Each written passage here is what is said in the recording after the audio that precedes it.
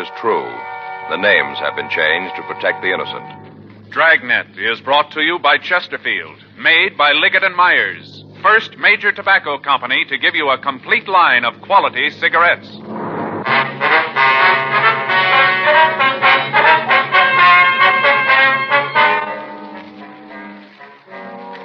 You're a detective sergeant.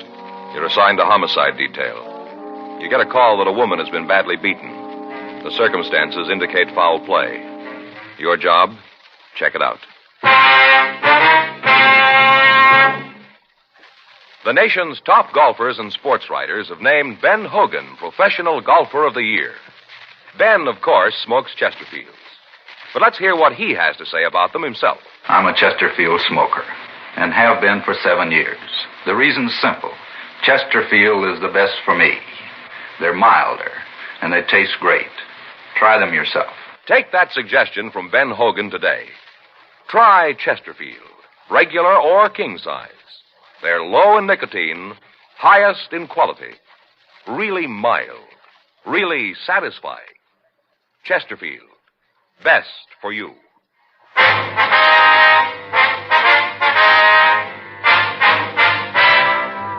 Dragnet, the documented drama of an actual crime. For the next 30 minutes, in cooperation with the Los Angeles Police Department, you will travel step by step on the side of the law through an actual case transcribed from official police files. From beginning to end, from crime to punishment, Dragnet is the story of your police force in action.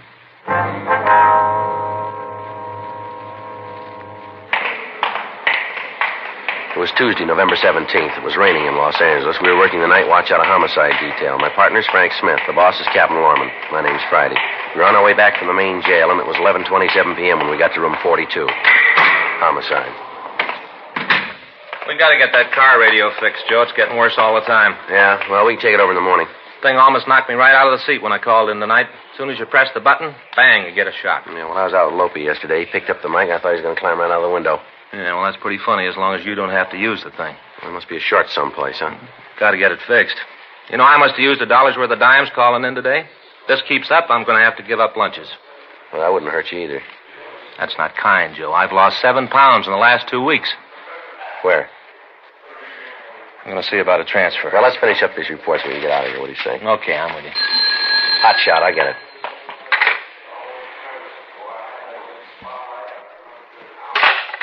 That's a robbery call, bar out in Olympic.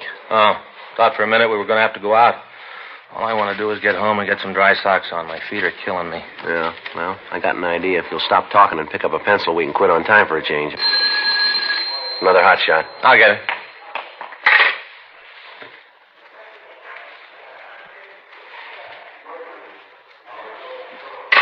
Get your hat. Beating out in Hollywood. Yeah? Woman found her laying in the gutter. She's still alive? Was when they got the call. We better step on it, though.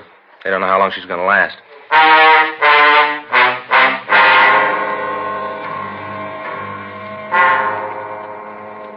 When we got to the address we'd been given by the complaint board, 2 radio cars from Hollywood Division were already there. An ambulance had arrived, and the crew was doing what they could for the victim. She was still alive, but the attendant said that she appeared to have a skull fracture in addition to possible internal injuries. From one of the officers who answered the call, we found that the victim had been sprawled across the sidewalk, her head in the gutter. Due to the heavy rain, a stream of water was running down and into a storm drain. The fact that the drain was above the victim's head appeared to be the only thing that saved her from drowning. The crime lab had been called, and the men from Hollywood Division were doing what they could to keep the crowd back in order to preserve any physical evidence that might have been left. The victim appeared to be a woman in her early 40s. The clothes she wore looked expensive, but they were badly torn. Her face was cut, and the men in the ambulance crew removed her immediately to Hollywood Emergency Hospital for treatment. An officer was assigned to her in the event she regained consciousness. When she was found, her left shoe was missing, and there was no sign of any purse or wallet. None of the people who'd gathered in the crowd could give us an identification of her. The homes in the vicinity were large, and the area was sparsely populated. The nearest house to the place where the victim was found was at least 300 feet down the street. We talked to the people in the crowd and found that the man who'd made the original call was still supposed to be there. We checked with the officers in the radio unit, but they said they hadn't seen him. From them, however, we found that the call had been from the home of a Mr. and Mrs. Roger Heflin. We contacted them, and they came back to the scene and pointed out the man. Frank and I took him over to our car for questioning. All right, Johnson, you want to tell us what happened? I don't know. You called the police, didn't you? Yeah, I called him. You found her? Yes, sir. She was lying in the street like that. I got scared and I called the police. I thought maybe she was dead. What were you doing up here this time of night? Just walking around. You live up here, do you? No. Where do you live? Got a room down a fountain. Let me see your identification, will you, please? Oh, yeah. Here's my wallet. Any money in it? No. All right, let me have it. Yeah, here you are. This your true name? Cecil August Johnson? Yeah. Who's Mary Johnson? Hmm? I say, who's Mary Johnson? Who's she? My sister. Is her address here on the card? Yeah. Hey, you aren't going to call her, are you? You aren't going to call her. Why? Well, she'd be pretty sore about it if you did. She don't like for me to get mixed up with cops. She don't like it at all. You ever been in an institution? Hmm? State institution. You ever been in one? Yeah. I was in Camarillo once. How long ago did you get out? Oh, long time ago. 3 days. Long time ago. I haven't been there for a long time. What were you there for? Molesting people. Who? I was in Camarillo. Why'd they send you there, fella? To get well. From what? Just well. Yeah, we know. What'd they want you to get well from? I was never in Camarillo. You haven't been drinking tonight, have you? Hmm? I said you've been drinking. Yeah, a little bit. Where? Bar down Hollywood Boulevard. When they sent you to the hospital, what was the reason? I never been to hospital. You told us that you'd been in Camarillo. Well, that was to get well. Now, look, fella, we asked you before. What for? They thought I was molesting people. Were you? No, I didn't hurt anybody. Did they say you did? Yeah. Who? A lady, they said I hit her. Did you hit her? Huh? I said, did you hit the woman? No, I never hurt anybody. You know who the woman is that you found? You aren't going to call my sister, are you? Do you know who the woman is? What woman? Now, look, fella, pay attention. The one you found tonight. Yeah, I've known her for a long time. What's her name? Grace. You know her last name? Hmm? Do you know her last name? No. You know, I never really been in Camarillo. I just told you that. That's so? Why? I don't know. Just sometimes I like to do things like that. I don't have no reason. I just like to do it. Like, once I told my sister I killed a man. She almost fainted. I just like to do that once in a while. Things get dull. I like to get them started. Where'd you meet Grace? Bar down in Hollywood. I go in there all the time. I met her there. Did you meet her there tonight? Yeah, she was there. Said she had a fight with her old man. Said they had a real beef. She told me he hit her. Belted her right in the mouth. What do you think of a guy do a thing like that to a woman? Any man do a thing like that, he's no good. No good at all. They said I did it, too. Told my sister I hit a woman. Who said that? Other cops when they arrested me. When was this? When I was at Camarillo to get well. You under a doctor's care now? No, I got real well at Camarillo, real well. They let me go. You just got through telling us that you'd never been there. I'm a liar. You can't believe anything I say. I'm a real liar. My sister's all the time saying that about me. She says I'm a liar. That's one of the reasons she used to get sore at me. I'm such a liar. I was never there. You know where this Grace lived? No, I think it was up on Ledgewood Drive. I think that's where it was, on Ledgewood Drive. You know where the house is? Mm-mm. I never saw it. I was going to go up there one day and punch your old man in the nose. You know, because he hit Grace. I was plenty sore about it. He gave her a black eye. I was plenty sore. But I didn't. You know why? You tell us. Because I thought my sister'd get mad at me. She always gets mad when I get in fights. And when I lie. She get real sore. She's got no sense of humor. Yeah. There's a guy at the hospital who had a real sense of humor. He was funny. He had a piece of inner tube and he wore it like a hat. Floppy, you know? He had a real great sense of humor. But my sister, she don't like anybody to laugh. How many times you been arrested, fella? Maybe a couple. Here in Los Angeles? Yeah, all the time in L.A. Cops here don't like me. They got no sense of humor. None. I never saw such dull cops. All right, Johnson, you wait here. We got a few things to check out, and then we want to take you downtown. You aren't going to arrest me, are you? We'll see. Well, I hope not. My sister, she'd be real sore.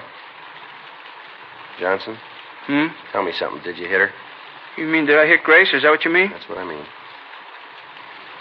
No. I met her tonight, and she asked me to take a walk with her. To take a walk, that's all. Then all of a sudden, she was lying on the ground. I was pretty drunk. I didn't know what happened. Just all of a sudden, she was there, and I got scared, and I called the cops. But I didn't hit her. I wouldn't do a thing like that to Grace, not me.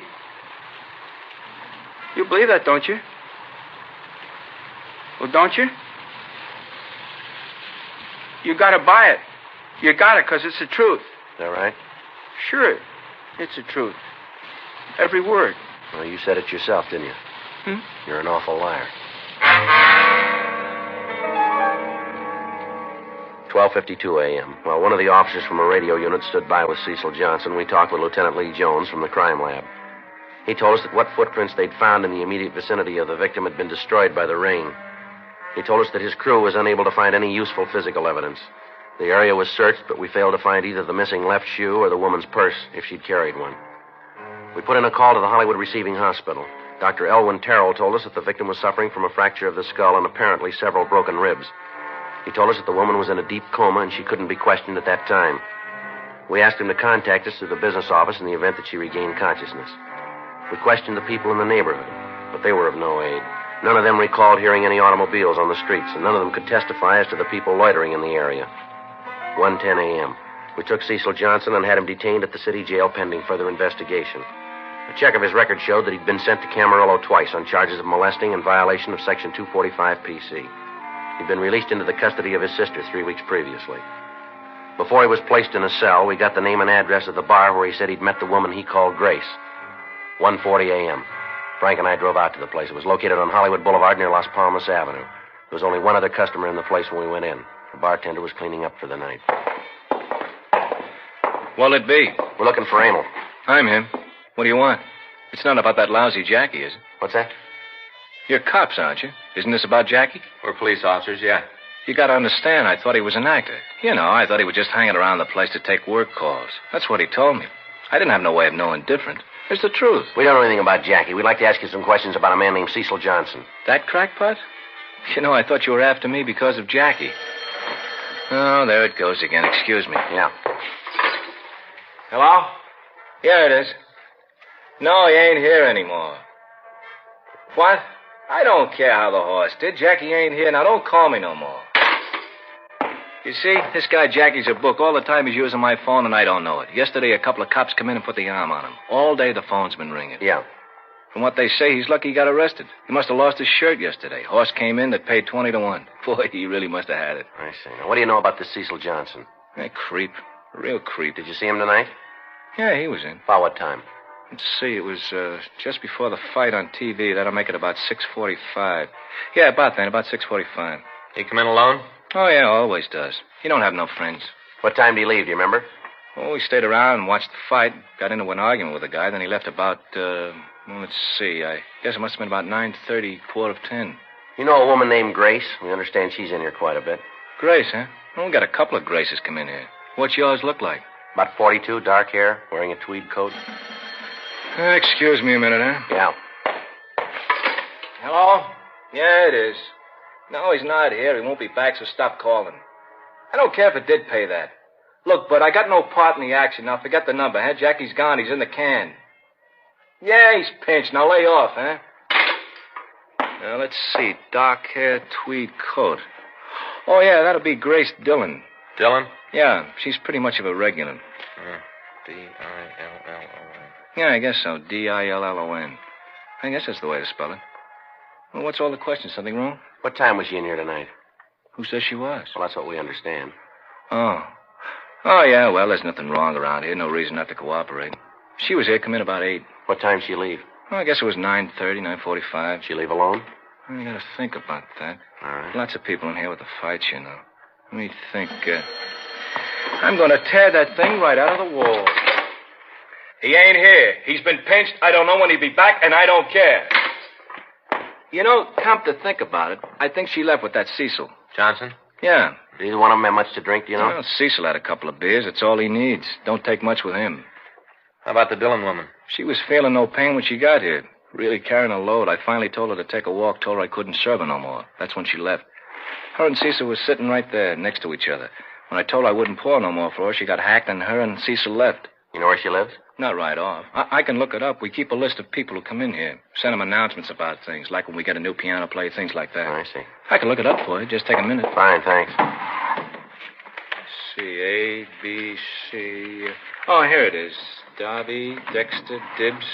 I wished he'd come in and pick up the tab we can. Oh, let's see here. Here it is. 2917 Ledgewood Drive. 2917. Thank you. You can take the card if you want. Don't make any difference to me if she never comes back. The way she carried on tonight. People just don't understand. What's that? You can just serve them so much. After that, you're pouring 100 proof trouble. You got to shut them off sometime. Uh-huh. She ever come in here with her husband? Dylan? Yeah. A couple of times. Quite a while ago, though. They came in late one night, sat back there in the booth, had a couple of quick belts. He drinks Irish whiskey, likes it neat. Had a big beef. I finally had to go back and ask him to go out. He's a real bum. He's mean. Mm-hmm. Yeah. The kind of guy where to know him is to hate him. You know the kind? Yeah. He ain't here. I don't care how much you lost. He's in the can and What? Oh, yeah, honey. Well, I didn't know it was you. Uh-huh. Yeah, I'll be home early as soon as I close up. Right. Yeah, well, I do, too. What? All right, honey. I love you. I do, too, mean it. Look, honey, there's a couple of men here I got to talk to. Well, yeah, as soon as I close up, yeah. Goodbye, honey. What? Oh, yeah, all right. There, bye. It's the wife. We've just been married a couple of weeks. She's kind of, you know. Yeah. Did Dillon ever hit his wife, would you know? Yeah, he did. She came in here one night with a mouse that had no end. Said her old man gave it to her. Say, what's all this about anyway? There's something wrong with Grace? Something happened to her? Well, we don't know yet. Well, let me give you this for free. If there's anything happened to her, 6'2" and even was her old man. He's a real bum. He's mean. Anything wrong, and it's him that caused it. You better talk to him. You'll find out. All right, sir. Thank you very much. Yes, sir, we will. Thanks. No, not at all. Glad to help out. All right. Good night. Say, you guys going downtown? Yeah, that's right. To the jail? Yeah. Well, if you see Jackie, will you give him a message for me? All right. What's that? Tell him if he gets out, I don't want him back here no more. Okay. Guy ties up my phone.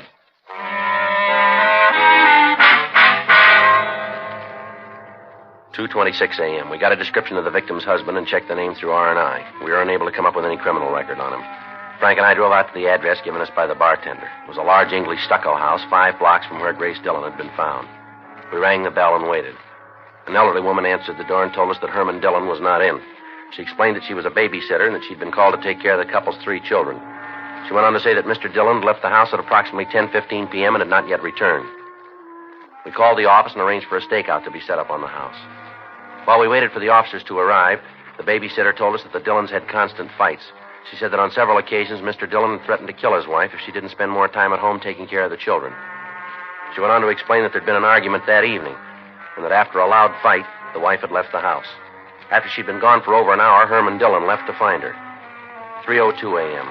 The officers arrived. We asked them to wait for the husband to return and then to notify us immediately. Frank and I drove downtown and checked into the crime lab. We talked with Lieutenant Lee Jones regarding his findings. He told us that he'd gone over the victim's clothing, but he was unable to find any physical evidence to help us in finding her assailant. 3:46 a.m. We checked into the office and put in a call to the hospital. How do you spell that, Doc? Huh? A-D-E. Yes, sir. Do you have any idea when that might be? I see, sir. Mm-hmm. Well, if you'll let us know. Right. Yeah, the business office here will know how to reach us. Right. Thanks again. Good night, Doc. How is she? Well, the doctor says he's finished his examination. She's got a frontal bone fracture, 3 broken ribs, cuts, and contusions. She gonna be all right? Yeah, you think so? Says she might come out of it any time. Says it looks like she might have been thrown from a car. Well, that'd explain the missing shoe and purse, wouldn't it? Yeah. You have any idea when we can talk to her? No, might not do any good anyway. What do you mean? Well, the doc says this kind of fracture can produce a retrograde amnesia. Huh? She won't remember anything.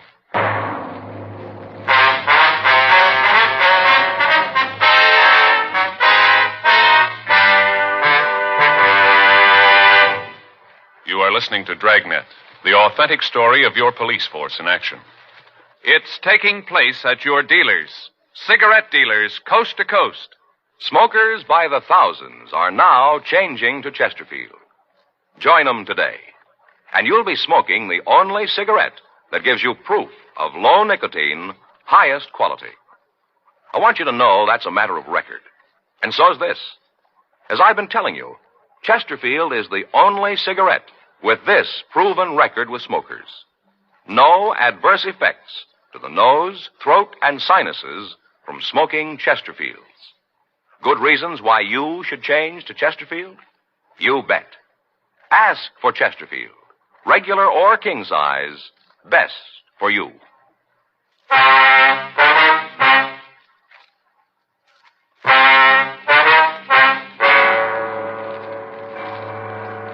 "4:02 a.m. Frank and I signed out of the office and we went home. At 5:13 a.m., I got a call that the husband of the victim, Herman Dillon, had returned home.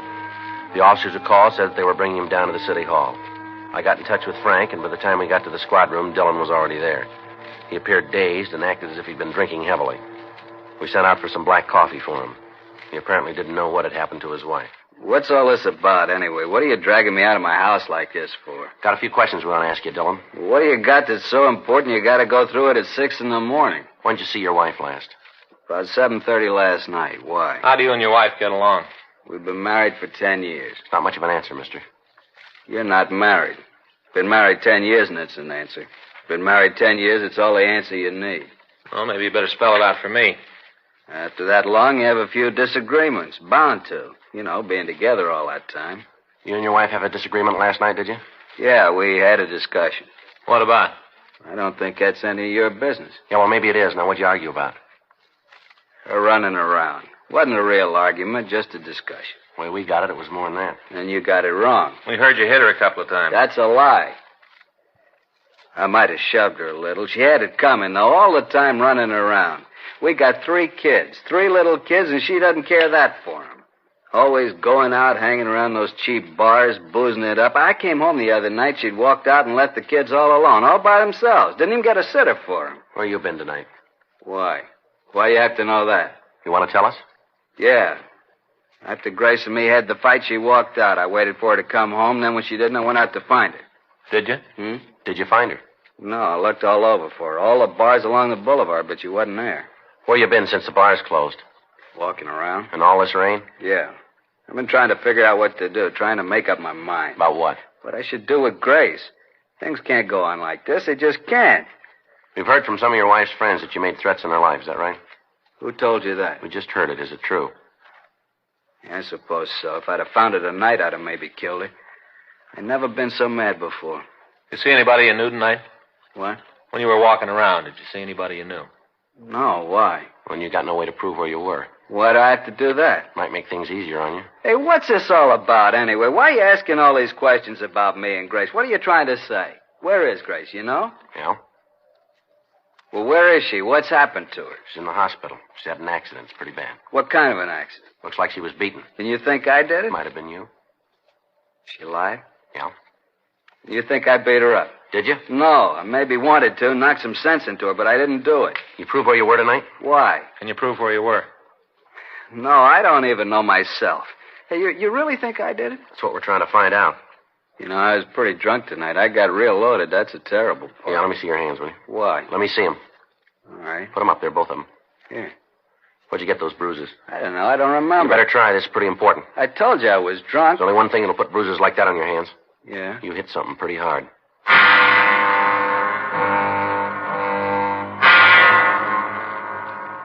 Herman Dillon was detained pending further investigation. We'd called the hospital, but there was no change in Mrs. Dillon's condition. Because of the lack of physical evidence, her testimony was essential in apprehending the person who'd beaten her. We had 2 prime suspects. Cecil Johnson, who was known to have been in her company when she left the bar. Johnson's record indicated that he was capable of committing the crime. On the other hand, the victim's husband had stated that he might kill her. He was unable to explain his movements at the time of the attack. The only person who could tell us the true story was the victim herself, and we had the doctor's statement that she might not remember the events immediately leading up to the beating. At 10:14 a.m. the following morning, the officer called from the hospital telling us that Mrs. Dillon had regained consciousness and could be questioned. The doctor told us that she was calling for her husband and asked that we bring Dillon with us. We went by the city jail and picked him up, and then we drove over to the hospital. The doctor told us that Mrs. Dillon was in a weak condition and that we couldn't talk to her at any length. Frank, Dillon, and I went into her room and waited for her to open her eyes. Is that you, Herman? Yes, dear. You're not mad at me, are you? You're not still mad at me? No, dear, I'm not. Oh, that's good. I was afraid you still were mad. You know, Herman, you shouldn't have hit me like you did. I know maybe I had a reason, but you shouldn't have hit me. Can you tell us what happened, Mrs. Dillon? Who are you? Police officers. What are you doing here? Trying to find out who did this to you. It wasn't anybody did it. Ma'am? It wasn't anybody. I did it myself. Silly did it all by myself. I don't believe I understand, Miss Dillon. Herman and me had a fight, and I walked out. I was going to leave him. I went down and had a few drinks, just a few, and I got to thinking about me and Herman. How I was such a bad wife. I got to thinking about the kids and how I was a bad mother. You aren't still mad at me, are you, Herman? Really, in your heart? No, Grace, I'm glad you're going to be all right. That's all that counts. You want to tell us what happened, Miss Dillon, please? I was on my way home. I was going back. Cecil was walking home with me. It was raining pretty hard, and we came to a gutter that was full of water. I stepped up on the curb to go around it. I didn't want to step in the water, and I fell. Fell down the hill, rolled all the way to the bottom, all the way to the next street. I remember falling. I remember laying in the street down below and how I couldn't move. I didn't know about anything else after that. Until just when you got here, Len, I don't remember much of anything. You mean that you fell down yourself, that nobody beat you up, huh? No. Herman hit me when I was home. He got mad at me and hit me. But he was right. You were right, honey, real right. But it's going to be different, I promise you. Just as long as you ain't still mad at me, that's all that matters, that you ain't mad. Now, take it easy, honey. Everything's going to be all right. Just take it easy and try to get some sleep. I love you, Herman. I love you very much. And I'm going to make it all up to you, all the bad times. I'm going to make it all up to you. I love you too, Grace. Now, you go to sleep. Get some rest. All right, honey. All right, thank you, Miss Dillon. We better go.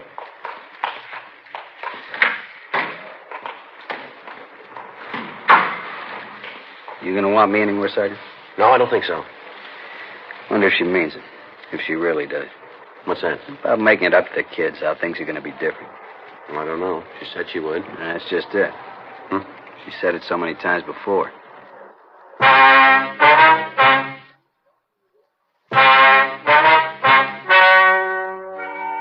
The story you have just heard is true.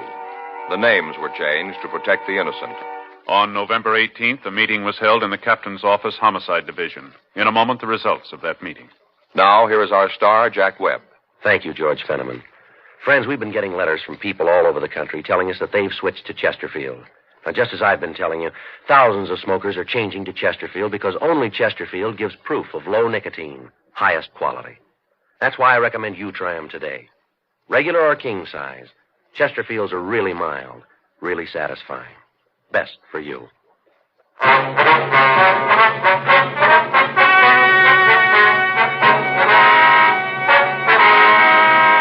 Since no crime had been committed, no legal action was taken against Mr. and Mrs. Dillon. Cecil August Johnson was removed to Room 5, Georgia Street Receiving Hospital for further psychiatric examination.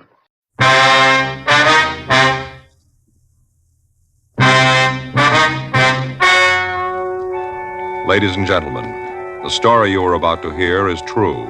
The names have been changed to protect the innocent. Dragnet is brought to you by Chesterfield, made by Liggett & Myers, first major tobacco company to give you a complete line of quality cigarettes.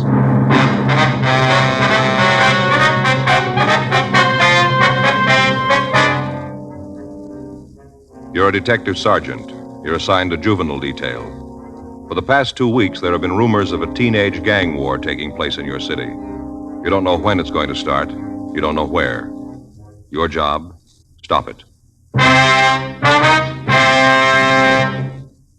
Friends, stage and screen star Paul Douglas is featured on the Chesterfield Poster of the Month that's up all over town. Here's what Paul Douglas says about Chesterfields. Quote, I've been smoking Chesterfield for 22 years. They're best for me. If you try them, you'll find they're best for you. Unquote. You know why Chesterfields are best for you. Because they're low in nicotine, highest in quality. And of course, Chesterfields are really mild, really satisfying. Try them yourself today. Regular or king size, Chesterfield.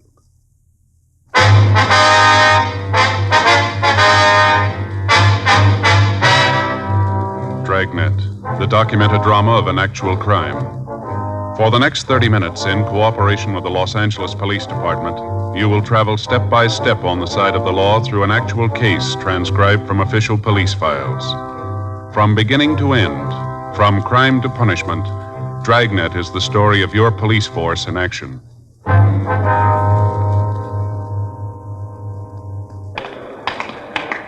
It was Tuesday, September the 8th. It was warm in Los Angeles. We were working the night watch out of juvenile detail. My partner's Frank Smith. The boss is Captain Powers. My name's Friday.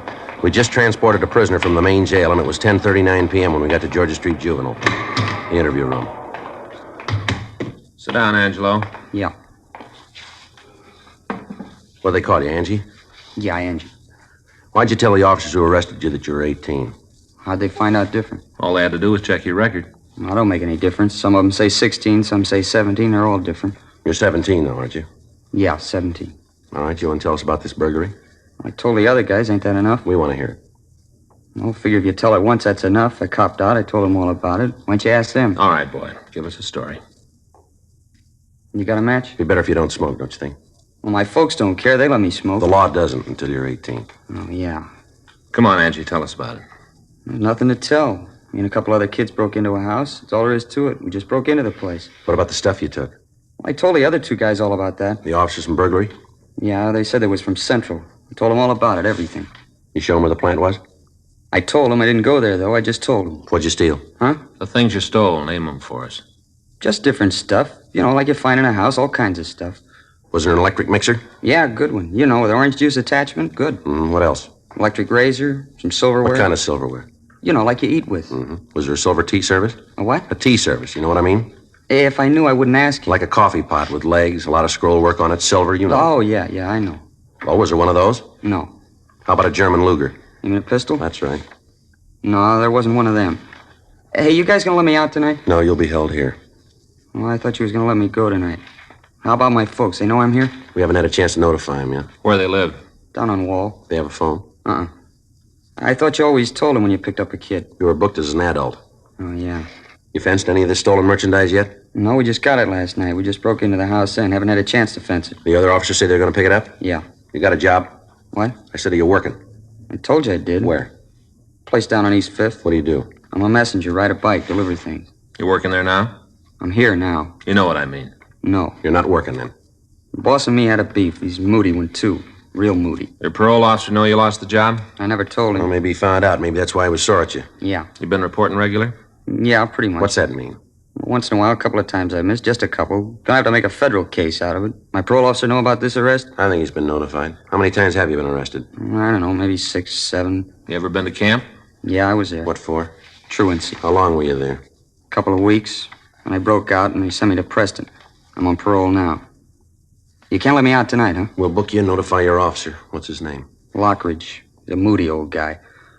Hope he ain't in a mood when he sees me. Rough if he's in a mood. All right. Yeah. Like he came down to see me one day and asked me how I was doing. I told him fine. I had a job. I was doing fine. He says, that's good, Angie, like that. That's good. Tells me how fine I'm doing. Yeah? Next day he comes to my house and reads me off. Says I'm a bum. I'm no good. All like that. Moody. Why'd he read you off? I don't know. Didn't he tell you? No, he just came in and yelled at me. I wasn't doing anything. He's moody. You belong to a gang, Angie? Huh? I said, do you belong to a gang? Yeah, we got a club. I belong to that. What's the name of the club? Little Wall Street Gang. You heard of it? No. Good club. You sure you ain't heard of us? No. How about you? No. Your gang fight much? What do you mean, fight? Well, do you ever get mixed up in gang wars, anything like that? No, not us. We've been in a couple of street fights, maybe. You know, some kids come over to where we are and start trouble, but we never been in no gang wars. We got a good gang. You know anybody that belongs to Pink Rats? A couple of guys. I don't know them real well. Who are they? I told you, I don't know them real well. Just to know them when I see them, you know, like that. You don't know any of the names, huh? I think one of them's called Pinky. That's all I know. Look, why are you asking me about them? Well, we got a rumble that they're cooking up a gang war. Wondered if you knew anything about it. Where'd you hear it? We did. You know anything on it? No. You sure? I told you, I wouldn't tell you if it wasn't right. Now, look, Angie, if this thing breaks loose, there's going to be a lot of kids hurt. If you got no part in it, why don't you give us a story? I'm giving it to you. Ain't nothing more I can tell you. I didn't hear nothing about no war. I told you, I belong to the Little Wall Street Gang. We don't get mixed up in no wars. A couple of street fights, maybe, but no wars. You gonna stand on that? I haven't got any other way. What did you hear? What? What did you hear about the rats? About the war, I mean. Who are they gonna fight? Well, the way it comes to us, they're going to cut into the orchids. You mean from the south side? Yeah. They're rough guys. That's what we hear. How did it start? What do you mean? What's the beef? The orchids won't go that far away from home to stage something. Gotta be a reason. You guys know what it is? Well, the way we got it, a girlfriend of one of the orchid gang moved over into the Pink Rat territory. She started to go with one of the rats. The orchids didn't like it, so they drove over one night and beat up on one of the rats. The next night, the rats went over the south side and kicked around one of the orchids. That's the way it started. A couple of nights ago, one of the rat kids was riding down the street on a motorbike. A car full of orchids came up alongside the boy, and before he could do anything about it, they wrapped a piece of bicycle chain around his head. Kill him? No, he's still in the county hospital. He's not doing too well. We got word there's going to be a party this Saturday night at one of the rats' house. We figure maybe that's where the trouble's going to be. You're not throwing any coconuts at me? What? This is for real? It's the way we get it. Those kids get started, and somebody's going to get hurt real bad. Maybe a lot worse than you got it figured. What do you mean? I heard about the job the Orchids did last week. Yeah? They broke into a place and cleaned it out. It must have been for Saturday night. How do you mean? They stole a couple of rifles. Something worse. Yeah? 12-gauge shotgun. 10:45 p.m. Angelo Marcal was rebooked at Georgia Street Juvenile on a charge of burglary. His shoes and his belt were taken from him, and he was held in detention. We put in a call to his parole officer and told him what had happened. After that, we drove by Marcal's home to inform his parents of the arrest, but we found nobody there. We left our card with a notation asking them to call us when they returned. Before the Marcal boy had been placed in a cell, we'd gotten a description of the boy he knew as Pinky. After trying to contact Marcal's parents, we went up to the second floor of the juvenile division and had the record bureau check the nickname and description. We came up with 3 possibles. We pulled the mug shots of the boys and showed them to Angelo Marcal, but he was unable to give us an identification. It was difficult to tell if the boy was lying or telling us the truth to try to cover up for the members of the Pink Rat Gang. The following afternoon, Wednesday, September 9th, Frank and I checked into the office, and then we drove out to see the parents of the Marcal boy. They still hadn't returned, and the neighbors told us that they had seen the couple drive away early Monday morning without giving any indication as to when they might return. We asked the woman who lived next door to call us when they did come back. 4:40 p.m., we drove over to the east side of town to check on the 3 possibles named Pinky that we'd turned up the previous night. All of the boys were able to prove to our satisfaction that they were not the Pinky we were after. We talked to the youngsters in the neighborhood, asking them if they knew anything about an expected gang war. Either they didn't know anything about it or they wouldn't tell us. 6:15 p.m., we went back to the office and put in a call to Central Burglary. Yeah, we haven't got the exact date. The way we got it, there are a couple of rifles taken and a 12-gauge shotgun. No, and a 12-gauge shotgun. Yeah. Sure, I'll wait. They're checking the reports now. This is one tip I'd like to have turned bad, wouldn't you? Yeah, I'm with you. Yeah, Rex. Mm-hmm. That'll be the 30, huh? Yeah. What's that? Yeah, I guess it might be. Won't help if it is. Right. Let us know, huh? Right. They got the reports. Guns were stolen on Tuesday, August 30th. They still haven't been able to get anything on it. Rifles were 30-06s. Deer rifles, huh? Yeah. Olson says they got another report last night. Might mean something. Yeah. Hardware store broken into. What'd they take? 4 boxes of 30-06 ammo, 3 boxes of 12-gauge cartridges.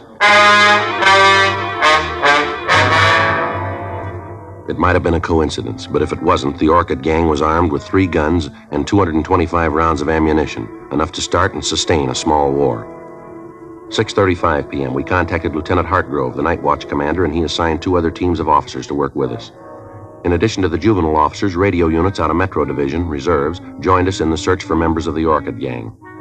The streets in the area were combed. Citizens in the area were questioned, but they failed to supply any information on the boys who belonged to the gang. The satin-embroidered jackets the members of the Orchid Gang wore had disappeared from the streets. At 12:01 a.m., the search was called off, and a broadcast was put out to the regular units in the area to be on the watch for any gang activities. 12:47 a.m., we got in touch with Rex Olson in Central Burglary. He told us that the crime lab had failed to come up with any physical evidence on the theft of ammunition from the hardware store.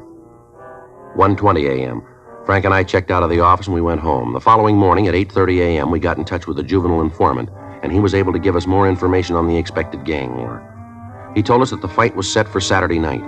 He was unable to give us the exact address of the party that was to be crashed, but he did give us a general idea of the location. He was also able to give us the name Pinky Eggers and his address. He told us that the Eggers boy was the leader of the Pink Rats and might be able to give us information on the membership of the Orchid Gang. 12:40 p.m., Frank and I drove out to talk to the Eggers boy. We checked his school, but he wasn't there. We went to his home. It was a small 1-story frame building with a weathered picket fence surrounding it. A 1947 hopped-up Ford was in the driveway. Frank and I went up on the porch and rang the bell. Yard could sure stand a cleaning up. Yeah, wonder who the car belongs to. I don't know. Sure looks fast. Yeah. Yeah? Like to see Pinky Eggers. Who are you? Police officers. Well, can't you lay off the kid? Why don't you quit rousting him? Is he here?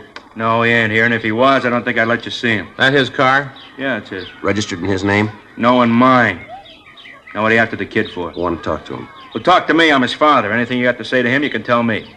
Your boy belonged to a club called the Pink Rat Gang? Why? Does he?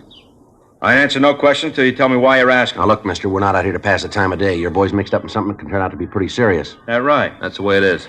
Who says it's serious, and what are you talking about? We got word that your boy's mixed up in a gang war that's going to break out this weekend. And you 2 big cops are out here leaning on a kid because he's mixed up in a beef. Listen, there's a 5-year-old kid down the street skating on the sidewalk. Why don't you go put the arm on her? If this war breaks out and somebody's going to get hurt. Maybe your boy. We're trying to stop it. Well, don't bother. Pinky can take care of himself. Any of the gangs cause trouble, the rats can swing their end. You want to stop the beef, go talk to the other kids. Tell them to lay off. My boy's gang is now looking for trouble. Any fighting going on, you can talk to the other kids. You check them. Leave my boy alone. We want to talk to him, Mr. Eggers. You going to make a pinch? No, we just want to talk to him. Should have known you were going to take him today. Only two of you. Well, I'm telling you, you ain't laying a hand on Pink. You try it, and I'll haul you in every court in the country. Now get out of here. Where's your boy now? That's none of your business. I told you to get out. Maybe you don't understand, Eggers. This is a gang war. Your boy's helping to build it. All right, so a couple of kids get together in a vacant lot and mix it up. A couple of bloody noses, black eyes, nothing wrong. Makes men out of them. A lot more serious than that. We understand there's going to be guns used in it. You get out of here now. I got some rights. You ain't off the property in 2 minutes flat, I'm going to get a gun and start shooting. You come around here telling me my son's getting mixed up with a bunch of hoodlums using guns? You guys are Section 8s. Maybe Pinky will belt a couple of kids, but there ain't going to be no guns. Only reason they'd use them is that they're around all the time with you cops hounding them. You just can't see a bunch of kids have a little fun, can you? Unless they belong to the stinking clubs you build, you can't stand them. That DAPS or whatever you call it. Kid don't belong to that, ain't no good in your book. Well, I'm telling you something. Any kid that does belong to it's a bum in my book. Now, you get off my property and don't come back, you hear me? Anything happens, Pinky can take care of himself. He'll be okay. Now, you guys leave him alone. I hope he's right.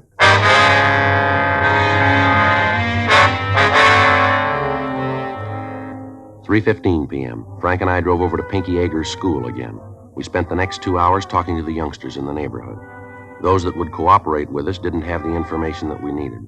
The others refused to tell us anything. In the meantime, officers from 77th Street Division were checking on the activities of the Orchid Gang. They ran into the same evasive answers that we had. If the information we'd gotten was true, we had a little more than 48 hours to find the principals in the war before the shooting could start. Thursday night, 8:40 p.m., Frank and I met with Captain John Powers, Lieutenant Hartgrove, and the heads of the juvenile details throughout the city. From them, we learned that word of the impending war had spread through the gangs in the separate districts, and that the other gangs were taking sides in the argument and were ready to start their own battles with factions who opposed them. Captain Powers, along with the heads of the divisions, mapped a plan of action to be put into effect at the first sign of an outbreak. Additional cars from Metropolitan Division reserves were to be ready if they were needed. Days off for all juvenile officers were canceled. A three-way radio contact would be kept open between all divisions on Saturday night. The area where the main activity was expected would be heavily patrolled, both by beat men and by radio car officers. Once the operating plan was set up, there was little to do but wait.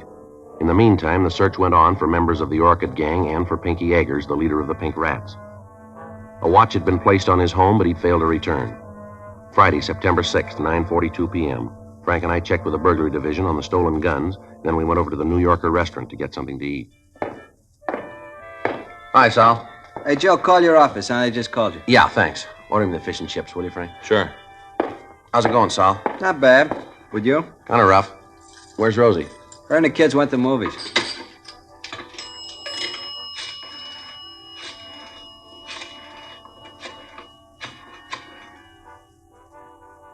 $2568, please. Yeah, George Juvenile. Right. Lieutenant, this Friday. Well, when did it happen? Well, wait till I get a pencil. Saul, hand me that menu, will you? Yeah. Here you are. All right, go ahead. Yeah, I got it. Yeah. Well, what do you want us to do? Yeah. They know yet? Yeah, all right. No, we'll get right over there. Bye. Never mind the food, Sal. What's the matter? Kids didn't wait until Saturday. They just shot up Highland Park. What's the score? Still coming in. A good start. Yeah. 11-year-old boy killed.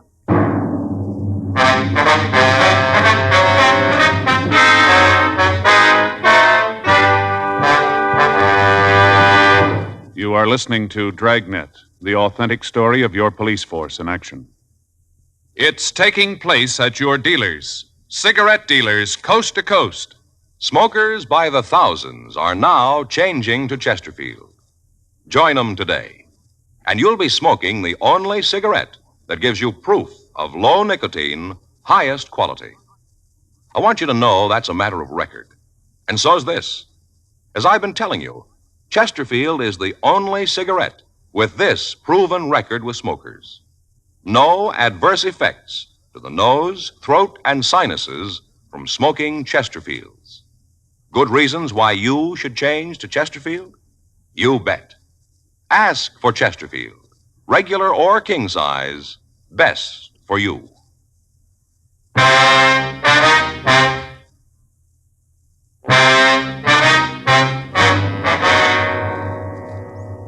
The first victim of the juvenile gang war was 11-year-old Tony Herman.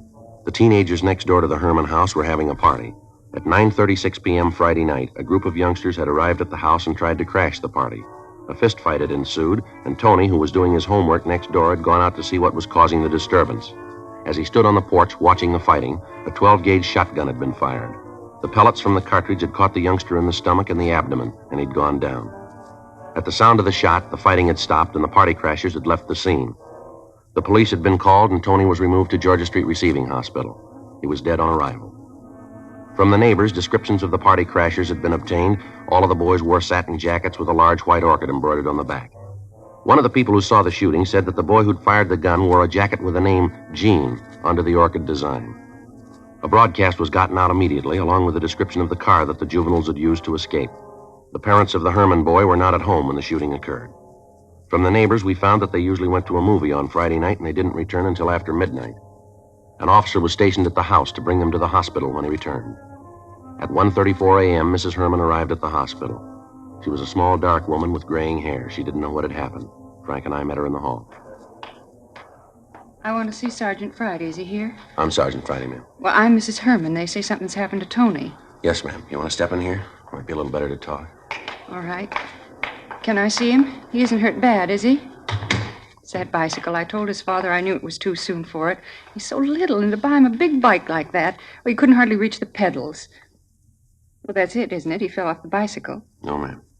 What is it, then? What is it? Something more? He's hurt. I want to see him. Just a minute, Miss Herman. Why won't you tell me what happened to him? My husband will be here in a few minutes, and he's going to want to know. Why won't you tell me? How bad's he hurt? Pretty bad, ma'am. That's not an answer. How bad's he hurt? He's dead. Dead? Can we get you anything? My boy's dead? Tony? What? I thought he'd fallen off the bicycle. He got it for his birthday, a new bicycle, 28-inch wheels. I thought he'd fallen. I didn't know it was like this. Can I see him? My boy, can I? Yes, ma'am. How'd it happen? How? Oh, we're sorry about it, Miss Herman. My Tony had an accident, and he's dead. We went to a movie, and we come home to find our son's dead. Better get the doctor, Frank. Right. Doctor will be here in a minute, Miss Herman. Just to a movie. He was doing his homework. Now he's dead. How did it happen, Mr. Friday? The gun went off. He was standing on the porch. He was hit. But who was shooting? Who shot my boy? Who killed him? We don't know, Miss Herman. I want to know who it was who killed him. I want to know. His father's going to want to know. My boy's dead. My boy, my son. You want to handle this, Doc? We'll wait outside. Surely.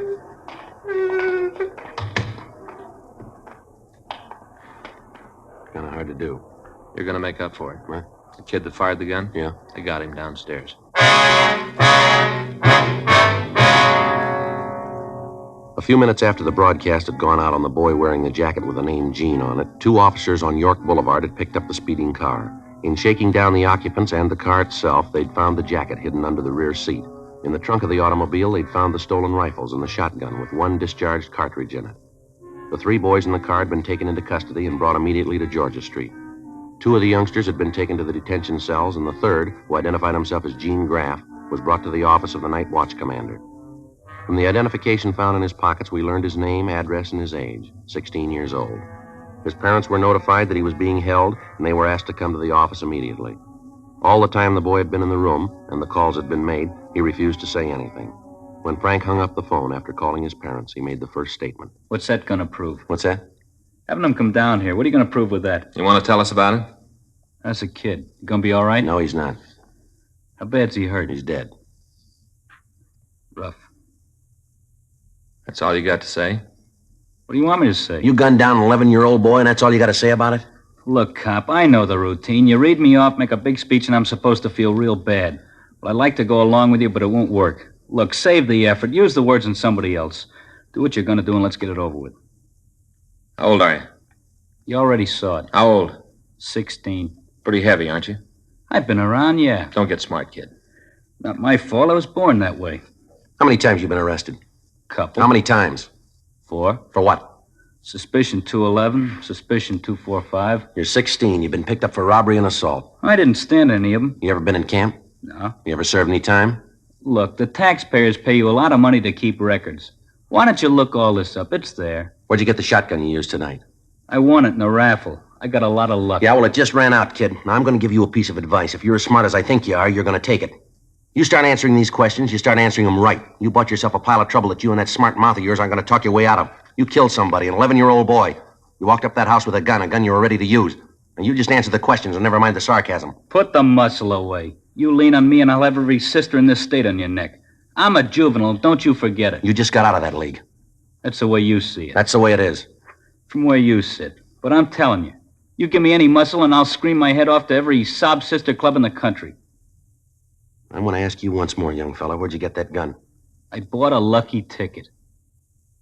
Stick with it, kid. We're checking the numbers now. Those guns were taken in the burglary last week. You're dead on it. We got you going in. You try to make it stick. Don't worry, we will. Use narcotics? Do I look like a hype? I asked you a question. And I gave you an answer. Did you drink? Sure, I'm a real lush. I'm going to tell you something. We're running out of patience with you. Well, then you better go get pumped up. You're going to need a lot more. What were you doing out there tonight? Where? Come off it. You know what I mean. Gently, gently. What were you doing at that party? What do you usually do at a party? I was having a good time. Why'd you take that gun with you? I was in the car. I didn't take it. I went along for the ride. Well, who put it there? I don't know. Other boys say it was yours. That's a lie. Prove it. I don't have to. You got to prove I did know about it. We don't have to prove a thing. There are a couple of people who saw you shoot the kid. Guys you were with that copped out. You're nailed and you know it. We'll see what the judge has to say about it. I've gotten off before. I'll swing it this time. I'm a juvenile. I'm not responsible for what I do. You really believe that, don't you? I said it. You know, I got 2 kids. What do you want, a medal? I got 2 kids. They're pretty good youngsters, too. They go to school, they study hard, and they're trying hard to grow up to be decent human beings. They'll get married and raise ordinary families. They'll never do much of anything special to get their names in the papers. Nobody's going to give them much notice, and maybe that's the way they want it. But all of a sudden, somebody like you comes along, mean and rotten, and people hear about you. They figure all the kids sat down and wrote your name on a ballot, and now you represent all of them. That you're the shining example of American youth. They sit there and shake their heads and talk about what's happening to the younger generation. They got the wrong picture. It isn't true, none of it. You framed it. You act like a big man, and every decent, honest kid comes on looking like a bum. You sit there and blow off about being a juvenile. You like it because you think it'll buy you special privileges. Well, you're wrong, fella, not in my book. As far as I'm concerned, you're a rotten little killer, and you're going to be treated like one. Now you bring out the rubber hose? All right, come on, let's go. Take your coat, boy. You're not coming back this way. Yeah. Come in. Mr. Friday? Yes, Miss Herman. They told me I'd find you here. Is this the boy who did it? Yes, ma'am. What's your name? Answer. Gene Graff. Why'd you do it? Why'd you kill my boy? Did he do something to you? Is that it? Did Tony do something to you? Answer me. Say something. Just tell me one thing. What right do you have? What right does a young hoodlum like you have to stand there alive and breathing and my boy dead? What right? Do you hear me? What right? Miss Herman. Make him tell me what right. What right? What right does he have to do a horrible thing like this? What right? I don't know, but we're going to take it away from him.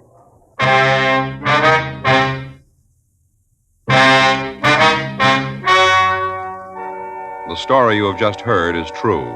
The names were changed to protect the innocent. On October 4th, a petition was filed in juvenile court, and the subject was declared unfit to be tried as a juvenile. He was ordered to be tried in superior court under the general law. In a moment, the results of that trial. Now, here is our star, Jack Webb. Thank you, George Fenneman. Friends, we've been getting letters from people all over the country telling us that they've switched to Chesterfield. Now, just as I've been telling you, thousands of smokers are changing to Chesterfield because only Chesterfield gives proof of low nicotine, highest quality. That's why I recommend you try them today. Regular or king size, Chesterfields are really mild, really satisfying. Best for you.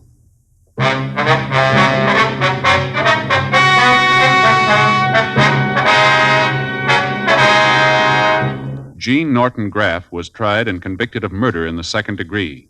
He was referred to the Youth Authority for punishment. Murder in the second degree is punishable by imprisonment in the state penitentiary for a period of from 5 years to life. Dragnet. Ladies and gentlemen, the story you are about to hear is true. The names have been changed to protect the innocent.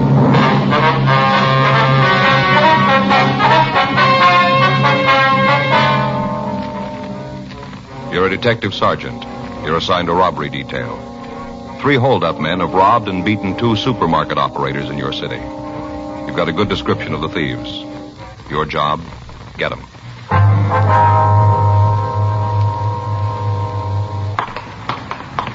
It was Tuesday, November 3rd. It was cold in Los Angeles. We were working the day watch out of robbery detail. My partner's Frank Smith. The boss is Chief of Detectives Thad Brown. My name's Friday. We'd gotten a hotshot call about a robbery, and it was 9:46 a.m. when we got to the corner of Lockwood and Barton Avenues. The Lockton Market. Officer back there. Yeah. Friday and Smith, Central Robbery. Oh, yeah, I'm Jackson, Unit 387. You answered the call? Yeah, we got here a couple of minutes ago. Where's the victim? Back room there. He's pretty bad off. Ambulance attendant's with him now. Mm-hmm. My partner's checking the neighborhood. If there's nothing you need me for, I'll give him a hand. Yeah, make a 211 report before you leave, will you? Right. Thank you. Looks like there was quite a fight. Yeah, stuff all over the place. Come on. What do you got in that bottle? It sure stinks. Yeah, you got to clean up these cuts. I'll try to hold still. Ow! Hey, take it easy, huh? Yeah, something you want? We're out of Central Robbery. Is this the victim? Yeah, a couple of cuts, nothing serious. Tell him about Andy. He's the one who really got it. Who's Andy? Yeah, the clerk. Pretty rough. Looks like it might be a fractured jaw. He's in the truck now. Now, let me get this tape on you now, huh? Ow. That should do it. Might be a good idea if you saw your doctor. Yeah, what about Andy? We're going to take him down to Georgia Street Receiving. You going to call me and let me know about him? It might be better if you called them. Yeah, okay. I see you guys, huh? Yeah, right. Yeah. Thanks. Yeah, sure. Boy, that one guy really clouded me. Hurts. Mm-hmm. Wonder if you feel up to telling us what happened here. 3 of them. 3. Came in and held up the place. Clouded me and Andy. Sure hope he's going to be all right. What's your name, sir? Cliff Hall. You own the store, do you? No, me and Andy run it, though. We'd like to buy it. What time did these men come in? Must have been around 9:30, around in there. Did you give the officers who answered the call a description of the men? Yeah, that was the first thing they asked me. Go ahead, please. I was getting the money ready for the bank deposit. Andy was back here stacking bottle cases. These 3 guys came in. First off, I thought they were customers. Yeah. A couple of them walked to the back of the place. I thought they were picking out stuff. The other one kind of stood around by the cash register where I was. Go ahead. Well, after he was there for a minute and I see the other 2 aren't picking up nothing, I asked him if there was something I could get for him. That's when he pulled out a gun. What about the other 2? All worked like they had some kind of signal. As soon as the one in front pulled his gun, the other 2 did too. The fellow asked me to put all the money in a paper bag. Got the bag from up in front there. Took it right out of the stack and handed it to me. Said for me to put the dough in it. You recall his exact words? What? The way he said it, the words he used. You recall them? Let me see. I think it was, put all the dough in this bag. Don't say anything. Just do as I say. That was the way he said. What'd you do then? Like he said. He had that gun pointed right at me. I could see the other 2 guys. I wasn't going to do anything but what he told me. I put the money in the bag. Mm-hmm. I thought they'd leave the place, but that's when Andy came out. I guess he wondered what the other 2 were after. You see, from where he was, he couldn't see the guns. Oh. He walked out to him, asked if there was anything special they were looking for. Mm-hmm. What happened then? Well, then he saw what was happening. He saw the guns, and he tried to throw the guys out. I don't know why he did it. Andy's like that. He gets an idea in his head, and there isn't anything that'll shake it loose. He tied into those 2 guys, almost had them whipped, too, even with the guns. The guy that was with me saw what was going on and yelled back at him, told him not to shoot. He ran back and laid his gun alongside Andy's head. Clouded him right along in here. Mm-hmm. Andy dropped like a sack of potatoes, and the 3 guys ran out of the store. How much money did they get, you know? I hadn't finished up with a bank statement yet. I'd just be guessing, but I'd say about $8,000. Might run to 8.5, but that's about it. I see. Now, if you could just give us a description of the men. All 3 of them? If you could, yeah. The one who was with me must have been about 5'11", kind of dark-complected, had straight black hair. What color were his eyes? Brown. You have any marks or scars you could see? No. Clean shaven? Yeah, I had a real dark beard. Looked kind of like he had some kind of talcum powder on. Do you remember how he was dressed? Let's see. A dark blue suit, gray top coat, gray hat. Was he wearing a tie, do you know? Yeah, a gray tie with maroon stripes. You know, kind of diagonal, a thin tie. Anything unusual about him? Make it easier for us to identify him? No, I don't think so. How about the gun he was carrying? What kind was it? Well, I couldn't see the name. No, sir. I mean, was it an automatic or revolver? Oh, an automatic. Looked like a big caliber, I'd say 45. One of the other fellas had a revolver, but the guy with me and the small one had automatics. You know if they drove a car? Well, if they did, I didn't see it. Might have had it parked right out in front for all I know. I told you I was busy when they came in. When they left, I was too worried about Andy to pay any attention to him. The way they hit him, a terrible thing, right along here. Oh, excuse me a minute. I got some aspirin here in the drawer. Yes, sir. Sure hope Andy's going to be all right. We've been together a long time. Can't get over that little guy, the one who hit me. I should have taken him. But the big one, he's tough looking, a real fighter. Well, this isn't going to help much. Huh? He's going to lose this one.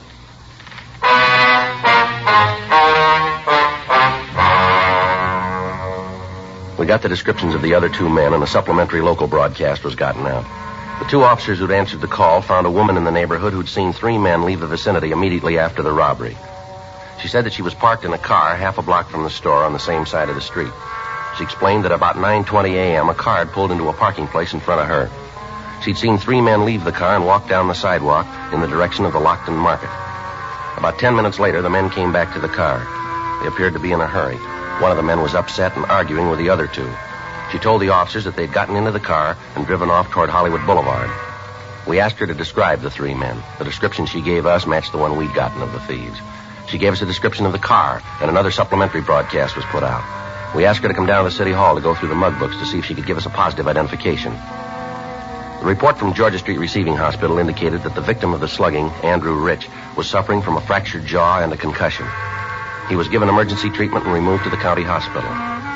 The crime lab crew came out and they went over the store for physical evidence. They were able to lift 3 partial fingerprints from the counter next to the cash register. Dean Bergman and Leighton Prince explained that the partials were not enough for identification, but that if we apprehended the holdup men, he'd be able to tell us if they'd left the impressions. 10:27 a.m. We took the victim, Clifford Hall, and the woman who'd seen the car to the mug room. They went through the mug books, but they were unable to come up with an identification. We had the stats office make a run on the M.O. They came back with a list of 17 names of men who at one time or another had used the same method of operation. The list was split, and Sergeants Meade and Leitner worked with us in checking the names out. Thursday, 3:48 p.m. Frank and I got to the 6th name on our list. Jerry Evanston, that right? Yeah. Sure dark in this hall. We ought to wash the windows, let some light in. Yeah, here we are.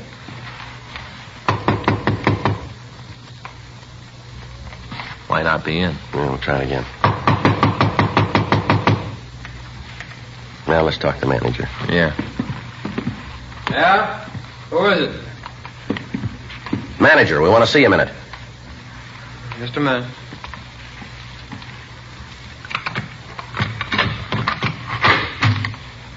What do you want? I was asleep. Come on, Evanston, open up. Yeah, we can get out of here. Police officer. Come on. Watch it, Joe. All right. All right, come on, Evanston, get up.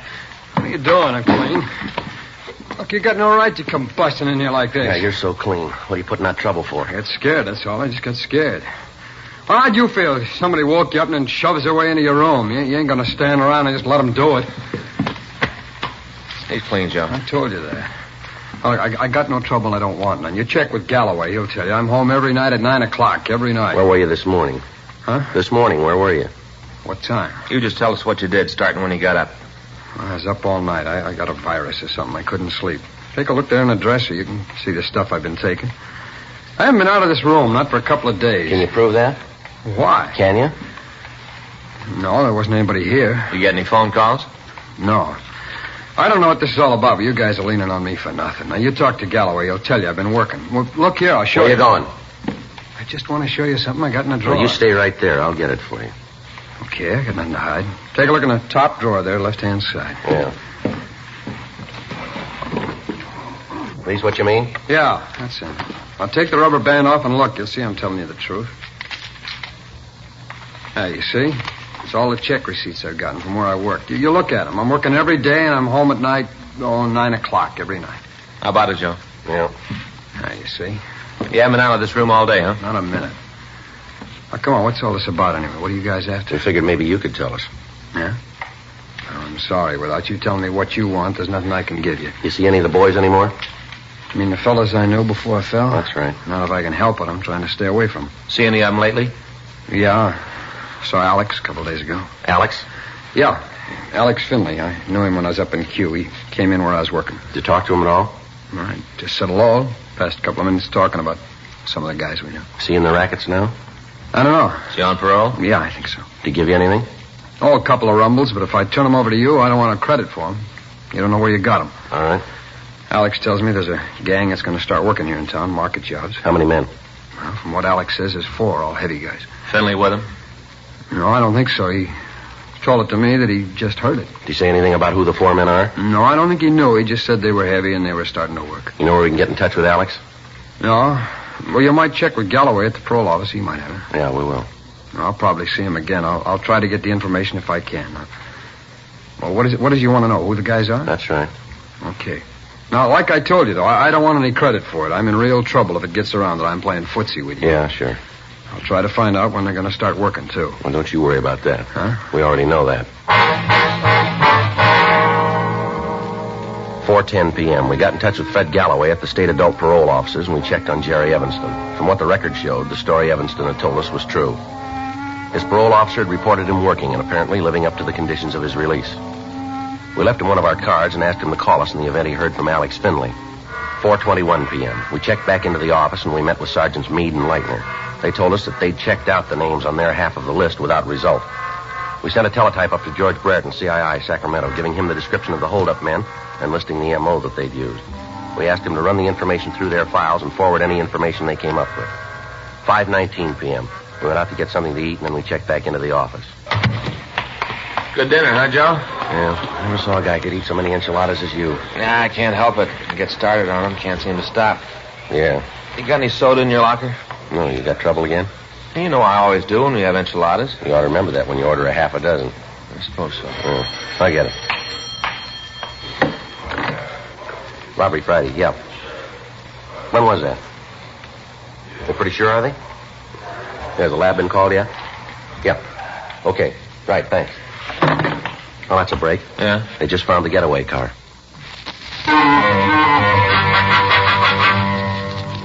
6:47 p.m. We left the office and drove out to where the car had been found. It was parked on Lockwood Avenue, 5 blocks from the market that had been robbed. The radio car officers who'd spotted it had called the office immediately when they saw a brown paper bag in the back seat bearing the printed name Lockton Market. A crew from Leighton Prince came out and went over the car. They were able to come up with a single print from a man's index finger. Bergman compared it with the partials found at the market. They matched. We checked the white slip in the car and found that the vehicle was stolen. The report on it had been filed at 10:37 a.m. that morning. We talked with the people in the immediate vicinity, but none of them were able to tell us anything about the people who'd parked the car. However, we did come up with an elderly man who told us that he'd seen 3 men get into another car at about 9:45 that morning. He said that he remembered it because the driver of the car had pulled into a parking space and stopped the motor. Another automobile had parked directly in front of the car, and the driver of the first machine had moved so that there was no one in front of him. The man went on to say that a few minutes after the driver pulled into the second parking place, 3 men had come around the corner, gotten into the car, and the 4 of them had driven off. The witness was unable to give us a description of the car other than to say that it was a late model Plymouth or Ford. The only description he could give us of the men was that one of them was large and was wearing a gray top coat and a hat, and that one of them was small. 8:40 p.m. Frank and I went back to the office and checked out for the night. The following morning at 8:02 a.m., I checked back in for work. Hi, Joe. Morning. Kind of cold out. Yeah. You look happy this morning. I didn't sleep a wink last night, Joe, not a wink. What's the matter? Stomach. Next time I even think about eating enchiladas, stop me, will you, Joe? Yeah, sure. Any mail come in? I don't know. I just got in. There's an ad here from that store over on West 6th. They're having their annual sale. Yeah? I want to try to get over there. I'd like to get me a new suit for Christmas. There's a special delivery from Brereton. Huh. Probably those mugs we asked for. I'll see. Yeah, there's 6 of them. You want to get in touch with Cliff Hall? You can drive over and have him take a look at them. Yeah. You got any other pictures? Yeah, we can mix them up. I'll call Hall. Okay. I sure hope we get an ident. We haven't got much to go on. Well, there's got to be a break someplace. We got to find it. From what Finley said about the gang starting up an operation, doesn't sound like just one job. No. They start on a string, they can do a lot of damage. Well, it doesn't give us much choice, does it? No. We got to get to them. 8:27 a.m. Frank and I left the office and drove over to talk to the victim, Cliff Hall. We showed him the mug shots George Brereton had sent us. He picked one out and said that he was positive that the man in the picture was the one who'd held him up. The name on the mug shot was Harold Bishop. According to the record Brereton had sent us, Bishop had been convicted twice on violation of 211 PC, armed robbery. 9:20 a.m. We drove over to the county hospital and showed the pictures to the other victim, Andrew Rich. He picked the mug shot of Bishop as the suspect who'd robbed and beaten him. The notation on Bishop's picture gave us the information that he was on parole at the time. We returned to the office and put in a call to Fred Galloway at the State Adult Parole Office. Yeah, Fred, this is Joe Friday. Yeah, fine. We'd like some information on a Harold Bishop. San Francisco number 82609. 26, that's right. Male, white, Caucasian. We got a mug from Brereton. No, he says he's on parole. Yeah, if you will. Thanks a lot. He's checking the master file now. Meade and Leitner are standing by if we need him. When we get this address, we're going to have to move fast. Yeah. Yeah, Fred. When was that? Well, how's his report there? I see. No, I don't know. Yeah, I suppose. Right, Fred. Thank you. Well, you can tell Meade and Leitner to relax. Bishop's got an out-of-state parole. He's living over in Phoenix. Well, he still could be getting into California. No, not likely. Huh? Fred checked with his parole officer. Yeah. He's got a job, and he's been reporting to his parole officer every month.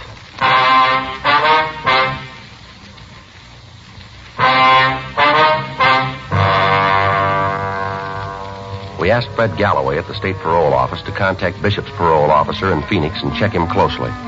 The report came back that the suspect had a job with a small contractor and that he'd been working regularly. He'd also been giving monthly reports to his officer. We'd had a suspect identified by two of his victims, and yet if the information we'd gotten was correct, it would have been a physical impossibility for him to have committed the robbery. We got a copy of his jacket and looked over his past record. We found that Bishop had been arrested for armed robbery the first time 18 years previously. He'd been brought to trial and acquitted. The next arrest was 10 months after his trial. He'd been convicted and served 6 years at San Quentin. He'd been released, and within 6 months, Bishop had been picked up again. This time, he was sent to Folsom Penitentiary. While he was there, he appeared to be a model prisoner, and after serving 4.5 years, he'd been placed on parole. After leaving the prison, he'd requested and been granted an out-of-state leave. In checking Bishop's M.O., we found that it matched exactly that of the thieves who'd held up the Lockton Market. The time of approach was the same. The number of men used was the same. The method of leaving the scene was exact. We had a suspect, and yet he couldn't have committed the crime. 3 weeks passed. On Saturday, November 26th, the thieves hit again. In checking with the victims, they identified the mugshot of Bishop. We put in a long-distance call to the Phoenix Police Department and asked them to check on the suspect. We got word back that he was in their city. They told us that he wasn't at work due to a virus infection. They went on to say that they'd checked with his landlady and that she'd told them that Bishop hadn't left his apartment at all on the day of the theft. Monday, November 28th, we got our first break in the case. I'll get it. Robbery, Smith. Yeah. Oh, yeah, Jerry. Uh-huh. You sure about that? Where? Uh-huh. How about the rest of them? Yeah, just a minute. Toss me that pad, will you, Yeah, Joe? here you go. Okay, Jerry. Go ahead. Yeah. Mm-hmm. How do you spell that? L-A? L-E-A-H-Y? Uh-huh, I got it. Mm-hmm. You know the address? Yeah. Okay, thanks, Jerry. We'll get in touch with you. Right. Jerry Evanston, remember the guy we talked to over on South 7th? Yeah? Well, the way he tells it, we aren't too far off. How do you mean? He saw Bishop in town last Saturday.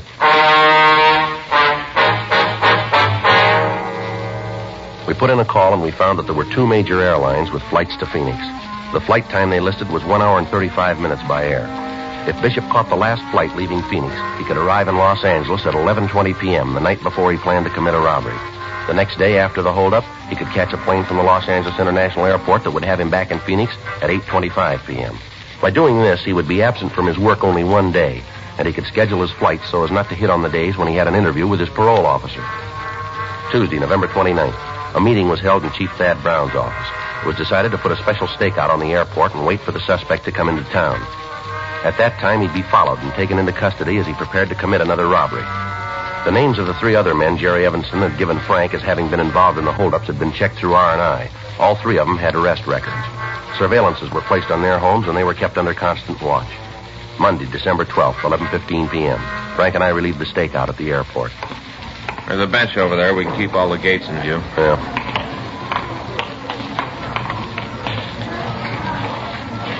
Wonder when he's going to hit again. I don't know. The last couple of weeks have sure dragged by, haven't they? Yeah. Anything on the other three guys? Well, I talked to Pinky Meade this morning. He and Leitner are staked out at Leahy's apartment. How they doing? Nothing. They're parking the car down the street. From what they say, Leahy's like a clock. He comes in at 5 a.m., leaves at 9 p.m. every day. You got a cigarette? Yeah. Here you go. Thanks. Joe. Yeah. That's Bishop. Let's let him get outside. Yeah. Wonder if he's got any luggage. Well, they bring it up outside. We can wait for him there. Now, come on.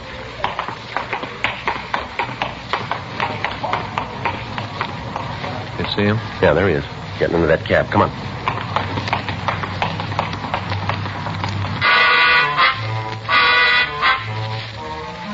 Frank and I got in our car and followed the cab taken by the suspect. We followed him out of the airport grounds and then up La Brea Avenue. The cab turned right on Washington Boulevard and headed for downtown Los Angeles. We pulled up to a stoplight. Still got him? Yeah, he's still up ahead, in front of that blue Mercury. See him? Yeah. You got the number of the cab? Mm-hmm. 2974. There's the light. All right, let's go.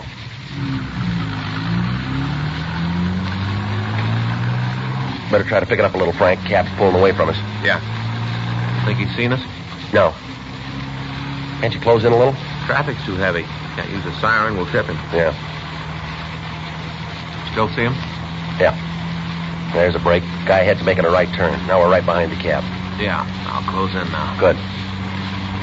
Watch it, Frank. That guy pulling out of the alley. Hold on.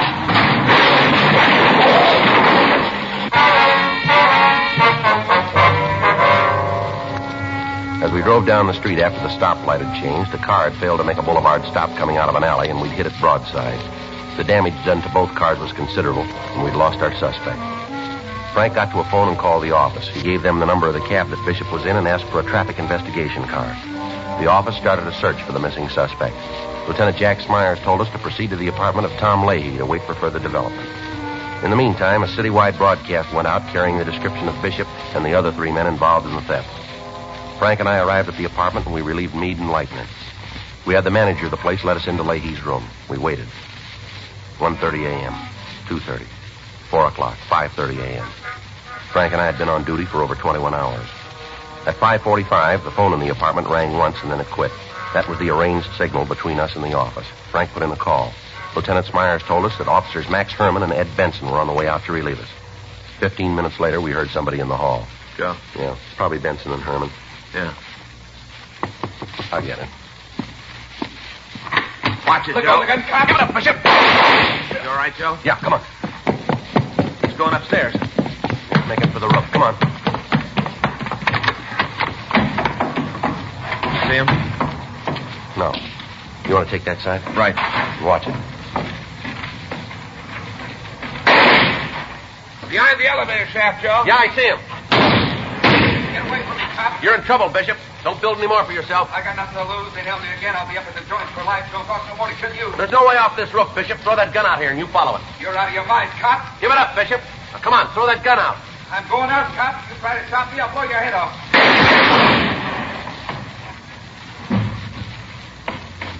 You all right, Joe? Yeah. How is he? Now, I better call an ambulance. Yeah. What's that fill out of his pocket? Wait a minute. Something he'll never use. Yeah? Airplane ticket to Phoenix.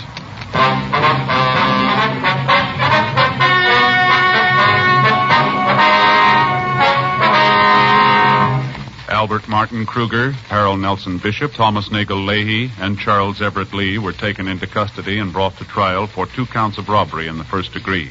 They were convicted and received sentence as prescribed by law. Robbery in the first degree is punishable by imprisonment in the state penitentiary for a period of not less than 5 years. Because of his previous record, Thomas Nagel Leahy was given the maximum sentence and is now serving life imprisonment in the state penitentiary, Folsom, California. Dragnet is a presentation of the United States Armed Forces Radio Service.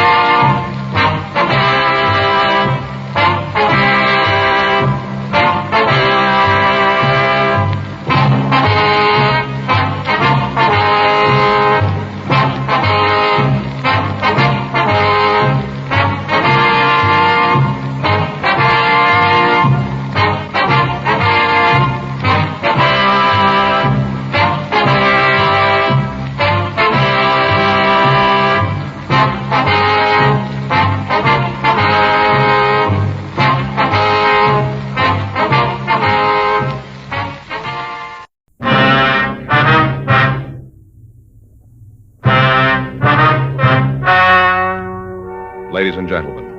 The story you are about to hear is true.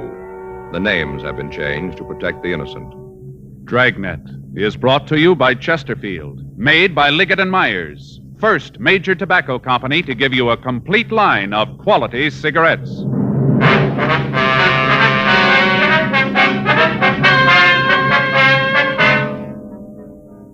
You're a detective sergeant. You're assigned to burglary detail. In the past 2 months, a thief has broken into 18 markets. There's no lead to his whereabouts, no clue to his identity. Your job? Get him. Friends, stage and screen star Paul Douglas is featured on the Chesterfield Poster of the Month that's up all over town. Here's what Paul Douglas says about Chesterfields. Quote, I've been smoking Chesterfield for 22 years. They're best for me. If you try them, you'll find they're best for you. Unquote. You know why Chesterfields are best for you? Because they're low in nicotine, highest in quality. And of course, Chesterfields are really mild, really satisfying. Try them yourself today. Smoke America's most popular two-way cigarette, Chesterfield. Regular and king size. Best for you.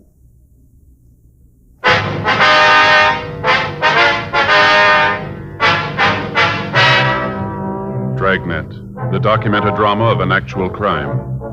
For the next 30 minutes, in cooperation with the Los Angeles Police Department, you will travel step by step on the side of the law through an actual case transcribed from official police files.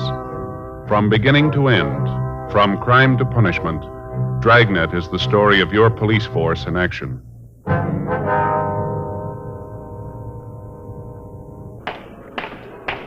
It was Monday, December 14th. It was cold in Los Angeles. We were working the day watch out of burglary detail. My partner's Frank Smith. The boss is Captain Bernard. My name's Friday. We were on our way out of the office, and it was 8:05 a.m. when we got to Georgia Street Juvenile Bureau. Sergeant Lindsay Simmons' office. Yeah? Well, did you give it to him? Uh-huh.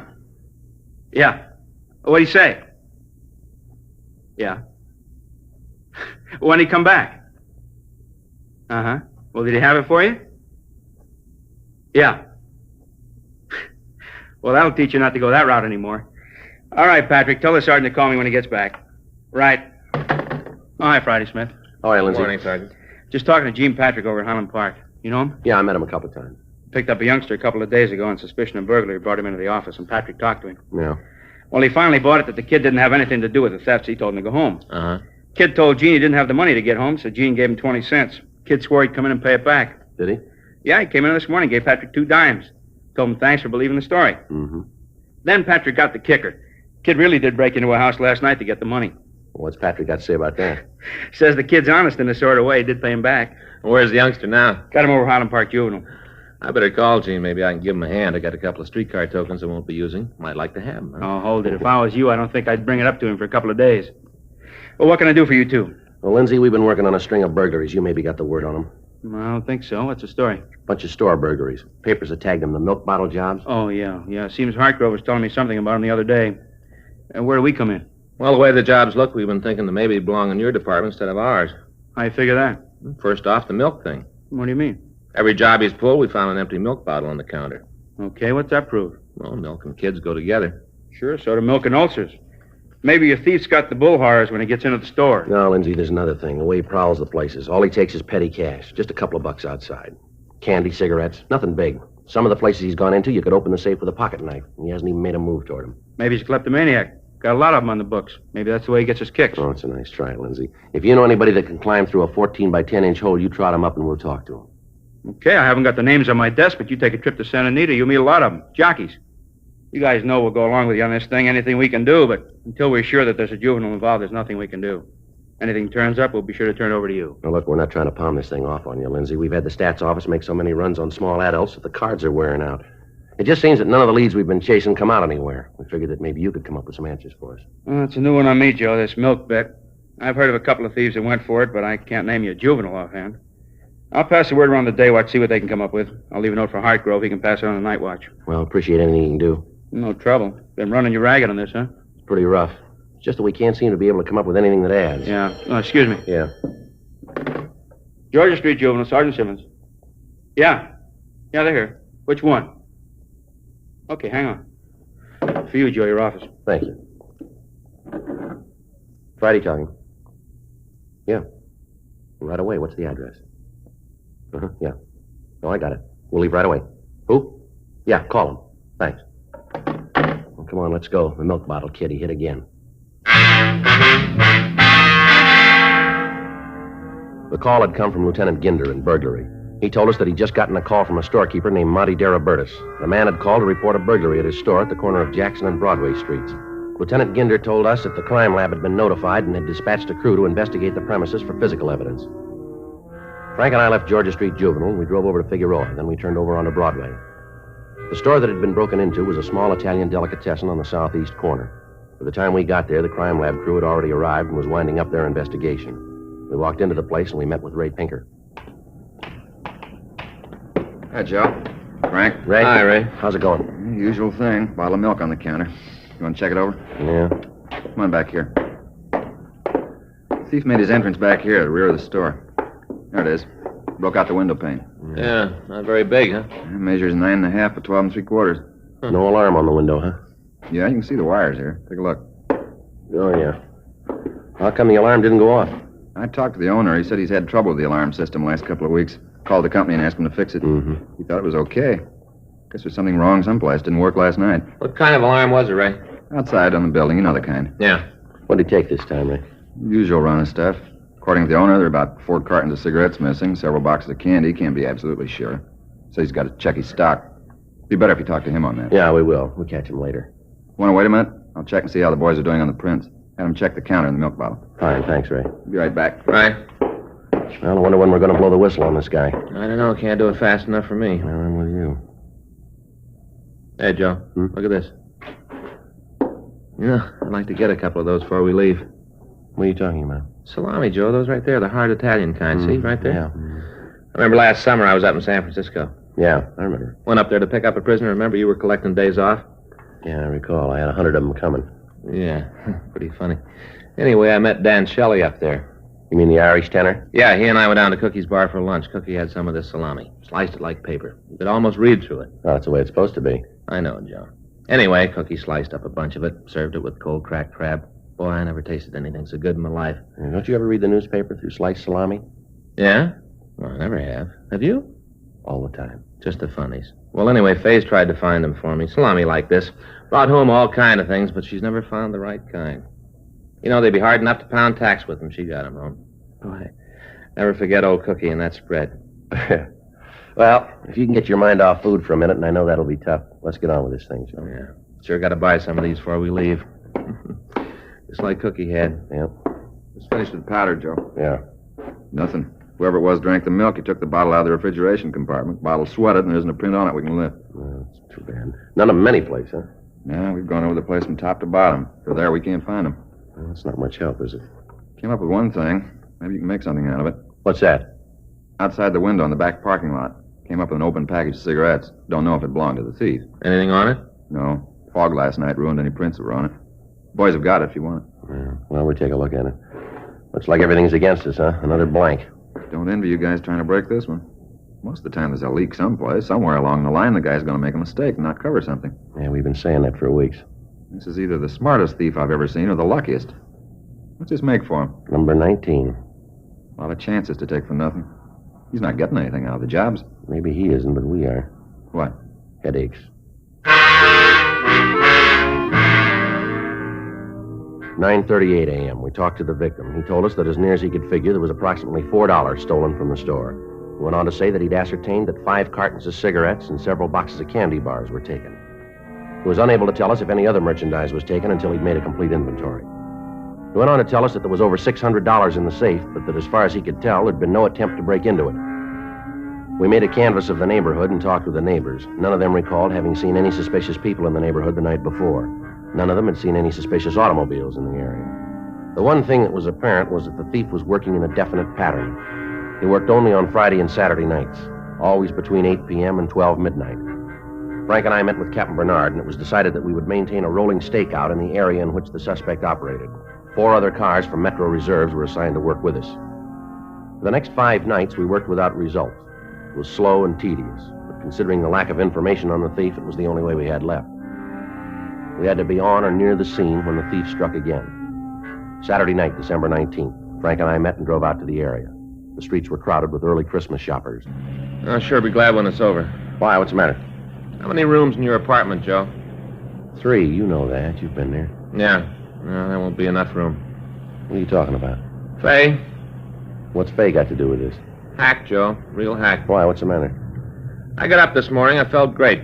Fay's got breakfast on the table. All nice. A couple of eggs, little pig sausages. Nice, you know. Yeah. I come down to the table. She's got the food on, and I hit her with it. What, the food? No, Joe. I hit her with what I'm about to tell her. I tell her I'm going to have to work tonight.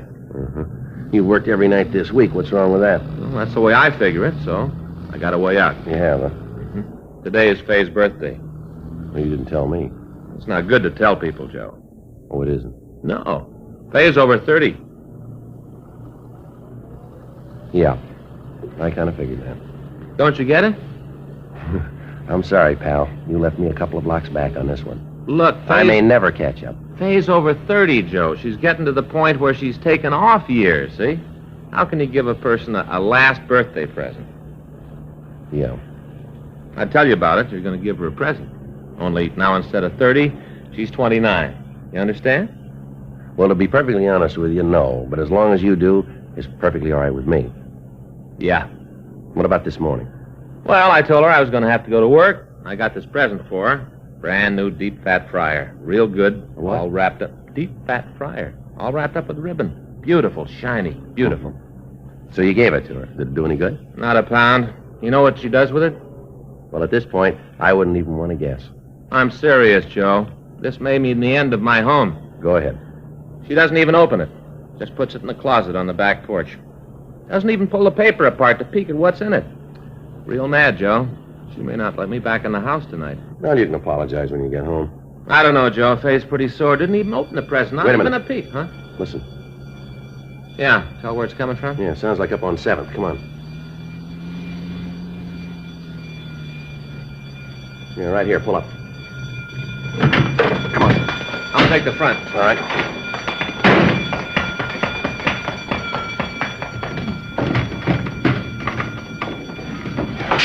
Hey, hold it up there. Police officers, stop or I'll shoot. Frank, he's coming around your way. Okay. Take it easy. Go ahead and shoot. Come on and kill me. Go ahead and shoot me. It doesn't matter anymore. Go Everything on. all right? Yeah. Just a kid, Joe. Yeah, I see. What are you doing in the store, son? What do you think I'm doing? He asked you a question, son. Pretty stupid. What do you think I was doing? How many stores you broken into, son? Figure it out for yourself. Look, what do you got a chip on your shoulder You're for? big guys. Don't give me a lot of conversation. Do what you want to do. All right, boy, you called it. Come on.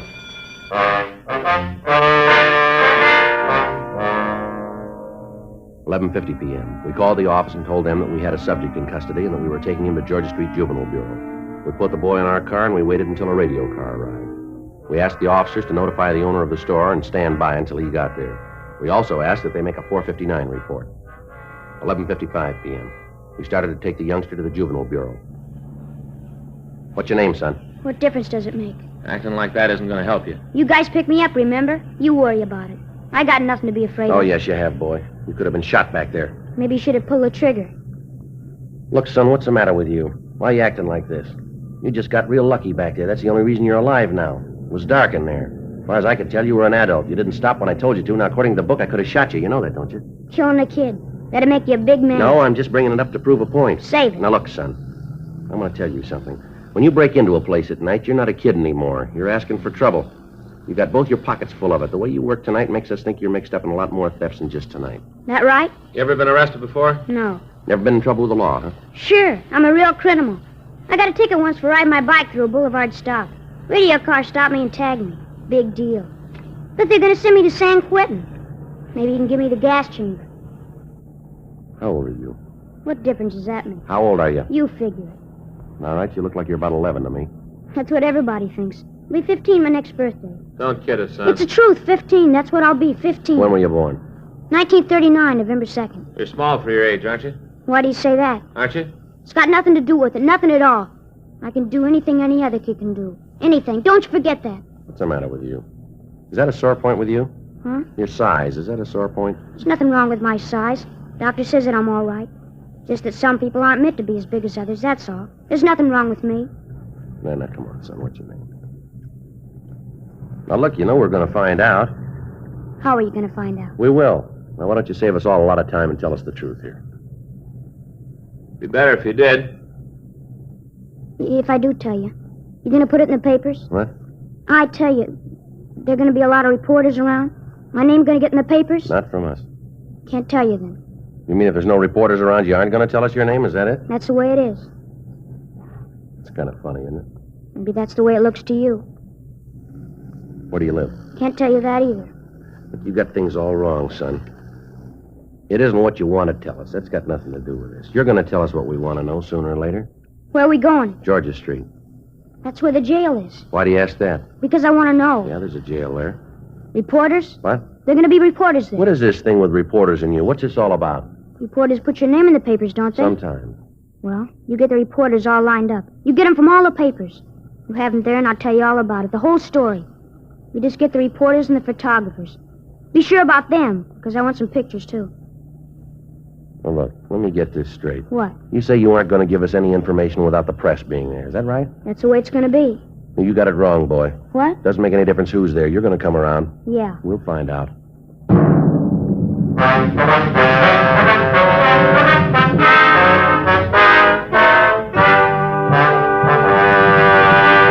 You are listening to Dragnet, the authentic story of your police force in action.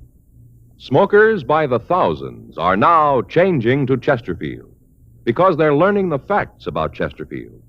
Facts like these. A doctor has been examining Chesterfield smokers for 20 months, almost 2 full years now. We've just received his latest report, and it confirms again no adverse effects to the nose, throat, and sinuses from smoking Chesterfield. That's a matter of record. And so is this. Chesterfield is the only cigarette proved highest in quality, low in nicotine. Those are the facts about Chesterfield. More good reasons why Chesterfields taste so good, smoke so much milder. How about it, friends? Smoke America's most popular two-way cigarette, Chesterfield. Regular and king size.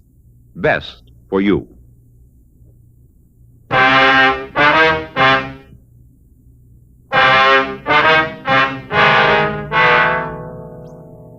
$12:10 a.m. We got to Georgia Street Juvenile Bureau. Frank pulled the car into the side alley, and we took the subject out of the back seat.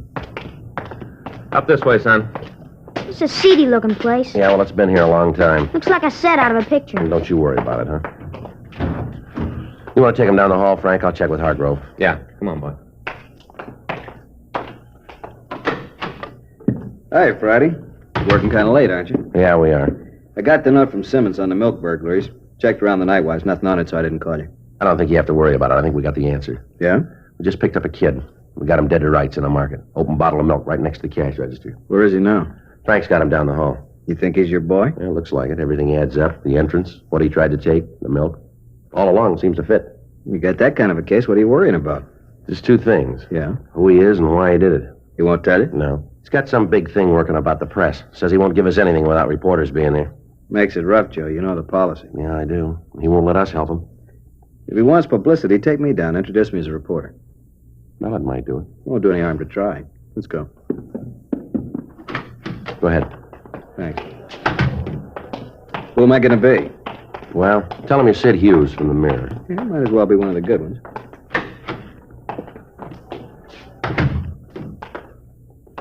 Son, you wanted to talk to somebody from the papers. It's against the policy, but we swung it for you. This is Sid Hughes from the Mirror. Hi. You the fellow that held that guy on the phone in Baltimore? Yeah. Great. I read all about it. You gonna write me up like that? I hope not, son. There were 2 men killed in that operation. I read all the stories. Everybody did. That's how I mean for you to write me up, with a picture. What makes you think you got it coming? You break into one store and try to steal a couple of cartons of cigarettes. That doesn't make the first page. One store? I got into 19 of them. 19 before they caught me. That's important, isn't it? That's a story. I don't know. Might be. A couple of things we better get straightened out here. First off, what's your name? Better get your notebook out. Be able to take all this down. Don't worry about it, son. You just answer the questions. I'll get it. Yeah. Okay. My name's Elroy Graham. That's ELROYGRAHAM. Yeah. How old are you? I told you once, almost 15. You said you'd broken into 19 stores. Is that right? Yeah, 19. Might have made it more, but something went wrong tonight. Had trouble with the burglar alarm. Thought I'd turned it off. Bad mistake. Be still working if it wasn't for that. Guess it only takes one, though, huh, Mr. Hughes? Yeah, I guess so. You want to tell us why you did it? What? You had to have a reason for committing these robberies. You want to tell us what it was? Sure. Good reason. Real good. All right, tell us. Well, you see, I always had trouble at school. Never seemed to quite make it. All the guys liked me. They all did. All the girls do, too. Got girls calling me almost every night asking me to take them to dances, stuff like that. I don't go much for stuff like that. You can understand, can't you, Mr. Hughes? Go ahead, Elroy. Well, they wanted me for all the teams, football, basketball. All the time asking me to play. But I figure if you want to get ahead in the world, you gotta have an aim. Someplace where you want to get. Figure out that. Work for it and you're gonna get there. Don't you find that true, Mr. Hughes? Go ahead. That's the way it was with me. All the time turning down offers to be on some team. Telling some girl that I couldn't take her to a dance. Just didn't have the time. Somehow I just couldn't make it. You can understand it. You've been around, you know all the successful kind of people. You write something and a lot of people read it. You know what I mean. Don't you? Well, what's the matter? Something wrong? I'm trying to tell you what happened. I'm giving it to you straight. What's the matter? Now you want to tell us the truth, Elroy. What? I don't know why you're trying to sell us this line, boy. It isn't necessary. I don't know why you did what you did, but I do know you had a reason for it. Now, that's all we want to know, just the reason. You don't believe me? Afraid not. How about you? No, son, I don't. Mr. Hughes? No. Can't even lie right. Can't even tell a lie good. All my life I've been trying to be like other kids. All the time getting beat up, getting left out of things. You know why? Do you know? Go ahead, son. Big reason. Biggest reason in the world. Because I'm almost 15 years old. I'm 4 feet 7 inches tall. 4 feet 7. Weight 97 pounds. That ain't very big, not big enough. All the time, other kids shoving you around. All the time you're the joke. Gets to the time when you figure it's easy to laugh, too. Because if you don't, some kid's gonna beat you up. Gets to the point where you don't care anymore. I used to clip out those coupons and send them in. Get the books back on how to build myself up. Worked at it. Didn't do nothing for me. I was still 4 feet 7 and weighed 97 pounds. All the stuff I took didn't do no good. Still came out 4 feet 7, 97 pounds. All right, son. You want to tell us about the burglaries? I did it to be big, that's why. I had the things other people wanted, cigarettes, candy, the other things kids wanted. I had all that stuff that the other kids wanted. Made me important. Don't you see that? You gotta understand it, Mr. Hughes. That's why I wanted my picture in the paper. That's why I wanted the story. So the kids would know that I'd done something big. So they know. All right, son. It's going to be all right here. No, it isn't. Like everything else I tried to do, I loused it up. I didn't mean to steal, but it was the only thing to do. The only way I had. Now, wasn't there some other? No. No, there wasn't. All the time the other kids laughing. All the time talking. I just couldn't stand it anymore. I just couldn't. Here you go. Thanks. You can understand it, can't you? It makes sense. What's that, son? Wasn't so much the kids saying I was little. Yeah. But I didn't want them to think I was small.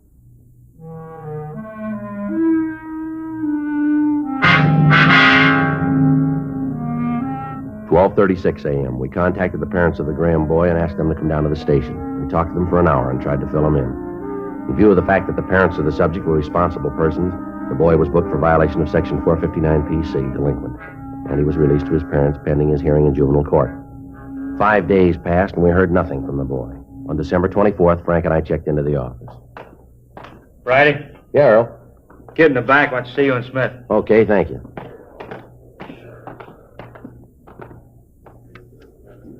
Hi, Mr. Friday. Well, hello, Elroy. What can we do for you? Well, I guess you think it's kind of funny. What's that? I want to tell you that I sure think it's good what you did for me. Helped me with that burglary thing the other night. Well, it isn't over yet, son. The court still has to make a decision on it. Yeah. But what you did to make me feel better. As far as I'm concerned, whatever the judge decides, I'll go along with it. I had a long talk with my folks, so we got it all talked out. All the way talked out. Well, that's good, son. We're glad of it, son. Maybe you guys won't like it. I mean, me knowing you such a short time and all. But I wanted to bring you these. Merry Christmas. Oh, that's awful nice of you, Elroy, but it isn't necessary. I want to give them to you anyway. For what you did for me. Well, that's mighty nice of you, Elroy. Sure appreciate it. A couple of packages of cigarettes. Hope they're the kind you smoke. Yeah, son, they'll be fine. Thanks, son. Well, see you guys around, huh? Yeah, sure, son. Just one more thing, Sergeant. Yeah, son? Just thought you'd like to know. Yeah, what's that? I didn't steal those.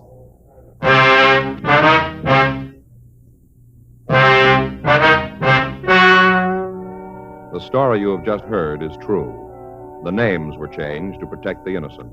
On the 21st of December, a petition was filed in juvenile court on behalf of the subject.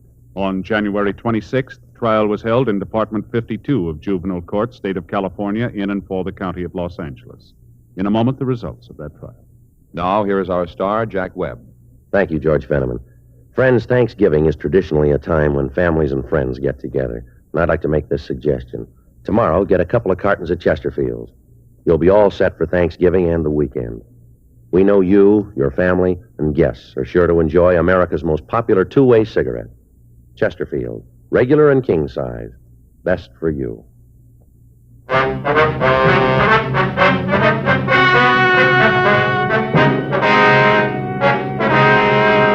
Elroy Merton Graham appeared before the juvenile court where he admitted the alleged burglaries. At this time, under the counsel of the judge of the juvenile court, the subject was placed under the care of the probation department for a period of 3 years, with the provision that his parents take him to a competent psychiatrist.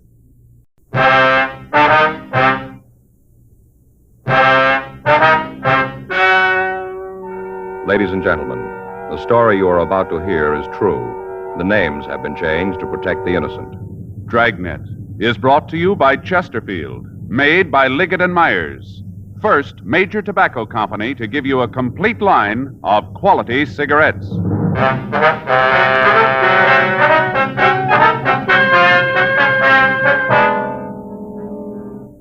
You're a detective sergeant. You're assigned a robbery detail. A gang of truck hijackers has been working in your city. They've stolen 14 loaded trucks. They've kidnapped and beaten one of the drivers. There's no clue to their identity. Your job? Get them. With the winter season coming on, young America and all of us will be concentrating on our favorite winter sports: ice skating, bowling, basketball, skiing. One thing you'll notice: whatever young America does, wherever it goes, Chesterfield goes along. Yes, Chesterfield is the choice of young America. Chesterfield is the choice of more thousands of smokers everywhere. People are learning the facts about Chesterfield, learning that Chesterfield is highest in quality, low in nicotine, learning that Chesterfield is really mild, really satisfying. How about it, friends? Change to Chesterfield yourself. Smoke America's most popular two-way cigarette. Regular and king-size Chesterfield. Best for you.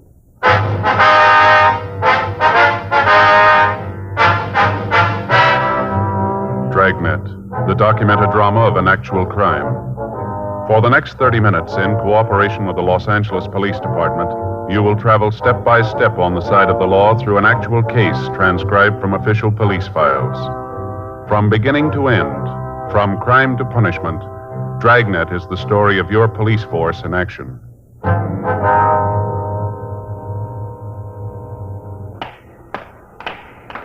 It was Wednesday, June 4th. It was warm in Los Angeles. We were working the day watch out a robbery detail. My partner's Frank Smith. The boss is Chief of Detective Stad Brown. My name's Friday. We were on the way out from the office, and it was 9:47 a.m. when we got to the county hospital. Ward 419.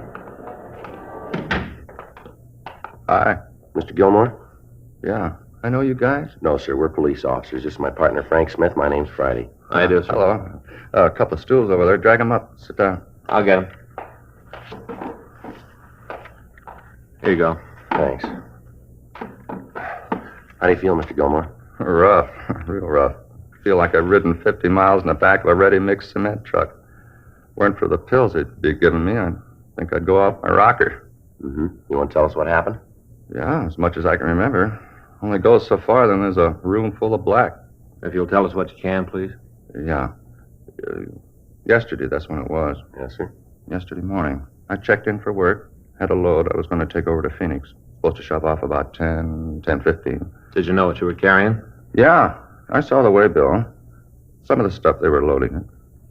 Used furniture, didn't make any difference to me. They load the truck and I'll drive it. Uh-huh. I went across the street. Little coffee place over there. Got my vacuum bottle filled and came back. By that time, they had the truck loaded. I signed the waybill in the office and went out and got into the truck. The two guys were waiting for me. They were in the cab of the truck, huh? Yeah, sitting there, kind of scrunched down so you couldn't even see them from the outside. Yes, sir. As soon as I opened the door, one of them had a gun pointed at me. Told me to get into the truck like there was nothing wrong. Just start the motor and get the truck away from me. Did they get out of the truck at that time? No, they were waiting for me when I got there. They told me to drive away, and I did.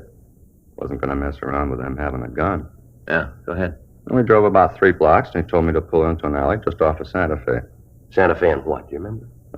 By Porter Street, between Porter and Enterprise. I see. Like to go ahead? Then they told me to pull into the alley, and when I did, they made me get out of the truck. Took me around back and broke the seal and told me to get inside. And that's what you did? Officer, if they'd have told me to jump off the city hall, I'd have gone ahead and done it with that gun pointed at me. Yeah, I'm a coward. Fellow waves a gun around and I'm going to do just like he tells me. Yes, sir. Those guys are mean, you could tell. How's that? Oh, I'm a kind of a student of phrenology. I could tell about those fellows real plain. Student of what? Phrenology. You know, bumps on the head. Oh. They all mean something. Of course, I didn't get a chance to make a good examination of these guys, but I could see it. Real criminal heads. Bumps told me so. One fellow had a head that was one of the worst I'd ever seen. Yes, sir. He was mean to his mother, I could tell. Had a bump right here. Here, you see? Yeah. He was mean to his mother. Yes, sir. Well, what happened after they tied you up? Just left me there. I see. You want to go on? Yeah. They must have drove for about 20 minutes when they stopped. Pulled in some sort of a driveway. I figure that. Well, right after they stopped, they made a half U-turn, then backed up. Backed up this ramp. Steep. And they stopped and took me out of the truck. Blindfolded me and made me get out of the truck. Now, this place where they stopped, that's where they unloaded the furniture, did they? Yeah. They must have taken it out of there. I heard them thumping around the truck. Sounded like they were unloading it. Well, now, what'd they do after they got all the furniture out? Put me back in, drove out to where you found the truck. After they both climbed into the back, beat me up. Don't remember much after that. Mm-hmm. Both of them worked you over, huh? Yeah. Both of them got in their licks. Especially the one who was mean to his mother. He was vicious. He was mean. They kept hitting me with their fists until I just passed out. Don't remember anything after that till I came to in the back of the truck. That's when I called the cops and the guys in uniform came out. I guess they're the ones who called you. Yes, sir. Now, is there any way that you might be able to tell us where they took you? You mean when they unloaded the furniture? Yes, sir. Well, I think maybe I got an idea. I tried to figure out how fast they was driving. And after you've been a driver for a while, you get to know. I'd say they were going about 20 miles an hour. We were still in town. My own guess is that they went out Alameda. Must have gone out Santa Fe and then turned on to Alameda. Mm-hmm. I remember hearing kids yelling. That'd probably be Santa Fe High School. Yeah. I guess we went out Alameda to maybe 43rd or 44th and they turned right. Kind of hard to figure it then. The truck got tied up in traffic. It was hard to tell if they were stopping for that or were just at a light. Uh-huh. But I'd say that they went up to about Avalon. Yeah. Maybe they went up to San Pedro. I don't think so. I'd say Avalon. Then they turned left and headed for Hawthorne. Not sure how far they went, but I'd figure maybe around Rosecrans, and then they turned a couple more times and they stopped and drove up that steep ramp. Mm-hmm. Now, you figure they ended up around Rosecrans and Avalon. Yeah. Guess that's not much help, though, huh? Well, it gives us an idea where to start looking. A couple other things that might help you. What's that? Well, it seems that when we started to back up the ramp, I heard a bump, like they backed into a car. They didn't hit it hard, but I bet they did hit a car. Yeah. After that, they pulled the truck forward and stopped and backed up again. This time, they scraped into the side of a house. I could feel it run along the side of the truck. It sounded like they might have torn up some of the wood on the house. Yeah. Will that help any? Yes, sir. We'll have our crime lab check the truck and see if they can come up with anything. Sure hope you can. Oh, you talked to my boss yet? No, sir, but he's been notified, we understand. I bet he's plenty sore about it. Well, we wouldn't know about that, but he should understand that it wasn't your fault. He should, but he won't. I know. That right? Yeah. He doesn't understand anything that doesn't go on his way. Spotted a mile off. What's that, sir? His head. All kinds of bumps.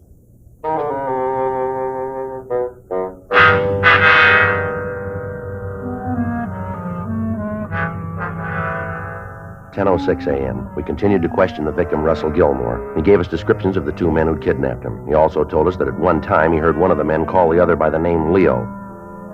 Further, he told us that when the two bandits had taken him from the truck, they'd placed him in a garage.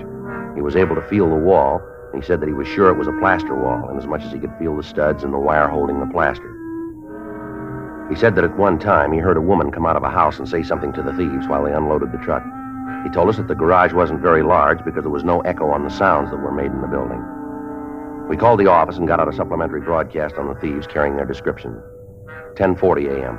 Frank and I left the county hospital and drove over to Central Station. We went up to the crime lab and talked to Ray Pinker. On the right rear fender, we found evidence the truck had hit a car. Lifted some paint chips. Got them here. Uh-huh. Looks like a blue car, huh? Yeah. I checked the paint with a Ditzer Production color book. Here, I'll show you. I got all the paints cataloged by color. Uh-huh. Here. This is the one. Yeah, but Ray, there are a lot of blues here. How can you be sure this is it?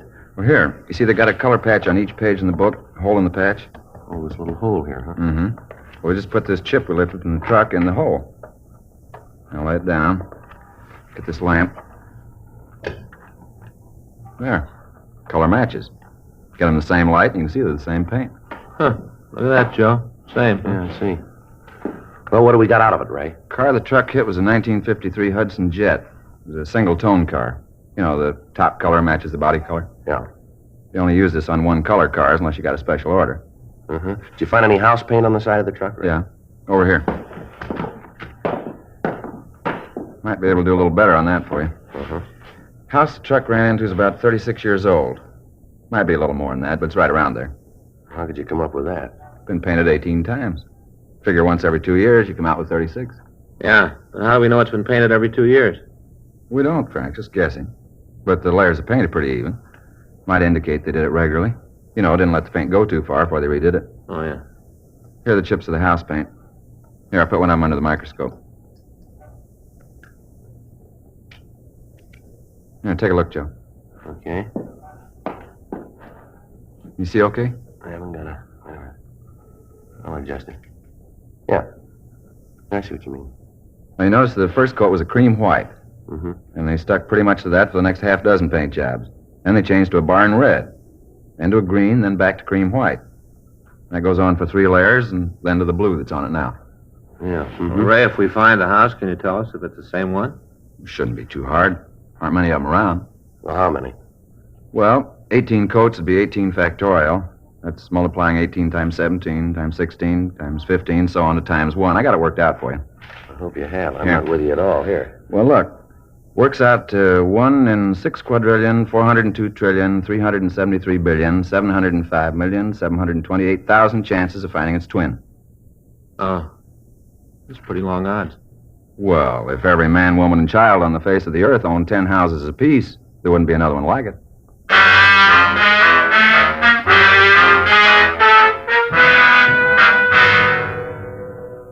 $11:37 a.m. We put in a call to Leighton Prince. Harlan Stahl told us that his crew had gone over the truck thoroughly, but had failed to come up with anything. We contacted the stats office and asked them to make a run on the M.O. that the thieves had used.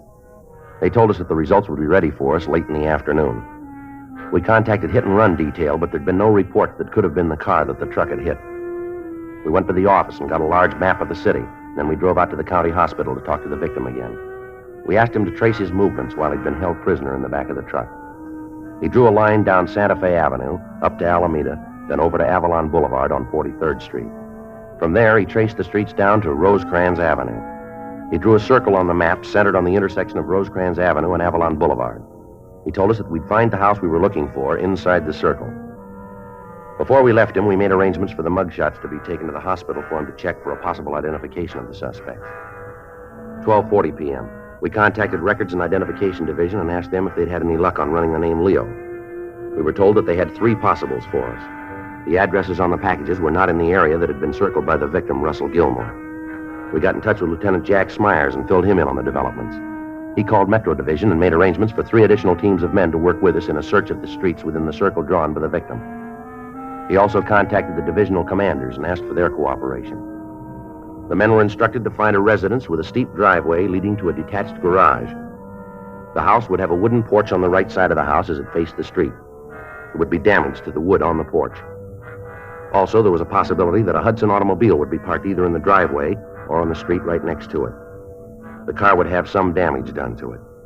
5:15 p.m. Frank and I got back to the office from the search area. Man, I'm sure tired. Oh, I'm with you. A lot of streets out there. Yeah, a lot of houses on the streets. Wonder how the guys from Metro are doing. I don't know. I'll get it. Robbery, Friday. Yeah. Mm-hmm. Wait just a minute. Let me get there. Yeah, okay. Hang on to it. We'll be right out. Right. Well, the Metro boys did some good. Huh? The house. They found it.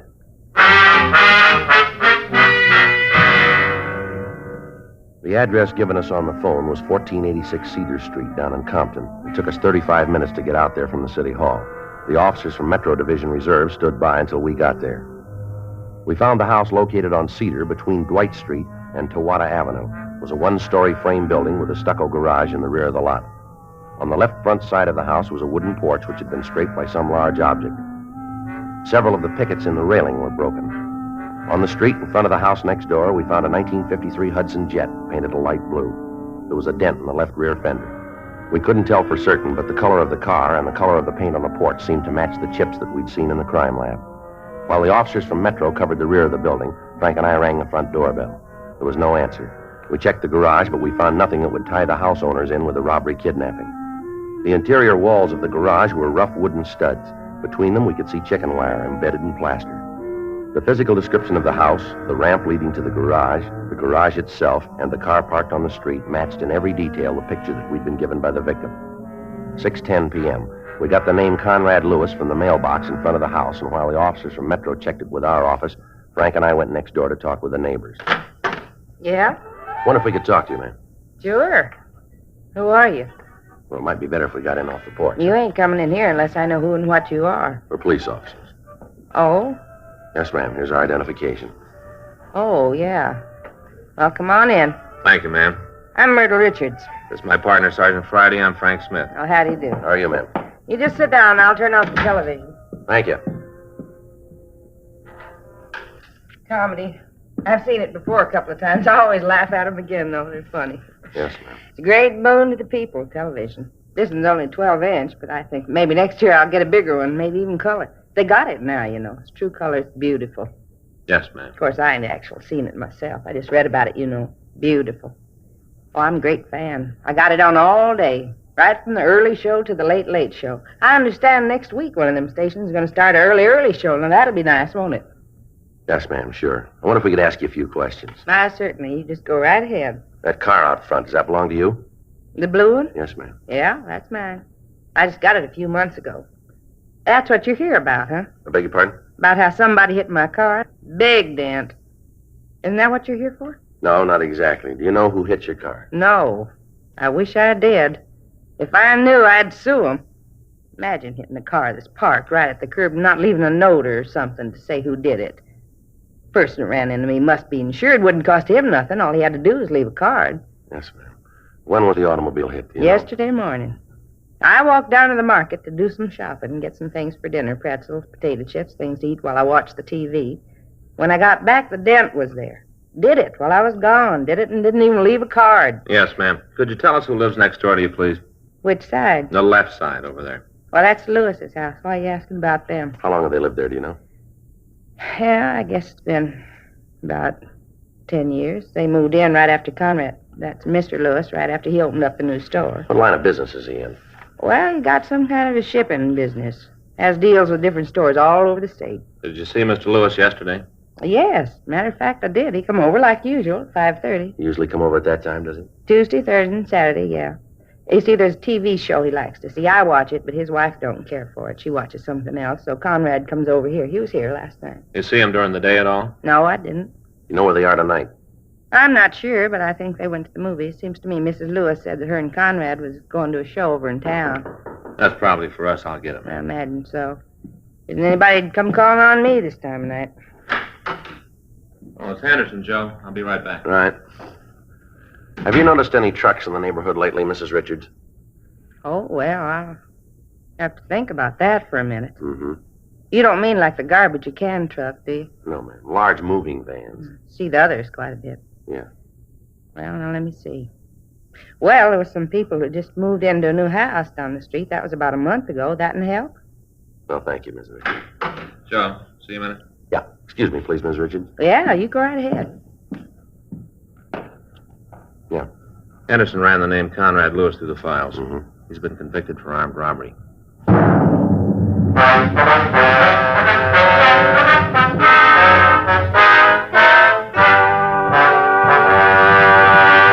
You are listening to Dragnet, the authentic story of your police force in action.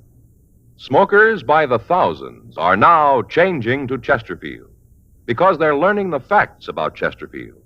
Facts like these. A doctor has been examining Chesterfield smokers for 20 months, almost 2 full years now. We've just received his latest report, and it confirms again no adverse effects to the nose, throat, and sinuses from smoking Chesterfield. That's a matter of record. And so is this. Chesterfield is the only cigarette proved highest in quality, low in nicotine. Those are the facts about Chesterfield. More good reasons why Chesterfields taste so good, smoke so much milder. How about it, friends? Smoke America's most popular two-way cigarette, Chesterfield. Regular and king size. Best for you.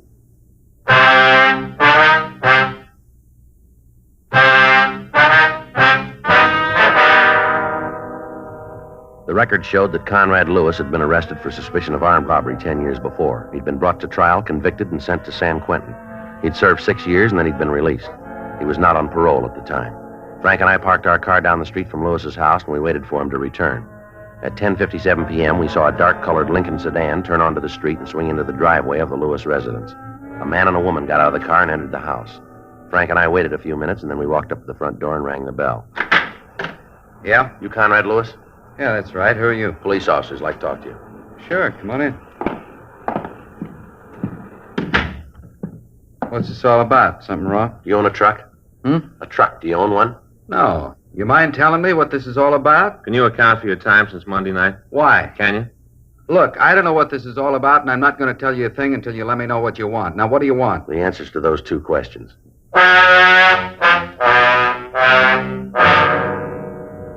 12:15 a.m.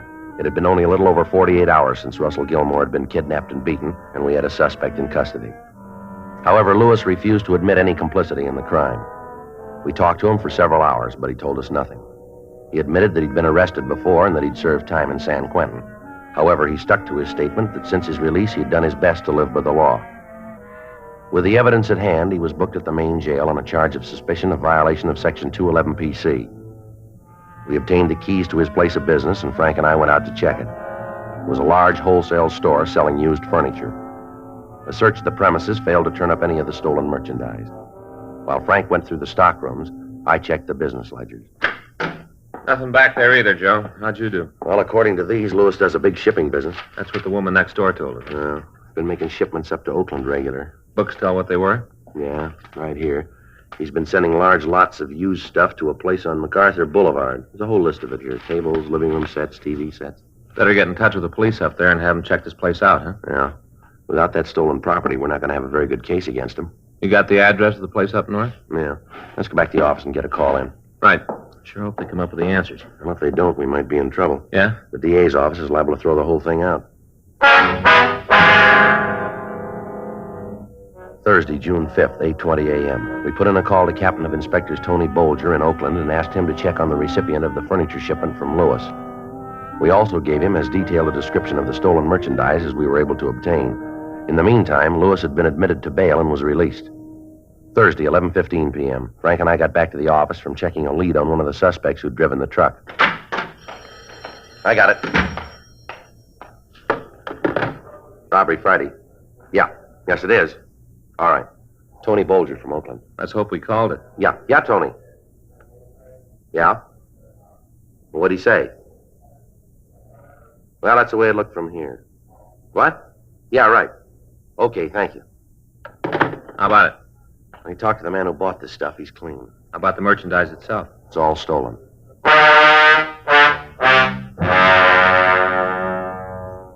11:20 p.m. We got in touch with Lieutenant Smyers and filled him in on the new developments.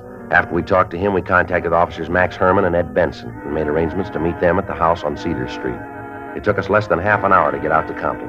The other officers were there by the time we arrived. While they covered the back door, Frank and I went up to the front. You think he knows it's us? I don't know. Try it again.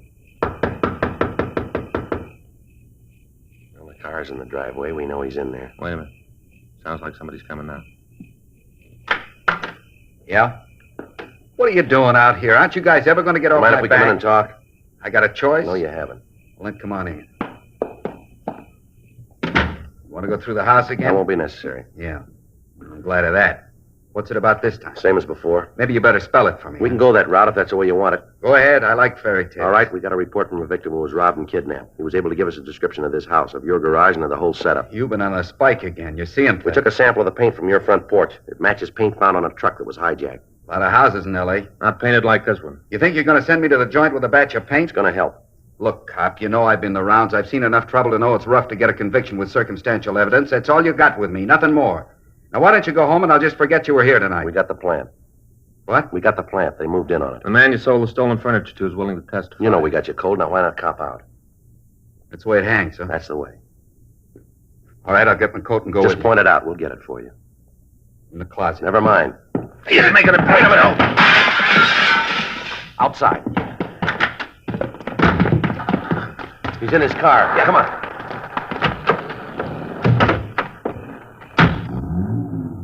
He's heading down toward Rosecrans. Better hit the siren. Right.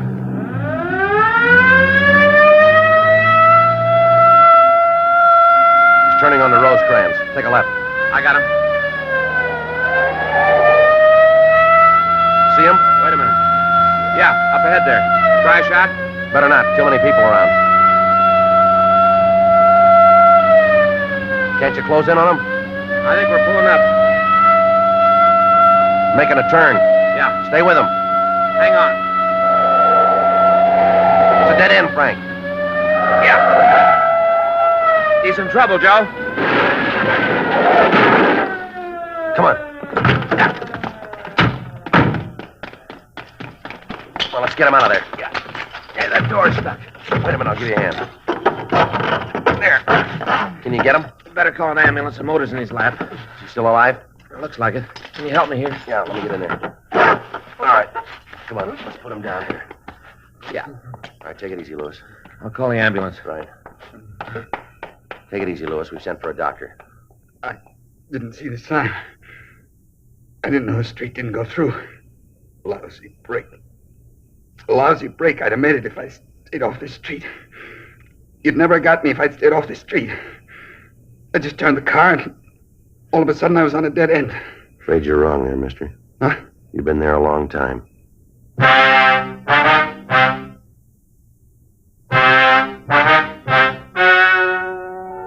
The story you have just heard is true. The names were changed to protect the innocent. On October 14th, trial was held in Department 97, Superior Court of the State of California, in and for the County of Los Angeles. In a moment, the results of that trial. Now, here is our star, Jack Webb. Well, here it is. The most talked about Christmas gift of the year. The Chesterfield Christmas carton. Now featured in nearly 1,300,000 retail tobacco stores from coast to coast. The famous covered bridge has been honored this week by a new Christmas tune, The Kissing Bridge. You'll be hearing a lot of it between now and Christmas. So give the gift that everybody's talking about. America's most popular two-way cigarette. Regular and king-size Chesterfield. Premium quality Chesterfield. Best to give, best to get for Christmas.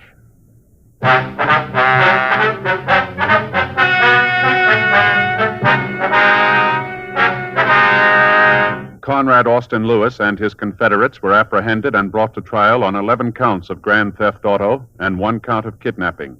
They were found guilty and sentenced as prescribed by law. Grand theft auto is punishable by imprisonment in the state penitentiary for a period of not less than 1, nor more than 10 years. Kidnapping is punishable by imprisonment for a term of from 1 to 25 years in the state penitentiary.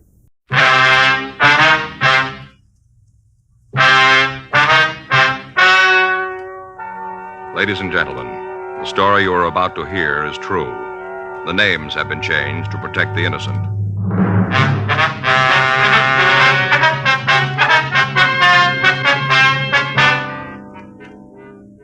You're a detective sergeant. You're assigned to Bunko Fugitive Detail. An organized gang of pickpockets is working in your city. None of the victims can give a description of the suspects. There's no lead to their identity. Your job? Get them. With the winter season coming on, young America and all of us will be concentrating on our favorite winter sports: ice skating, bowling, basketball, skiing. One thing you'll notice: whatever young America does, wherever it goes, Chesterfield goes along. Yes, Chesterfield is the choice of young America. Chesterfield is the choice of more thousands of smokers everywhere. People are learning the facts about Chesterfield, learning that Chesterfield is highest in quality, low in nicotine, learning that Chesterfield is really mild, really satisfying. How about it, friends? Change to Chesterfield yourself.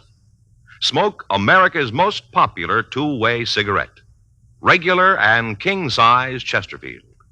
Best for you.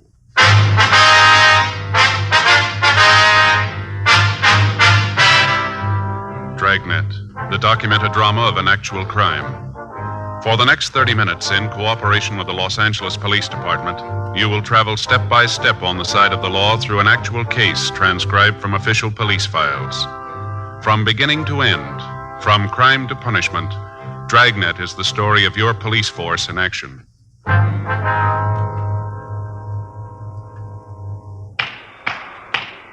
It was Tuesday, May 10th. We were working the day watch out of Bunko Fugitive Division, pickpocket detail. My partner's Frank Smith. The boss is Captain Didion. My name's Friday. I was on my way back from communications, and it was 11:14 a.m. when I got to room 38. Bunko. Joe? Yeah. Anything come in from St. Louis? Yeah, they checked the Carney's plan back there. No trace of Beck. Tip was wrong then, huh? Yeah, looks like it. Where to now? Well, about all we can do is sit and wait for a reply on the radiogram. He's got to be someplace, and he isn't going to stop working. There'll be word on him somewhere. I'll be glad when we turn the key. Yeah. Excuse me. Yes, sir? I wonder if you could help me. Oh, we'll try, sir. You want to come on in? What's it all about? I've been robbed. Sir? They took my money, all of it, every bit. I don't know how, but they took it all. I don't know what to do. Well, do you want to sit down? Yes, please. I don't know how they did it. I tried to be so careful, but they took it all. 37 years doing without, and now I got nothing. Well, this is my partner, Frank Smith. My name's Friday. Maybe if you tell us what happened here, we could help you. Yes, maybe. I'm Louis Bonning. Yes, sir? I live at 1820 Woodworth Court, Los Angeles, 12. I have a room there. I see. $14 a week in privileges. If you tell us what happened, Mr. Bonning, we might be able to do something for you. I'm trying to tell you. I'm trying to think of what happened. I don't believe it yet. Oh, now, you said you were robbed. Is that right? Yes, $5,200. All gone. Well, were you held up? No, nothing like that. If it was that way, I'd know. But just all of a sudden, I put my hand in my pocket to feel the money, and it wasn't there. Nothing was there. I had a pocket full of empty. Well, now, sir, do you usually carry that much money around with you? No, mister. I got it from the bank this morning. I'm going away. I was leaving Los Angeles. That's why I had the money, so I could leave. All right, sir. Suppose you start right at the beginning and tell us the whole story, will you? Well, my wife passed on 4 weeks ago, Monday, April 4th. Yeah, that's when it happened, April 4th. Uh-huh. We came to this country when we were both young. She died 4 weeks ago. Yes, sir. If you'd go on about the theft, please. Well, I thought I'd maybe go back to Chicago to live with one of my daughters. She asked me to come, and I thought I would, so I drew out the money. You took the money out of the bank? Yes, this morning. $5,200. It's what we'd saved. I couldn't leave it here in the bank if I was going to be in Chicago. Well, you could have had the money transferred, you know. Well, I guess that's what I should have done, but it's too late now. Did you have the money when you left the bank? Yes. I rolled the bills up and put them here in my pocket. Here, this one on the left side. I kept my hand on the money, so I knew it was there. Now, what'd you do after you left the bank? Well, I was going home. I thought I'd walk home. I went down the street, and then I thought I'd stop for some coffee. I was all packed at my room, so I didn't want to make a mess. So I thought I'd have a cup of coffee out. Mm-hmm. I went into Big Market. They have a coffee counter there, and I went in and sat down. All the time I kept my hand on the money. I could feel it through the pants. It was in my pocket. Yes, sir. I had the coffee, and then I went to go out of the market. As I walked through all the people, a box fell off a stack of boxes and almost hit me. I didn't think anything about it. Nobody was hurt. All the people in the market came over to me and asked if I was all right, but I said yes, I was all right. Then I went out of the market. I got on the street when I remembered about the money, and it was gone. Now, it had been taken from you in the market, is that right? Yes, mister. It was in the market, I think. Well, let's get this straight. While you were in there, did anyone bump into you? I don't understand. I mean, anyone jostle you, bump into you without reason? No, I don't remember it. Did anybody follow you from the bank to the market that you noticed? It was hard to tell, mister. There are a lot of people on the streets. It would be hard to tell if there was anyone. Yes, sir, I understand. But was there any one person you recall having seen this morning? One face that you might remember, maybe? No, mister. I tried to think about it, but there's no one. I see. Do you think you'll get it back for me? Sir? The money. It makes a big difference. How's that? Before, when I had the money, I could go and live with my daughter. With the money, I could be independent. It'd be a different feeling. You understand, don't you? Yes, sir, I do. That's why it's so important you get the money back, so I can go live with my daughter. So I can do that. That's the only reason I trouble you. The only reason I have to ask you to find the man. That's the only reason I got it. It's a little different with us, sir. Huh? We've got another one. For the past several weeks, we've been getting reports of the existence of an organized gang of pickpockets working in Los Angeles. Contrary to most opinion, a pickpocket seldom works alone. Like everything else, it's gotten to be a highly specialized operation. Normally, there are several men to each team. The jug mob, who usually spends his time in banks looking for the victim. The shover, who pushes or bumps the victim so his money can be taken. And the wire, who does the actual pocket picking. In certain types of operation, the jug mob is replaced by the short, who works streetcars and spots people who have large amounts of money. Under normal circumstances, a professional group of pickpockets can take approximately $5,000 a day out of a tip or a crowd. 11:47 a.m. We had the victim, Louis Bonning, look through the pictures of known pickpockets for a possible identification of the man who'd taken his money. He was unable to find anybody who looked familiar. We told him to go home, and we said that we'd be in touch with him. 12:35 p.m. Frank and I checked back into the office. It's a rough one, huh? Yeah, they all come out that color, don't they? I sure hope we can do some good for him. Yeah, nice old guy. You want to get in touch with Slim Ramos? Let's go down and talk to him. He might be able to come up with something. Yeah, I'll get his number. I gotta get a new book. This one's getting almost impossible to use. Yeah. Look at this. Numbers all crossed out. You know, when they change the prefixes. Yeah. Sure made a mess out of my book. Here it is. Export. 4.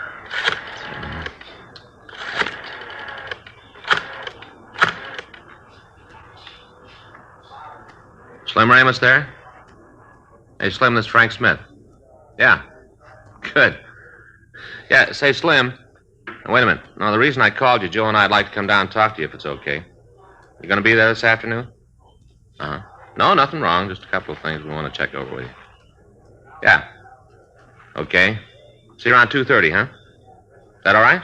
Yeah. Okay. No, I know where it is. Right. See you then. He's going to be in all afternoon. Said he'd be glad to see us. Good. Maybe he's got something we can use on this thing. Well, he'll lay it out for us if he has. Well, it's the one good thing about starting with nothing in it. Yeah? We can only go one way. 12:06 p.m. Frank and I checked out of the office and we started for Santa Monica. Slim Ramos had been one of the best pickpockets in the business. He'd been arrested and served a term in San Quentin. After he'd been paroled, he'd opened a small stand on one of the amusement piers near the beach. From his past record, Ramos had been cooperative with the police department, and several arrests were attributed to his information. Ramos was operating a Wheel of Fortune booth at the end of the pier. Frank and I parked the car and walked out. Quite a place, huh? Yeah. I got to bring the kids down here some Sunday. They get a real kick out of it. Yeah. That's Slim's booth there, isn't it? Yeah. I don't see him. He said he'd be here. He might be around back. Yeah. I'd sure like to win one of those hams. Yeah. Big ones, aren't they? Uh-huh. Slim, you around? Yeah, hold on. I'll be right out. Hi, Joe, Frank. Hi, How are Slim. you? I was in the back packaging some groceries. Uh-huh. What can I do for you? I'd like to talk to you about a cannon operation. Yeah, I should have known. Come on back here. We can sit down. All right.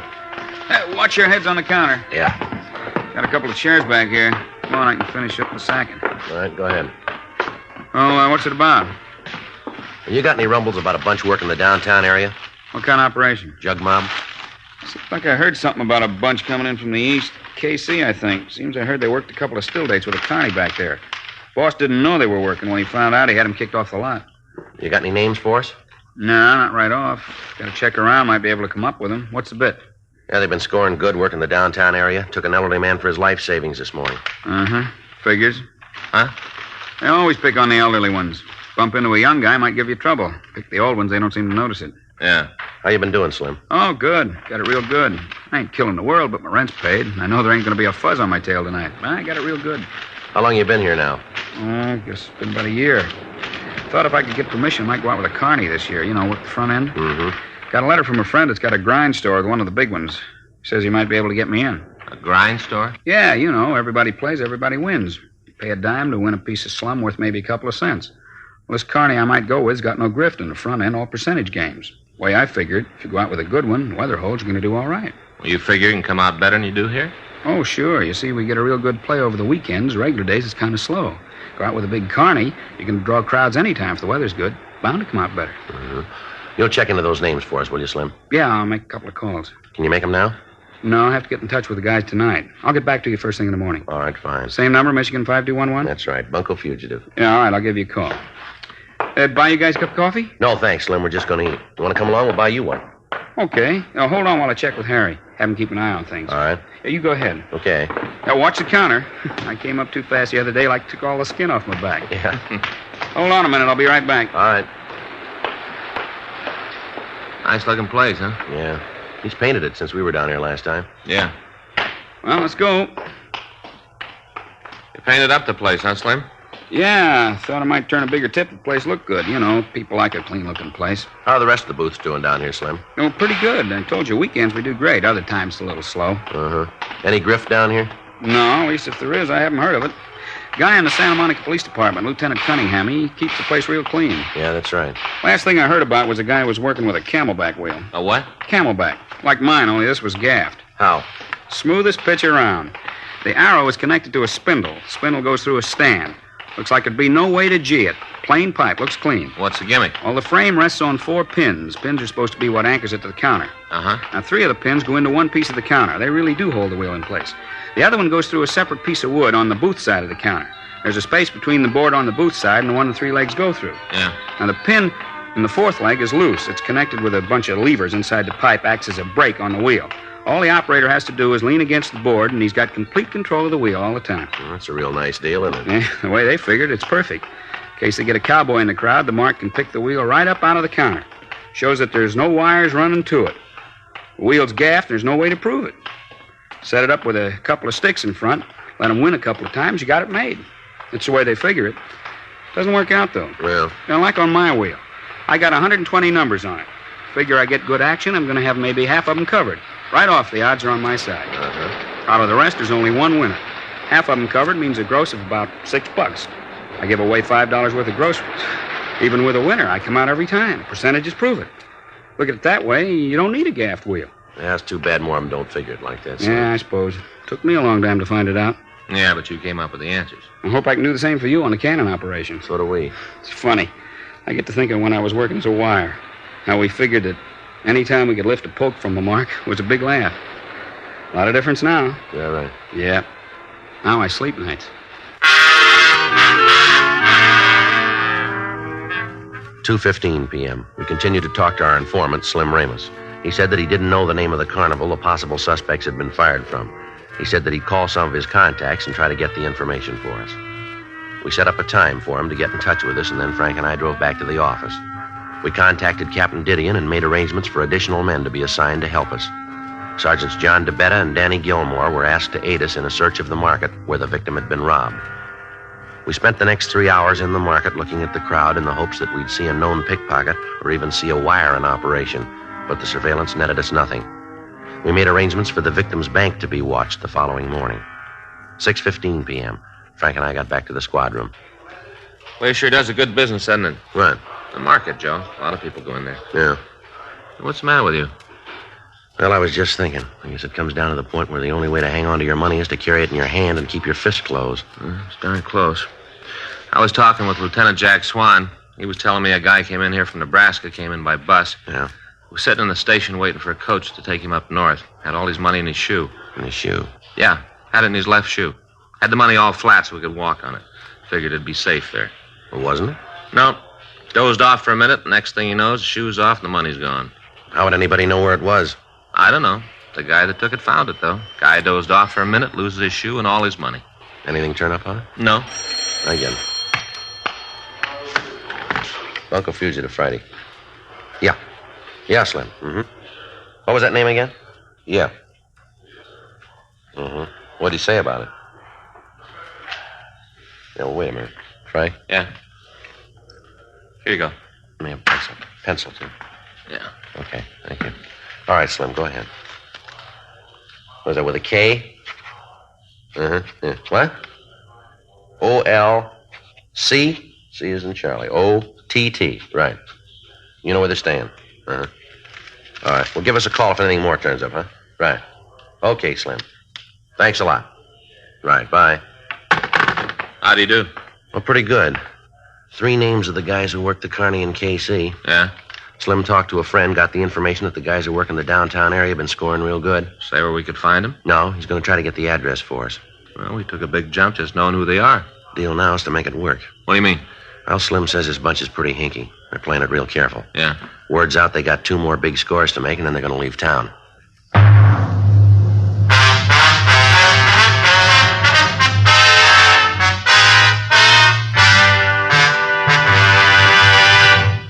You are listening to Dragnet, the authentic story of your police force in action. Smokers by the thousands are now changing to Chesterfield because they're learning the facts about Chesterfield. Facts like these. A doctor has been examining Chesterfield smokers for 20 months, almost 2 full years now. We've just received his latest report, and it confirms again no adverse effects to the nose, throat, and sinuses from smoking Chesterfield. That's a matter of record. And so is this. Chesterfield is the only cigarette proved highest in quality, low in nicotine. Those are the facts about Chesterfield.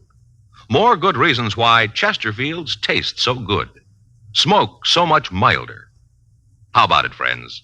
Smoke America's most popular 2-way cigarette, Chesterfield. Regular and king size. Best for you.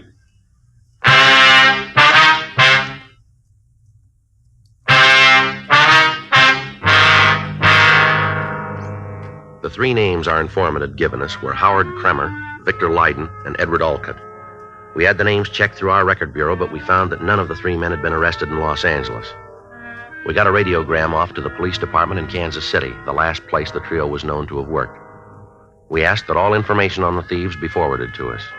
We also sent a teletype to George Brereton up at Sacramento, CII, asking him to check the names for us. The following morning, Wednesday, May 11th, we got word from Kansas City that the officials there were forwarding mugshots and descriptions of the 3 men. During the day, Frank and I met with Captain Didion, and a surveillance of the downtown area banks was set up. On Friday morning, when Frank and I checked into work, a special delivery letter was waiting for us. In it, we found the records and pictures of Kremer, Leiden, and Olcott. The pictures were handed over to the photo lab, and they started to reproduce them. The descriptions were sent to the print shop, and MO sheets were made up. As soon as possible, the pictures and the bulletins were distributed to all bank guards in the area. Additional officers from Bunko Fugitive were placed in the vicinity. Frank and I maintained a rolling stakeout in the downtown area. At 9 p.m. Friday night, the banks closed, and we'd gotten no report that the thieves had worked. Local broadcasts were gotten out on the men, but there were no replies. Monday, May 16th, the plan was put into effect again. No results. Tuesday, the gang didn't work. Began to look as if they might have closed up operations in Los Angeles and moved on. Wednesday, May 18th, Frank and I came back from lunch. I'll get it. Bunko Fugitive, Friday. Yes, sir. That's right. Where? Right. No, don't do anything to let them know.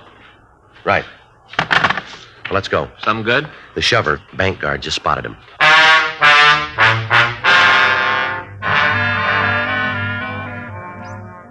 The call had come from a bank at the corner of 7th and Jackson Streets. The guard told us that he'd seen one of the suspects enter the bank and, under the pretense of filling out deposit slips, observe the withdrawals that the customers were making. It took us a little under 3 minutes to get to the address. We checked with the guard, and he pointed out the suspect. Frank pretended to make out a deposit slip while I waited at the new account desk. When we entered the bank, the suspect was standing at the teller's window. In front of him was an elderly man. As the line moved up, the suspect began to examine the slip that he'd made out. Then, as the elderly man took his turn at the window, the suspect walked away and stopped by the door. He waited for the man to finish his business at the teller's counter. Then, as he passed through the door, the suspect fell and stepped behind him. Frank and I followed him down the street. As he walked through the crowds, he was joined by Edward Alcott, the shover in the operation. The elderly man entered a small tobacco store, and as he went through the door, the wire, Howard Kremer, joined the other two suspects. As the elderly man stood at the counter waiting to be served, the shover walked over to the magazine rack. He stood looking at the magazines for a moment, and then as he turned away, he seemingly tripped and fell against the proposed victim. Both Frank and I knew it was coming. We were watching for it, and yet we missed the actual theft. The wire moved in and removed the victim's money so fast that we couldn't see it. The shover took the wallet from the wire, and the gang was ready to move on. Frank and I stepped into him. All right, Mr. Police Officers, you're under arrest. For what? Stop dreaming. You know the route. Now, come on. Beat it. Come on, grab the guy.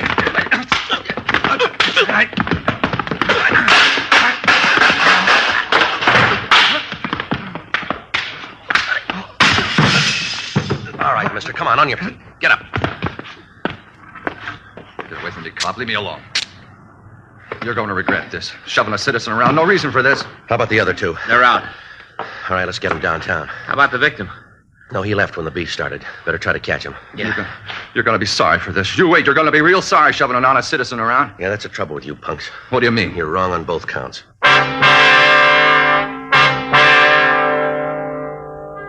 The three suspects were taken into custody and brought downtown. The victim's wallet was found on the person of Edward Alcott. It was identified by the owner and booked as evidence. 3:15 p.m. We took the wire, Howard Kremer, to the interrogation room.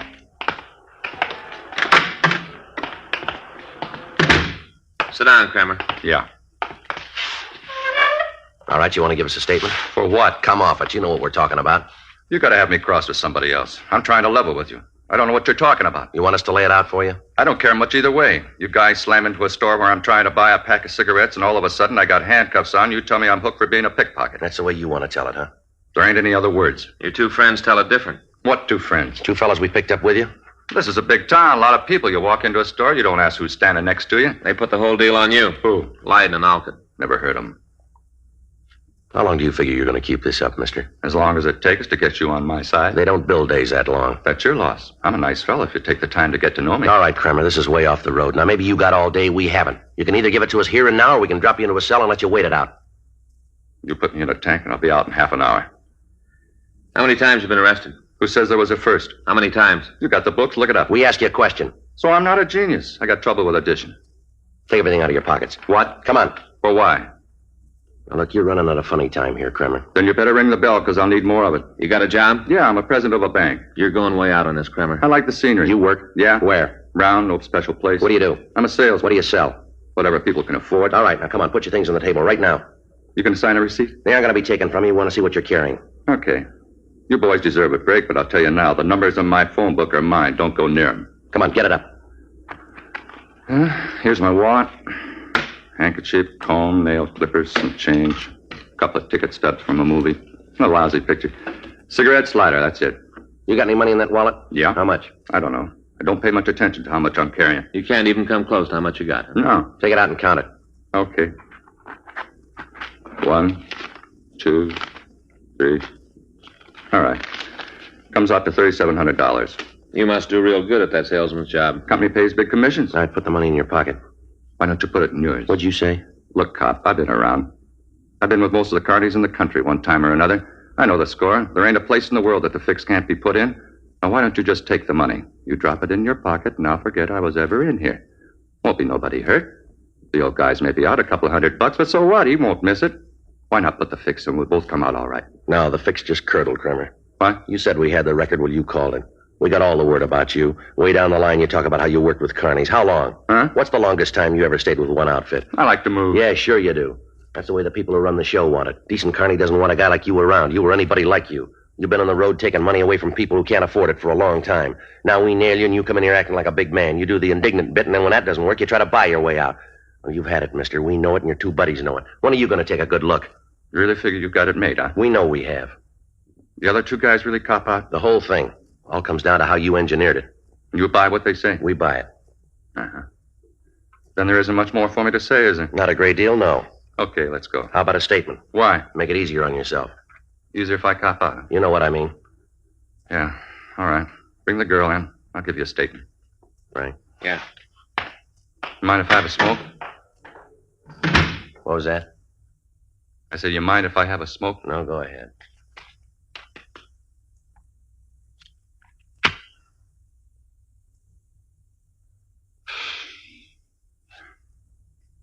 Wild one, isn't it? What?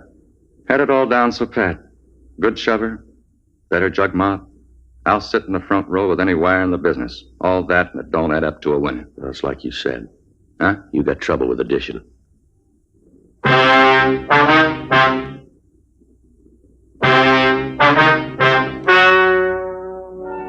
The story you have just heard is true. The names were changed to protect the innocent. On September 14th, trial was held in Department 96, Superior Court of the State of California, in and for the County of Los Angeles. In a moment, the results of that trial.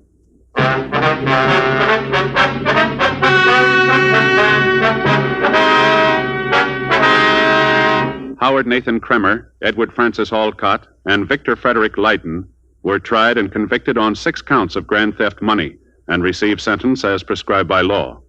Grand theft money is punishable by imprisonment in the state penitentiary for a period of not less than 1 nor more than 10 years.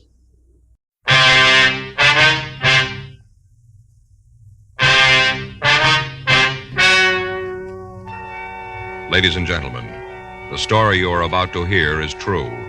The names have been changed to protect the innocent. Dragnet is brought to you by Chesterfield, made by Liggett & Myers, first major tobacco company to give you a complete line of quality cigarettes.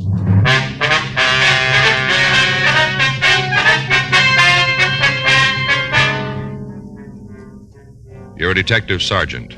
You're assigned to robbery detail. A gang has hijacked and robbed a bank truck. They've stolen over $100,000. There's no lead to their identity. Your job? Get them.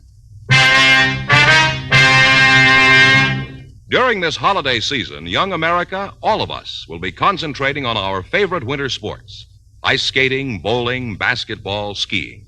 One thing you'll notice: whatever young America does, wherever it goes, Chesterfield goes along. Yes, Chesterfield is the choice of young America. Chesterfield is the choice of more thousands of smokers everywhere. People are learning the facts about Chesterfield, learning that Chesterfield is highest in quality, low in nicotine, learning that Chesterfield is really mild, really satisfying. So how about it, friends? Change to Chesterfield yourself. Smoke America's most popular two-way cigarette, regular and king-size Chesterfield. Best for you.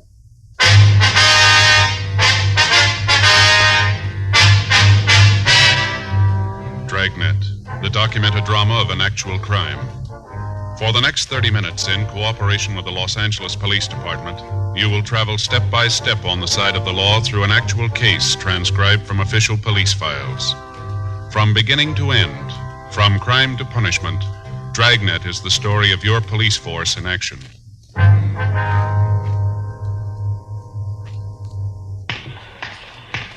It was Thursday, June 5th. It was warm in Los Angeles. We were working the night watch out of robbery detail. My partner's Frank Smith. The boss is Chief of Detectives Thad Brown. My name's Friday.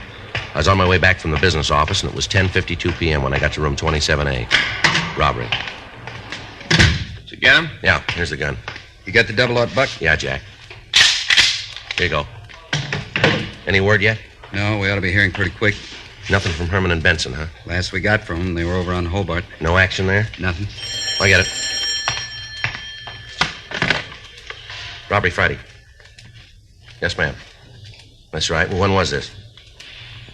No. No, that's a burglary. If you'll hold on just a minute, I'll have you switch them. Yes, ma'am. Hold on just 1 minute. Would you give this call to 2524, please? That's right, burglary. Thank you. Woman who wants somebody to come out and talk to her about her husband's work pants being taken from the clothesline. You should have gone out. Yeah. You got a cigarette? I'm fresh out. Here you are. Got a match? Yeah, thanks. Well, you might as well sit down. Take it easy. We got no idea how long we're going to be here. Guess so. You know, I'm still not real sure about how this tip came in. You want to fill me in? Call came through this afternoon. Man refused to give his name, just said he had some information he thought we'd like to have. No idea who it was, huh? No.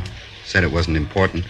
Went on to say that he could tell us where to pick up the men who held up the bank truck. Well, I figured it might be a crank, so I asked him how we could be sure the story was true. How'd he answer that? Said he could prove it. Said he had some of the serial numbers on the stolen bills. You check out? Yep. Gave me the numbers from 10 of the 20s. I checked the serial numbers. They're good. And that's when he said he'd call back, huh? Yeah, said he'd call tonight around 10 and give us the address where we could pick up the men. It's late now, about an hour, huh? Yeah. But he knows what he's talking about. We got to be here when the phone rings. No way of getting an ID on him, huh? None. What'd he say about the men? They heavy? From the way he tells it, they're loaded. Got all the guns and ammunition they need to hold out for a week. He knows that. Why couldn't he give us the address this afternoon? He said he wanted to put a lot of distance between him and the rest of them. See how many there were? Not right out. The way he talked, though, we figure there are 3. Any names? No, said he'd tell us where to pick them up. Said when we blew the whistle, they'd tell us. Might be a little tight taking them then, huh? If the way they handle the guards on the truck is any indication, it isn't going to be a picnic. How many men we got? Herman and Benson, we can call them in. Murph and Rafferty, Stewart and Creasy. Where are they now? Well, I saw Murph and Raff down at the business office just a minute ago. Said they'd be right in. I'll get it. Robbery Friday. Yes, it is. Where? Yeah, put him through. Call from San Francisco. Operator says station to station. Might be our boy. Huh, you'd have to fly up north to get here this fast. Airlines don't ask for recommendations when they sell a ticket. Wait just a minute. This Friday. Who's this? Okay, if that's the way you want it. Yeah. Give me that address. All right, let me read that back to you. 1657 Garfield Place, apartment 408. Is that right? Okay. Why don't you tell us your name? It won't do any... Hello. Hello. Oh, he hung up. I'll have the business office get on it, see if they can come up with a number. You got the address? Yeah, I got that. Here. The way he put it, job might be tougher than we figured. What do you mean? Well, I asked him his name. I told him it wouldn't make any difference if he told us. Yeah?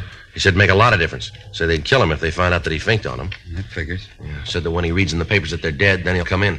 When they're dead? Yeah. Says we won't take them alive. 10 days previously, on Thursday, May 26th, 3 men had stopped an armored truck on its way to the Federal Reserve Bank. The truck had stopped for collection on Wilshire Boulevard. The 3 hold-up men had approached the truck and produced sawed-off 12-gauge shotguns. At gunpoint, 2 of the men forced the drivers to go out to the San Fernando Valley. The third followed in another car. On a side road south of Ventura Boulevard, the suspects had tied and then beaten the driver and the guard. The 2 men were placed in the back of the truck, and after stealing all of the cash in the vehicle, the thieves had driven off. As soon as the theft was discovered, men from the Federal Bureau of Investigation were notified. Together with them, Frank and I followed down every lead. The crime lab went over the truck but found nothing that would help us in getting to the thieves. Latent fingerprints were able to come up with nothing. The driver of the truck and the guard had been shown the mug books, but they were unable to make an identification. The method of operation was checked through the stats office, but when the leads that developed were checked out, we were in the same position as when we first got the call. We had no idea who the thieves might be. Descriptions obtained from the 2 victims were broadcast to the entire nation, but there were no kickbacks. The FBI weighed and sifted all evidence in its Washington headquarters, but they came up with the same results we had. Nothing. The phone call from the informant was the first concrete lead that we'd gotten. There were 9 men from Robbery Division and 3 teams from the FBI in the operation. From the information we had, we knew the suspects were armed and they were dangerous. The people in the building were gotten out of their apartments. The building itself was completely surrounded. 1:36 a.m. We moved in. Boys in the street are set. Let's go. All right. Did you check the manager? Yep. Descriptions of the men in the apartment match the one we got from the driver of the truck. Checks out to be the same guys. The manager say how many there were? 3. She's not sure they're all in. All right.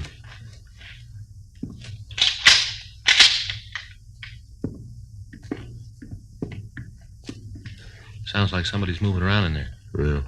You ready? Yeah. Let's go. Police officer, stand still. What are you doing in here? You here alone? Yeah, alone. What are you looking for, convention? Where are the other two? What two?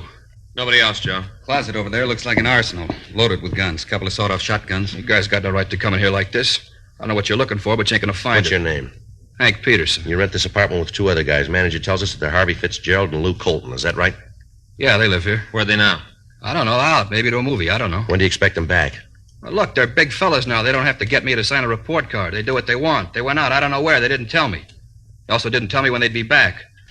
Well, what's this all about? Where'd you get those guns in the closet? They don't belong to me. Who do they belong to? One of the guys. Which one? Why are you coming in here and asking all these questions? I ain't done nothing. You got no beef with me.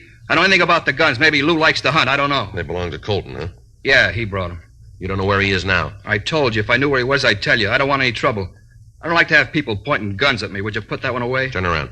What? I said turn around. Get over to the wall. Put your hands up on it. Big deal. What happens now? You kick my feet out and I fall down? Stand still. I'll get it, Joe. You're gonna find nothing on me. I tell you, I'm clean. Nice try, Peterson. Here's a .38 Colt. Joe had it in his belt. You go around pretty heavy for a fellow that doesn't want trouble, don't you? I carry a lot of money. Sometimes I think some guys are trying to take it away from me. I gotta protect myself. Yeah. Anybody's got the right to protect themselves. Yeah, you got a permit for this gun? No, I didn't get around to it yet. I'm going to, though, right away. I'll get one. You know how it is. You mean to do something, but you forget. Hey, can I stand up straight now? Yeah. Come on, Peterson. Get your hands behind you. Maybe you guys will tell me what this is for. What are you looking for? We'll tell you downtown. You know you're making a big mistake. Is that right? Well, sure, you really call this one wrong. You're dragging in an innocent man. I'm clean. I made a mistake when I didn't register the gun. I'll cop to that, but that's the edge. I don't go past there. No, you got it wrong, Peterson. Read me how. We got you going in for the bank truck robbery. You and your two friends, you're going to stand for it. Keep talking about my two friends. I got no friends. I move in with a couple of fellas. Now, all of a sudden, I got a piece of some action they're shoving. You got it wrong, cop. You ain't going to tell us you happen to be here at the wrong time, are you? Look, I'm from Chicago. I got a lead on a job out here. It gets cold in Chicago in the wintertime. I don't like the cold.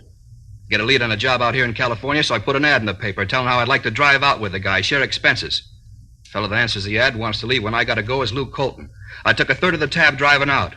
We got into town. He's got this apartment lined up, this one right here. I got no place to stay, so he says for me to pad down with him. That's it. The beginning, the middle, the end. Anything outside of that, I don't know. If you got trouble with Lou, then take it up with him, but don't make me fit in. I got no part of the action. I don't want any. What about the gun? The gun you had on you. I tried to explain that. I meant to get a permit for it. I didn't get around to it yet. What about the ones in the closet? Well, talk to Lou. They belong to him. Maybe he's going to open a museum. All right. Let's get out of here. Come on, let's go. Look what you did to the door, breaking it up like that. No reason. All you had to do was knock. Landlady's going to be pretty sore about it. I'd have let you in if you'd have knocked. Breaking up a door like that, she's going to be real sore.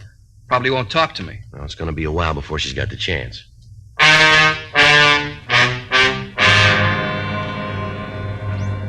While Frank and I took Henry Peterson downtown, the other officers from robbery maintained the surveillance on the apartment. Because of the construction of the building, it was impossible to wait inside of the room. However, all of the entrances were covered. 2:40 a.m. We checked the suspect through R&I, but we found that he had no record in Los Angeles. His fingerprints were taken and forwarded to Washington for checking. It was printed and mugged and then placed in a cell in the felony section at the main jail. The rest of that night, the watch on the apartment continued without results. The following morning, Frank and I met with Lieutenant Smyers at a special show-up of the suspect for the driver and the guard of the armored car.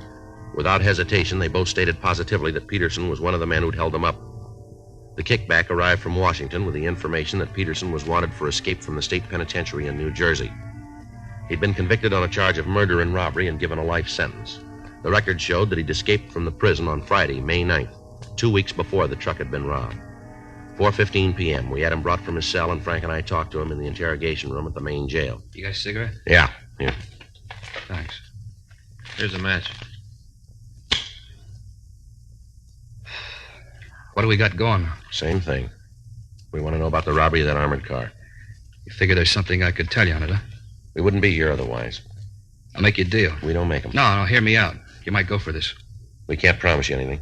You're asking me to come over to your side. Seems like you'd be willing to come a little closer to the line. What do you got to say? How bad you got me nailed? As deep as it can go.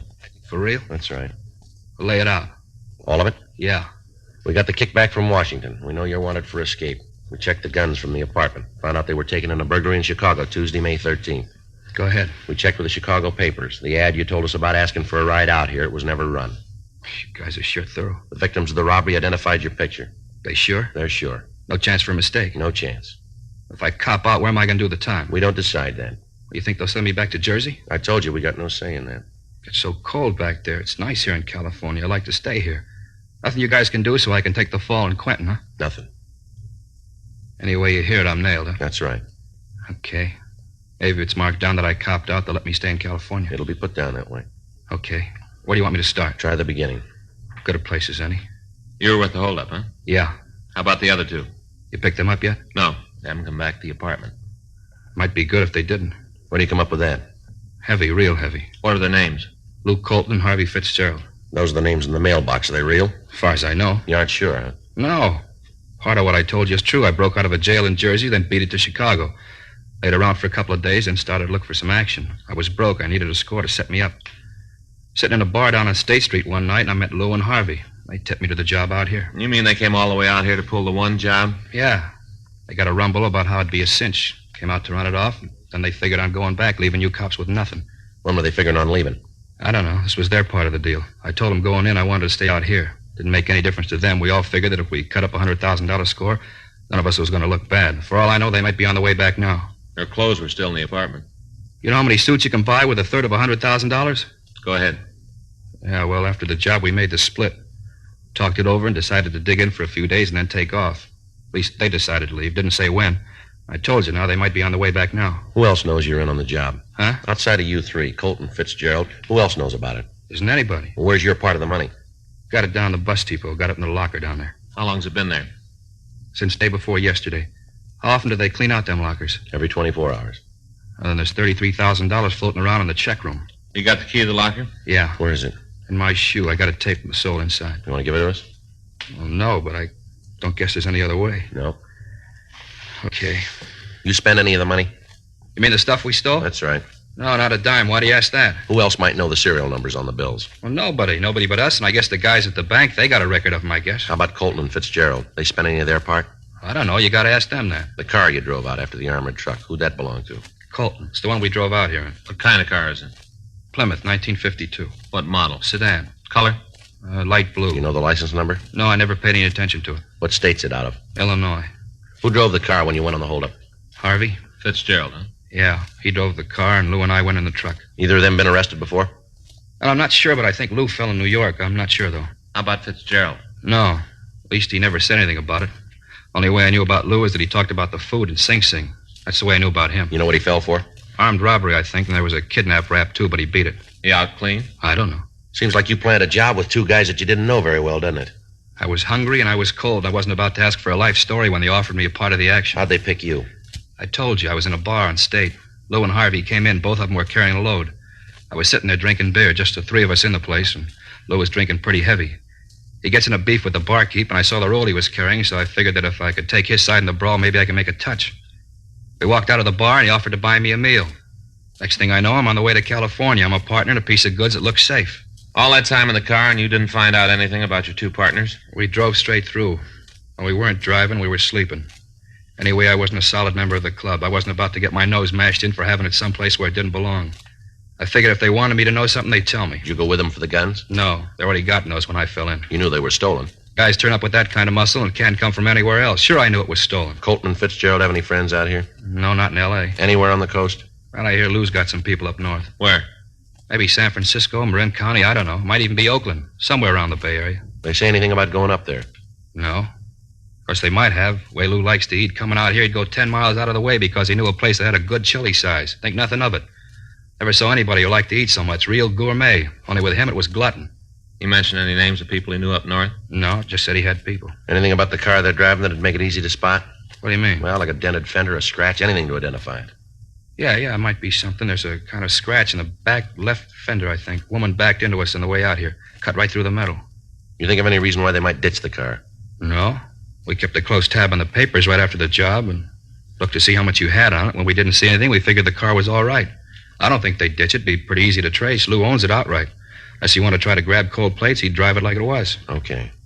We'll get you your things, and you can come over to the city hall and make a statement. How about the key to the locker? Oh, yeah. Here it is. Probably some money due on the package I'll have to owe you. We'll take care of it. Too bad, isn't it? What's that? $33,000. I haven't got the dough to bail out the package. Well, it works out even. What? You'd have no place to spend it.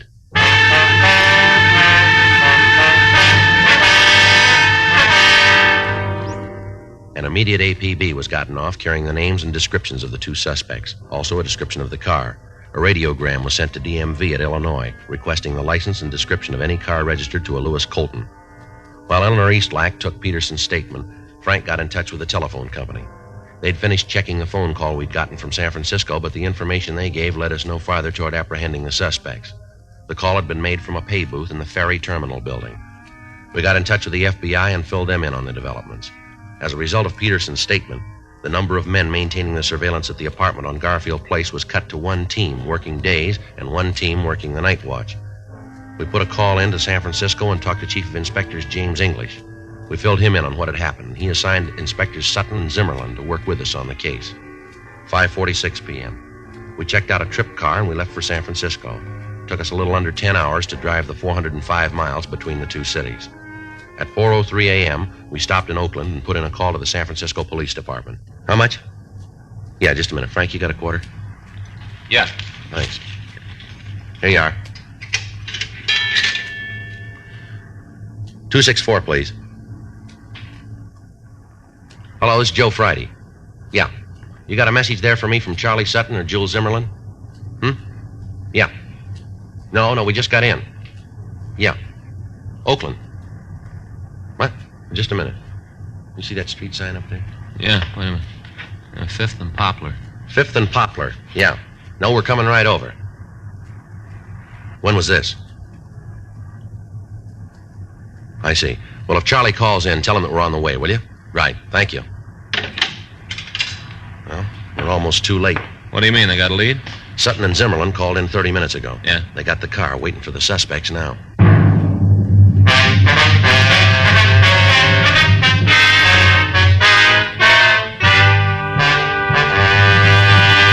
You are listening to Dragnet, the authentic story of your police force in action. There are good reasons why thousands of people are changing to Chesterfield every day. Why Chesterfield is the largest selling two-way cigarette in America. Why Chesterfield is best for me and best for you.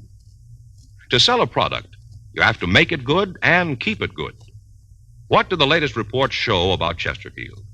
Well, our research laboratory has compared it with the leading cigarettes in the country.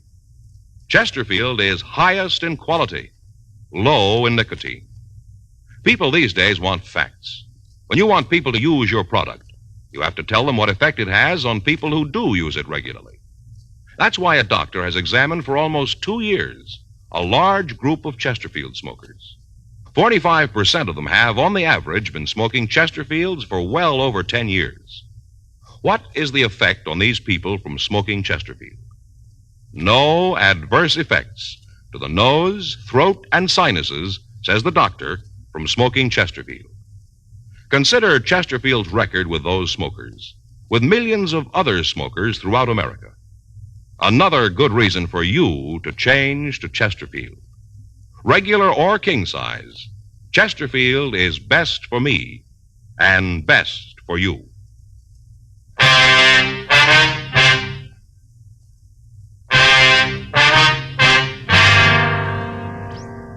The address the business office had given me on the phone was a large garage located at the corner of Union Avenue and Lynch Streets.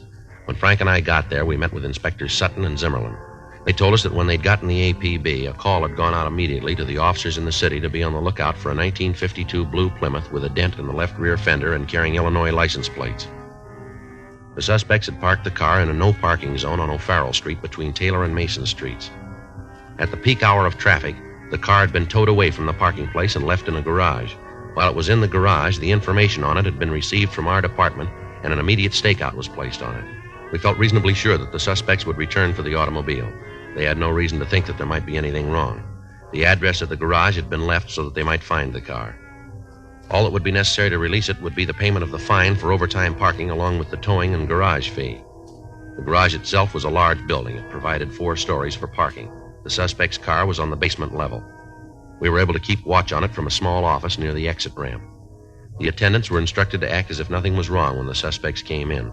Once we knew that they were in the building, the entrances and exits would be blocked and they would be taken into custody. There was nothing to do but wait. 5:30 a.m., no sign of Colton and Fitzgerald. 6:15 a.m., Frank went out and brought back some hot coffee. 6:45, 7 a.m. People began to come into the garage to get their cars, but not the two suspects. The later it became, the more difficult it would be for us to take the two men into custody. If there was going to be any shooting, we'd be in a bad position with civilians in the range of fire. 7:30, 8:04 a.m. Somebody coming down there. Yeah. You see who it is? No. Jules. Yep. You and Charlie want to cover the other side? Right. And watch it. We should be able to get a pretty good look at him. Yeah. Lousy deal. You parked the car and you towed off the street. What kind of town is this? They got a sign. You should have put it in the garage. Yeah, you and your smart ideas. You read. Why didn't you see the sign? Who can tell you anything? It's Colton and Fitzgerald. Yeah. You see Jules and Charlie? Wait a minute. Yeah, over by the gray Merc. Looks like they're all set. All right, let's go. Now, let's get this crate out of here. We can have some breakfast with the rope if we got. Where did the cops pick it up, huh? They should have given more than needed. Still not sure that was the right thing to do. Look, you don't have to think. If I wanted somebody for that, you'd still be back east. You know one of these days you're going to open that mouth just a little too wide. Yeah, what do you guys want? Police officers, you're under arrest. Run, Herb! Hit him off, Jules! The ramp, Joe. I'll get him.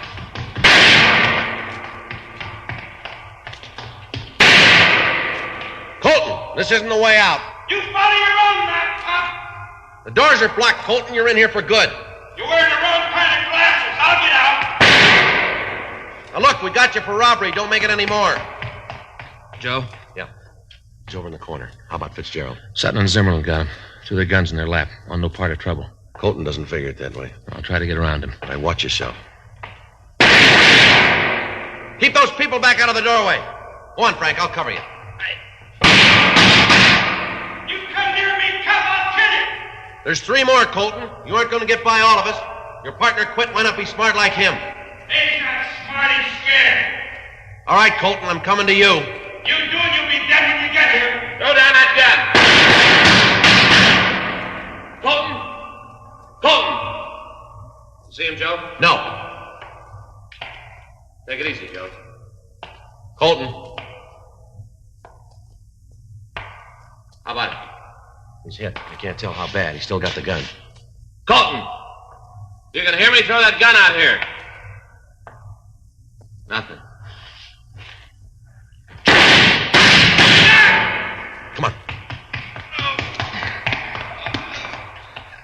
Better call an ambulance. Right. Never should have taken us. Better take it easy, Colton. You're hit where it shows. Never should have taken us. Two of you, two of us. You got it wrong, mister. Huh? You were outnumbered going in.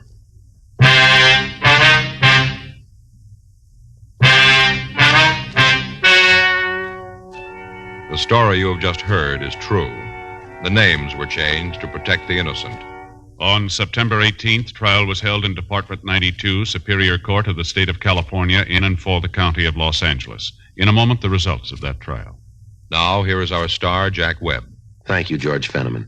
The Chesterfield Christmas carton is the most talked-about gift of the year. It features the covered bridge, which, of course, inspired the Kissing Bridge song, now a highlight of the Radio City Music Hall Christmas show.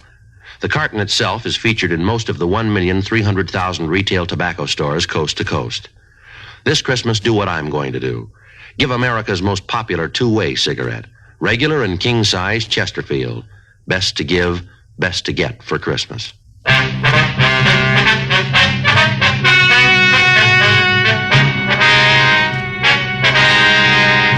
Harvey Ned Fitzgerald and Louis Jeffrey Colton were tried and convicted of kidnapping, robbery in the first degree, and violation of the Dangerous Weapons Control Act. They were found guilty and sentenced as prescribed by law. Kidnapping is punishable by imprisonment for a period of from 1 to 25 years in the state penitentiary. Robbery in the first degree by imprisonment for a term of not less than 5 years. Violation of the Dangerous Weapons Control Act by imprisonment in the state prison for a period of not less than 5 years. Henry Vincent Peterson was remanded to the authorities of New Jersey for completion of his sentence. A hold was placed on him by the state of California in the event he is paroled.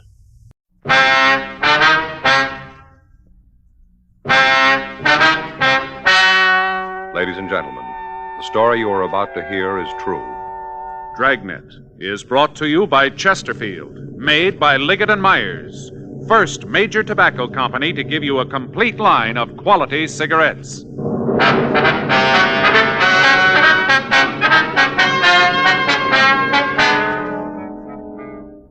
You're a detective sergeant. You're assigned to burglary division. You get a call that an important piece of religious art has been stolen from the oldest church in Los Angeles. There's no lead to its whereabouts. Your job? Find it.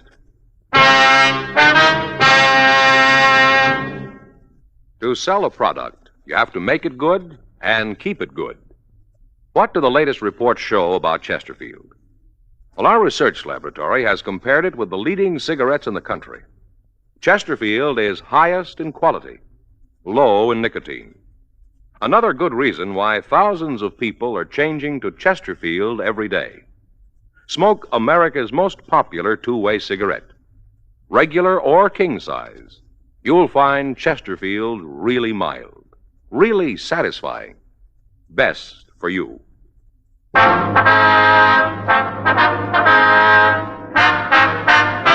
Dragnet, the documented drama of an actual crime. For the next 30 minutes, in cooperation with the Los Angeles Police Department, you will travel step by step on the side of the law through an actual case from official police files.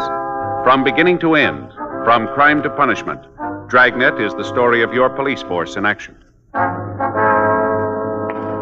It was Wednesday, December 24th. It was cold in Los Angeles. We were working the day watch out of burglary division. My partner's Frank Smith. The boss is Captain Bernard. My name's Friday. I'd gone across the street to buy stamps for some Christmas cards I was sending out. It was 9:15 a.m. when I got back to room 45. Burglary. I sat down at a table in the squad room and I started to address the cards when Frank walked in carrying a stack of Christmas boxes. Hi, Joe. Hi. Christmas cards, huh? A little late, aren't you? Well, I was going to send them out Monday, but we had that stakeout. You ought to get married, Joe. Yeah? It's the only system. Faye does all that stuff for me. Laundry, mails cards. Only system. Might help. You got a big stack there. Ought to cut down the list. Look at this here. Upholstery shop. Yeah? They send me a card every year. I never get anything upholstered. Faye and I ought to go over our list. Cut off a few names. I brought in your present. Want to open it now? No, I'll wait. I always open a couple a day before. Why? Well, put you in the spirit ahead of time. I opened Phil's this morning. Who's he? Faye's brother in Denver. Gave me a magazine, one of those funny ones. What do you mean, a comic book? No, one of those funny ones, you know. No, I don't, Frank. Well, some of the pages have holes in them. You look through and there's a picture on the next page. Oh, yeah, I've seen those on the newsstand. They have cloth pasted in. Cloth? In the ads. If you want to buy a suit, they have a sample right there. You mean you can feel it? Reach right out and feel it. There was one for $200. A suit? Sure. Cloth comes from Scotland. What's it made out of? Solid gold? No, they got a special kind of goat over there. It's real smooth. Not a goat, Frank. A sheep. Well, it's a special kind of sheep, then, because a suit costs $200. You gonna get one? I told Faye. She said, wear the sample. Anything doing? Fanning and Pryor were in on that market holdup. They come up with anything? Pound of air. Nothing else. I hope it stays quiet. I got more shopping to do. I finished. What'd you get Ann? Stationery set. Some paper and envelopes. Leather binding. Joe, you'll never learn. Well, what's the matter? No woman wants a stationery set. Get her something personal. Well, it's got her initials on it. No. You want something more sentimental, romantic. What'd you get Faye? It's different in her case. What'd you get Faye? Sewing machine. That's romantic. Well, it isn't a way.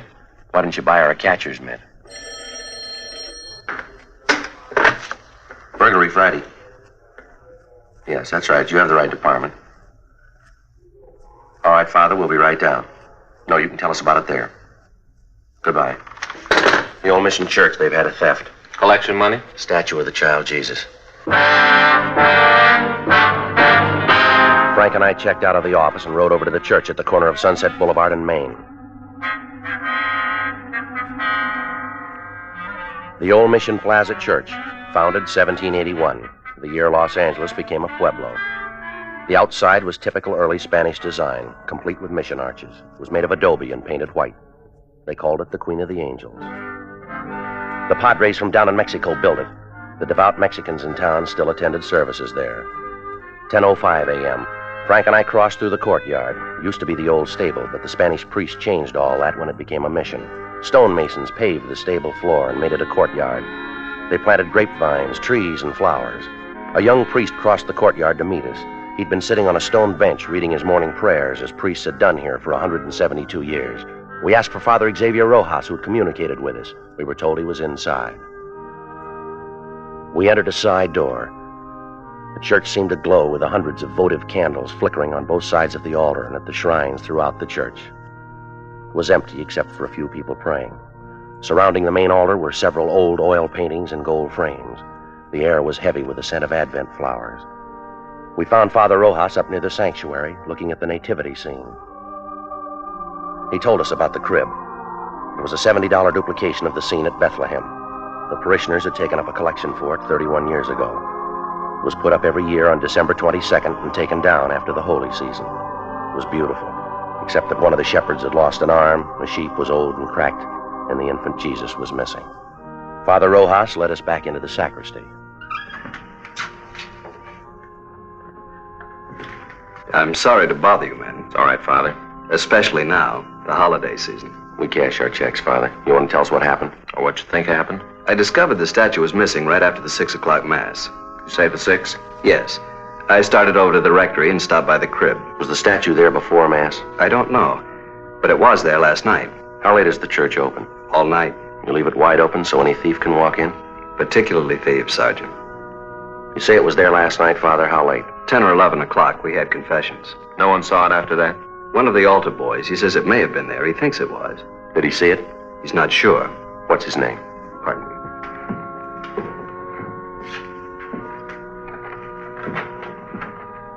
Here's the schedule. You'll find the names for every Mass there. Was there a big crowd at the 6 o'clock Mass, Father? Not too many. 7's the big one. People on their way to work. Did anyone stay after Mass, did you notice? Not especially. I came back here, took off the vestments. I suppose it was 10 or 15 minutes before I went back in the church. It was empty then? No, people were coming in for the 7 o'clock. Are these the altar boys, James Cornine and Joseph Heffernan? That's right. Joe's the one who mentioned it might have been there. Did you check with the other priests, Father? Before I called you. None of them knows anything about it. Just for a check on the pawn shops, how much is the statue worth? In money? Well, that's the point in pawn shops, Father. Only a few dollars. We could get a new one, but it wouldn't be the same. We've had children in the parish. They've grown up and married. It's the only Jesus they know. We understand. And we've had children who died. It was the only Jesus they knew. So many of the people who come here are simple people. They wouldn't understand, Sergeant. It would be like changing the evening star. We'll do our best, Father. That's why it would mean so much to have it back for the first Mass on Christmas.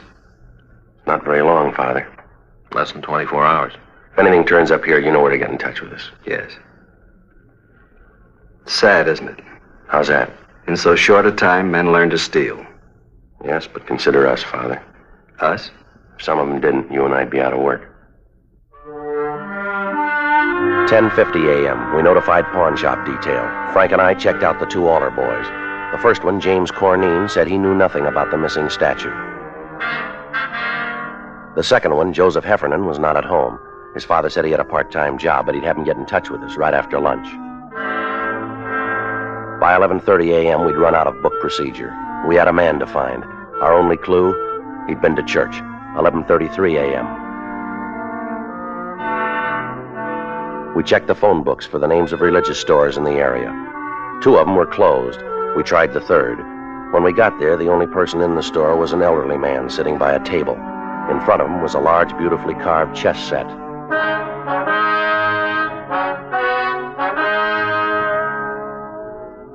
We're police officers. My name's Friday. This is my partner, Frank Smith. Great to see you. Caught me in the middle of a big chess match. Where's your partner? Up in San Jose. We've been playing for years. Same match? No, just 2 or 3 months on this one. What I meant was we've been playing different matches for years. I see. You know, we do it through the mail. I send him a move, he sends me one. Must keep you on your toes. Except during the holidays, the mail gets all fiddled up. That's no good. Guess not. Slows things down, that's no good. I like to catch him off guard. You Mr. Flavin? How'd you know? We never met. Your name's on the window out front. Mr. Flavin, we checked the other 2 religious stores in this neighborhood. They're closed. This is the best one anyway. 50% European items. We're checking the stores around the Mission Church. For what? Statue of the Child Jesus. Do you have one we could look at? Sure. No, sir, a larger one. You don't want a larger one, unless it's for a church. That's where you want a larger one. Could we see it, please?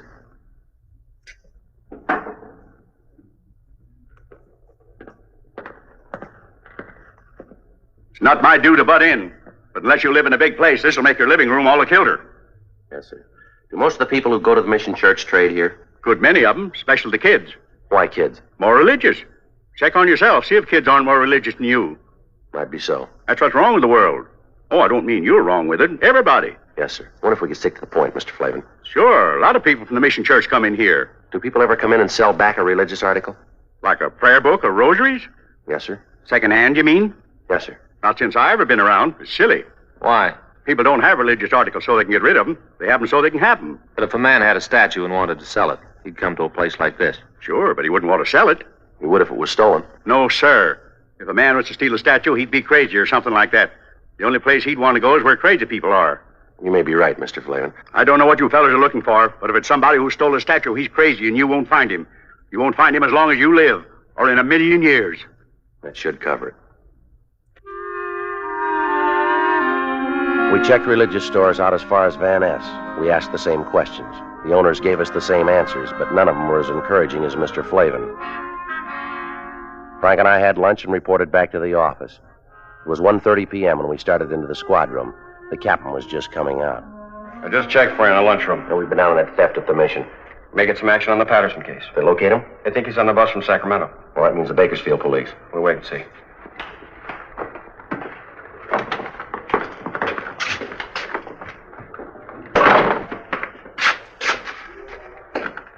Are one of you fellas Sergeant Friday?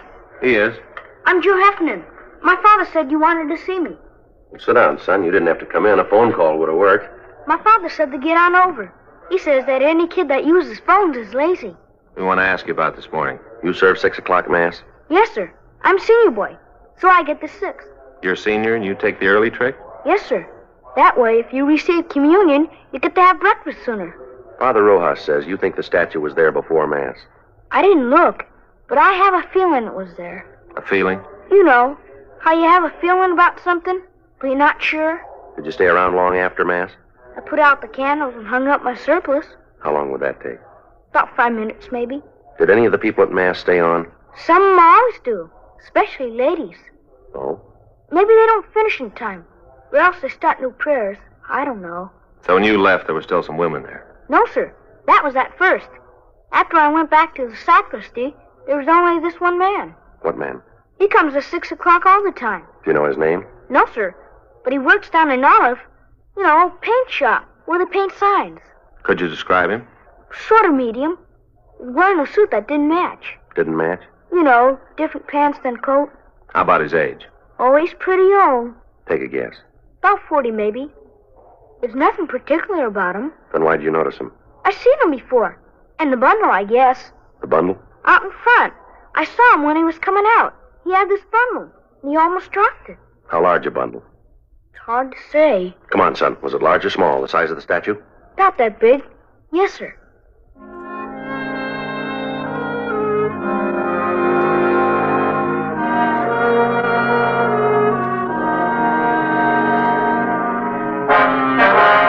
We located the sign shop. The suspect didn't work there anymore, but we discovered his name was Claude Stroop. We found out where he lived. 2:25 p.m. We arrived there. It was a hotel for men, mostly old men, mostly down and outers. It was called the Golden Dream. Police officers. We're looking for Claude Stroop. Hope Claude didn't get in any trouble. So do we. Is he in? No. He's got room 307. You can check if you like. We'll take your word. Were you on this morning? Huh? You have the early shift. Well, we don't have shifts. My uncle owns the place. I'm the shift. Did Stroop spend last night here? Came in about 11. When did he leave this morning? Around 6, maybe before. Did he come back after? 8 o'clock or so. Then left. Supposed to be back at 10. And pulls this trick. What trick? Our program. He knows the other fellas need him. Program? You're here at the hotel. Every Christmas we have a program. Put up a tree and sing. They're mostly old fellas. Singing like that makes them remember back when they were kids. Then Jimmy Finn comes on. Jimmy Finn? He shares number 409. His family once had a lot of money, so he tells the fellas about it. Stories about Christmas. How they had this big log, and his grandfather used to start it up, and after dinner everybody turned over his plate, and there underneath was a $20 gold piece. Brand new one. When Stroop came in this morning, did he have a bundle? I didn't see him come in. You said you saw him. I saw him go out after, but not come in. When was that? 8. If you want to look for a bundle, I could give you his key. We don't have a warrant. It's all right. I know about police. It's all right with me. It's not with us. I didn't mean that. I just meant it was all right with me. Good King Wenceslas looked out on the feast of Stephen. When They were three old men. You couldn't tell how much better they would have been with Stroop singing the fourth part, but somehow you didn't care. This was Christmas at the Golden Dream, and it sounded fine. Though the frost was cruel, when the poor man came in sight, gathering winter fuel. This is the last rehearsal. They got most of the songs down pat. Sounds pretty good. Yeah, that's why it's a shame Claude isn't here. He's tenor, and they need him to make it sound just right. Does Stroop have a job? No, sir. He used to have jobs. Not much lately, though. You say where he was going? No, he should have. The fellas need him. When he comes in, will you call us? Sure, and not say anything to him. That's right. I hope it's nothing serious for Claude. The fella's troubles ought to be over. Troubles? Way back. It wouldn't count now.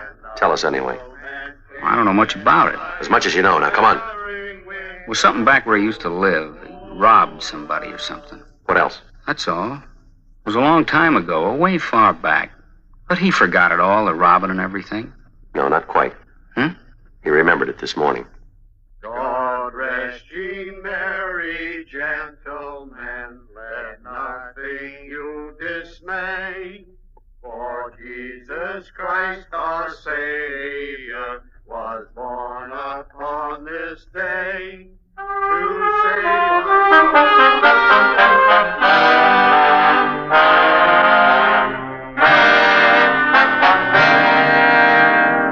We went back to the office and ran Stroop's name through R&I. If he'd been booked anywhere, we had no record of it, at least not under that name.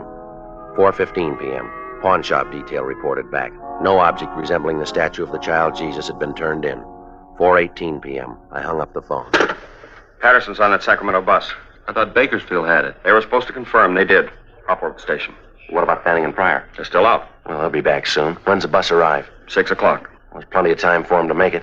There's more time for you. We're still in that theft. Can it wait? No. What is it? $10, $15 statue? When's the price determine a case?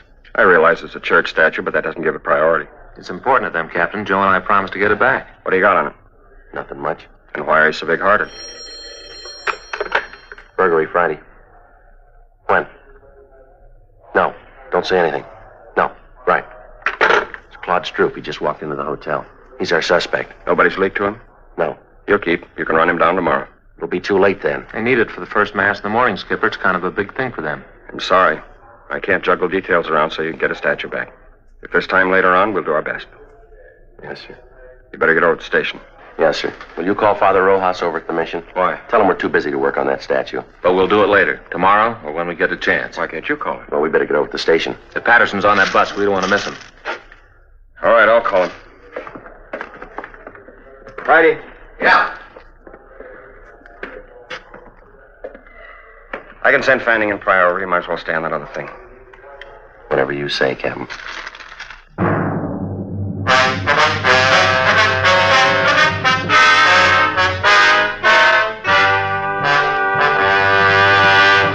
You are listening to Dragnet, the authentic story of your police force in action.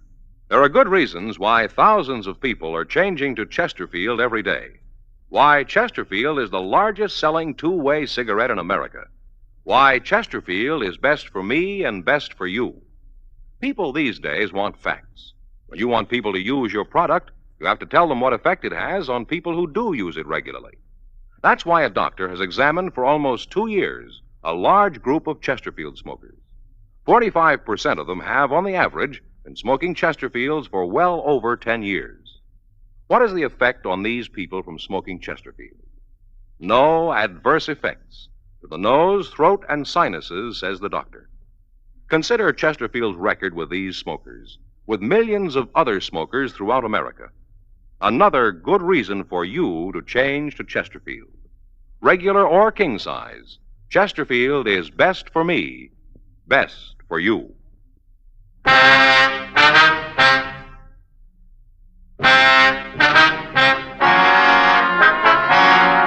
4:43 p.m. We arrived at the Golden Dream Hotel.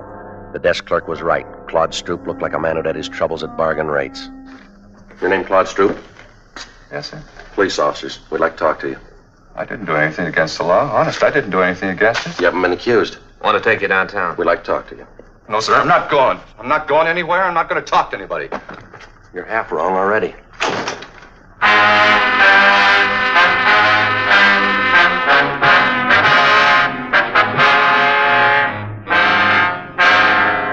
"5:15 p.m. We returned Stroop for interrogation. He kept his word.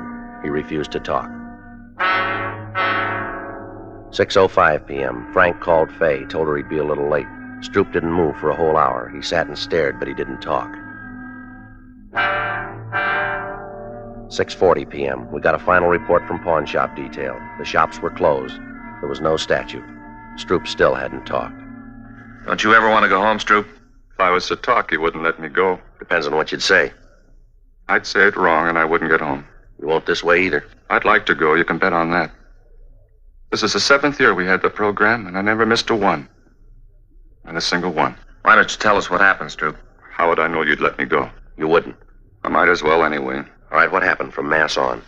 Well, there was Mass. I came out and started down toward the hotel. Back up. I left my stuff at the hotel, and then I picked up George's car. I didn't steal it. He said I could have it any time I wanted. Only this time I didn't ask him. I took it and started out. Yeah. I should have asked, but I just didn't. I went over to Grand Avenue for the Christmas bulbs, for this fella sells them secondhand. It was coming out of the lot that I did it. Yeah. The bumper must have caught the other car. Didn't leave too big a dent, but there was this long scratch. I got out and tried to wipe it off with my handkerchief. You know, spit on it like. Only it didn't do no good. I didn't think anybody saw. I don't know how you fellas found out about it. I'll check auto records. Right. Stroop, we didn't bring you down here to talk about that. You didn't? No. There's a statue missing from the church. The statue of the child Jesus. You mean I took it? You took a bundle out of church? Yes, sir. That was my other pants for the program tonight. I had a place sewed up and there was a button off. You can check. But I wouldn't take a statue. I don't think you would either. He's clear at auto records. Go on home. For the program? You mean it's all right? Good night, Stroop. Good night.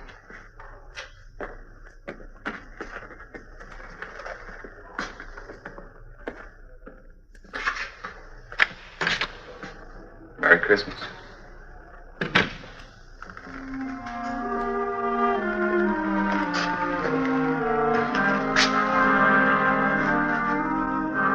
Where to? Well, I don't know. We could stay and work on it tonight. Wouldn't do any good. We won't find it. I don't think so. No use kidding the priest. Build his hopes up. Might as well go tell him now.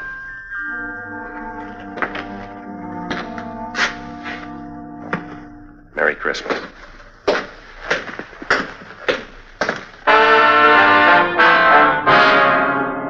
"7:27 p.m. We found Father Rojas. Frank told him how it was, that we couldn't get the statue back by morning, but that we'd keep trying during the week. He said he understood. We told him we had to get on. As Frank and I started to leave, the doors at the main entrance to the church opened.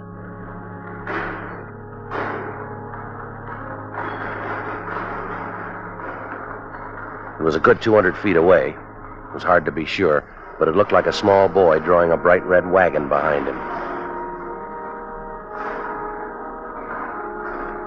When he got closer, you could see he was no bigger than a pint of milk. He was a luminous-eyed little Mexican boy with a face as young as yesterday. The priest seemed to know him. Paquito? In the back of the wagon was the missing statue of the child Jesus. He picked it up gently and walked up to the priest. Father Rojas? He just stood there, looking up at Father Rojas. It's Paco Mendoza, the boy from the parish. Ask him where he found it. ¿Dónde lo encontraste? No lo encontré, lo cogí esta mañana. He didn't find it, he took it. Why? ¿Por qué? Todos los años Paquito rezó por un camioncito rojo. Este año Paquito rezó al niño Jesús. Yo prometí al niño Jesús el primer viaje en mi camioncito. He says all through the years he's prayed for a red wagon. This year he prayed to the child Jesus. He promised that if he got the wagon, the child Jesus would have the first ride in it. ¿Vendrá el diablo para llevar a Paquito? He wants to know if the devil will come and take him to hell. That's your department, Father. No el diablo. Jesús ama a Paquito mucho. We crossed over to the sanctuary. With the help of Father Rojas, the young boy replaced the infant Jesus in its rightful place, the crib in the nativity scene. Frank and I could have been wrong, but the small plaster statue seemed to approve. Mary, Joseph, the wise men, Gaspar, Melchior, Balthazar, the old shepherd, the young shepherd, the peasant, they all seemed to approve.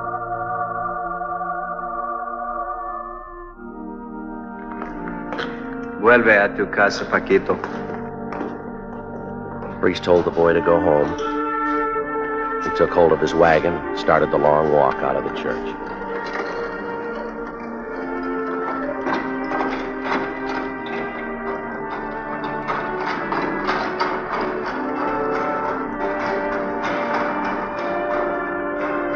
There wasn't much we could say.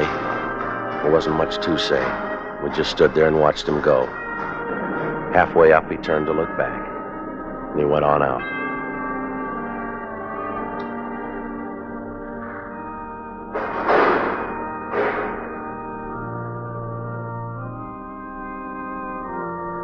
I don't understand how he got that wagon today. Don't kids wait for Santa Claus anymore? It isn't from Santa Claus. The firemen fix old toys and give them to new children. Paquito's family, they're poor.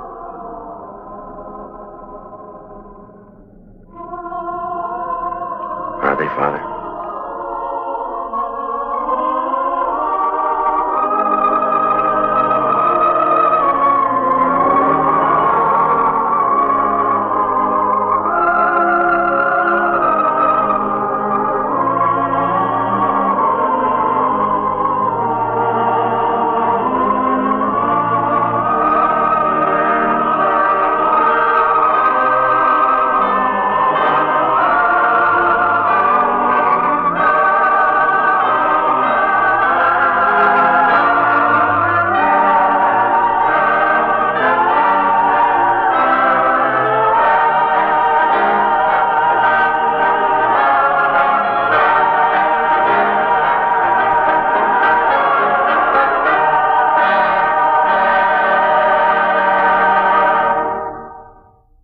The story you have just heard is true.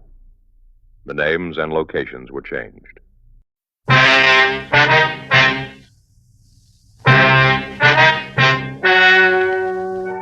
Ladies and gentlemen, the story you are about to hear is true. The names have been changed to protect the innocent. Dragnet is brought to you by Chesterfield, made by Liggett and Myers, first major tobacco company to give you a complete line of quality cigarettes.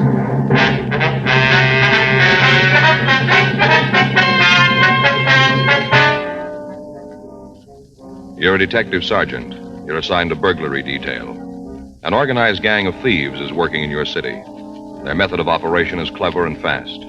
There's no lead to their identity. Your job? Stop them. To sell a product, you have to make it good and keep it good. What do the latest reports show about Chesterfield? Well, our research laboratory has compared it with the leading cigarettes in the country. Chesterfield is highest in quality, low in nicotine. Another good reason why thousands of people are changing to Chesterfield every day. Smoke America's most popular two-way cigarette. Regular or king size, you'll find Chesterfield really mild, really satisfying. Best for you.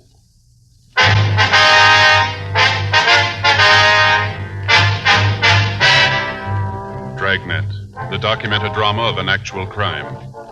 For the next 30 minutes, in cooperation with the Los Angeles Police Department, you will travel step by step on the side of the law through an actual case transcribed from official police files. From beginning to end, from crime to punishment, Dragnet is the story of your police force in action.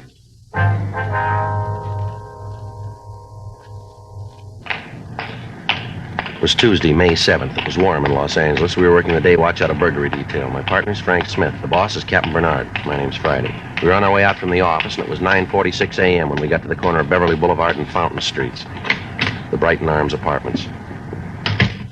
12A, isn't it? Yeah. This is it.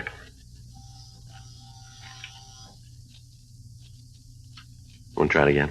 Yeah. Just a minute. Yeah? Miss Anderson? Yeah, that's right. Police officers. This is my partner, Frank Smith. My name's Friday. Oh, yeah, come on in. Thank you. Thanks very much, ma'am. Sit down, I'll put some coffee on. All right.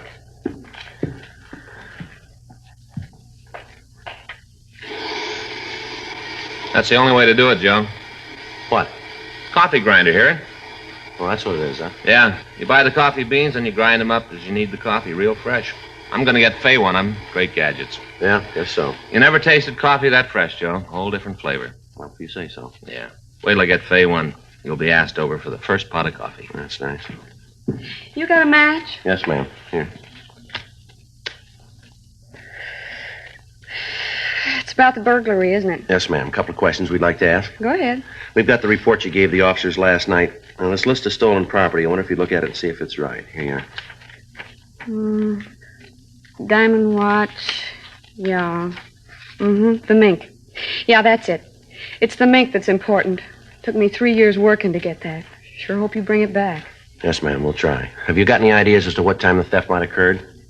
Well, near as I can figure, it must have been around midnight. Why do you say that? Well, I got home from work about 11:30. I'm a hostess in a restaurant downtown. Go on, please. Got home, the coat was still here. I hardly ever come into the house without checking on it. You know, it's the only real thing of value I got. Yes, ma'am. Well, there it was, hanging in the closet. I went out to have a cup of coffee and pick up the papers before I went to bed. Whoever took it must have been waiting outside. He saw me leave and then came in. Why do you say he? Hmm? Well, you said he must have been waiting. Oh, I didn't mean anything special, you know, just a word. I see. Did you see anybody in the vicinity when you left the house? No, not that I can tell about now. The corner's a pretty busy place, Sergeant. Lots of people around there. A couple of restaurants. Always a lot of people around. Wonder if we could see how they got in, please. Yeah, right back here.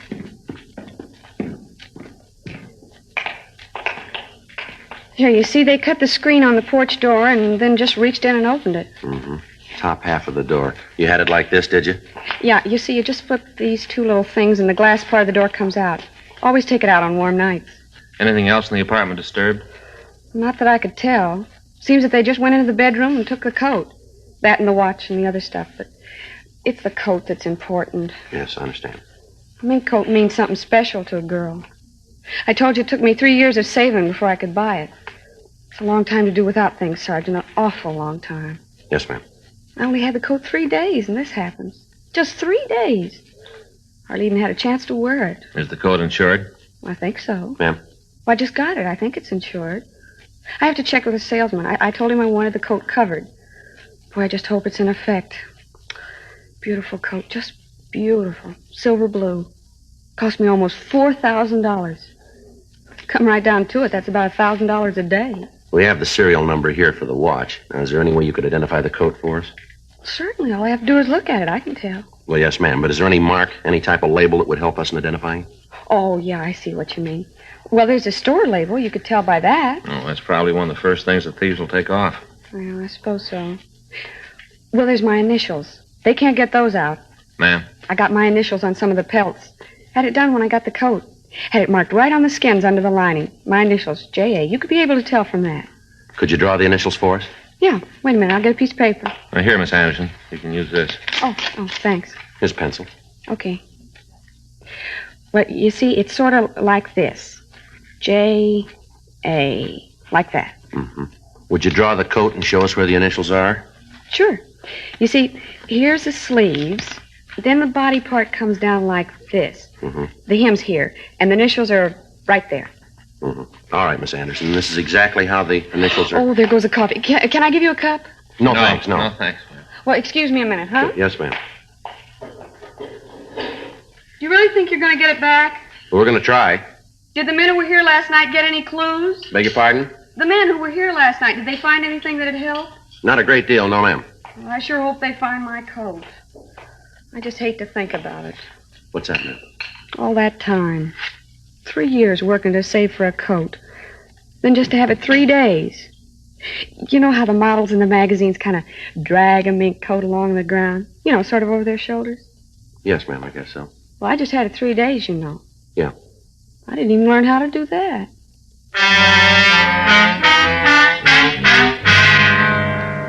Reports of similar burglaries had been coming into the office for the past 6 weeks. In each one, the method of operation was similar enough to let us know that we were dealing with the same thieves. All of the homes that were prowled were residences. The owners of the houses were always absent. Entrance to the places was made through a rear window. In those cases where the window was open, the screen was cut. Where the window was locked, the pane of glass was broken and the entrance made that way. The classification of goods stolen was also the same in all of the burglaries. Pieces of jewelry, whatever money was found, and fur coats. The only room prowled was the one where the fur coats were kept. None of the valuables in the rest of the house would be touched. Bulletins had been gotten out to all of the pawn shops in the area on the stolen pieces, but there'd been no replies.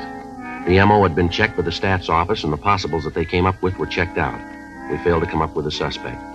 The investigation of the crime lab on the scene had produced no tangible evidence. Frank and I had gone over the burglary reports time and time again, trying to find something that would tie the thefts together. None of the victims were acquainted with each other. They all lived in different parts of the city. The coats were bought from different retailers, and yet within a week of the time the coat was purchased, it would be stolen. Friends of the victims were checked. In most instances, we found that they didn't even know the victim had been in possession of the article stolen. On the night of May 6th, another burglary was reported. Among the stolen articles were a mink stole and a full-length natural mink coat. The coat had been purchased only 3 days before the theft. The victim had worn it in public only twice. After going over the physical evidence at the scene and talking with the woman, we were no further than we had been. Saturday, May 11th, Frank and I checked into the office. Another one that doesn't go anyplace. Yeah, you want to get the reports out? Yeah. You know, Joe, there's got to be something to tie them all together, something in common. Well, if we come up with that, maybe we got the answer. You see the bunch down by Chief Brown's office when we came in? Yeah? I recognize one of them. Yeah, who? Insurance man. They'll most likely be down here when they get through talking to Chief Brown. What's it figure the thefts have cost him? A little under $47,000. Well, you stand that kind of loss, you'd do some yelling, too, wouldn't you? Suppose. Funny none of the stuff's turned up. Well, it isn't doing them any good unless they sell it. I get it. Burglary Friday. Yeah, it is. Mm-hmm. What's your name? What? Oh, where are you now? Mm-hmm. All right. No, we'll be right over. Right. Well, maybe we got one. Yeah? A woman says she wants to talk to us about a stolen fur coat. The woman gave the name of Wilda Chandler. She said that she had some information for us and asked us to meet her in a bar at the corner of St. Andrew's Place and Las Palmas Avenue. It took us 23 minutes to get there. See her? No, we'd better ask the bartender. Yeah. Yeah? Is there a Miss Chandler here? Chandler? That's right. She just called. Said to meet her here. Might be her in the back booth. Didn't give no name. Back booth. Thank you. Hey, wait a minute. Yeah. If it's her or your friend, will you do me a favor? What's that? Try to get her out of here. What do you mean? Get her out of here. All she's been doing is sitting back there playing that song. Playing the song, ordering doubles. We ain't got a girl in here this time of the morning. I gotta carry the orders back to her. Got a lot of other stuff to do. All right, we'll see about it. Well, if you can't get her out, at least talk her into sitting up here at the bar so I don't have to walk, huh? Yeah, sure. Thanks.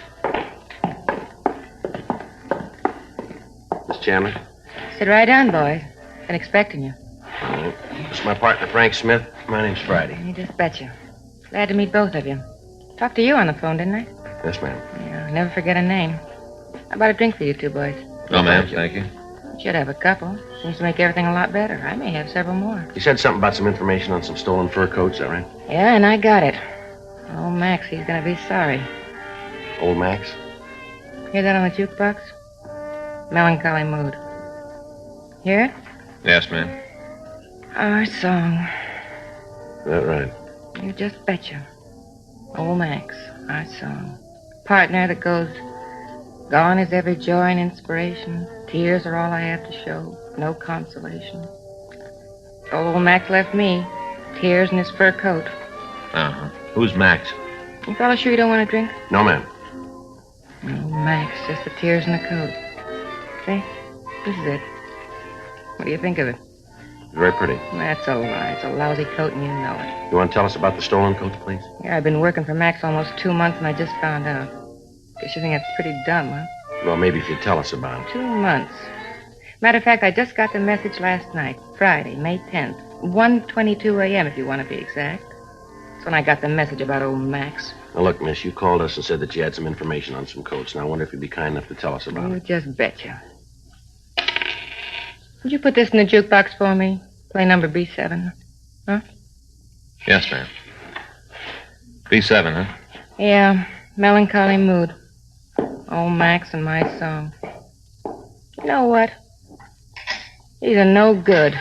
A real no good. This Max, has he got something to do with the burglaries? You just betcha. Old slick Max, he's a pistol. Yeah. Say, how about a drink? No, thank you. I didn't mean for you, for me. Suppose you tell us about Max and the furs, would you, please? If that's the way you want it. Max is a thief. Yes, ma'am. Oh, you know him? I don't know. A thief. Worked for him 2 months, even thinking about marrying him. All the time he's a thief. What's Max's last name? Barrett. Well, thanks for playing the song. It's real nice. That's B7. What about this Max? Told me how I was going to wear mink, and this is what I end up with. Now, look, Miss Chandler, if you have some information for us, we want to hear it, but we haven't got time to sit here and keep you company. You think it's all a gag, huh?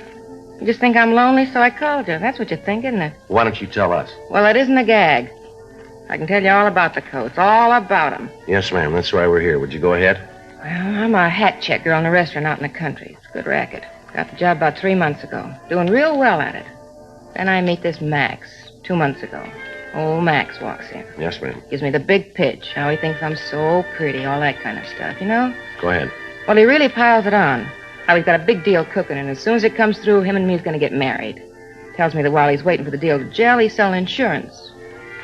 Old Max selling insurance. Pretty funny, huh? Well, he tells me that the hardest thing about selling insurance is the contacts. You know, getting to meet the people who need it. Contacts. Yeah. And that's where I come in. You see, old Max, he doesn't sell insurance on people, not like on their lives. He doesn't sell that kind. Mm-hmm.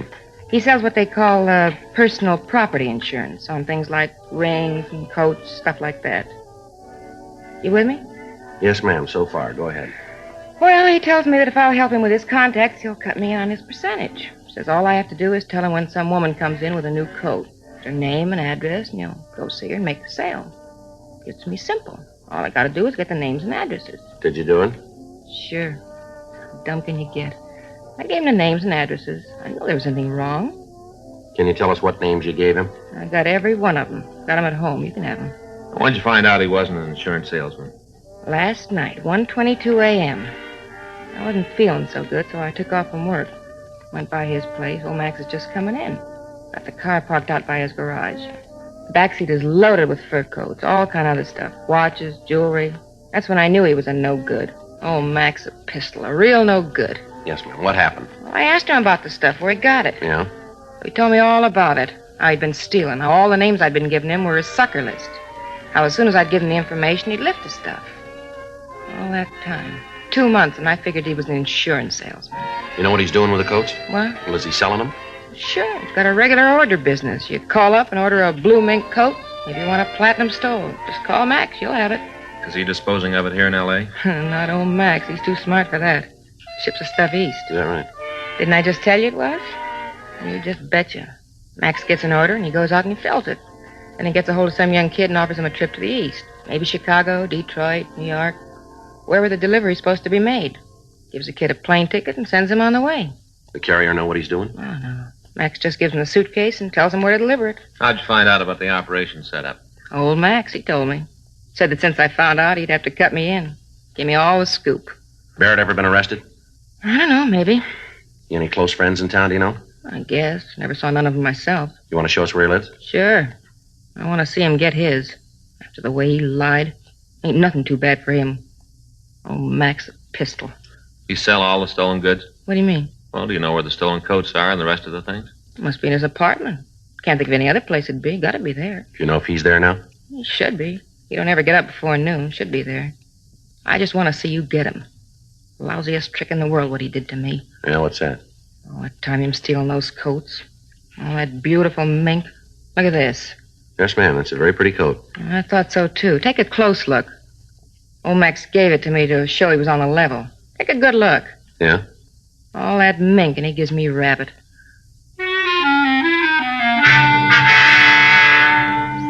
Before we left the bar, we put in a call to R&I asking if Max Barrett had a police record. The office told us that there was none in our files. We asked that a teletype be sent to George Brereton at the CII office up in Sacramento. We also had the name Wilda Chandler checked. She had no record in Los Angeles. 11:20 a.m. We got Barrett's address from the Chandler woman, and then we called a radio car. The officers took her to the city hall where she could make a full statement. Frank and I drove over to Barrett's apartment. Wilda Chandler had told us that the suspect drove a late model Pontiac sedan. We found the car parked in a garage in the rear of Barrett's address. A preliminary search of the garage and of the car failed to turn up any evidence of the thefts. 11:46 a.m. Frank and I went up to see Barrett. I'll get it. Probably still asleep. Uh-huh. Who is it? Like to see you. Just a minute.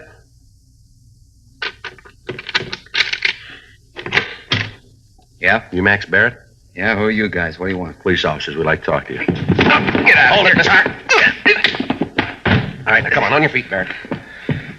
What's this all about, anyway? What are you guys doing breaking in here like this? You want to check the closets, Frank? Right.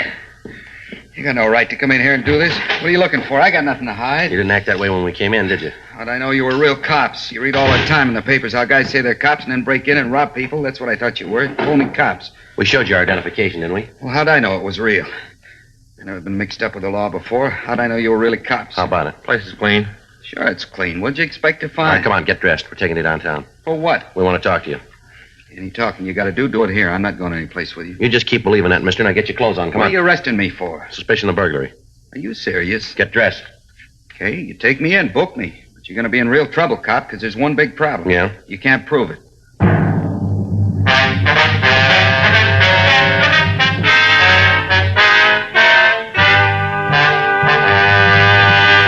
You are listening to Dragnet, the authentic story of your police force in action. There are good reasons why thousands of people are changing to Chesterfield every day. Why Chesterfield is the largest selling two-way cigarette in America. Why Chesterfield is best for me and best for you. People these days want facts. When you want people to use your product, you have to tell them what effect it has on people who do use it regularly.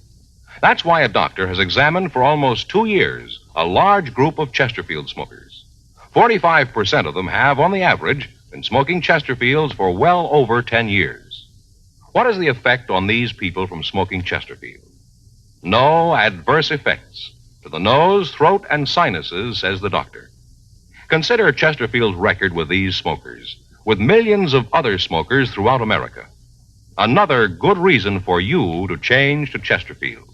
Regular or king size, Chesterfield is best for me, best for you.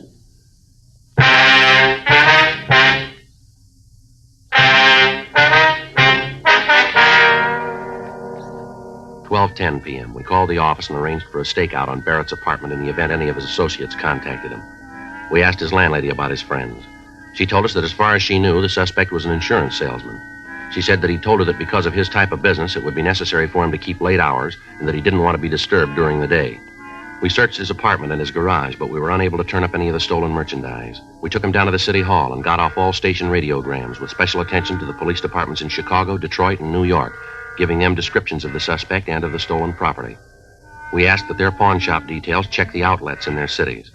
3:15 p.m. We had Barrett brought to the city hall, and we talked to him in the squad room. Okay, you made the boo-boo. Now, how are you going to get out of it? What do you mean? Well, you've had the chance to check my record. You know I'm clean. How are you going to get out of having me sue you? You got a job? Yeah. Where do you work? I'm an insurance salesman. What's the name of your company? What do you want that for? We want to talk to him. I don't want you calling them. They find out I'm down here. Before I get a chance to tell them about it, I'll lose my job. You kind of got this thing a little mixed up, haven't you? What do you mean? You've been trying to sell us how innocent you are all morning. Yet every time we ask a question, you give us a smart answer. Now, if you haven't got anything to hide, why don't you come off it and tell us the truth for a change? I'm doing that. When? What company you work for? I'm not going to tell you. This rate book we found in your car. This the one? Great Southwestern Life, that it? Why don't you call them and find out? We did. They say they never heard of you. Then it isn't them, is it? What are you doing with the rate book? That illegal, too? Where'd you get it? friend of mine. I like to check the prices of other companies, keep abreast of things. What's the friend's name? You know I'm not going to give you that. Hey, who put you on to me anyway? You said it yourself. We're not going to tell you. But it was that Wilda broad. Who? Who's playing cozy now? Wilda Chandler. She's the one who told you to pick me up, isn't she? She have a reason to do that? She might think so. Why don't you tell us about it? I tried to help her out, give her the chance to earn some extra money. Told her I'd give her $5 for every prospect she turned over to me who bought some insurance, and it worked good for a while. And she started boozing it up. Got to be a real lush. Couldn't trust her anymore. She was giving me a list of bad names, making them up. I had to get rid of her. Yeah? Give her a coat and called it quits. How about these names she gave you? You got a copy of them? No. Turned out they weren't any good, so I threw them away. Frank? Yeah? You got that list? Yeah, here you go. Listen to these. See if they sound like the people Wilda told you about. Pauline Bunnell, Myrtle Briggs, Mrs. Mildred Carlson, Miss Jane Anderson, Alice Beckworth. How about it? You recognize any of them? She's the one, isn't she? Lousy lush. She's the one who told you, isn't she? Recognize the names? Yeah. Every one of those people have had a burglary in their house in the last month. There's a lot more names. Why don't you cop out and tell us the truth? I got nothing to say until I see a lawyer. Joe, see you a minute. Yeah, Olson, right away. What do you got? Kid says his name's Jim Nelson. Picked him up out at Barrett's place. Anything on him? Suitcase. Here it is. A couple of fur coats inside of him. What about Nelson? Checked him. Got a record listing, 2 burglary arrests, 1 conviction. Where's he now? Got him over in an interrogation room. Who's with him? Rubles. Any trouble? No. Walked in and we took him. Says he wants to see Barrett. Thought maybe you'd want to talk to him first. Yeah, I do. I'll be right back, Frank. Okay. Let's go. Anything on the coats? Haven't had a chance to check him yet. Brought the Nelson kid right in. Anybody out at Barrett's now? Yeah, we called the team before we left. Okay, thanks. I'll call you. Right. Hi, Rubles. Thanks. All right. Olson, I'll be down the hall if you need anything, Joe. Right, thank you. Your name Nelson, is that right? Yeah. Where'd you get the suitcase? Barrett gave it to me. When? A couple of days ago. I was supposed to take it to Detroit. What happened? I didn't make it. Got to thinking about how he was willing to pay my expenses back there just to take the suitcase. Got to wondering what was so important. Opened the suitcase, and when I saw what was in it, I didn't want any part of it.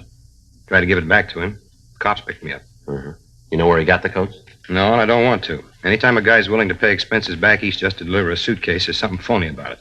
I want no part of the action. You know I got a record. I only stood 1 conviction. I'm trying to keep clean. You got Barrett here now? That's right. You gonna hold him? Yeah. I'd like to see him for a minute. Why? I'd like to tell him what I thought about the deal he tried to pull. Telling me how he was my friend.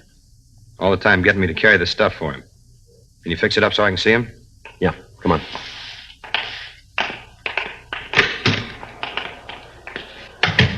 You gonna be able to nail him? We will now. Imagine a guy'd pull a stunt like that on his friends. A guy'd do that, do about anything. Yeah. You willing to testify about how Barrett gave you the suitcase? I sure am. I want to see him nailed good. Barrett? Yeah? Turn around here. A friend of yours wants to see you. What are you doing here? Thought I'd be in Detroit by now, didn't you, Max? Just keep your mouth shut. They got nothing on us. Watch him while I get the suitcase, Frank. Yeah.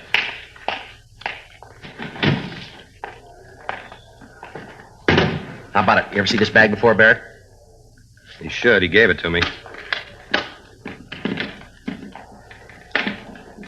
Beautiful coat here. Let's take a look at the lining, shall we? I don't know anything about those. A guy sold them to me. I don't know where they came from. How about it? It's right there. Initials J.A. You want to tell us now, Barrett?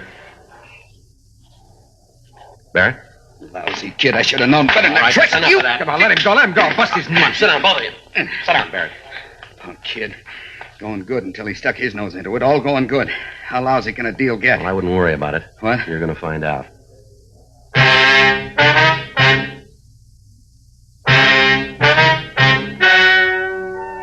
The story you have just heard is true. The names were changed to protect the innocent. On September 18th, trial was held in Department 97, Superior Court of the State of California, in and for the County of Los Angeles. In a moment, the results of that trial. Now, here is our star, Jack Webb. Thank you, George Fenneman. Friends, going into the new year, there are a couple of things that we sincerely hope you'll do. One, continue to listen to Dragnet. We're going to do our best to make it the kind of a program that you want. And two, if you're not already smoking Chesterfields, try them. And of course, all of us on Dragnet wish you a happy and prosperous new year.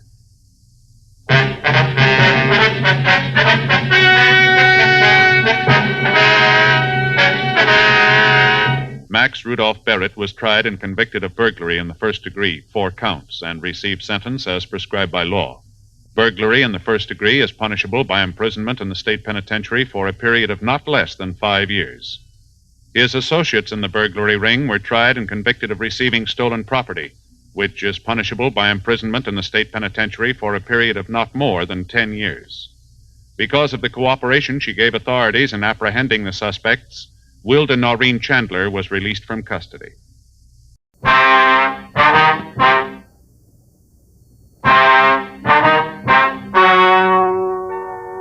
Ladies and gentlemen, the story you are about to hear is true. The names have been changed to protect the innocent. Dragnet is brought to you by Chesterfield, made by Liggett & Myers, first major tobacco company to give you a complete line of quality cigarettes.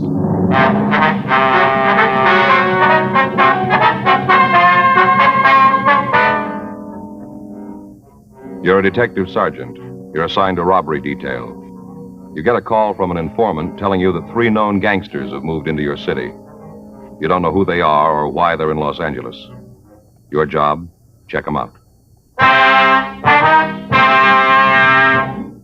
To sell a product, you have to make it good and keep it good. What do the latest reports show about Chesterfield? Well, our research laboratory has compared it with the leading cigarettes in the country. Chesterfield is highest in quality, low in nicotine. Another good reason why thousands of people are changing to Chesterfield every day. Smoke America's most popular 2-way cigarette.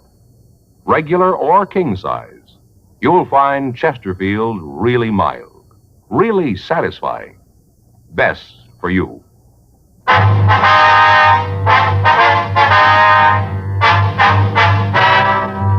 Dragnet, the documented drama of an actual crime.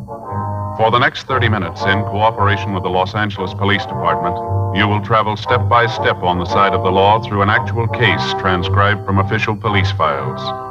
From beginning to end, from crime to punishment, Dragnet is the story of your police force in action.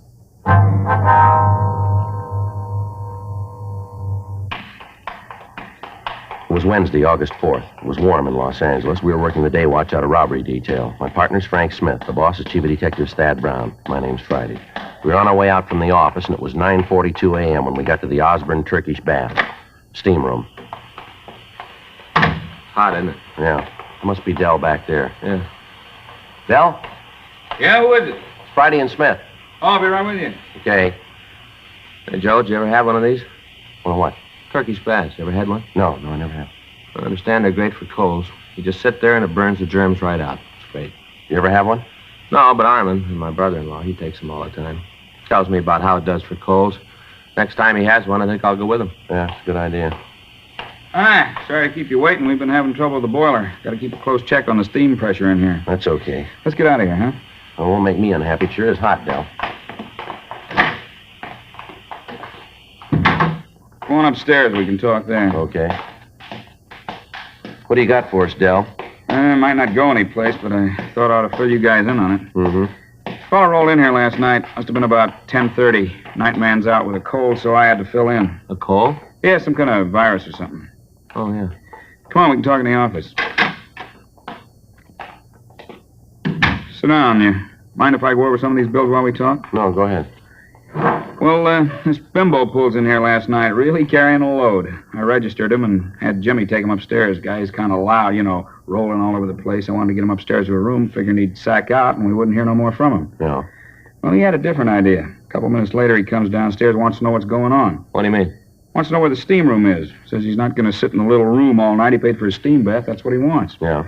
When he starts to talk about his high-powered friends and this deal they're out pull, I kind of figure there's something wrong. He tell you who the friends were? No, not right now. Just mentioned a guy named Bud. Kept talking how Bud was going to be sore at him because he got drunk. Must have said it 100 times. How Bud was going to be real sore. Sounded to me like this Bud is the big man in the deal. I see. No idea what the deal is, though, huh? No, most he said was that when they left town, they were all going to have a lot of money. More money than I'd ever seen. You got the name on this guy? Oh, here's the register here. Let's see. Yeah, you can see right here. Vernon Carmichael, Los Angeles. Didn't give an address, huh? Once he mentioned he had to meet Bud at a hotel down on South Flower. Didn't say which one, though. Well, Flowers, a long street, Del. That doesn't help much. Didn't give you any ideas at all of what the deal was going to be, huh? No, must be a good one, though. Why do you say that? Well, when I took him up to his room last night, I could see his clothes hanging on a chair. Yeah. On top of his coat, he had a shoulder holster. Looked like a .45 automatic in it. The way I look at it, a guy that's carrying that kind of muscle is figuring on scoring heavy. Did you make any phone calls while he was here? No. Anybody had the room since he left? No, I told the cleanup man to leave it alone. Figure you'd want to go over it. That's a good idea. What time did he leave this morning? Jimmy says it was about 7:30. I figured sure he'd sleep most of the morning. If I'd have known he was going to leave that early, I'd have called you last night. Mm-hmm. Well, we better take a look at that room, Del. Might be able to come up with something that'll tell us who he is. I got something else for you. Yeah, what's that? I mentioned this Carmichael to Jimmy last night. Told him that I thought there was something wrong. Yeah? The reason the guy left so early is that he got a call from somebody. Guess it's the guy that picked him up. Did this Jimmy see who it was? No, did the next best thing, though. Yeah, what's that? Got the license number of the car.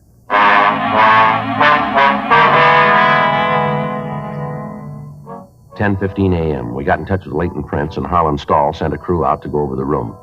Frank put in a call to the record bureau, and he had the name Vernon Carmichael checked. There was no record on anyone answering the description that we'd gotten from the manager of the Turkish Baths.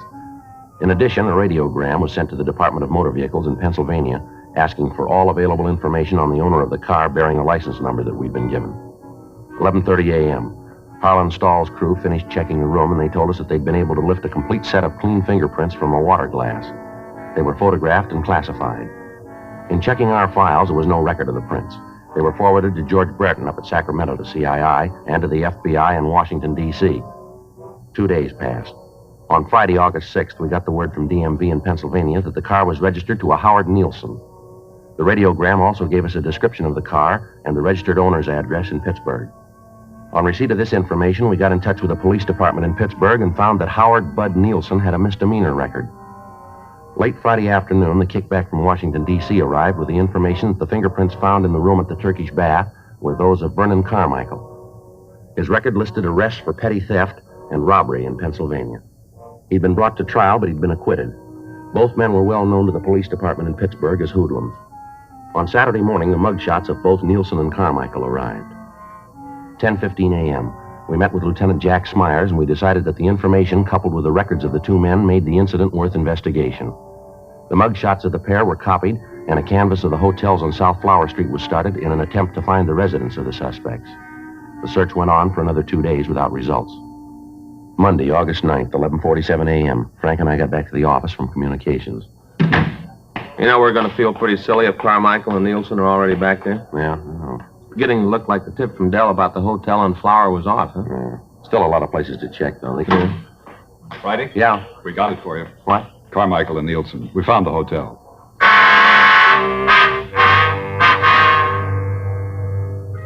At 10:30 that morning, officers Murphy and Rafferty had gotten the first affirmative answer to their questions about the suspects. A room clerk in a small hotel at the corner of South Flower Street and Bunker Hill Avenue had recognized the mugshots of Carmichael and Nielsen. Further questioning brought out the name of the third man in the trio. He was identified as Ernest Hunter. A check of the name through our records netted us no new information on him, and the name and the description was forwarded again to Brereton up at CII in Sacramento and again to Pittsburgh for possible identification. In talks with Lieutenant Smyers and Chief of Detectives Thad Brown, it was decided to keep the man under 24-hour surveillance. 3 additional teams of men from robbery detail were assigned to the duty. For the next 7 days, the 3 men were under constant watch. Their habits were regular, their movements during the day followed the same general pattern. The kickback on Ernest Hunter disclosed no criminal record. At the end of the first week of watching the men, it was decided that the next step in the operation was to place a microphone in their room so that we might be able to monitor their conversations. Frank and I got in touch with the sound crew at the crime lab, and we made arrangements with them. The necessary permits were obtained from the Federal Communications Commission, and the listening equipment itself was ready. We made arrangements with radio car officers to pick up the suspects for investigation. The sound crew, Frank and I, along with Murphy and Rafferty, stood by for word that the trio was in custody.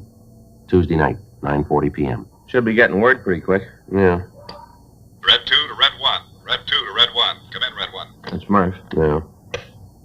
Red 1 to Red 2. Come in, Red 2. Any word yet? Over. No, not yet. We're all set in the manager's apartment. Monitor to Outpost 1. Monitor to Outpost 1. Come in, Outpost 1. Sounds like they got him. Yeah, you want to take it? Yeah. Stand by, Red 3. Outpost 1 to monitor. Outpost 1 to monitor. Go ahead. Monitor Monitor to Outpost 1. Information received that suspects are in custody.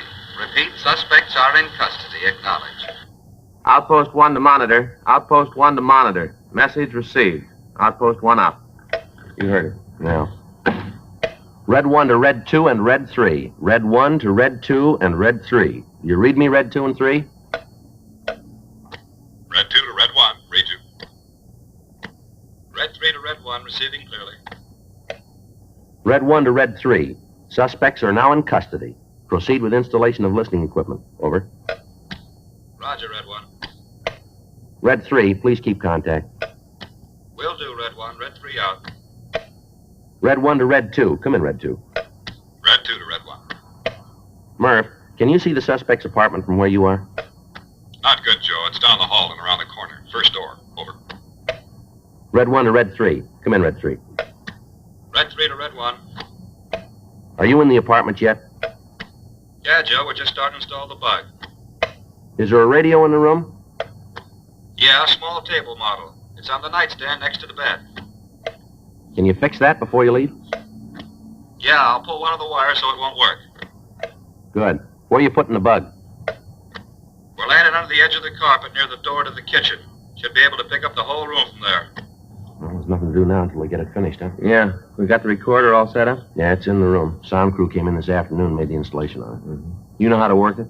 Yeah, I think so. Jack checked me out on it. It's pretty simple. Just like playing a piano. Press a key and away it goes. Well, I hope you got it. I've always had trouble with them. Last time out, I wanted to rewind one of the spools and listen to something. Ended up erasing everything we had. Yes, I remember that very well. I was afraid you would. Mm-hmm. Red 3 to Red 1. Red 3 to Red 1. Come in, Red 1. It's the sound crew. Yeah. Red 1 to Red 3. Have completed installation. We're leaving the apartment. Have you seen anybody in the halls? No, all clear. We've had more than our share of luck on this one, Joe. Yeah, let's hope it holds out.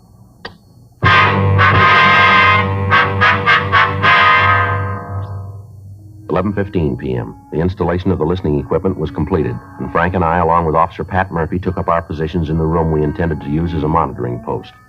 Officer Rafferty went back to the city hall and told them that we'd finished and we were ready to have the suspects released.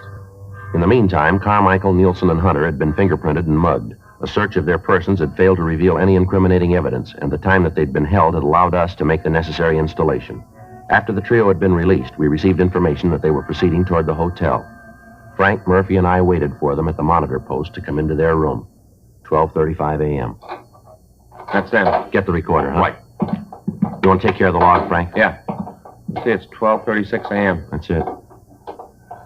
Lousy deal, boy. Just wanted to ask you some questions, that's all. That's what you think. They had a reason. You're so smart, you tell me why. Ah, shut up. Will you, Carmichael? You weren't such a big man when he started asking you the questions. You all the time saying how he was going to tell them all. Why don't you shut your Probably mouth? when you got tanked up in that Turkish bath, that's probably what tipped him. What tip? A couple of uniformed cops stop us on a routine investigation. They got nothing. Anything on us, you think you'd let us go?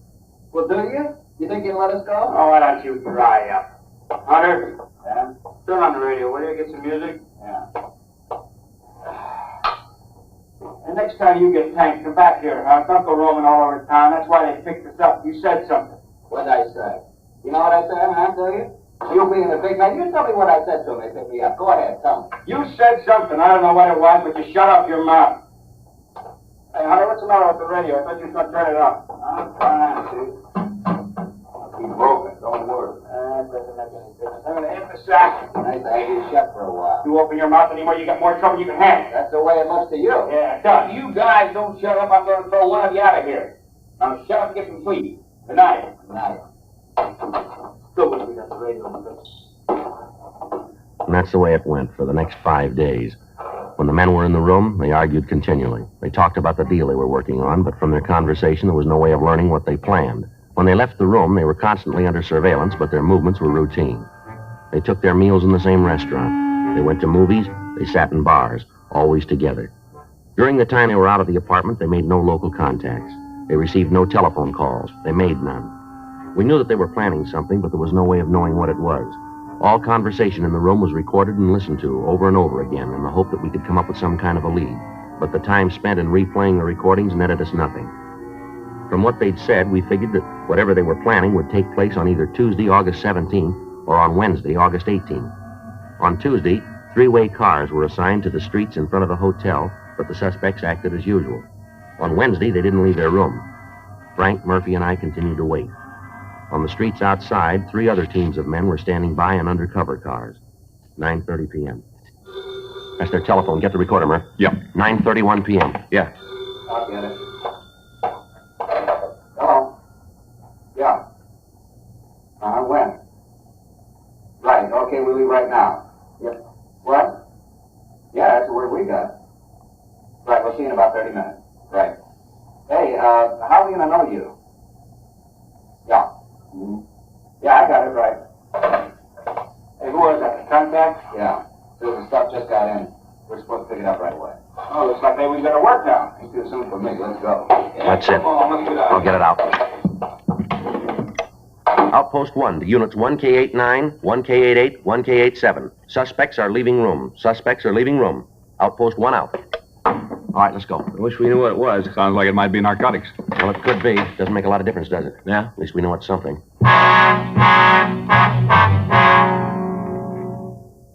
By the time we got to the street, the suspects were getting into their car and pulling away from the curb. Frank, Murphy, and I got to our car and followed them. They drove down South Flower to the corner of Palm Drive and turned left. 3 blocks further, they pulled into a gas station and apparently asked directions. They turned south on Broadway and drove about a mile. At Santa Barbara Avenue, they turned left again and drove 3 blocks. They stopped and parked the car in front of a small bar. We informed the other units of the activity and asked them to stand by in the area. Carmichael got out of the car and entered the bar. Murphy left us and entered the bar after him. Carmichael returned in a few minutes with another man. The 2 of them got back into the car and they talked. At the end of that time, all 4 of the men got out of the automobile, and then they entered the bar. Shortly after that, Carmichael, Nielsen, and Hunter walked out of the place. Carmichael was carrying a small package wrapped in plain brown paper and tied with a string. The 4th man wasn't with him. Frank and I got out of our car and approached the men as they stood talking. All right, hold it up, police officers. Over there. Put your hands up on that wall. What's going on? Get your hands up there. Frank, you want to check in the package? Yeah.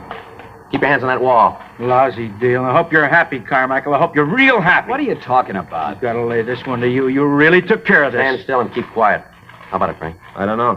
What do you mean? Where's money? $20 bills. Must be $20,000 worth. Queer? As far as I can tell, it's good. Where's that put us? Well, there's $20,000 here. Yeah? Let's find out where they got it.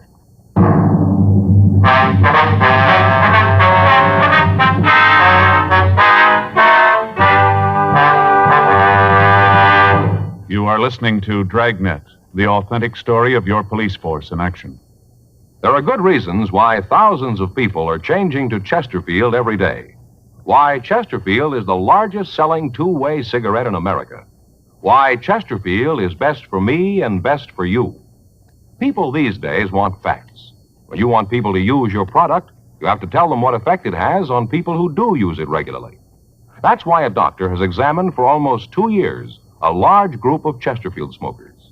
45% of them have, on the average, been smoking Chesterfields for well over 10 years. What is the effect on these people from smoking Chesterfield? No adverse effects to the nose, throat, and sinuses, says the doctor. Consider Chesterfield's record with these smokers, with millions of other smokers throughout America. Another good reason for you to change to Chesterfield. Regular or king size, Chesterfield is best for me, best for you.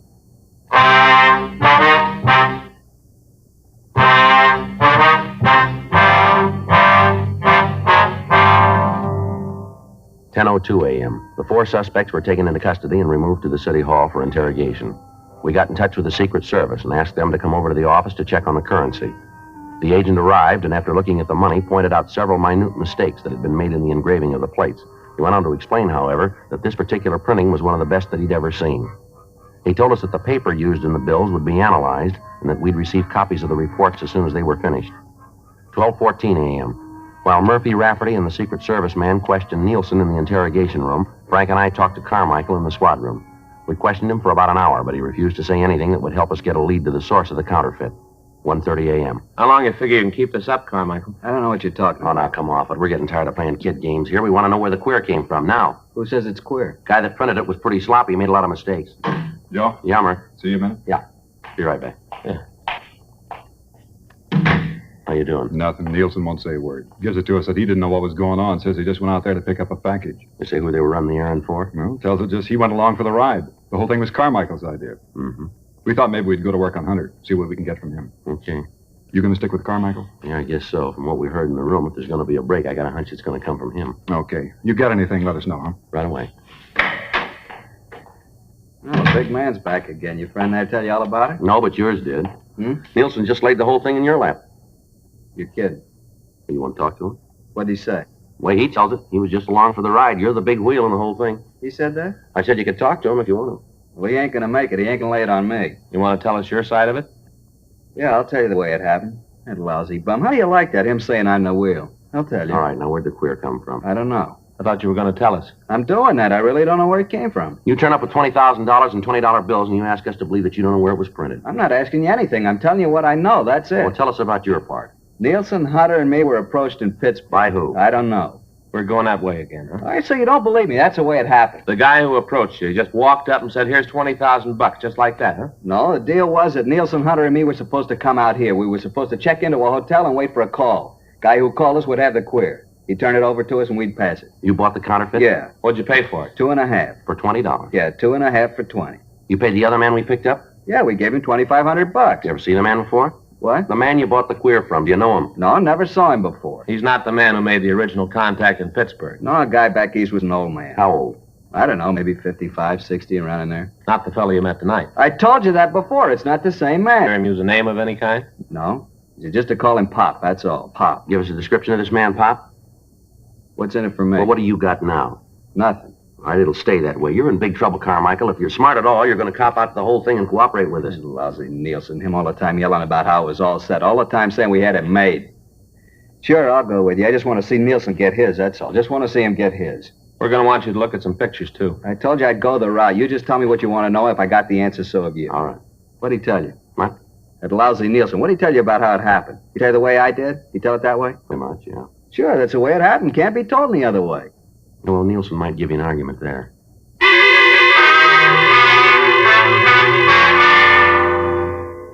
Further interrogation of the other three men in the operation served to corroborate the story that we'd been given by Carmichael. $2,500 in cash was found on the fourth suspect. Once the other men were confronted with the fact that Carmichael had told us everything he knew concerning the operation, they all followed suit. But other than telling us that they knew the head man in the counterfeiting act as Pop, they couldn't come up with any further information. From the man who'd been in the bar, we learned that he'd met Pop in Pittsburgh. He also told us that as far as he knew, the counterfeiter had been in prison at one time or another. However, the suspect was unable to tell us in what state or on what charges Pop had served time.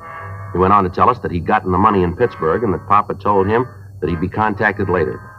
The Secret Service had completed their analysis of the counterfeit bills, and they told us that they were some of the most perfect printing jobs that they'd run across. The counterfeiter had made one major mistake, however. In the printing of the currency, he'd impregnated the paper with small silken hairs so that it would stand close inspection. The currency now in use is made with nylon hairs. The agent from the Secret Service told us that they had agents working on tracing the manufacturer of the paper in the hopes that they could come up with a lead as to the identity of Pop. The four suspects were booked into the city jail. Thursday, August 19th, we ran the name Pop through our moniker file. Of the 47 cards turned over to us by the Record Bureau, 19 of the suspects listed matched the descriptions that we'd been given. The pictures of the men were pulled and shown to Carmichael and the other three suspects. They were unable to give us an identification. The name and description was sent to George Brereton in Sacramento, and he sent us another 150 possible. These were checked out without result. The nickname and physical description of the man was sent to Washington, and we got back over 1,000 names and pictures. It took us 6 weeks, working with the Secret Service, to check out these possibles. The results, nothing. Tuesday, October 5th, Frank and I got back to the office. I get it. Robbery Friday. Yeah. All right, wait a minute. Wait till I get that down. All right, go ahead. Uh-huh. Yeah. Yeah, well, it should check out. Right. Okay, we'll meet you. What you got? Report of the paper and the queer bills just came through. Yeah? Looks like we found Pop.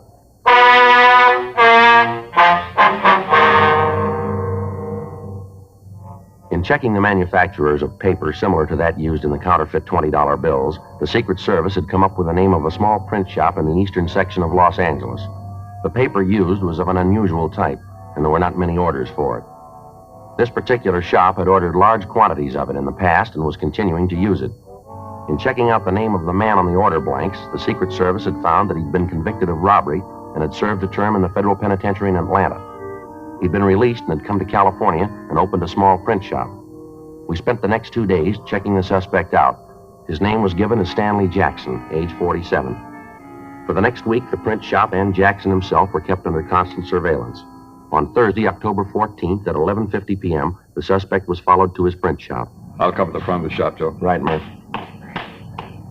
Come on, Frank. Yeah.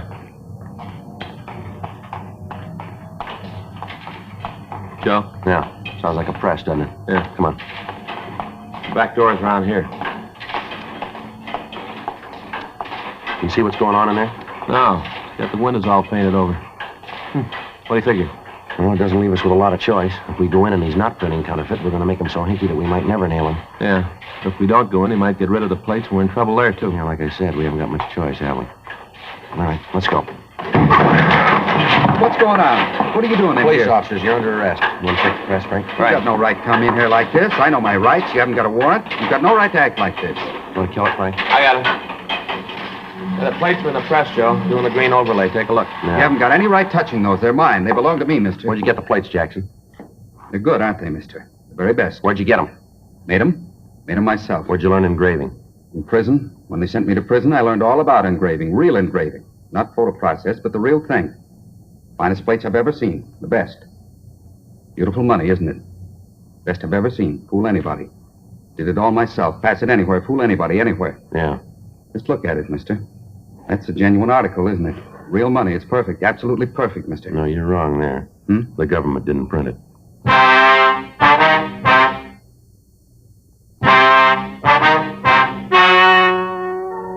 The story you have just heard is true. The names were changed to protect the innocent.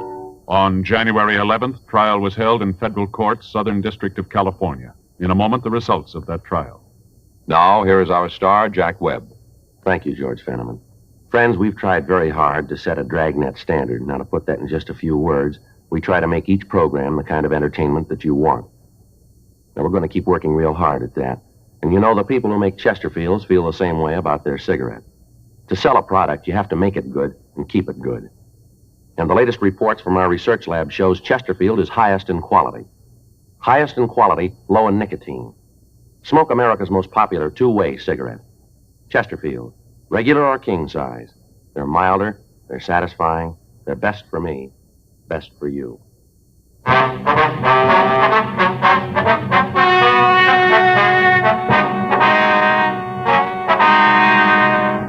Vernon Alex Carmichael, Howard Raymond Nielsen, Ernest Richard Hunter, Philip Roger Harger, and Stanley Norman Jackson were tried and convicted of violation of Title 18, U.S. Code, Section 474, printing and issuing counterfeit money. Violation of this title is punishable by a fine of $5,000 and imprisonment in a federal penitentiary for a period not to exceed 15 years.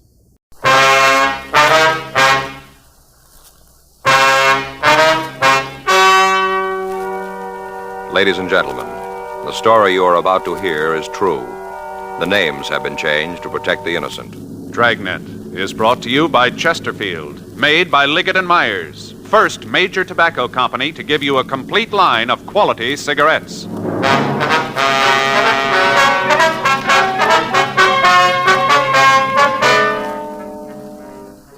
You're a detective sergeant. You're assigned to homicide detail. A young girl has been found in a cheap hotel room, apparently an attempted suicide. There's reason to suspect foul play. Your job, investigate. To sell a product, you have to make it good and keep it good. What do the latest reports show about Chesterfield?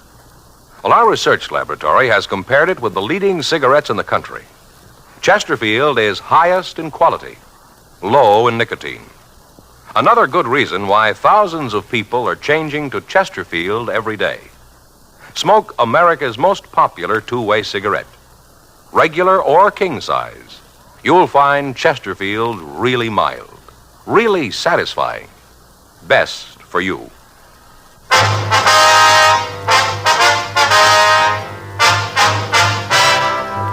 Dragnet, the documented drama of an actual crime.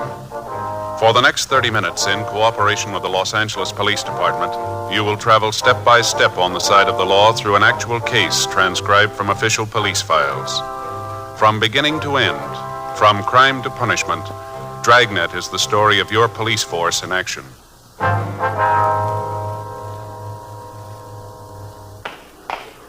It was Thursday, November 19th. It was warm in Los Angeles. We were working the day watch out of homicide detail. My partner's Frank Smith. The boss is Captain Lorman. My name's Friday.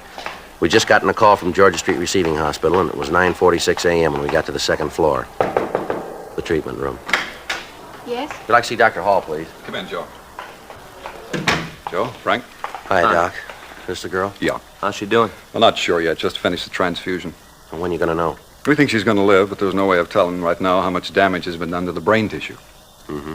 Bad bruise on her face. Must have received a bad blow. Might have gotten it when she fell. Mm-hmm. Let's go outside, huh? I can use a smoke. Okay.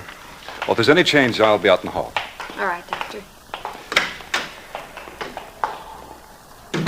You got a cigarette? I'm fresh out. Yeah, here you are. Frank? Yeah, thanks. Here's a match. Thanks. I didn't know you gave transfusions in cases like this, Doc. Don't have to very often. You see, a thing like this, the carbon monoxide in the gas joins with the hemoglobin in the red cells, won't let go. Blood takes the monoxide through the system and suffocates the brain tissue. We've given her some choramine, helps speed up the heart action. The way it looks, she's got a good chance of living, but we won't know how bad it really is until later. It's a rough one, isn't it? You find out who she is? Well, according to the stuff we found in her wallet, her name's Mona Fenton. Another thing that doesn't make much sense, Doc. She registered into the hotel as Mrs. John Norris. Near as we can find out, she wasn't married. How'd you come up with that? Well, when the office got word about it, we tried to get in touch with her husband. We called the phone number on the ID that we found in her wallet, talked with her mother. She says the girl's single. Well, how about the guy she was with? You been able to talk to him? No, haven't found out who he is. Name doesn't check out, huh? Not that we can find. How about the mother? She give you anything? Well, we just talked to her for a minute. We're going over there when we leave here. Maybe she can come up with some answers. I sure hope so. A couple of more questions you can ask her. Yeah? What's that? Find out if the girl's been under a doctor's care. What do you mean? Checked her over when she came in. Found marks. On her arms? Yeah. I think she's an addict.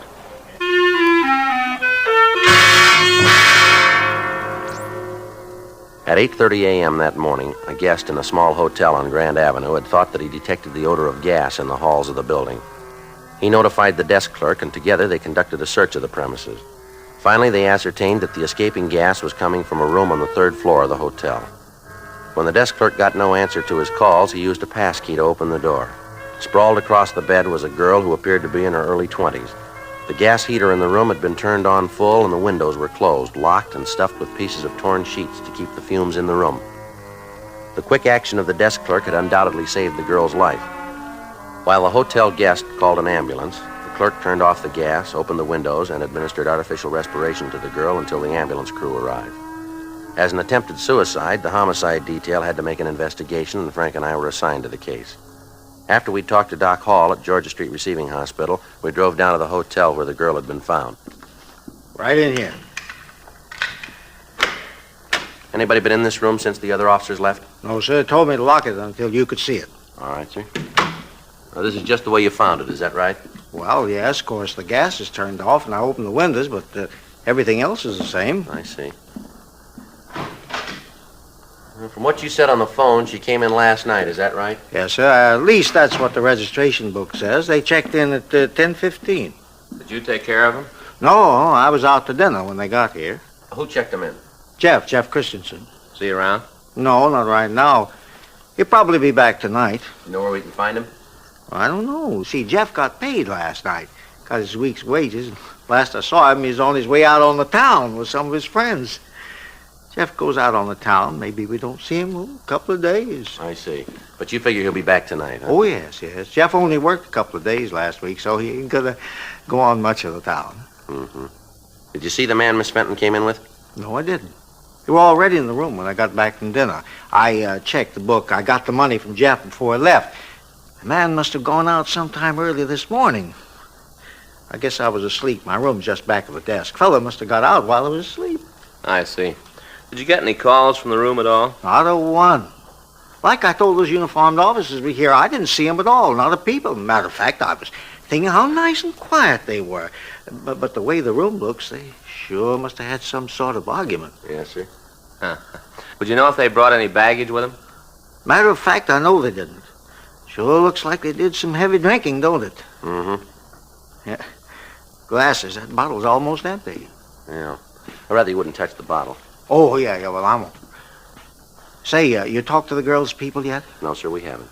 But you're planning to see them, aren't you? Yes, sir. Yeah, I wonder if you'd do me a favor. You know when you see a people? Yes, sir, what's that? Well, I don't much mind the dirty glasses and having to straighten the room up. That's all part of the hotel business. But I wish you'd say something about the torn sheets. Tell the people about them. I don't want to cause no trouble, but maybe if they know how about the sheets were all torn up, they'd want to make good on them. You will mention it, won't you? Hmm? Yes, sir. I'll call the office, Joe, have them send out a crew, see what prints we can lift. All right, fine. Who else has a pass key to this room?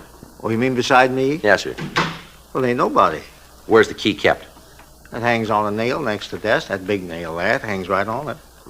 Now, when you came into the room, did you notice if there was anything around the door to keep the gas inside? I don't follow you. Well, you found pieces of torn sheets around the windows, you say. Now, was there anything like that with the door?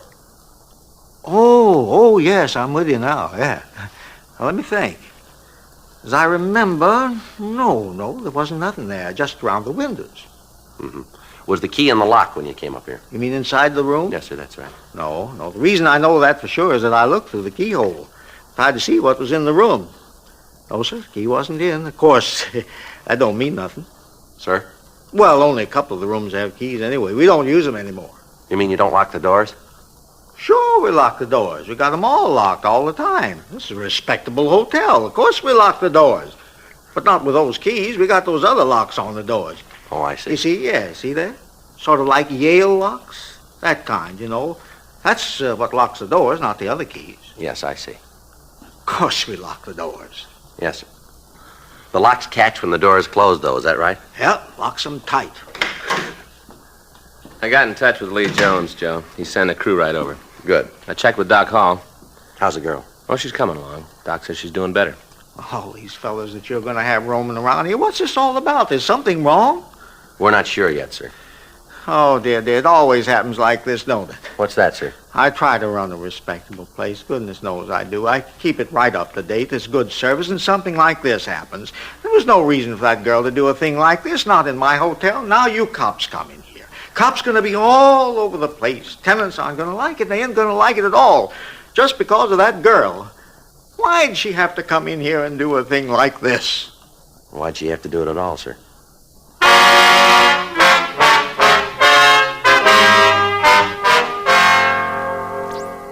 "11:26 a.m. We questioned the people in the hotel. None of them could remember hearing any undue noise coming from the room where the girl had tried to kill herself. Normally, the investigation would have been routine, but with the possibility of foul play, we had to check every angle and then check it again. The crew from the crime lab arrived and went over the room.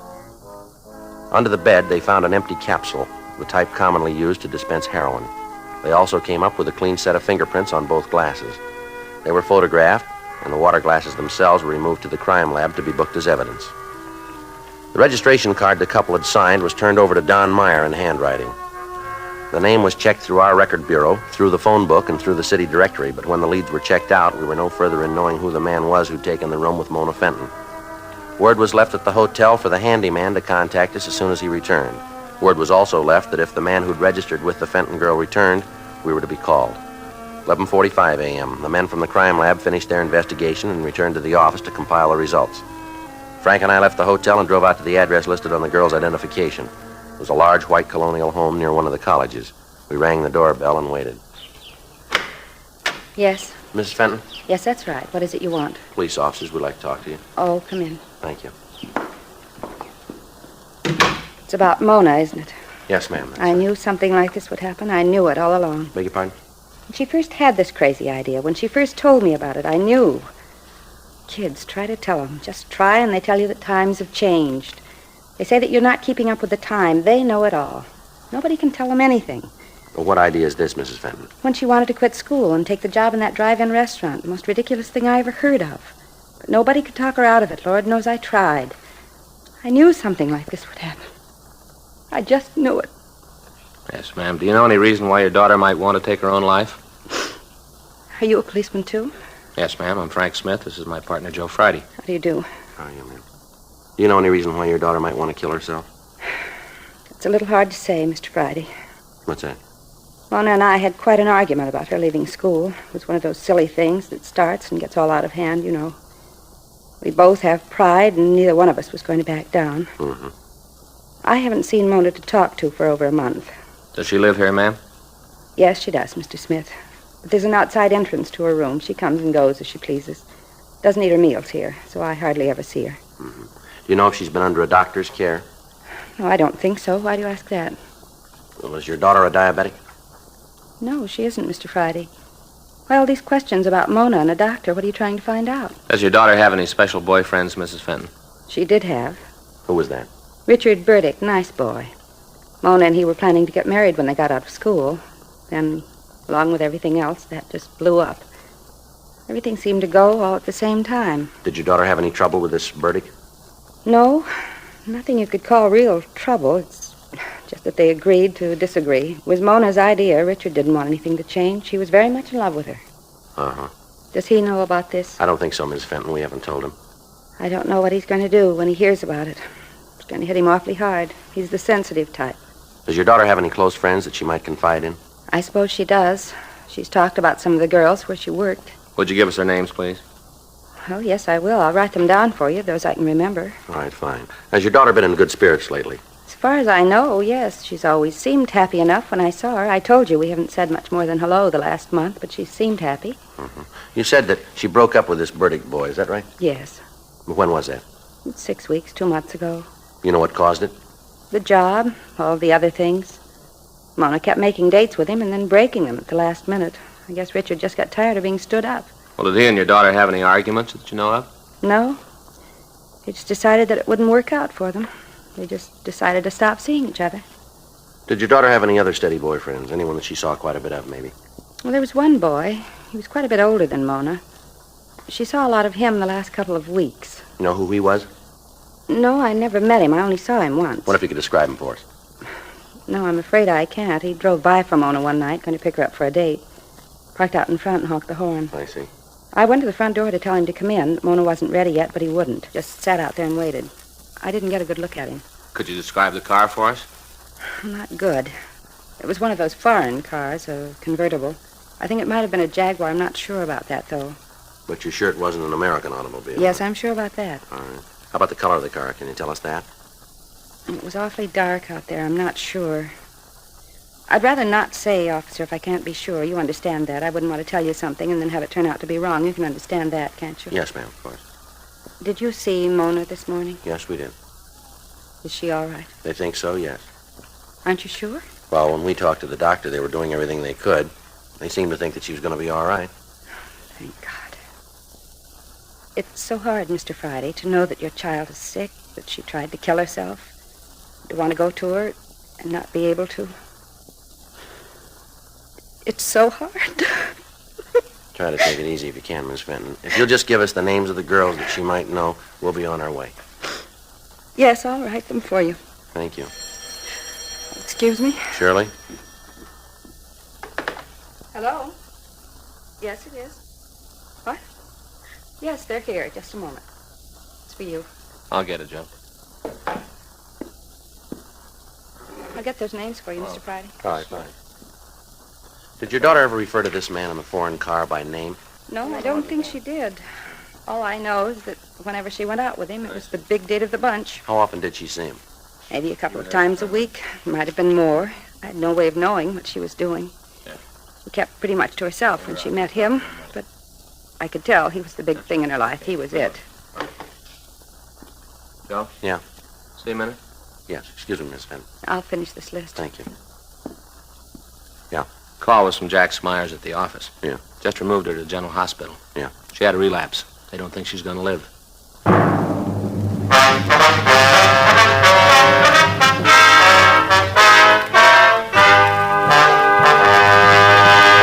You are listening to Dragnet, the authentic story of your police force in action.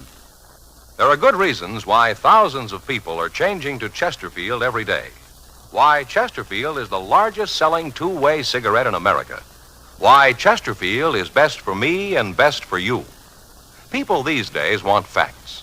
When you want people to use your product, You have to tell them what effect it has on people who do use it regularly. That's why a doctor has examined for almost 2 years a large group of Chesterfield smokers. 45% of them have, on the average, been smoking Chesterfields for well over 10 years. What is the effect on these people from smoking Chesterfield? No adverse effects to the nose, throat, and sinuses, says the doctor. Consider Chesterfield's record with these smokers, with millions of other smokers throughout America. Another good reason for you to change to Chesterfield. Regular or king size, Chesterfield is best for me, best for you.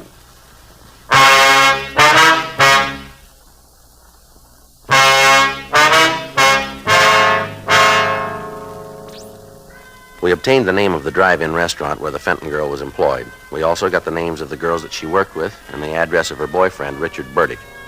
Mrs. Fenton also gave us a list of names of persons who might be able to aid us in the investigation. Under further questioning, the mother was still unable to furnish us with a motive for her daughter's attempt to take her own life.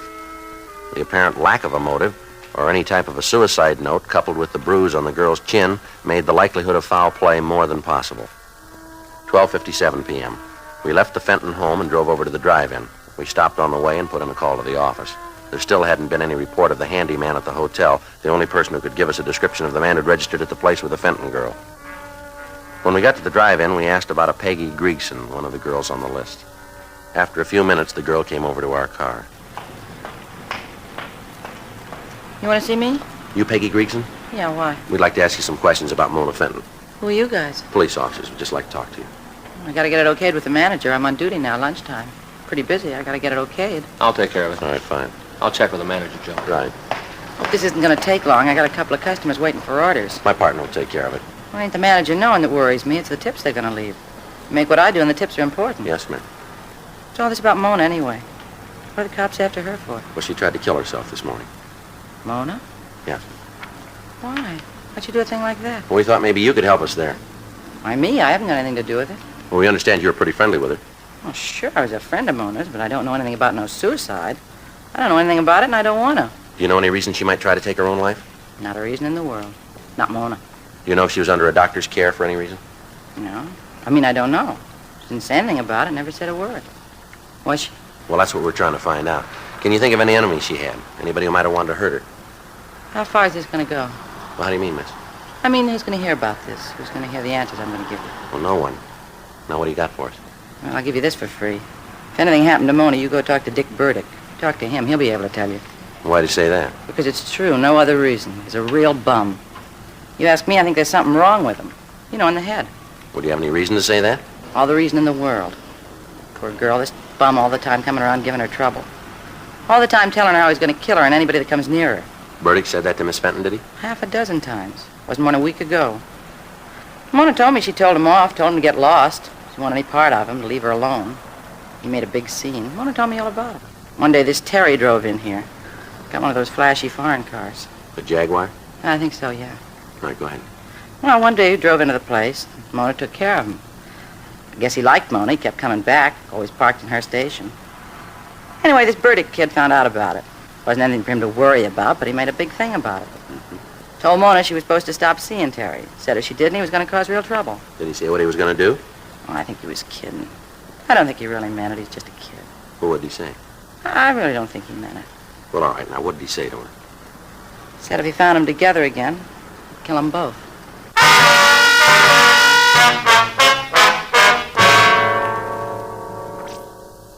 We talked to the other girls in the drive-in. From them, we got the same story about the scenes that Richard Burdick had created. We got more information about the threats that he'd made against the Fenton girl and Terry Hamilton. From one of the girls, we got the address of Hamilton. 2:45 p.m. We left the drive-in and drove over to the address of the girl's boyfriend, Richard Burdick. We talked to the landlady. She told us that the Burdick boy had regular habits. He paid his rent on time. He never had any visitors. She told us that he wasn't in his room at that time, but she said that she'd let us in. In her company, we went upstairs. She unlocked the door, and Frank and I went in. Want to check the bedroom? I'll take the kitchen. Yeah.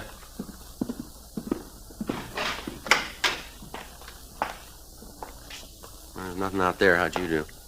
Well, looks like we're a little late. What? His clothes are gone. We checked the room further. Every indication was that Richard Burdick had left the apartment in a hurry. We talked to the landlady again.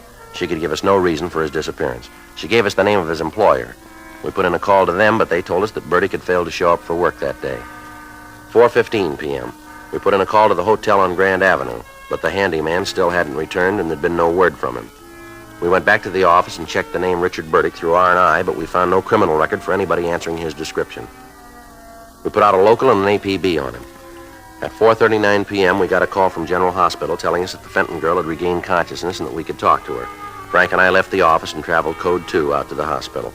The doctor on duty told us that the girl was out of danger, but that she was very weak. He asked us not to get her excited, and he led us into her room. Miss Fenton? Yes, who are you? Police officers. Why can't you leave me alone? Go away. Just a couple of questions we'd like to ask you. I don't want to talk to anybody. Why didn't you leave things the way they were? Why didn't you leave me alone? Well, you've had a lot of people worried, miss. No reason for it.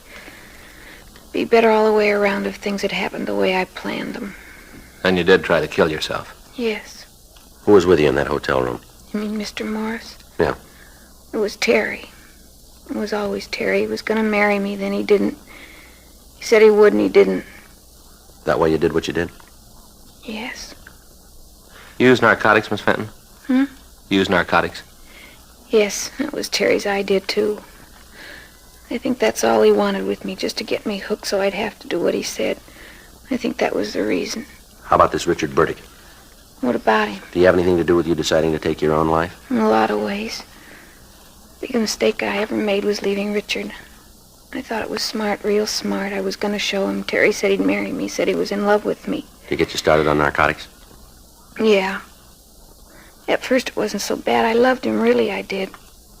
Then when I had to have the fixes, he changed. Told me he couldn't give it to me anymore, that I was going to have to pay for it. I tried to tell him that I loved him, but I wanted to be with him. That's why I went to the hotel to talk it over. Try to come to an understanding, some kind of an understanding. Mm-hmm. He said that he didn't want to have anything to do with me, that he wanted no part of me anymore. Said that I was going to have to pay for the H from now on. I didn't have any way to pay for it. He said it wasn't any of his business. Is he a user? Yes. It's all so stupid, all so stupid. Ma'am? The whole thing, I had it real good all the way around. And then I went ahead and ruined everything, tore it all down. Even if I'd have killed myself, it would have been no answer. Not the right answer, anyway. I know that. I know it real well. All right. Can you tell us where we can find this Terry? You bet I can. I want to see him feel like I do. I want him to know what it's like. Will you be willing to meet with him? Make a buy of narcotics for us? You name the time, I'll be there. I'll be there if I have to crawl. All right. You better get some rest now. I guess so. I'm pretty tired. Did you see my mother? Yes, ma'am. Is she real mad at me? No, I don't think she is. Would you call her? Ask her to come and see me? Tell her I'm sorry. Tell her I want to see her. No, she'll be glad to hear that. I hope so. I got so much to tell her and Richard. So much to tell them both. All right, Miss Fenton. We'll get in touch with her. And you tell me when you want me to call Terry. You tell me. All right, we will. Terrible thing, isn't it? What's that? Terry. He's been around a long time. Must be other girls in the same fix all because of him. Girls who have a bad habit and have to do what he says. Girls like me, terrible. Nobody knows how many. Yes, ma'am. Where's it gonna end? When you meet him.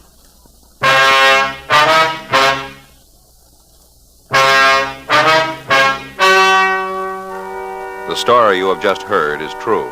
The names were changed to protect the innocent. On March 10th, trial was held in Department 98, Superior Court of the State of California, in and for the County of Los Angeles. In a moment, the results of that trial. Now, here is our star, Jack Webb. Thank you, George Veneman. Obviously, it would be impossible for you to question all the Chesterfield smokers that you'd run into, yet we're convinced that you want to know what effect a product has on people who do use it regularly. Well, Chesterfield tells you. Now, you've heard the report from the doctor who's been examining Chesterfield smokers. No adverse effects to the nose, throat, and sinuses from smoking Chesterfield. I think it would make good sense for you to change to Chesterfield today. Smoke America's most popular two-way cigarette. Regular or king size. You'll find Chesterfield's best for you.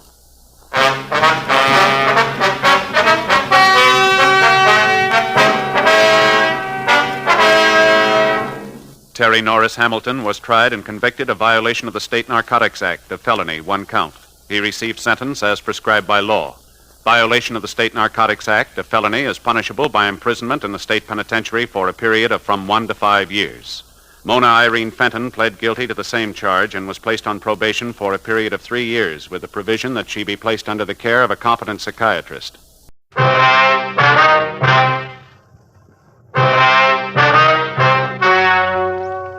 Ladies and gentlemen, the story you are about to hear is true. The names have been changed to protect the innocent. Dragnet, the authentic story of your police force in action.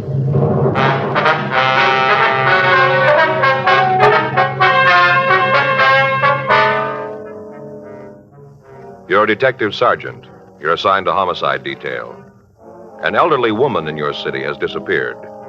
There's no lead to where she's gone or why she left. Your job? Find her. Dragnet is brought to you by Chesterfield, made by Liggett & Myers, whose research laboratory in Durham, North Carolina, is acknowledged the most modern and best equipped for tobacco research. Enjoy your choice of these 3 brands, tested and approved by 30 years of scientific tobacco research. L&M Filters, newest, best, and purest of filter-tip cigarettes. Fatima, with tips of perfect cork. And America's most popular two-way cigarette, regular and king size Chesterfield.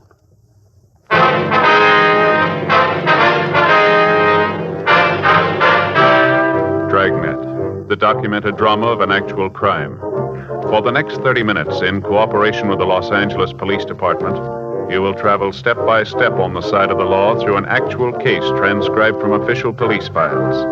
From beginning to end, from crime to punishment, Dragnet is the story of your police force in action. It was Wednesday, July 14th. It was hot in Los Angeles. We were working the day watch out of homicide detail. My partner's Frank Smith. The boss is Captain Lorman. My name's Friday. We were on our way out from the office, and it was 9:47 a.m. when we got to 654 Kenmore Avenue. Yes, Miss Crocker? it's Miss Crocker, but I'm her. Police officers. Oh, yeah, come in. Thank you. This is my partner, Frank Smith. My name's Friday. Oh, how do you do, ma'am? Just sit down there on the couch. Move that Afghan. I was laying down when you got here. It's a terrible thing. I just know it. Yes, ma'am. If you tell us about it, please. You just bet I will. First off, can I get you something? Maybe a cup of coffee, a little piece of cinnamon toast? No, thank you, ma'am. Okay. If you change your mind, you just let me know. Yes, we will. Now, if you just tell us about Miss Gillespie, please. I hope if anything ever happens to me, I get this kind of service. Yes, ma'am. Are you a friend of Mrs. Gillespie? Her best. That's why I know something's happened to her. Uh-huh. She wouldn't just take off like this without telling me. Matter of fact, she didn't tell nobody. Just all of a sudden, she was gone. All right, if you'd start right at the beginning and just tell us the whole story, please. Well, Bertha Gillespie and me been friends for years. I see. Her and me been friends for years, ever since her husband died and she opened up the Tea Cozy. That's the little tea shop she has. Yeah. Nice place. She's done real good with it. All the ladies in the neighborhood go down there for afternoon tea. Serves those little tiny cake rolls with a pot of tea. Ladies' fingers, you know. Yes, ma'am. Well, a couple of days ago, I went down there to see Bertha. Do you know what day that was? Hmm? I say, do you know the exact date? Oh, now, let's see. This is Wednesday. I guess it must have been Saturday. Yes, that's it, Saturday. All right, would you like to go ahead, please? Well, I went down to the Tea Cozy, and there was a sign right on the door telling how Bertha was sick and she'd gone away for a couple of days. Was she in poor health? Bertha? Yes, ma'am. Bertha was as strong as an ox. Nothing wrong with her. Besides that, I saw her only Friday night. She didn't say nothing to me about being sick, not a word. I see. That's what made me figure that there was something wrong. For the past 10 years, if there was anything on Bertha's mind, she told me about it. You just bet she did. Well, isn't it possible that she just used the pretended illness as an excuse? That she just went away on a trip, maybe? Oh, Bertha wouldn't do that. Why do you say that? Oh, because she just wouldn't do it. Not with Saturday coming up. There isn't anything in the world that could make Bertha leave. Well, what's happening Saturday? Scrabble. Beg pardon? Scrabble. You know, the word game. Oh, yeah. Yeah, I know what you mean. Well, the ladies in the neighborhood have a sort of club. We meet down at the Cozy and play our tournaments. Bertha's the champion. Hasn't been anybody that can beat her real good. You know, not regular. Yes, ma'am. That's why she wouldn't leave. This Saturday was her first big match outside the club. Woman from West Los Angeles was coming out here to challenge her. Bertha's been in training all week. Well, she wouldn't just walk out on the match. I'm telling you, officers, there's something wrong. Well, has Mrs. Gillespie any relatives here in Los Angeles? No. No, she's got some people back east. Mississippi, I think. Possible she might have left to go see them? I told you. Not with the big match coming on. Ain't nothing in the world that could keep Bertha from playing in that. Nothing, and you believe it. Yes, ma'am. Does she have any men friends? Oh, you mean romantic? Yes. Well, there's Chester, but that's not what I'd call a real romance. Bertha'd go out to the movies with him once in a while. Maybe he'd come over to the tea cozy of an evening, and they'd sit there and watch the television. But there'd always be somebody else there, mostly me. No, you couldn't say that it was any kind of a romance with Chester. Do you have his address? You going to talk to him? Yes, we'll have it. It won't do you any good. I already did. He don't know where Bertha is. If you'll just give us the phone number of this Chester, we'll check on your friend. Yeah, you check. You'll find out what I said is true. Yes, ma'am. I think somebody done Bertha in. She wouldn't just take off like this without telling me. Well, now, ma'am, did she have any enemies in the neighborhood? Anybody that you think might want to do her harm? No, not a soul, not a single one. Isn't anyone who didn't like her. Well, maybe Mrs. Ruman didn't care much for her, but I think that was kind of a jealous thing. What do you mean? Scrabble. What's that? Mrs. Ruman, Helen, she thought she could play the game. Then when she challenged Bertha to a match, it was pretty terrible. 457 to 214. Helen was pretty upset. She tried to make out like she was a good loser, you know, kind of smiled and laughed. But I could tell. She didn't like being skunked. Yes, ma'am. Can you think of any reason why anyone would want to harm Miss Gillespie? Well, not right off unless it was for money. What? Last time I saw her, she was carrying a lot of cash money around with her. Yeah? $2,500. 10:33 a.m. We put in a call to missing persons detail and checked the name Bertha Gillespie through the files. There'd been no report filed on her, and her name did not appear in the Gaga file. We checked the name through R&I, but she had no criminal record in Los Angeles. 10:47 a.m. We drove by the Tea Cozy restaurant. On the front door, attached with cellophane tape, was a hand-lettered note reading, "Taking a short vacation. Watch for reopening." Through the glass pane, we could see the interior of the shop. Everything appeared to be in order. Frank and I checked the rear of the building, but from what we could see, there was nothing out of line. 11:28 a.m. We put in a call to the missing woman's boyfriend, Chester Avon. He told us that he'd talked to the Gillespie woman on the previous Friday night, and she'd appeared in good spirits and had said nothing about leaving. We checked at her bank. We found that she'd made a withdrawal from her savings account to the amount of $2,500. This left a balance of over $12,000 in the savings account, $6,000 in the checking account. The manager of the branch told us that he'd spoken with Mrs. Gillespie when she'd taken the money, and that she told him that she was thinking of taking a short vacation. We got in touch with Miss Crocker and told her what we'd found. We asked her if she wanted to file a missing persons report. She said that she'd wait until the end of the week, and if her friend hadn't returned by then, that she'd come into the office. A month passed before we heard from her again. On the morning of Friday, August 20th, she called to tell us that she still hadn't heard from Mrs. Gillespie and asked that we conduct a formal investigation. She came down to the office and filled out a Form 316. Frank and I drove out to the restaurant to check it again. It was exactly as it had been when we'd last seen it. We tried the doors and found that they were still locked. 1:43 p.m. We went back to the office. Yes, sir. Mm-hmm. Well, that's kind of high, isn't it? Yeah. Well, did your people check into it? I see. Mm-hmm. Well, thank you, Mr. Jones. If you find out anything, we'd appreciate it if you'd give us a call. Right. That's Michigan 5211, extension 2521. Yes, sir. Either Officer Frank Smith or Sergeant Joe Friday. That's right. Thanks for your help. Yes, indeed. Thank you. Goodbye. Well, that finishes up the utility calls. Well, what do you got? Telephone bill for the past 30 days is just the service charge, no toll calls. Same with the electric lights. Uh-huh. They received payment in the last month, did they? No. Telephone company says they haven't been paid in over 60 days. Says they've sent a couple of reminders. Uh-huh. Only reason they haven't cut off the service is the bills have always been paid promptly in the past. I checked with our business office. Girl tells me the bill usually runs around $10. Possible, then, that the phone hasn't been used at all, huh? Well, it shapes up that way. Same with the lights. But one thing doesn't match. Yeah, what's that? The water bill. I checked with them. Normal bill's about $4 for the place. Yeah. The last 60 days, it's been $79. It's a lot of water, isn't it? Yeah. I talked to one of the engineers at the company, a fellow named Jones. Yeah, what'd he tell you? Well, he told me there was only one thing that could cause a water jump like that. Yeah. A water tap. Yeah. Running for about a month.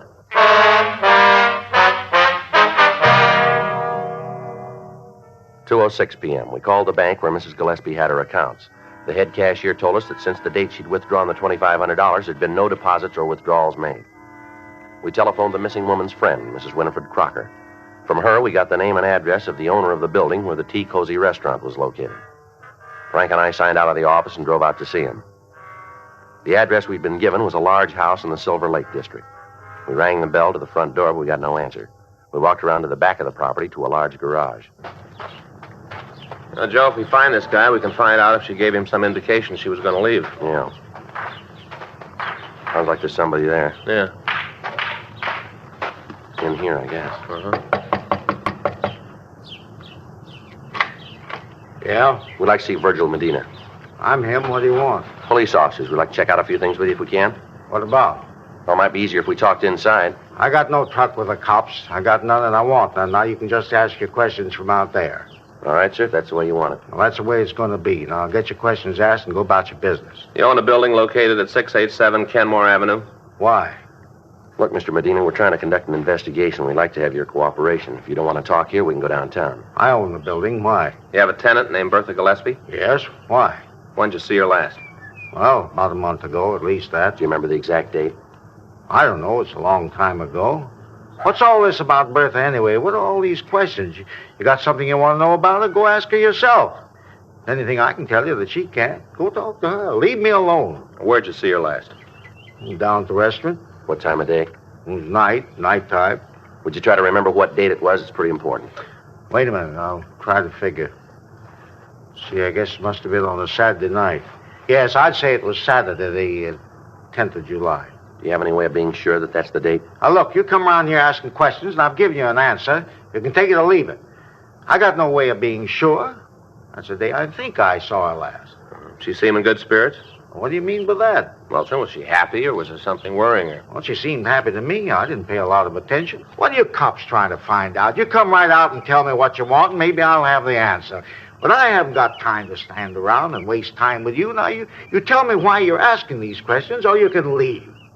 Mrs. Gillespie's been reported missing. We're trying to trace it. Well, who done that? Who says she's missing? Well, that's not the important point here. We got the report. We've got to check it out. Well, whoever told you that's crazy? If Bertha's gone, there's a good reason for it. I guess she just finally got fed up and left town. What do you mean? She made a mint of money from that place. Regular mint. Used to tell me that when she had enough, she was going to just take off and see the world. Go around the whole world on a damn steamer. She told me when she signed the last lease that she thought this would be the last one. She ain't missing. She just gone. Did she say anything to you about the fixtures in the place? What do you mean? Well, you know, the furniture, all the fixtures. They belong to her, don't they? Yes, I guess so. Will she make any arrangements to dispose of them? Not to me, she didn't. Wonder if you have a key to the place. The Tea Cozy? Yes, sir. No, I don't. You own the building and you don't have a key to the restaurant? Well, no, I had one, but I lost it. Never had another one made. Why? What do you want with the key? We want to check the premises. Well, as far as I'm concerned, you got no right to do that. The place belongs to Mrs. Gillespie. You got no right to go tromping around in there. Afraid we're going to have to. Then you're going to do it without my say-so. All right, sir, if that's the way it's going to be. I'm telling you, she ain't going to like it. She ain't going to like you going in the place when she isn't there. Well, we'll take that up with her. Well, you better, because I'm not going to take any responsibility for it. We're not asking you to, Mr. Medina. I'll give you this, though. Yes, sir, what's that? You go nosing around, you're liable to come up with something that you ain't looking for. Yeah, well, thanks for your help, Mr. Medina. Don't mention it. Just remember what I told you about finding trouble when you ain't looking for it. Well, that doesn't happen often. Huh? We're looking for it. 3:14 p.m. Frank and I drove back to the Tea Cozy restaurant on Kenmore Avenue. We checked the front door of the place. It was locked. While Frank covered one side of the building, I took the other side, looking for open windows. How about it? No luck. Me neither. What do we do now? Well, we'll have to try to force one of the windows in the back. All right. Come on. I think maybe we can get in here. You gonna break it? Well, we're gonna have to. Wait a minute, Joe. Huh? You hear water running? Sounds like it's coming from inside. Yeah, might be. Well, let's get in there. You want my gun? No, I'll use the handcuffs. See if I can knock a hole in the top half of the window here. Wait a minute. You better use your handkerchief. Let me borrow yours. Here. All right. All right, look. There, that does it.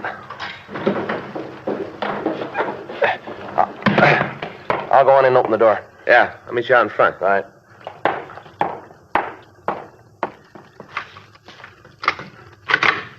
Frank? Yeah, here. Run in. See anything? No, I haven't looked yet. Well, this must be the living room. Yeah. Everything looks okay here. A little dusty. Yeah. Water's running someplace. Wait a minute. Yeah. Sounds like it's come from over there. Yeah. Better turn it off. Yeah. Better call the crime lab, huh? Yeah. Kind of a rough one, isn't it? Yeah. Looks like she put up quite a fight. Bloodstains all over the place. Yeah. Look here. Huh? I guess this is what killed her. Yeah. Butcher knife.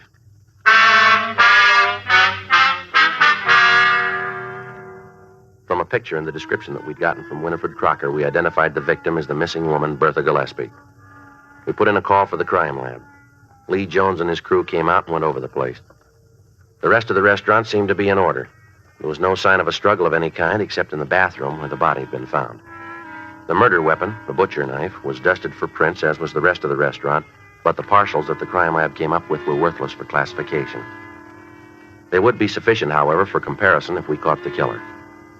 A search of the personal effects of the dead woman revealed no further information to aid us in apprehending her killer. The $2,500 that she was known to have had when she was last seen was missing. 6:21, the men from the crime lab finished their investigation on the scene, and the coroner's office was called. They came out and removed the body. They also locked the door and affixed the coroner's seal. 6:45 p.m., Frank and I got back to our car to go down to the office. Now, let's go, Frank. Yeah. Hey, wait a minute. Hold it, Frank. Huh? Oh, it's a little kid. You guys the cops? Yeah, son, what's the matter? A lot of excitement around here, huh? Yeah, that's right. Something we can do for you? No, I figured maybe there's something I can do for you. What do you mean? You know who did the murder yet? Well, why do you say it was a murder, son? I know who did it.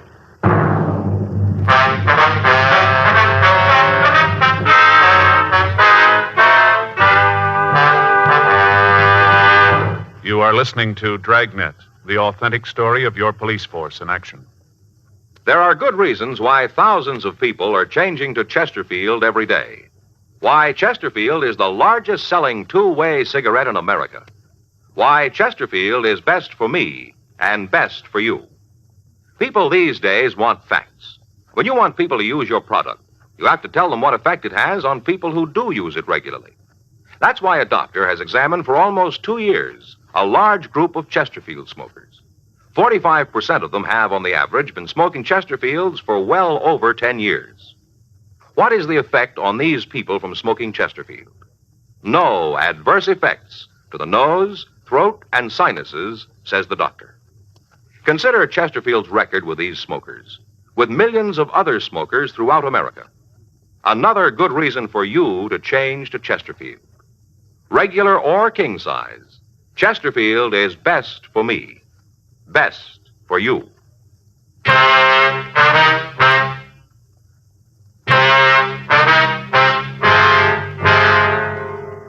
The working detective has learned by experience that approximately 60% of all homicides are solved within 20 minutes after the arrival of the authorities. Two things are necessary in establishing the identity of a killer: motive and opportunity. In the present instance, we had the motive. $2,500 that the dead woman had withdrawn from her account was missing. However, a month had passed between the time the actual murder had taken place and it had been discovered. Ample time for the killer to cover his tracks. Now, before we could leave the scene, we had a witness who stated that he could name the killer for us. We asked the boy to get into the back seat of the police car while Frank and I questioned him. What's your name, son? Good, Eric. Kids always call me Gordy. Uh-huh. How old are you? 7. Now, what's all this about you being able to tell us who killed Mrs. Gillespie? I can. Well, who was it? Mr. Medina. You mean the man who owns the building? Yeah, that's who I mean. Well, that's a pretty serious charge, Gordon. Do you have any way to prove that? Guess I really can't prove it, but I know it's true. Well, how do you know? I just know, that's all. I seen him there. I just seen him going in and out. Well, when was this? 3 weeks ago. Maybe a month. but he used to go in and out all the time. Argue with Mrs. Gillespie. What do you mean by argument? Loud. Mr. Medina screamed at Mrs. Gillespie. Will you ever hear any of these arguments, son? Sure. My mother's a friend of Mr. Gillespie. We just live a couple blocks away on Dewey Street. I play over here all the time. I've heard Mr. Medina yell at her. What'd they argue about, son? Mostly about a lease or something. Seems like Mr. Medina wants Mrs. Gillespie to move out. She didn't want him. Made him pretty sore. You gotta talk to him. He'll tell you the same thing about how he used to fight with her. All right, son. Your mother ever hear any of these fights? Sure. You ask her. She'll tell you the same way just as I did. Okay, is she home now? Should be. Maybe she went out to the store or something. She should be home. Okay, son. Let's go, Frank. Yeah. Guess this is about the most excitement we've had for a long time. Yeah? Poor old Mrs. Gillespie. Sure a nice old lady. Real nice. Mm-hmm. Wasn't hardly anybody that didn't like her. Hardly anybody. How about Mr. Medina? 7:04 p.m. We drove young Gordon Eric to his home and talked with his mother. She verified his story about the arguments between the victim and Medina.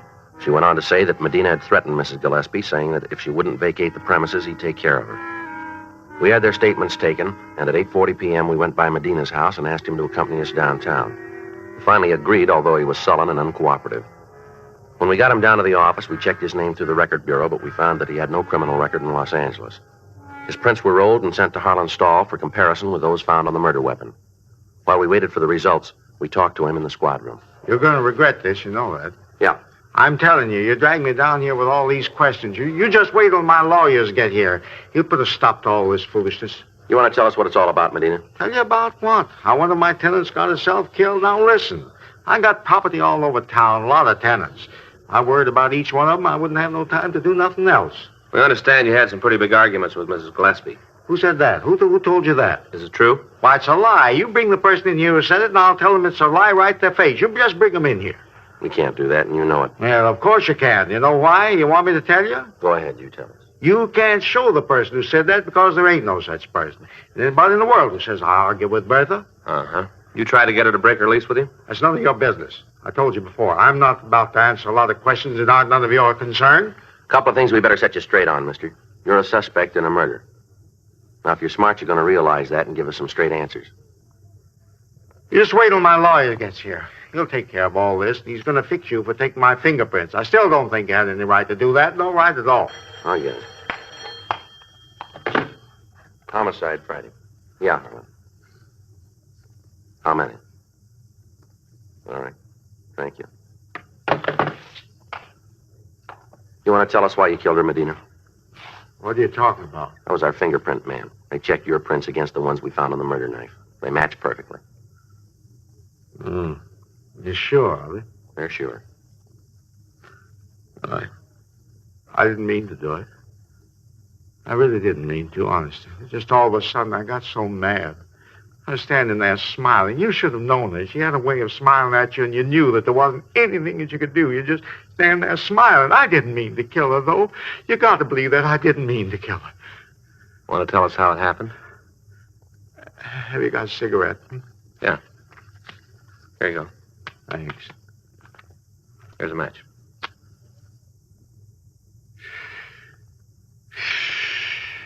I had a chance to lease the place to some other people. More money. I tried to get her out. Go ahead.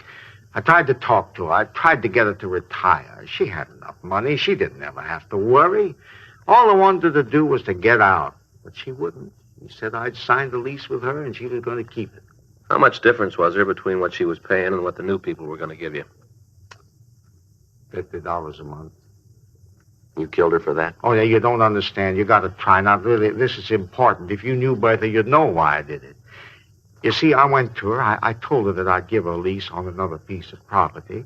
I'd give it to her at less money. I was trying to be fair. You can see that. I wanted to be fair. Mm-hmm. Well, that Saturday night, I decided to have it out with her. I went over to talk, tried to convince her. But she wouldn't listen. She just wouldn't listen. I tried everything to make her listen, but she wouldn't. She just stood there and told me that she had the lease and that she was going to keep it. She just stood there with that superior smile of hers, like she knew it all. Makes you want to hit her as hard as you could. If you knew her, you'd see what I mean. You'd see. Did you take the money? Yes. I don't know why I did that. Just all of a sudden, I got so mad at her, I picked up the knife, and I killed her.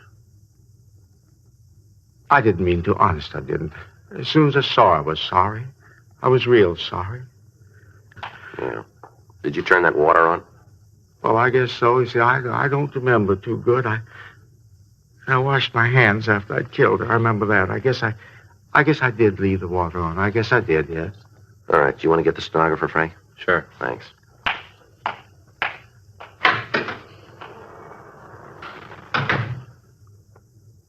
You've seen the way she thought she was so much better than anybody else, you'd know. Is that right? Well, sure. All those old hens clucking around all the time, building her up, making her feel superior, real superior. Mm-hmm. If she just moved out, if she just let me have the place, it all would have been all right. If she'd just done that. That's a lot of money, you know. $50 a month. That's what I stood to make on the deal. Yeah. It was worth it, don't you think? $50 a month without turning a hand? Everybody'd figured that way, wouldn't they? Well, everybody'd think so. Now, when you get where you're going, you can ask him.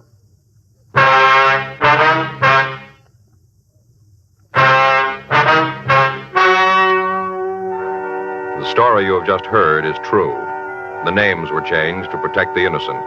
On November 10th, trial was held in Department 97, Superior Court of the State of California, in and for the County of Los Angeles. In a moment, the results of that trial.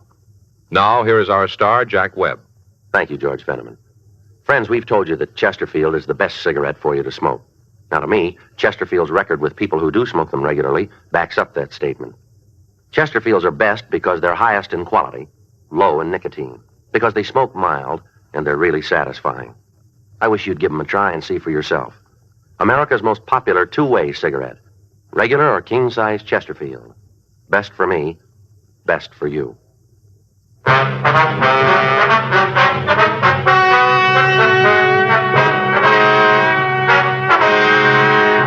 Virgil Emil Medina was tried and convicted of murder in the second degree and received sentence as prescribed by law. Murder in the second degree is punishable by imprisonment in the state penitentiary for a period of from 5 years to life.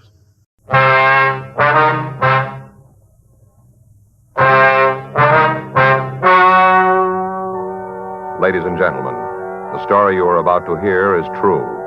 The names have been changed to protect the innocent. Dragnet is brought to you by Chesterfield, made by Liggett & Myers, first major tobacco company to give you a complete line of quality cigarettes.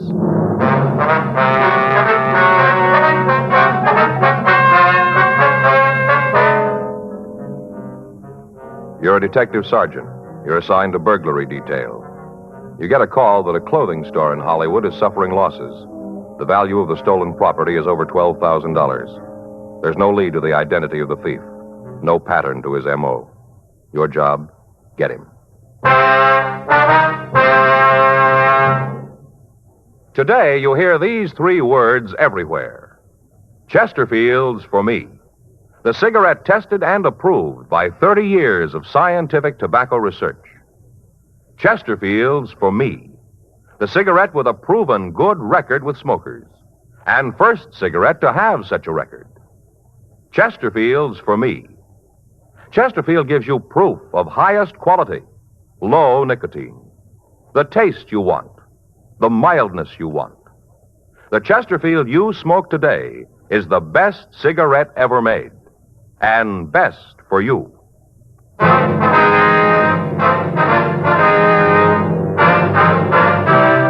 Dragnet, the documented drama of an actual crime.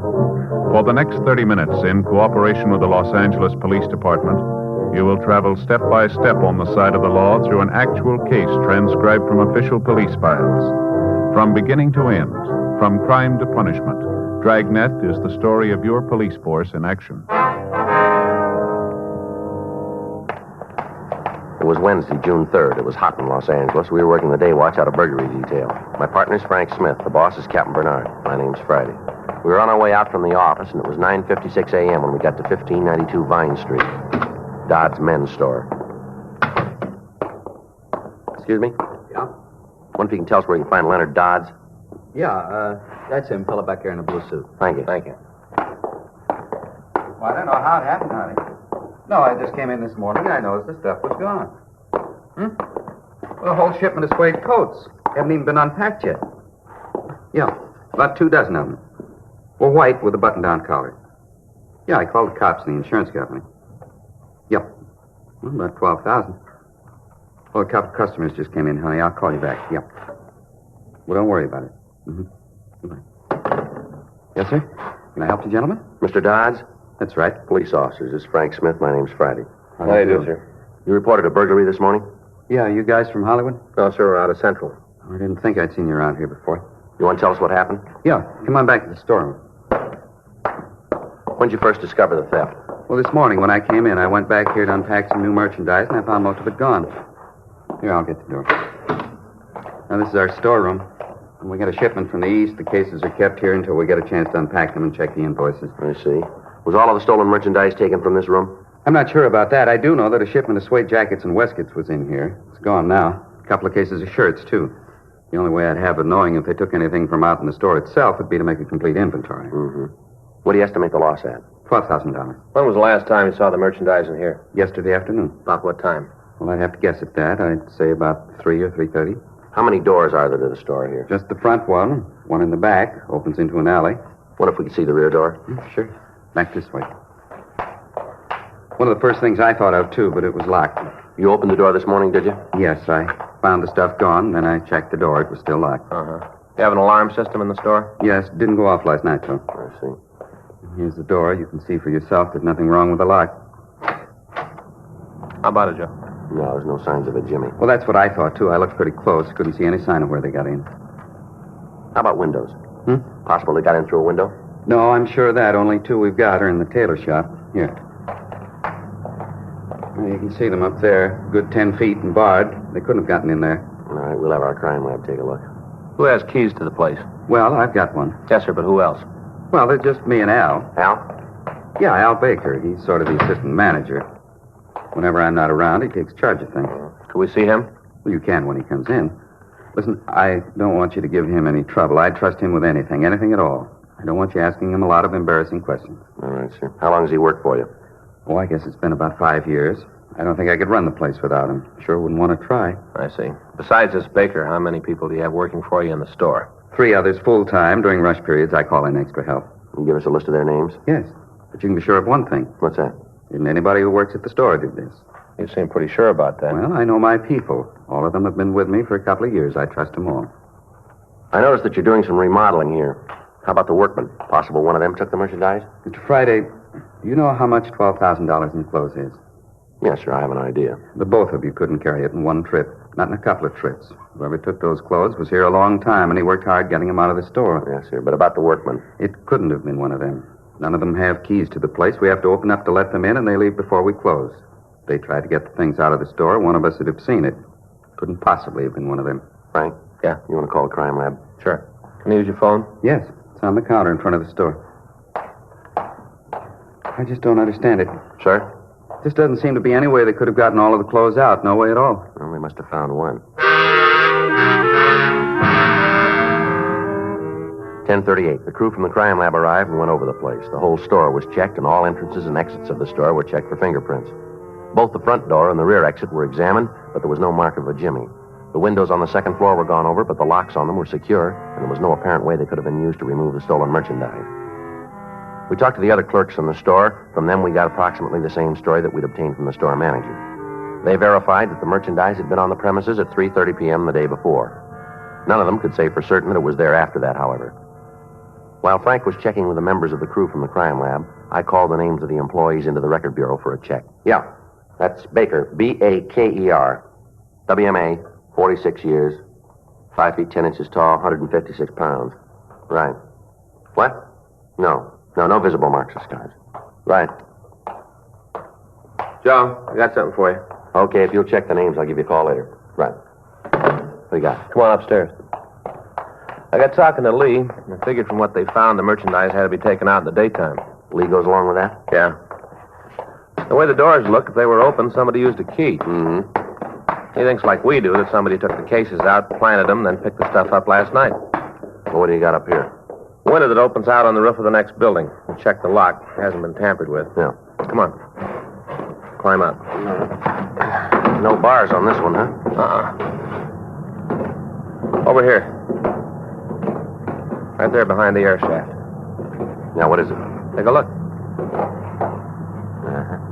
Shirts. In this one, suede coats. Was this all that was taken? No. Manager says it's about half. No sign of the rest of it, huh? No. Must have taken that last night. Figures the thief will be back tonight for the rest. Well, it'll be here. Mm-hmm. So will we.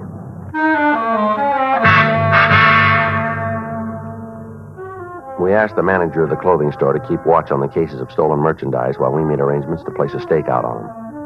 12:14 p.m. The crime lab finished their investigation, and Frank and I talked with Lee Jones. He told us that he'd checked the fingerprints found on the doors and windows, but that all of them had been eliminated as they belonged to the members of the store staff or to the workmen. He told us that they'd found an impression of a tire print in the dirt of the alley next to the building where the stolen clothing had been found. He went on to say that they'd checked and had found that the truck belonging to the plaster contractor had tires of the same type that had left the impression.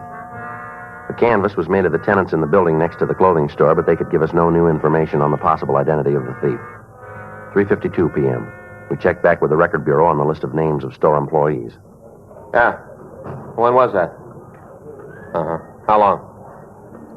You get out clean? Mm-hmm. Nothing on the rest of them, huh? Yeah. Okay, thanks. Bye. Anything? Yeah. They checked the names, came up with one possible. Yeah. The assistant manager, Al Baker. Oh. He's done time for burglary. The Record Bureau had come up with the information that Alfred Roger Baker had been arrested in 1943 for burglary. He'd been tried and convicted on 3 counts. He'd spent a term in the state penitentiary at San Quentin, and he'd been released. Since that time, he apparently had led the life of an exemplary citizen. 4:07 p.m. Frank and I took him to the office of the clothing store to talk to him. Sit down, Baker. Sure. What's this all about? You don't think I had anything to do with this burglary, do you? How many times have you been arrested? Why do you ask that? We just want an answer. Seen the record? We've seen it. You know without me telling you. We'd like to hear it from you. I was arrested once. I did the time. I'm clean since then. I thought when you did the time and they let you out, you didn't owe anybody anything. Yes, that's right. Well, then what are you guys hopping on me for? I just work here. I mean, just because I did a hitch for burglary, that I had anything to do with this. We didn't say you did. Well, you're sure acting like I did, bringing me in here talking about how I was arrested. Sure acting like you think I had something to do with this one. Well, you look good for it. How do you figure that? You got the only other key to the door. Look, I don't like to bring this up. Maybe you bright cops haven't thought about it, but who says Dodds couldn't have done it himself? What do you mean? Well, he's in trouble, big trouble. This would be an easy way out of it. All right, you tell us. Well, all the stuff is insured. It'd be pretty sweet for him to lift the merchandise, collect on the insurance, and then sell the stuff, too. It'd come out real good. That's the way you got it figured, huh? I'm not trying to figure it anyway. All I know is that you guys are trying to wrap something around me that doesn't fit, and I want no part of it. If I'm right, Don, it must be a couple of guys' work here who could have done it. Well, the way we got it, the thief used a key. Well, that brings us right back to Dodds. Well, if he's in trouble financially, then why is he doing all this remodeling? He hasn't got much choice. He's got to brighten this place up or he's going to lose what business he's got. You check into him. You look it up. You'll see what I'm talking about. It makes a lot more sense than you hauling me in here. Can you account for your time last night? From when? From the time you left here. Yeah, I can give you every minute. All right, go ahead. I left here at 6:30. That's the time I always leave. Who was here when you left? You mean who locked up? That's right. Leonard. He always locks up, always. Where'd you go after you left? Went up to the corner and had a beer. That's like always, too. Anybody in the bar know you? Yeah, the bartender and the waitress. They'll vouch for you? Sure they will. All right, go ahead. After I left there, I drove home. What time did you leave the bar? About 7:10. I had 1 beer, smoked 2 cigarettes, put a nickel in the nut machine on the bar, and went home. I left at 7:10. Sure wish I knew you were going to want to know all this. I'd have been more careful about remembering. I forgot how many nuts I got from the machine. I'll take a wild guess and say 14. I got no way of proving that. You'll have to take my word for it. What time did you get home? About 7:50. Where do you live? Out in the valley. Traffic's heavy going out at the pass that time, and it took me 10 minutes longer than it usually does. You prove when you got home? Yeah, I can. How? Talk to my wife. We got a time clock on the wall just as you come in the door. I punch in and out. The time will be there. What about last night? I was home all night. I had dinner, sat around and watched television, went to bed. You didn't leave your house, huh? No, not from the time I got home last night until I left this morning. Pretty bad, isn't it? How do you mean that? I can prove every minute of it. Look, you get off my back, cop. You start looking around, you'll come up with a lot of guys who had a lot more chance and a lot more reason to heist that stuff than I do. That won't be hard because I haven't got any. You sit tight and I'll show you who sold that stuff. Huh? Wait a minute. Where are you going? Just over to the desk. I want to show you something. What? You'll see. Hold it just a minute. Now, you show me what you want and I'll get it for you. Yeah, you cops, you never learn, do you? Open the top drawer. This one? Yeah. All right. Now open that one. All right, what do you want? A folder right there. This one? Yeah, that's the one. Put it up on the desk. All right. Go on, open it. Yeah? Now take a good look at the reason the stuff was stolen. What is it, Joe? Bills. Isn't anything in the store that's paid for. Take a look at them yourself. Here. Look here. Past due. Please remit. Your credit is important. Overdue. Past due. Go through the rest of them. They're all like that. There isn't a place in the country anymore that'll extend any credit to Dodds. Not one. You're looking for somebody who had a reason to steal the stuff? Well, there's your answer. You talk to Leonard Dodds. He's got the reason. Come in. Joe, Frank, see you a minute. I'll take it. Okay. Telling you got to lean on somebody. You lean on Leonard Dodds. He's the one. Don't come around here bothering me. Joe. Yeah. Yeah, what do you got? He might be telling the truth. Huh? Stuff on the roof. Yeah. It's gone.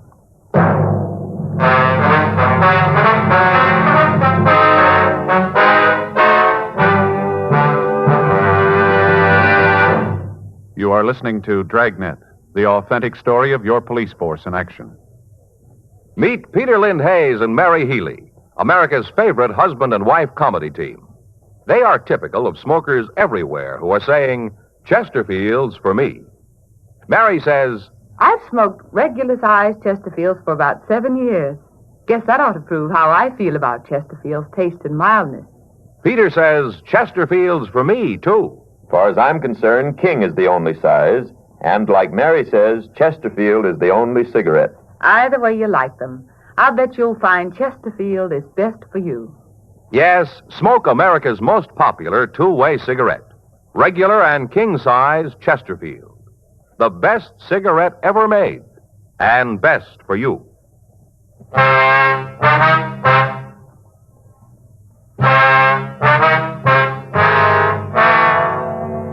With the removal of the remaining packages on the roof, our main opportunity of catching a thief was gone. We questioned the people in the store about it. From them, we learned that the manager, Leonard Dodds, had brought the cases of clothing into the store himself. We talked to him, and he offered as an explanation the fact that the insurance company wouldn't like him leaving a supply of expensive suede coats up on the roof. He went on to say that catching the thief was our business, but we were not to interfere with his running of the store and any attempt to apprehend them. We tried to question him regarding the accusations made by the salesman Al Baker. He said they were ridiculous and that we should know better than to listen to the accusations made by an ex-convict. He went on to say that he resented the questions we put to him and that if we intended to continue, he would have to get in touch with his lawyer. We contacted the office and made arrangements for a stakeout to be set up on the roof of the building next door, and then Frank and I returned to the office to check further on Leonard Dodds. We checked with his bank, and we found that he had several notes on the clothing store. The head of the loan department told us that Dodds' payments had been irregular, and that at the time, he was overdue on one of the notes. We contacted the insurance company and found that Dodds had made a claim on the stolen merchandise that morning and had requested payment as soon as possible.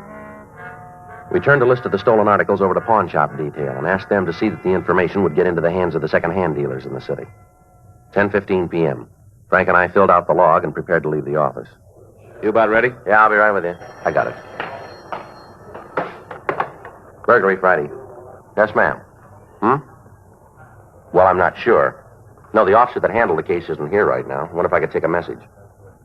Yes, ma'am. He'll call you when he gets in. All right, Yes, all right. If you'll wait just a minute, I'll transfer you to the main jail. No, the main jail. They'll probably be able to tell you. Yes, that's right. Just a minute. Hold on, please. Would you give this call to 2949, please? That's right, the bail clerk. Thank you. Woman wants to know how much it's going to cost to get her husband out of jail. Yeah. I got it. Burglary Friday. Yeah, Yeah, that's right, we did. Yeah.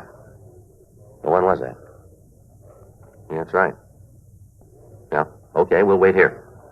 Right, bye. Well, looks like we got it made, maybe. What do you mean? Radio car out in the Westlake district just picked up a couple of kids. Both of them were loaded down with clothes. Yeah. Label on them is Dodds Clothing. The radio car officer had told me on the phone that he and his partner, while making a routine patrol of the area, had spotted two boys walking down the streets carrying large quantities of clothing. When they were stopped, the two suspects were unable to account for the clothes, and they were not able to tell the arresting officers where they'd gotten them. In checking the pair out, the officers had called burglary detail, and we'd gotten our first concrete lead to the thief. 10:47 p.m. The two suspects arrived at the office. Their names were checked through R&I, and they were both found to have misdemeanor records listing petty theft and attempted burglary. One of them, Walter Kramer, had been convicted on burglary charges and had been sentenced to Preston School for Boys. He was at the time on parole. While the other boy waited in the squad room, Frank and I questioned Kramer in the interrogation room. How old are you? 18. Where do you live? You know that already. What are you asking me again for? I told the other cop, gave him all the information. Where do you live? 2574 Brandon Street. You want to tell us where you got the clothing you had when you were picked up? You're smart cops. You figure it out. You on parole now? No, I got out clean. Are you still that way? That depends on how you read this one. Where'd you get those things? I found them. You expect us to buy that? I don't care if you buy it or not. It's the truth. You're pretty heavy, aren't you? I've been around. That time up at Preston didn't do you much good, did it? You'd be surprised what I learned up there. Not what you were sent there for. That depends on where you're sitting. You were picked up carrying a load of stolen clothes. You want to tell us where you got them? You tell me. Now, come on, kid. Where'd you get the clothes? You going to play it that way, are you? There ain't any other. Where were you yesterday?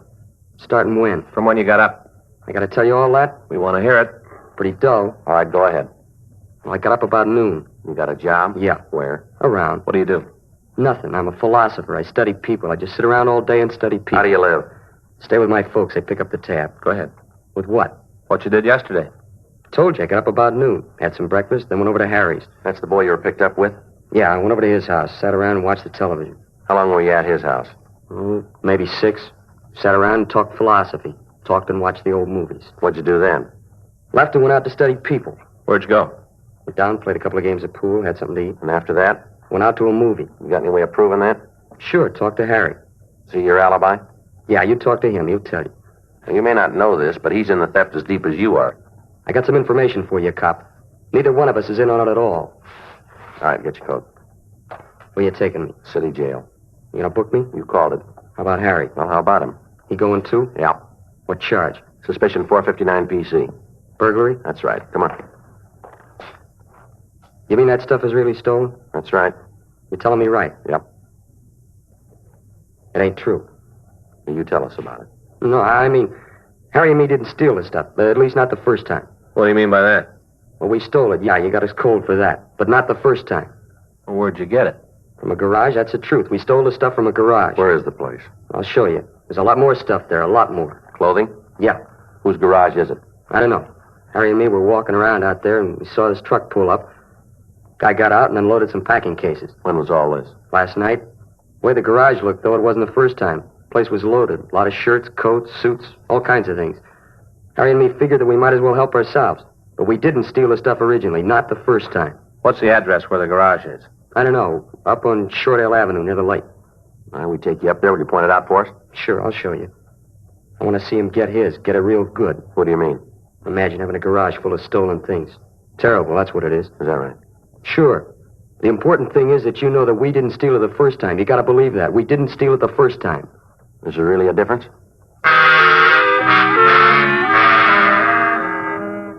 12:15 a.m. We talked to the suspect that had been picked up with Kramer. He gave us substantially the same story that we'd gotten from the first boy. They both agreed to take us out to the garage where they'd found the stolen merchandise. Before we left the office, we put in a call to the clothing store, but there'd been no report from the stakeout on the roof. The two suspects directed us to drive out towards Silver Lake. We took the freeway out to Glendale Boulevard and turned right. We drove out to Loma Vista, and then we turned right again. The boys directed us up the hill and then onto a side street. We went about a half a block farther before they pointed out the house to us. We drove down the street and parked the car. Frank and I and the two suspects walked back to the house and into the rear of the yard. A two-car garage in the rear of the building was unlocked. We went in. Scattered around the place, we found several large packing cases of clothing. The labels on them were from some of the most exclusive men's stores in the city. There was no question about it. This was the plant for the stolen merchandise. Frank stood by the back door of the house, and I went up on the front porch and rang the bell. Yeah? You're Martin Hetman, aren't you? Yeah, do I know you? My name's Friday, police department. Oh, yeah, I met you over at Dodge. What is it, some more questions? Yeah, a few. Kind of late to come around, isn't it? Well, maybe a little. I'm just going to turn in. Can you wait till the morning? I could come down to the police department. No, I'm afraid we're going to have to talk tonight. Oh. Okay, come on in. Thank you. Anybody else in the house? Just my wife and the kids. Where are they? Upstairs. They're all asleep. I told you I was just going to turn in. Mm-hmm.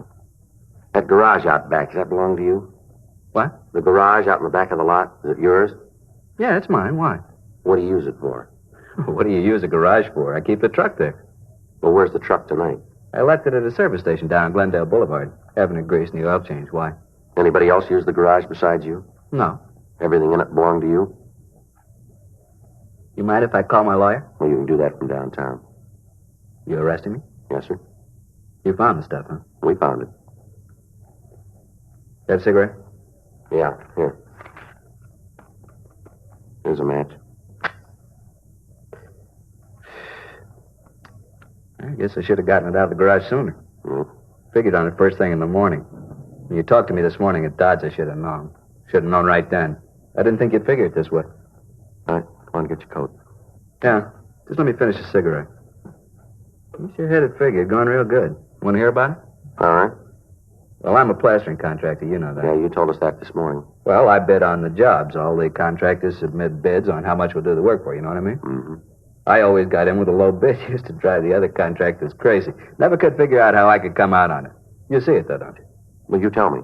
Well, you see, if a job would cost me, say, $3,500 to do, I'd put in a bid for $2,500. I always get the job, and then I'd steal the other $1,000 of merchandise, see? Mm-hmm. That way, I could come out and nobody get hurt.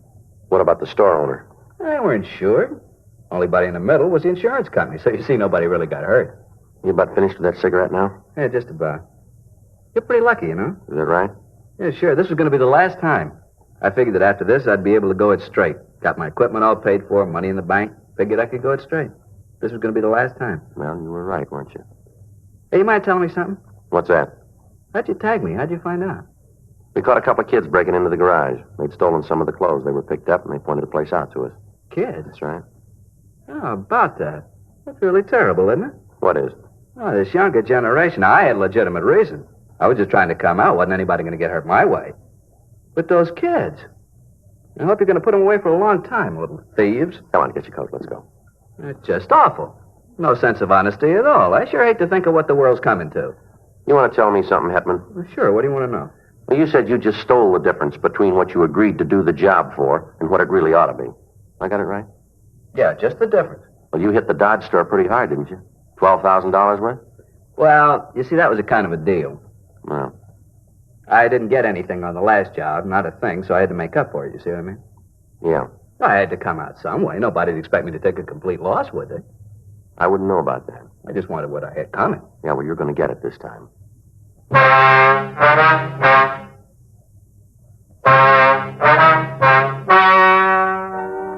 The story you have just heard is true. The names were changed to protect the innocent. On October 17th, trial was held in Department 89, Superior Court of the State of California, in and for the County of Los Angeles. In a moment, the results of that trial. Now, here is our star, Jack Webb. Thank you, George Fenneman. Friends, the next time you buy cigarettes, I wish you'd give our Chesterfields a try. Now, that's all we ask. Just try them, because these cigarettes do a better job of selling themselves than anything I could say. Either way you buy them, regular or king size, I know you'll like them, because they smoke mild and they're really satisfying. Join the millions of smokers who've made Chesterfield America's most popular two-way cigarette. And when you do, I'm convinced you'll agree that Chesterfields are best for you.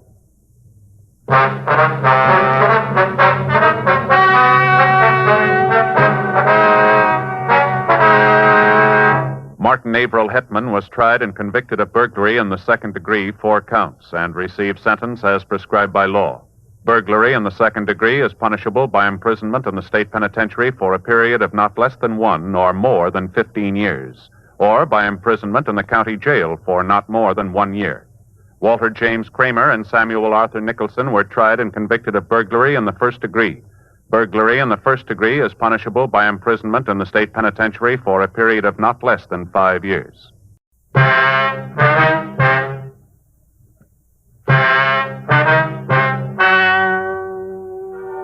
Ladies and gentlemen, the story you are about to hear is true.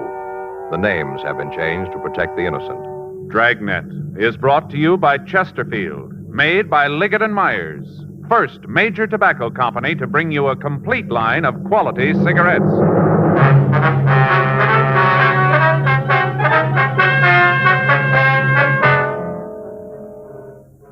You're a detective sergeant. You're assigned to juvenile detail. 4 children in your city have apparently been abandoned by their mother. There's no trace of the woman's whereabouts. There's a possibility of foul play. Your job, investigate. Today, you hear these 3 words everywhere. Chesterfield's for me. The cigarette tested and approved by 30 years of scientific tobacco research. Chesterfield's for me. The cigarette with a proven good record with smokers. And first cigarette to have such a record. Chesterfield's for me. Chesterfield gives you proof of highest quality, low nicotine. The taste you want, the mildness you want. The Chesterfield you smoke today is the best cigarette ever made. And best for you.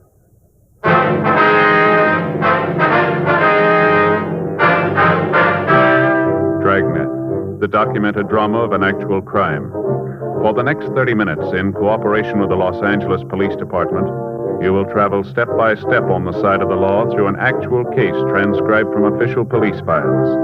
From beginning to end, from crime to punishment, Dragnet is the story of your police force in action. It was Friday, February 8th. It was raining in Los Angeles. We were working the night watch out of juvenile detail. My partner's Frank Smith. The boss is Captain Powers. My name's Friday. I was on my way back from Juvenile Hall, and it was 7:46 p.m. when I got to 1335 Georgia Street. The office. Joe, Yeah, Irene. you talked to Captain Powers? Yeah, the way it looks, Frank's going to be tied up in court for a couple of days. Going kind of hard. Gang war, isn't it? Yeah, seems like everybody in town's climbed on this one. Really making a big thing out of it. Uh-huh. Fellow skipper said I was supposed to give you a hand on anything that might come up. Then you just made it. Hmm? Woman in the next office, you better talk to her. What's it about? It'll be better if you got it straight from her. Was she a crank? I don't think so. See what you can figure. All right. Mrs. Eggers? Yes, Miss Gardner. You ready to do something about this? Yes, ma'am. I'd like you to meet Sergeant Friday. Joe, this is Mrs. Eggers. Now, how do you do? Miss Eggers? If you'd give him the story the way you told it to me. You bet I will. Sit down, young man. I'll tell you all about it. All right. Get your book out. I beg your pardon? Your book. You're going to take some notations, aren't you? Well, if you'll just tell us what this is all about. Yeah. Well, I don't want you to get the idea that I'm the nosy type. I'm not. It's just that I take an interest in the things that go on around me.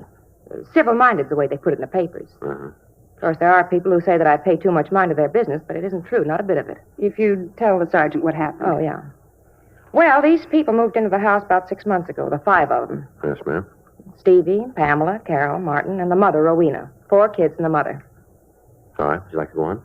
Well, now, right off, I could spot this woman. Seen a lot of them. How do you mean that, Miss Eggers? You can make it crystal if it's any easier. Yes, ma'am. What did you mean? That you've seen a lot of them? Alkies, you know. Drunks. Mm-hmm. Well, she's one. I could spot it right off. Her and those 4 beautiful children. Yeah. Well, the first few months they lived there, I'd maybe see her a couple times a week, you know, going in the house or coming out. Just a couple times a week. I see. Last week, 10 days, I haven't seen her at all. Not even a little sight. Mm-hmm. So right off, I figured that something was wrong.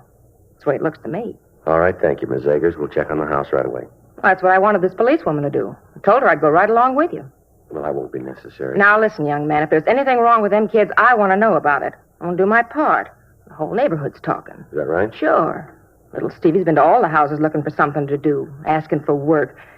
It just seems to me that there's something wrong about the whole caboodle of them. Not seeing the mother and the way the boy don't eat the lunch plate, not seeing the other kids. There's something that don't fit over there. All right, ma'am, we'll look right into it. You just do that. We'll see what I say is true. Thank you, Mrs. Eggers. Don't go thanking me. Just trying to be civil-minded, that's all. Mm-hmm. Just seems that there isn't anybody who cares about those kids. Well, that's not true, Miss Eggers. What? We do. 8:14 p.m. Policewoman Irene Gardner and I left the office and drove over to the address the Eggers woman had given us. The house was a small one-story clapboard building located on the rear of the lot. The front yard was overgrown with weeds, and there were neighborhood advertising papers lying around. When we arrived, there was a faint light on in one of the front rooms. Irene and I went up to the front door, and we knocked. We got no answer. I tried the door, but we found it locked. There was no sound from inside the place. The shades were drawn over the windows so that it was impossible for us to see into the house. We walked around to the rear and tried the back door. It's locked. Yeah, doesn't look like there's anybody home. Mm-hmm. Well, let's talk to that Agers woman again, huh? All right. Doesn't make a lot of sense, does it? From the story she gave us, the kid should be at home. Well, she might be seeing things, Joe. You know, trying to figure out some way to get attention. Yeah, might be. Didn't seem like that to me, though. Joe? What? What do you got there? The front window. There, you see it? Yeah, there's somebody in there. Come on, let's go.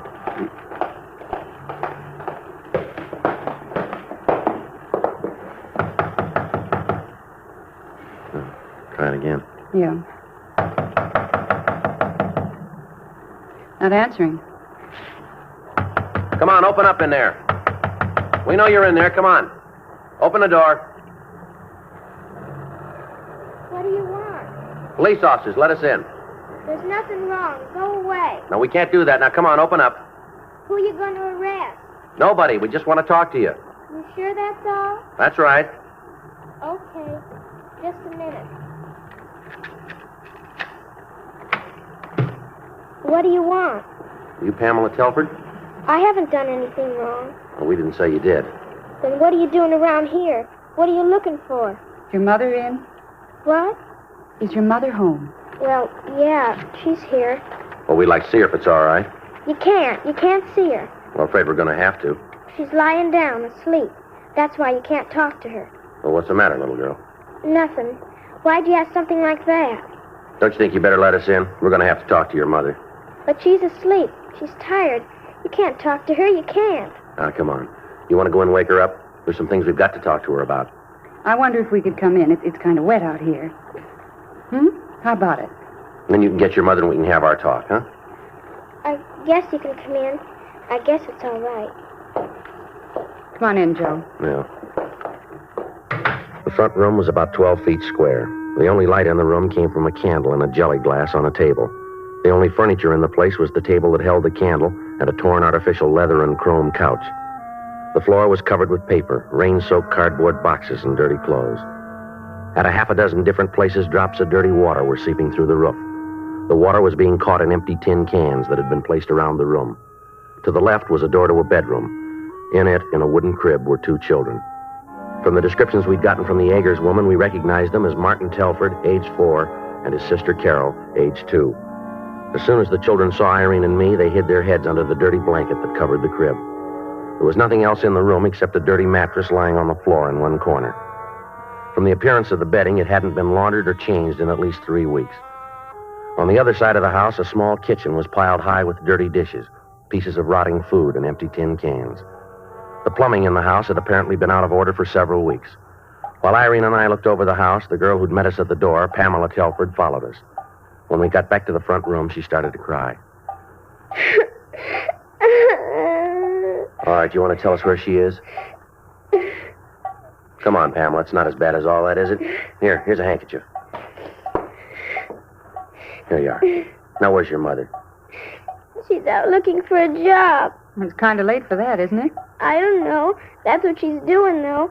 Out looking for a job. Well, now, why'd you tell us that she was here tonight? Because I didn't know what you wanted. I thought you were trying to arrest her. Well, why'd you think that? Because that's what she said. Your mother said that? Yes. She told us that policemen arrested people. She told us about it. How you did it once to her. Your mother's been arrested? Yes. Do you know why? Because she was. Well, what for, do you know? She got sick. She got sick and they put her in jail. Mm-hmm. That's why I told you she was asleep. I thought that you'd go away and leave us alone. It's sure cold in here. Yeah. Do you have any heat in the house, Pamela? There's a heater in the bedroom. Oh, I'll turn it on. Good. It doesn't work. What? The heater doesn't work. Marty was playing one day and he broke the little rods in it. It doesn't work anymore. Oh, we should be able to get some heat out of it. No, you won't. There isn't any gas. They turned it off. Mm-hmm. Well, I think maybe you youngsters better come downtown with us, don't you think? Why? Well, it'll be warm down there, a lot more comfortable for you. We can't go. We gotta wait here. That's all right, Pamela. We'll leave word for your mother where you are. Maybe that's your mother now, huh? No, it's Steve. Who are you? He's a policeman. What do you want? There's nothing wrong here. Nothing for you to come butting in for. We want to see your mother, son. She hasn't done anything. Why don't you cops leave her alone? All the time you're after her, never leave her alone. You're kind of rough for a little guy, aren't you? That's none of your business. I know my rights. I know I'm good. Well, look here, son. We're going to take you downtown and give you a good meal, just until we can talk to your mother, that's all.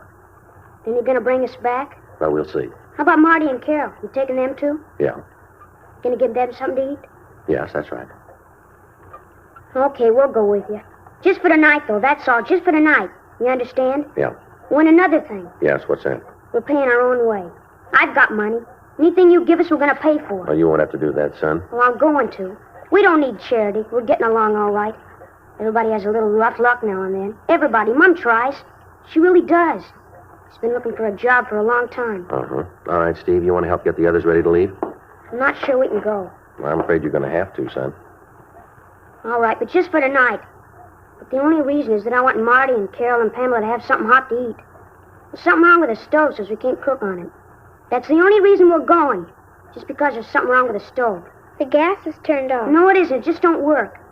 But whatever we eat, whatever we get, we're going to pay for it. I've got the money. Well, I told you once before that won't be necessary. Well, it is, too. We're not taking any charity. We've never taken any. We're not going to start now, either. Anything that's done for us is going to be paid for. Yeah, I guess that's right, Steve. Huh?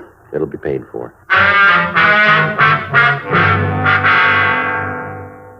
8:56 p.m. Men from the crime lab arrived and photographed the entire house. The pictures were held for evidence.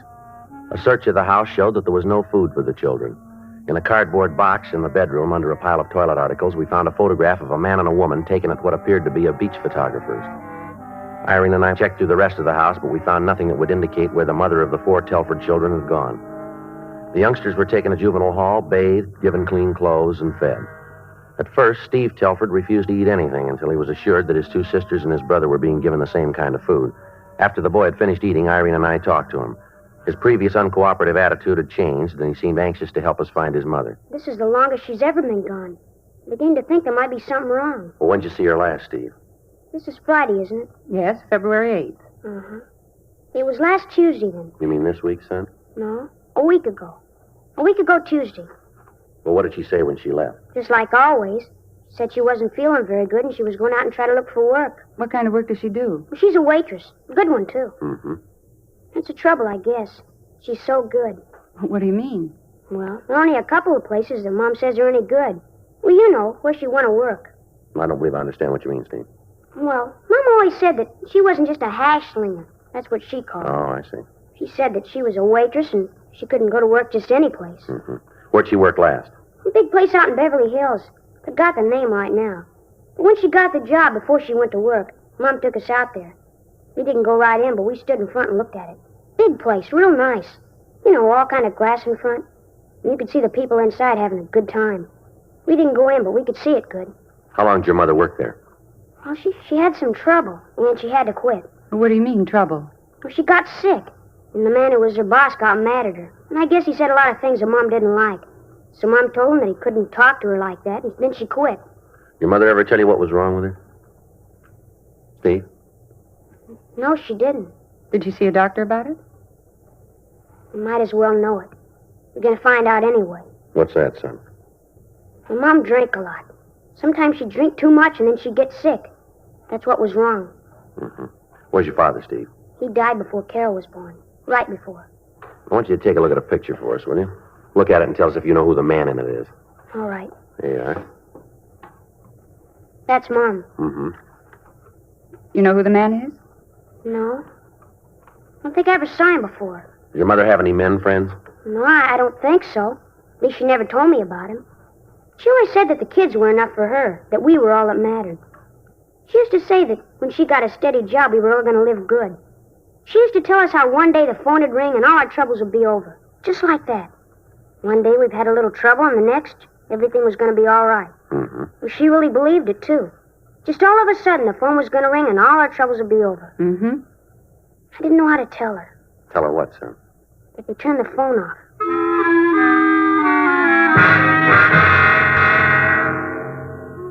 We had the name Rowena Telford checked through R&I.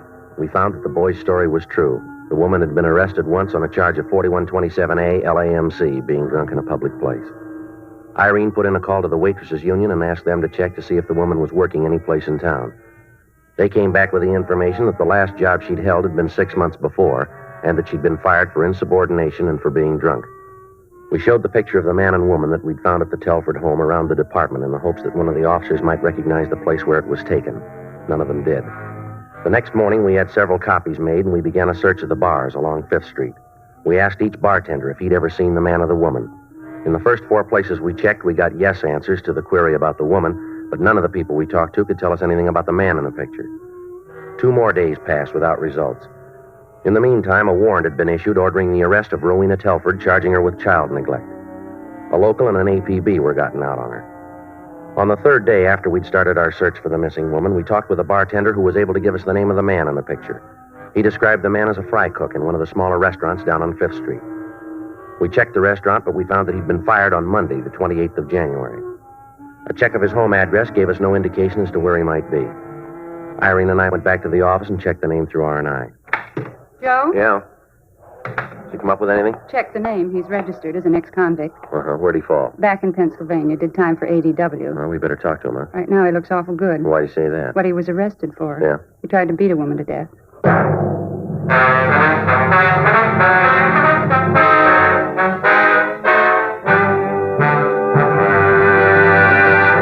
You are listening to Dragnet, the authentic story of your police force in action. Meet Peter Lind Hayes and Mary Healy, America's favorite husband and wife comedy team. They are typical of smokers everywhere who are saying, Chesterfields for me. Mary says, I've smoked regular-sized Chesterfields for about 7 years. Guess that ought to prove how I feel about Chesterfield's taste and mildness. Peter says, Chesterfields for me, too. Far as I'm concerned, King is the only size, and like Mary says, Chesterfield is the only cigarette. Either way you like them, I'll bet you'll find Chesterfield is best for you. Yes, smoke America's most popular two-way cigarette. Regular and king-size Chesterfield. The best cigarette ever made, and best for you.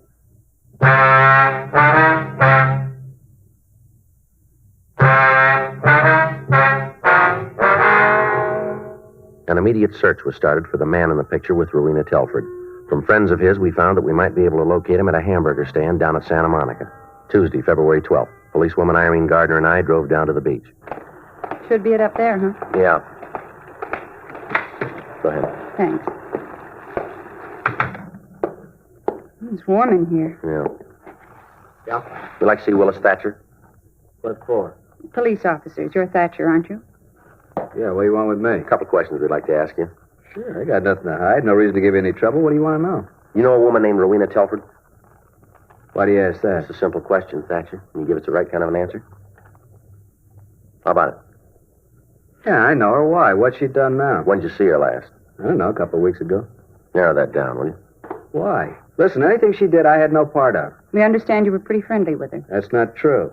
Sure, maybe I had a couple of dates with her, not more than a couple. That's it.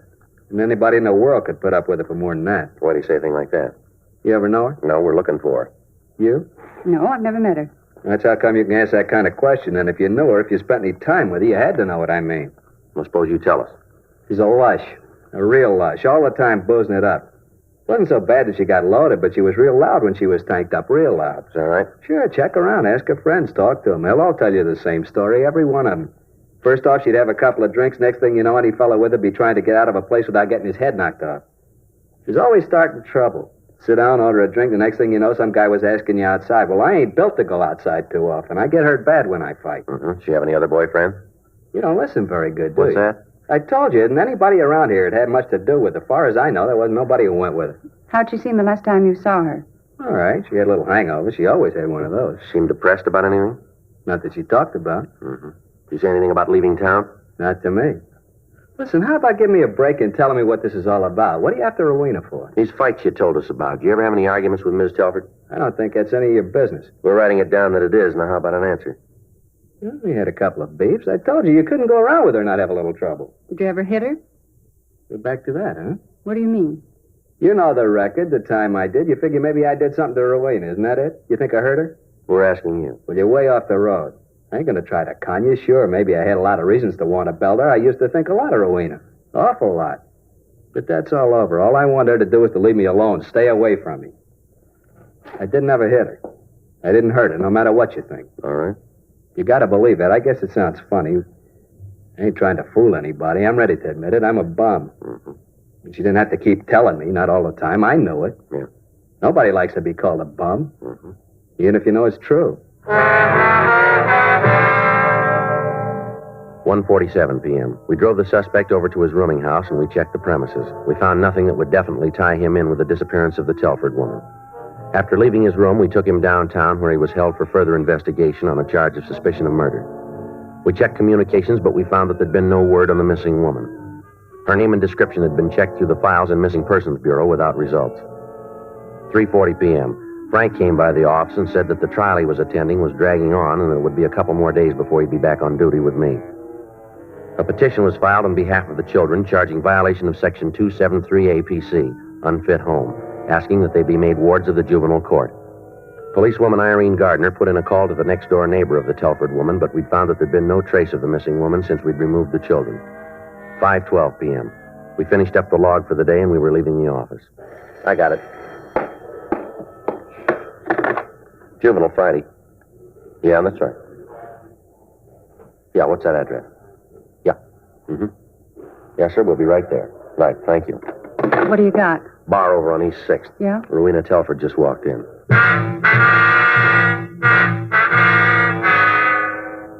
The bartender was one of those that we'd questioned when we first started our investigation. At the time, he knew the Telford woman, but he said that he hadn't seen her for several weeks. On the phone, he told me that she just walked into his bar. Irene Gardner and I left the office and drove over to the East 6th Street address, but the woman had just left. We had her description and a description of the clothes she was wearing.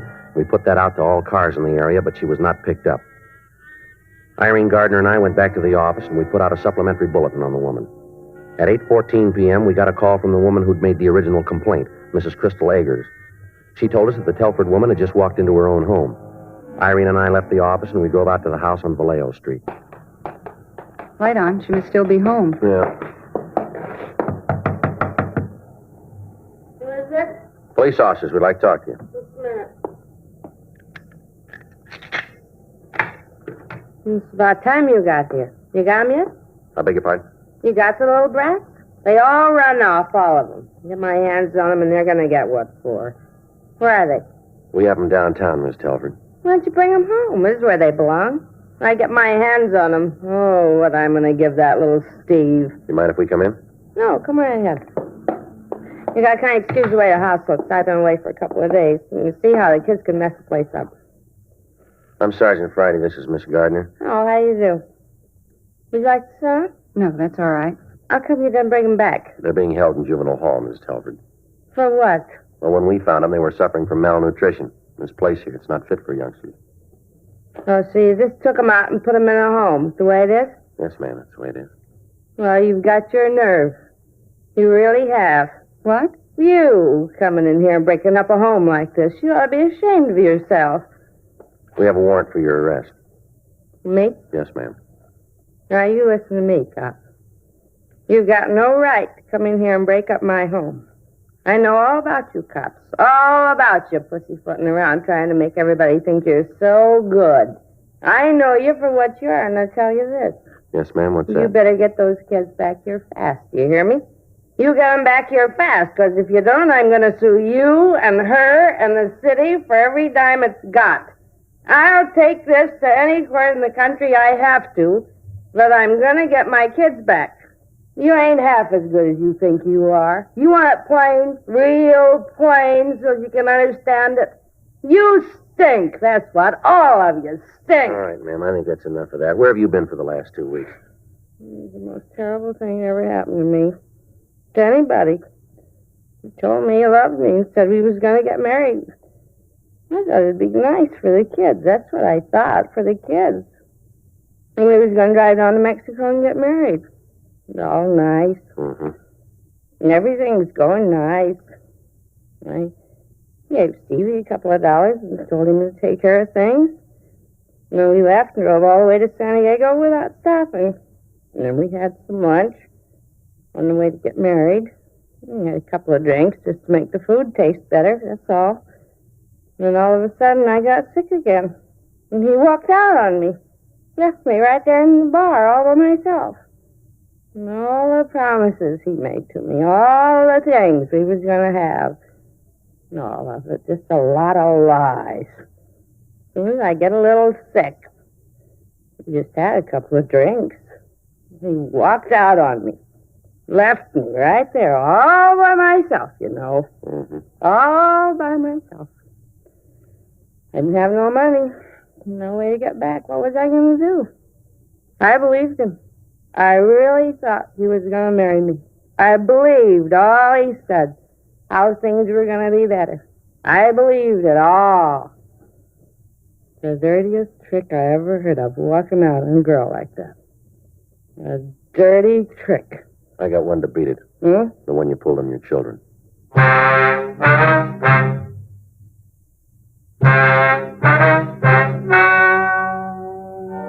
The story you've just heard is true. The names were changed to protect the innocent. On June 4th, trial was held in Department 97, Superior Court of the State of California, in and for the County of Los Angeles. In a moment, the results of that trial. Now, here's our star, Jack Webb. Thank you, George Fenneman. Friends, we've tried very hard to set a Dragnet standard. Now, to put that in just a few words, we try to make each program the kind of entertainment that you want. Now, we're going to keep working real hard at that. And you know, the people who make Chesterfields feel the same way about their cigarette. To sell a product, you have to make it good and keep it good. And the latest reports from our research lab shows Chesterfield is highest in quality. Highest in quality, low in nicotine. Smoke America's most popular two-way cigarette.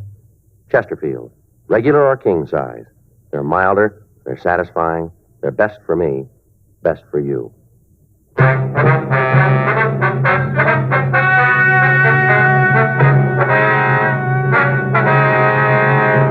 Rowena Esther Telford was tried and convicted of violation of Section 273A PC, endangering the life and safety of a minor, which is punishable by imprisonment in the county jail for a period of not more than 1 year.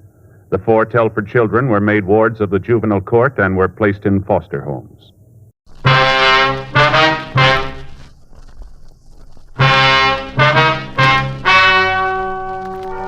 Ladies and gentlemen, the story you are about to hear is true.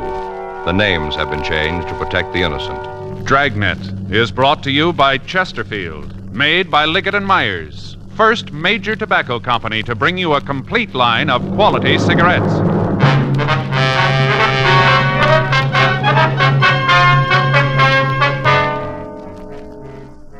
You're a detective sergeant. You're assigned a robbery detail. A pair of thieves has been terrorizing the merchants in your city. They're described as a man and a woman. From their actions, you know they're capable of murder. Your job, stop them. Today, you hear these 3 words everywhere. Chesterfield's for me. The cigarette with a proven good record with smokers. Here is the record. Bi-monthly examinations of a group of smokers show no adverse effects to the nose, throat, and sinuses from smoking Chesterfields. Chesterfields for me. The cigarette tested and approved by 30 years of scientific tobacco research. Chesterfields for me. Chesterfield gives you proof of highest quality, low nicotine. The taste you want. The mildness you want. The Chesterfield you smoke today is the best cigarette ever made. And best for you.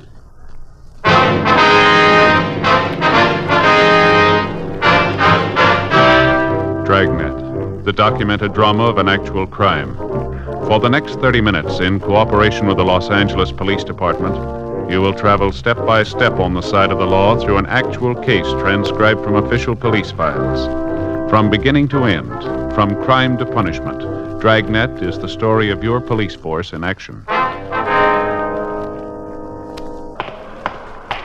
It was Wednesday, July 23rd. It was warm in Los Angeles. We were working the night watch out of robbery detail. My partner's Frank Smith. The boss is Chief of Detectives Thad Brown. My name's Friday. I was on my way back from the main jail, and it was 8:16 p.m. when I got to room 27A. Robbery detail. Hi, Slat. Joe? Any word from Frank? Yeah, I talked to Skipper this morning. He said they were having a little trouble with that extradition. Anything big? No, I guess not. Chief Brown said the authorities back in St. Louis would get it straightened out. Frank ought to be back in the middle of next week. Mm-hmm. Skipper said he wants me to work with you on that liquor store thing. Gaffney and I can use some help. We run down just about every lead there is. They all end up in the same place. Well, I got a little of it. You want to fill me in on the rest? Yeah. Hot shot, I'll get it.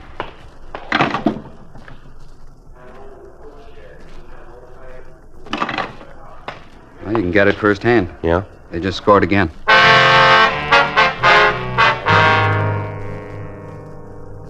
Sergeant Slats Henry, Tom Gaffney, and I went downstairs to the carpool. We took out our robbery car and we rolled on the call code 3.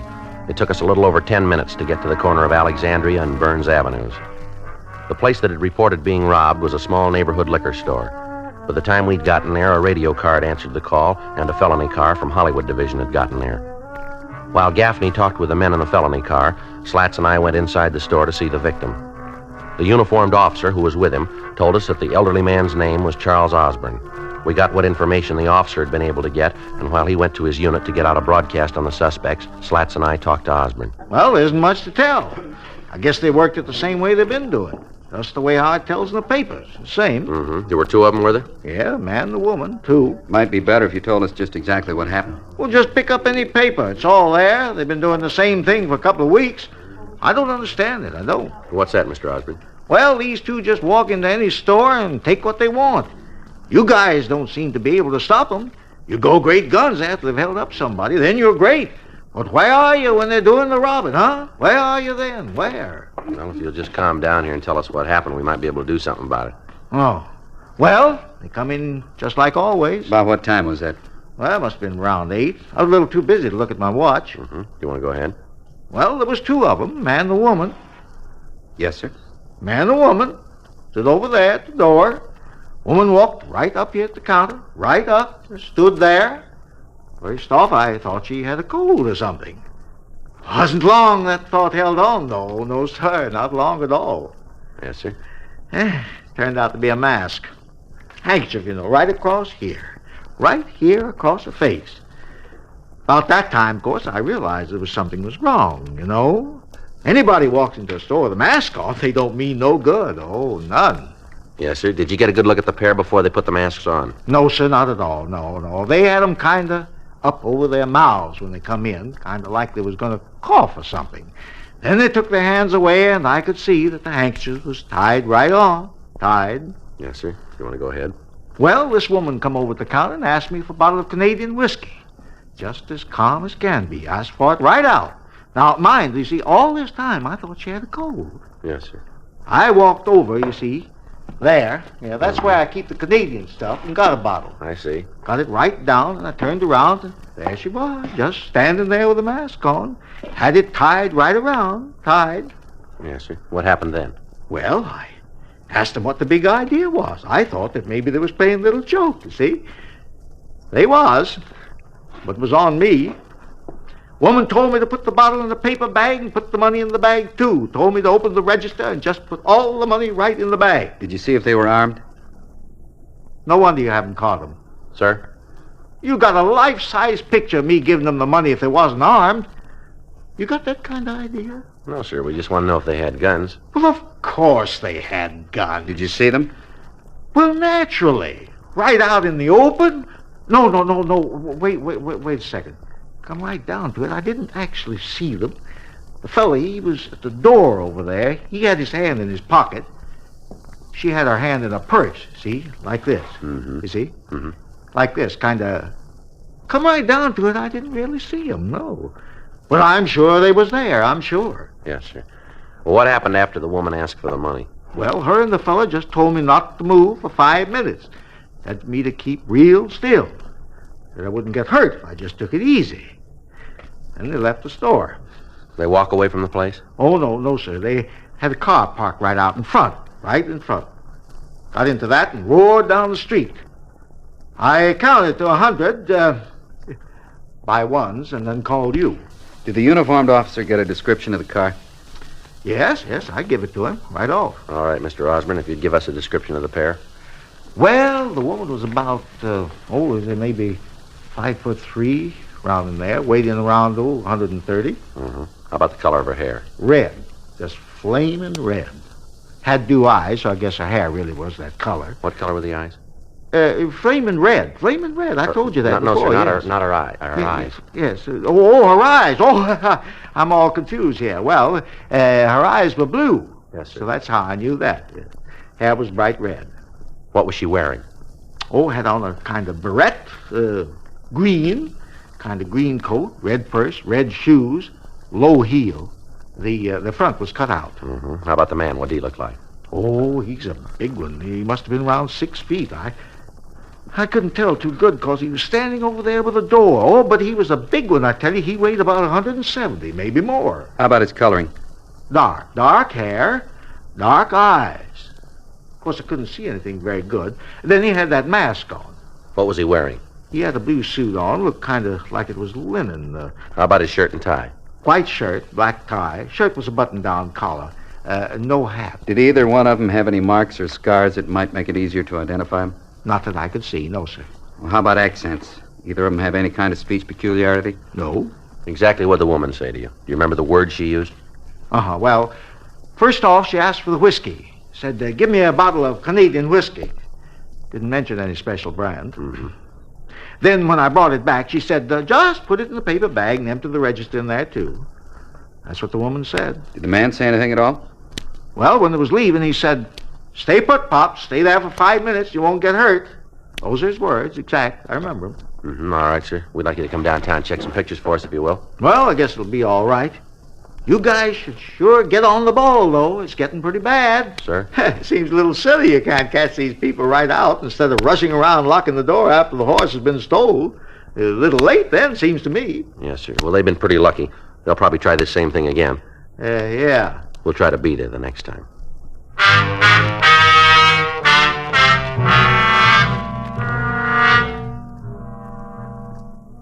A search of the immediate area failed to turn up anything that might lead to the identity of the thieves.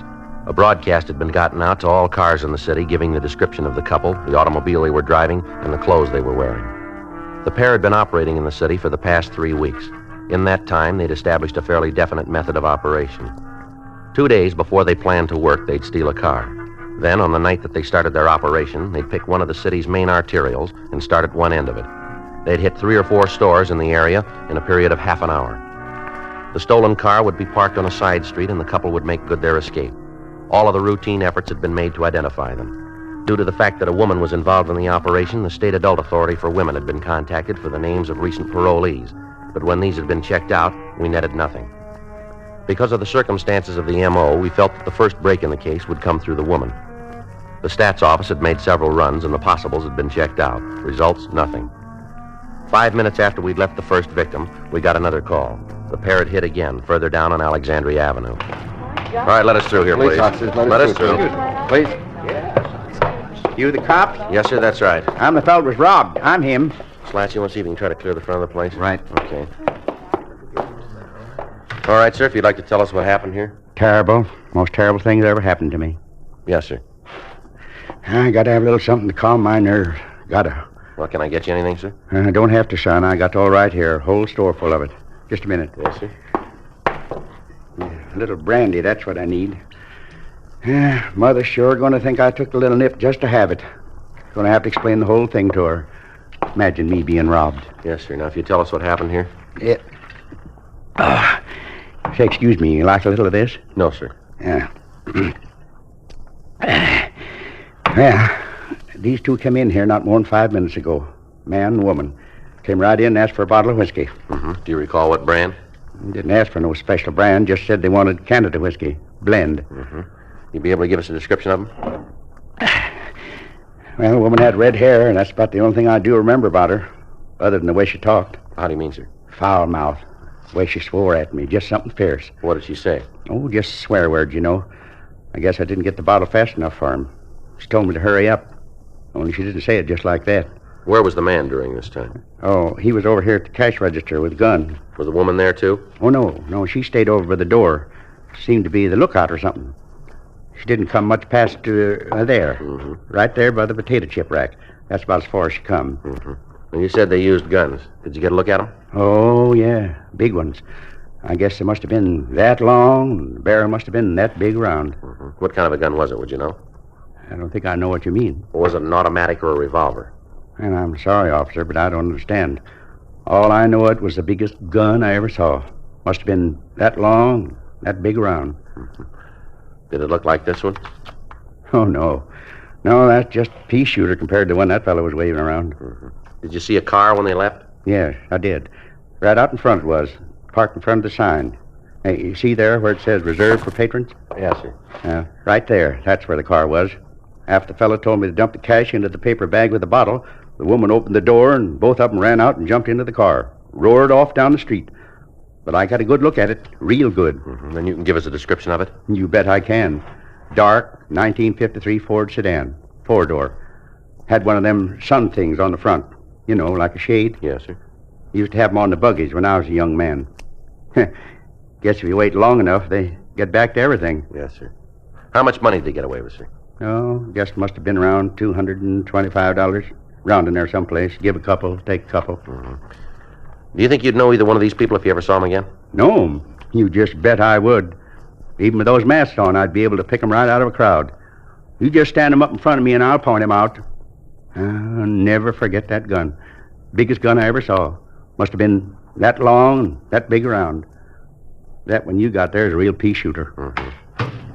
How's he look, Joe? No, it's the same couple. Description fits perfectly. I checked around the people in the crowd, found one old guy who says he saw the pair come out of the store. Got a good description of the car. I already gave him one. I can tell you anything you want to know. Yes, sir, we appreciate that, but we do want to talk to everybody who knows anything about the holdup. All right. You go ahead and talk to the other fella.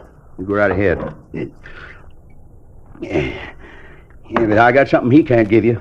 What's that, sir? License number of the car they drove.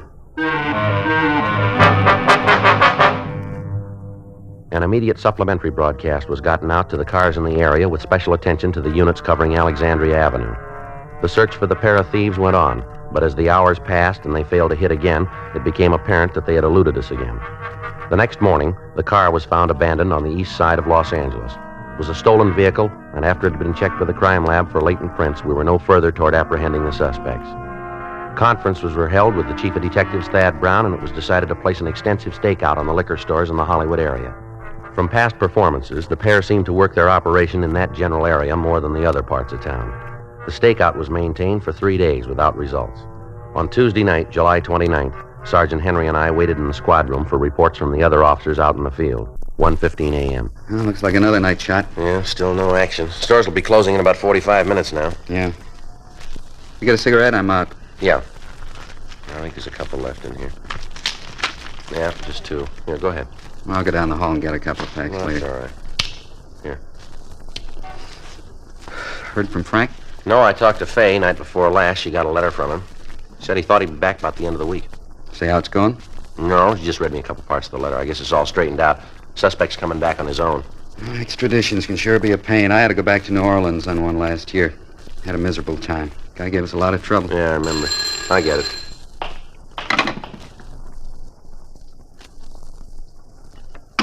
Now, let's go. They just hit again. In the stakeout area? No, out in Highland Park. They're way out on this one. What do you mean? Well, the victim decided to give him a little trouble. Yeah? The male suspect broke off the bottom of a whiskey bottle and worked the victim over. Almost killed him.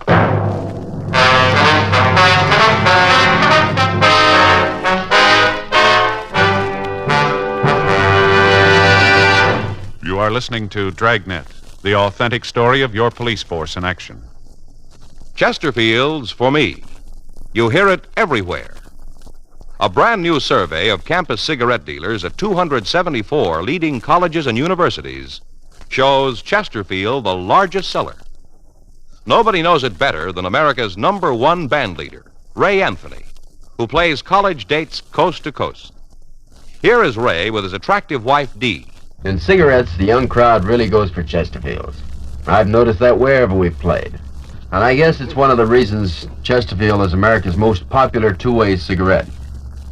Of course, Dee and I are Chesterfield smokers, too. We know they're best for us. Chesterfield's for me. You hear it everywhere. The Chesterfield you smoke today is the best cigarette ever made. And best for you.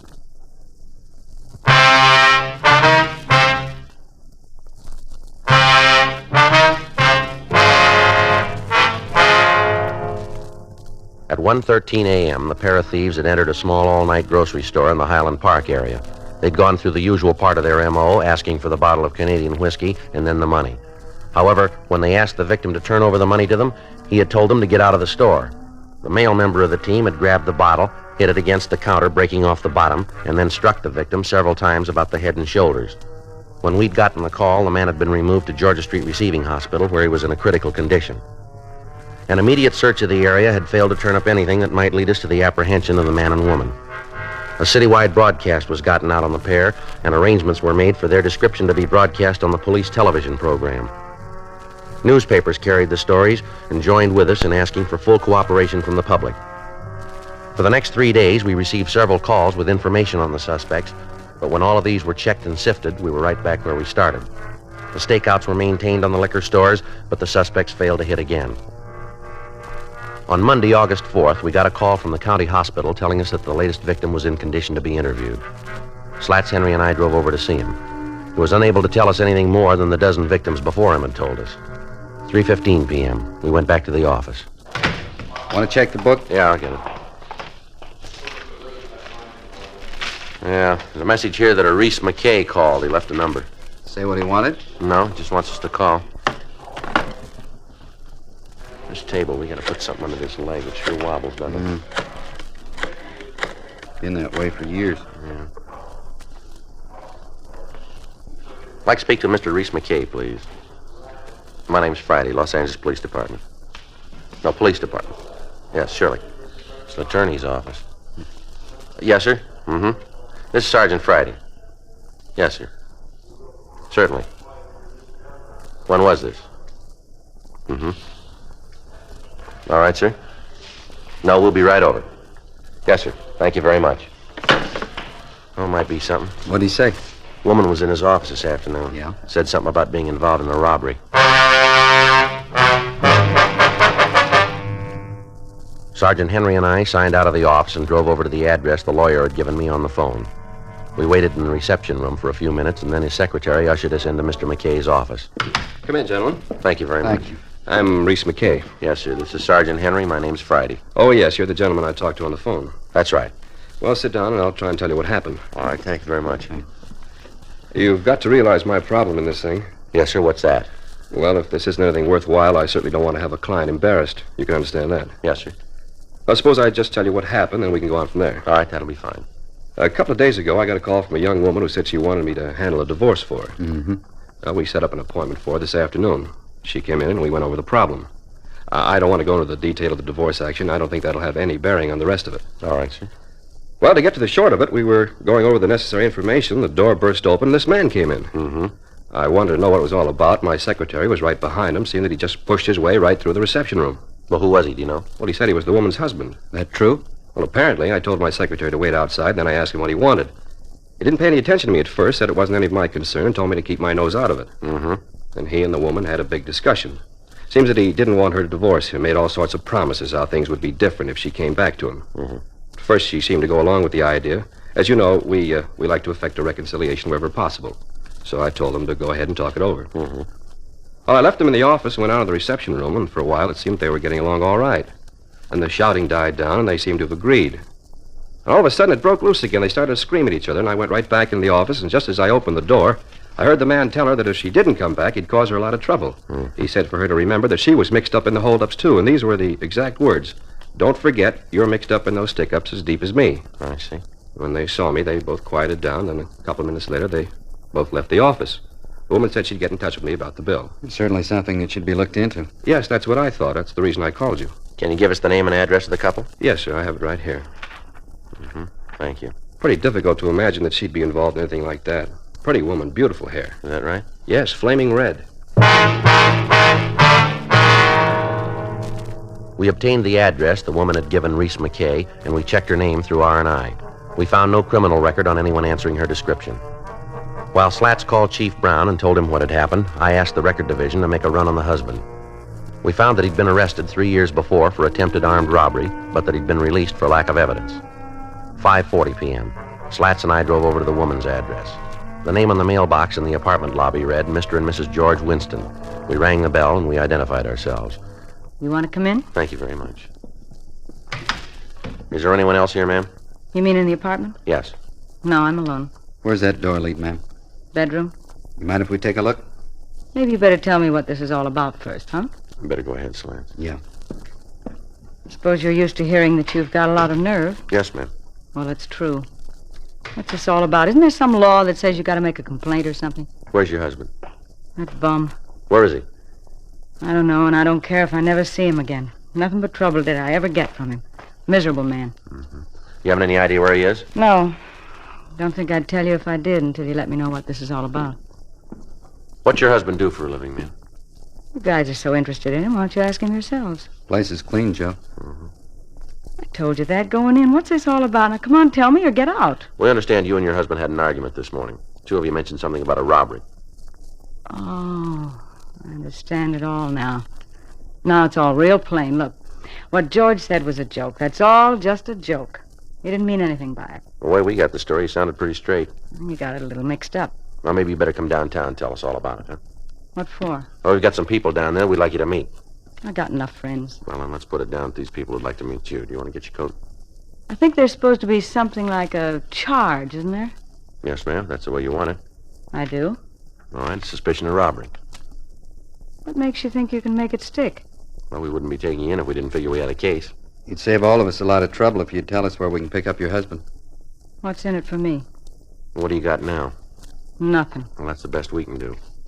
What makes you think you can hold up this kind of a charge? A dozen victims, for one thing.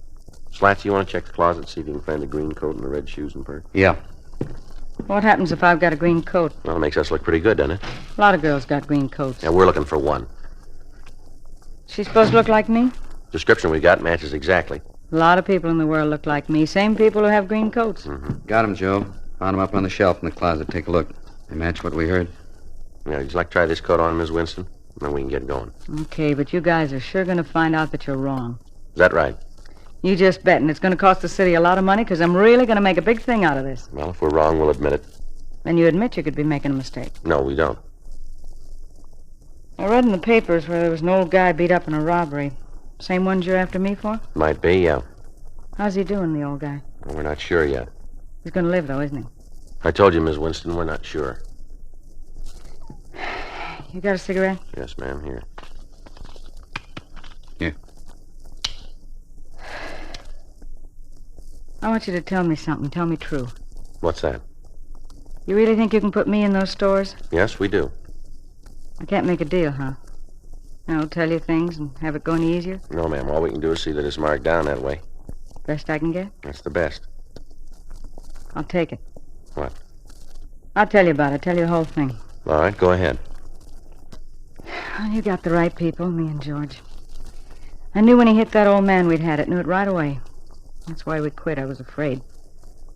If the guy died, you'd be able to get us for murder. I didn't like the robbery part, but I didn't want any part of a killing. I never did like the setup. Never. I used to tell George I didn't like it. That didn't make any difference to him. He wanted to be the big man. He used to sit here after hitting the places. George would get the morning papers and sit here and laugh at the cops because he had them running after themselves. You know where he is? Yeah. He's in a hotel down on West 7th, using the name Evanston. I'll give you the address. All right, let's go. Yeah. Oh, George. He's going to be real surprised when you walk in on him. Real surprised. Sure wish I could see the expression on his face when he finds out what's happened. Sure like to see it. Well, that makes you even, doesn't it? Huh? He'll want to see yours.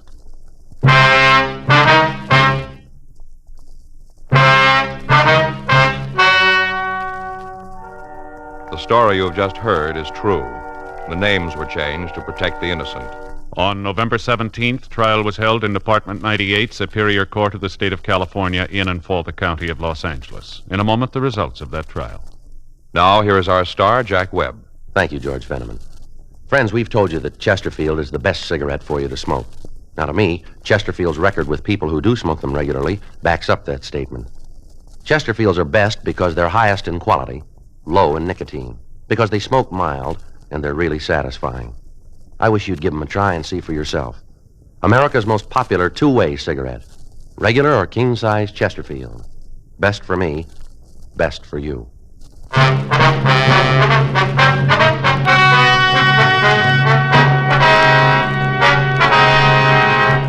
Geraldine Ruth Winston and George Roland Winston were tried and convicted of robbery in the first degree, 5 counts.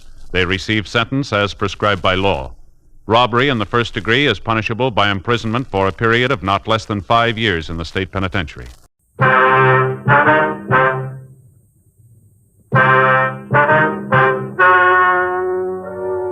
Ladies and gentlemen, the story you are about to hear is true. The names have been changed to protect the innocent. Dragnet is brought to you by Chesterfield, made by Liggett & Myers, first major tobacco company to bring you a complete line of quality cigarettes.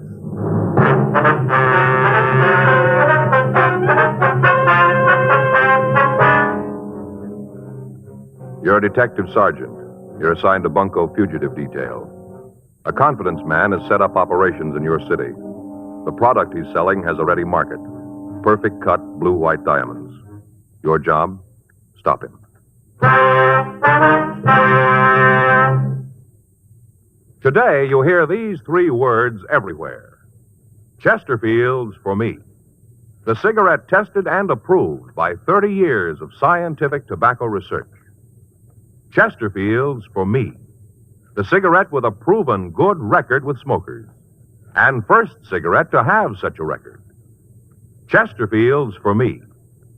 Chesterfield gives you proof of highest quality, low nicotine. The taste you want, the mildness you want. The Chesterfield you smoke today is the best cigarette ever made. And best for you.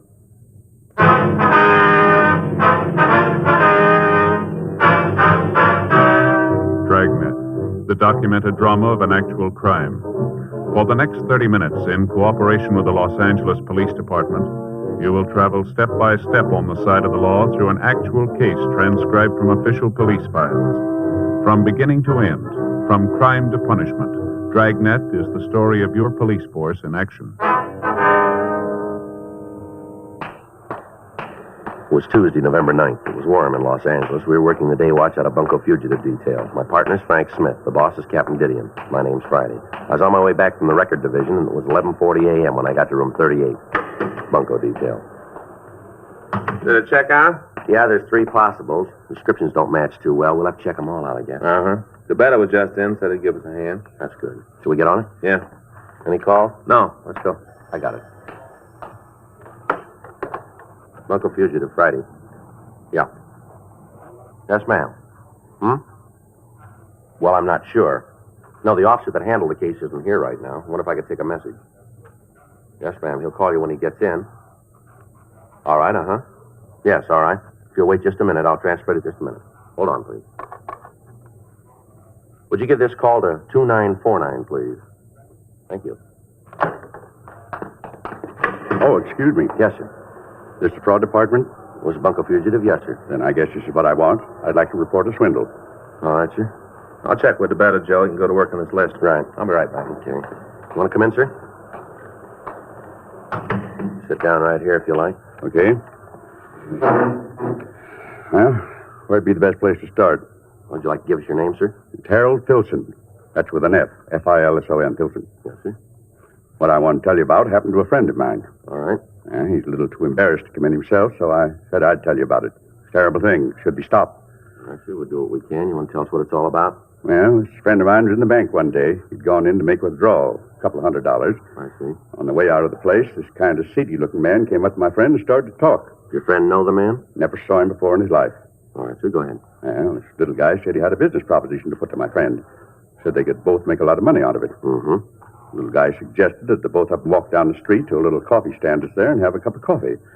My friend didn't see anything wrong with that, so they did. That's where the little guy told the story. What was that, sir? Oh, about how he was a DP, a displaced person. Mm-hmm. Said he'd come over from Belgium. Big story about how he just managed to get out of Germany with his life. Really laid it on thick, real thick. Mm-hmm. That's when he pulled the snapper. Said that he got into the country illegally, but he didn't have any papers, and that's why he came to my friend. I see. Go ahead. And see, this little guy reached into his pocket, took out a couple of pieces of folded paper. He undid them, and there were 4 diamonds. Most beautiful thing you ever saw. Mm-hmm. Fellow went on to say that since he was in the country without a passport, he couldn't take the chance of trying to sell the diamonds, said he might be picked up. So he wanted to sell the stones to my friend.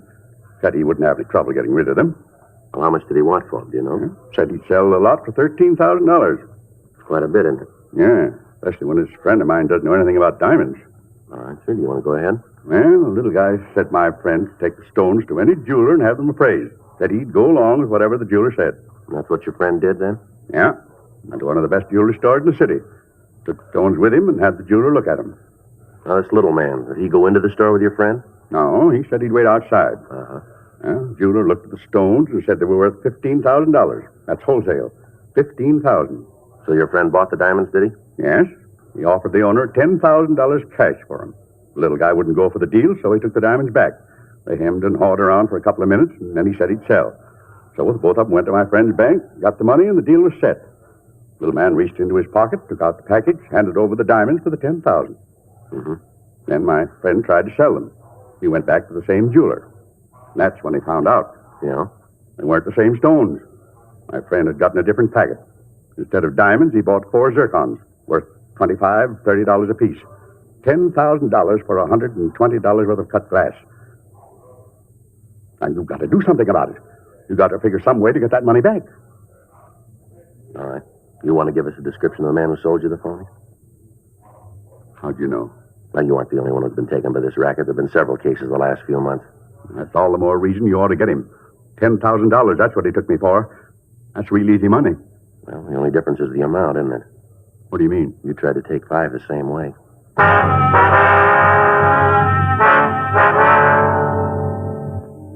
Frank came back to the office, and I filled him in on the story Harold Filson had given me. The victim gave us a complete statement and a description of the man who'd victimized him. He also gave us the address of the bank where he'd been approached. After that, Filson was taken down to the mug room and shown photographs of known confidence men who had used the same M.O. A local and an APB were gotten out, carrying the description of the suspect as well as a complete description of the clothes he wore and the method he used in approaching the intended victim. We got the name of the jeweler who had appraised the diamonds, and we asked the victim if we could keep the stones until we'd finished our investigation. He gave us his consent, and we signed a receipt for the zircon. 1:46 p.m., Frank and I drove out to the Hollywood area where we talked to Saul Maurice, the owner of the jewelry store.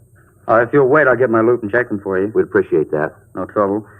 Probably should have known there was something wrong when I came in here. Average man doesn't carry $15,000 in unset diamonds around with him. Let me see the stone. Sure, here you are. Take a look at these, if you will. Mm-hmm. Well, the same ones, same as the diamonds. What can you tell us about them? Well, they look as if they were cut in this country. Yeah? Why do you say that? Facets, they're cut longer than European stones. Oh. Mm-hmm. Now, they were made in America. Is there any way we could tell where? No. Whoever did it, though, knew what he was doing. I remember the diamonds. Beautiful. You mean the real diamonds were just like these, then, huh? Yes, there was a 125 round, 2 1-carat marquee, and a 403 square cut. You sure about the size, are you? Reasonably, yes. I didn't weigh them at the time, but I did use a Mo gauge on them. That's what they checked out. You can't give us any idea, then, where the zircons might have come from? No, I'm sorry. I can give you a list of the men in Los Angeles who might have done it. We'd appreciate it. No trouble at all. You want to take these with you? Yes, sir. Say, I don't understand. Why would a legitimate diamond cutter make these imitations? Well, if a person ordered them copied, there'd be no reason not to. Quite often, people don't like to wear genuine stones. Occasions when good imitations do just as well. That's what probably happened here. Uh-huh. Whoever it was probably ordered a melange lot. I went ahead with it. Well, now the stones he brought in the first time were real, weren't they? Yes, fine, high color, beautifully cut. Especially the square. I'll get those names for you. Thank you. Say, I wonder if you'd tell me something. Well, what's that? Well, my wife's been looking for something to clean her engagement ring. You know, it gets dirty down the little prongs that hold the diamond. I wonder if you could recommend something to clean it. I'll tell you what, next time you're in the area, bring the ring in. I'll be glad to clean it for you. Well, the problem there is she doesn't want to take it off, I guess. I don't think she'd go for me taking it all day. Well, I'll tell her to take it into the jeweler in the neighborhood. He'll be glad to do it. Thanks, sure appreciate it. No trouble at all. Now, here's the list. Thank you. Sure hope you can find the man who sold the phonies. Yes, sir, so do we. Every time somebody gets stung buying diamonds, it makes them leery from then on. Hard on the legitimate people in the business. Yes, sir, we can understand that. Jewelers Alliance has been saying it for a long time. Know your jeweler and you'll get value received. A guy like this makes it twice as rough on honest men. Well, that's the way it is most of the time. Always seems like the honest ones get hurt. Well, maybe not always. What? We hope it's going to work the other way this time.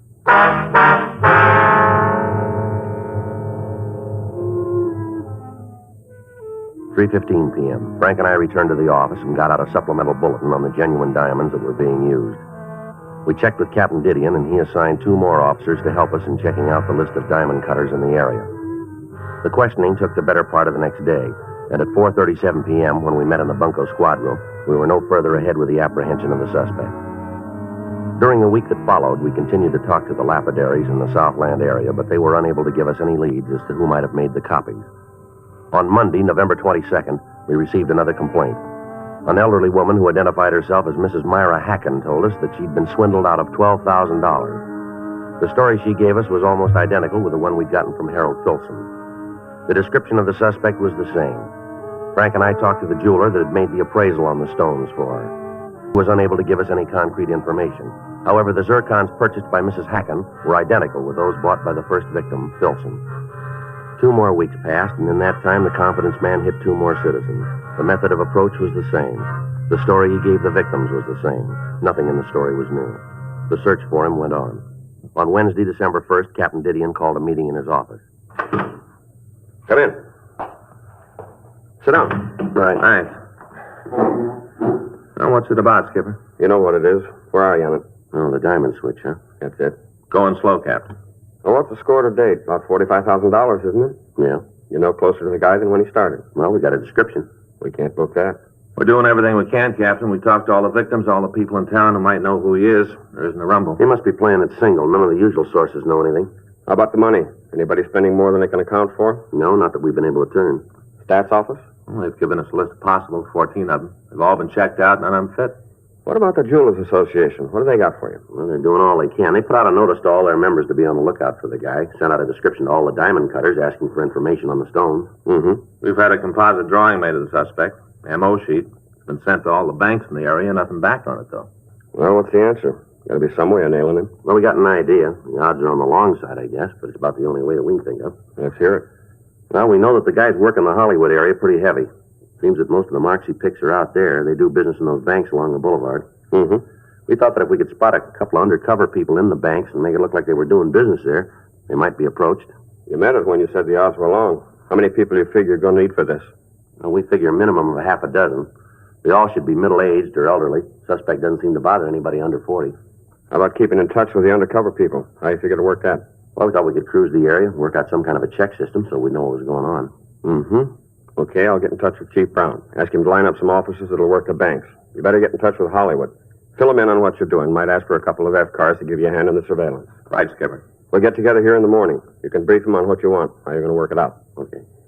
Better notify the banks, too. Give them the setup so there won't be any slip. All right. Excuse me. Bunco fugitive, Captain Didion. Yeah? Mm-hmm. Okay, we'll send him right up. That's right. Do what you can. Here's one to move on. Bank on Hollywood Boulevard. Head cashier says there's been a man loitering in the place for the last 30 minutes. Yeah? Matches the description of your suspect right down the line.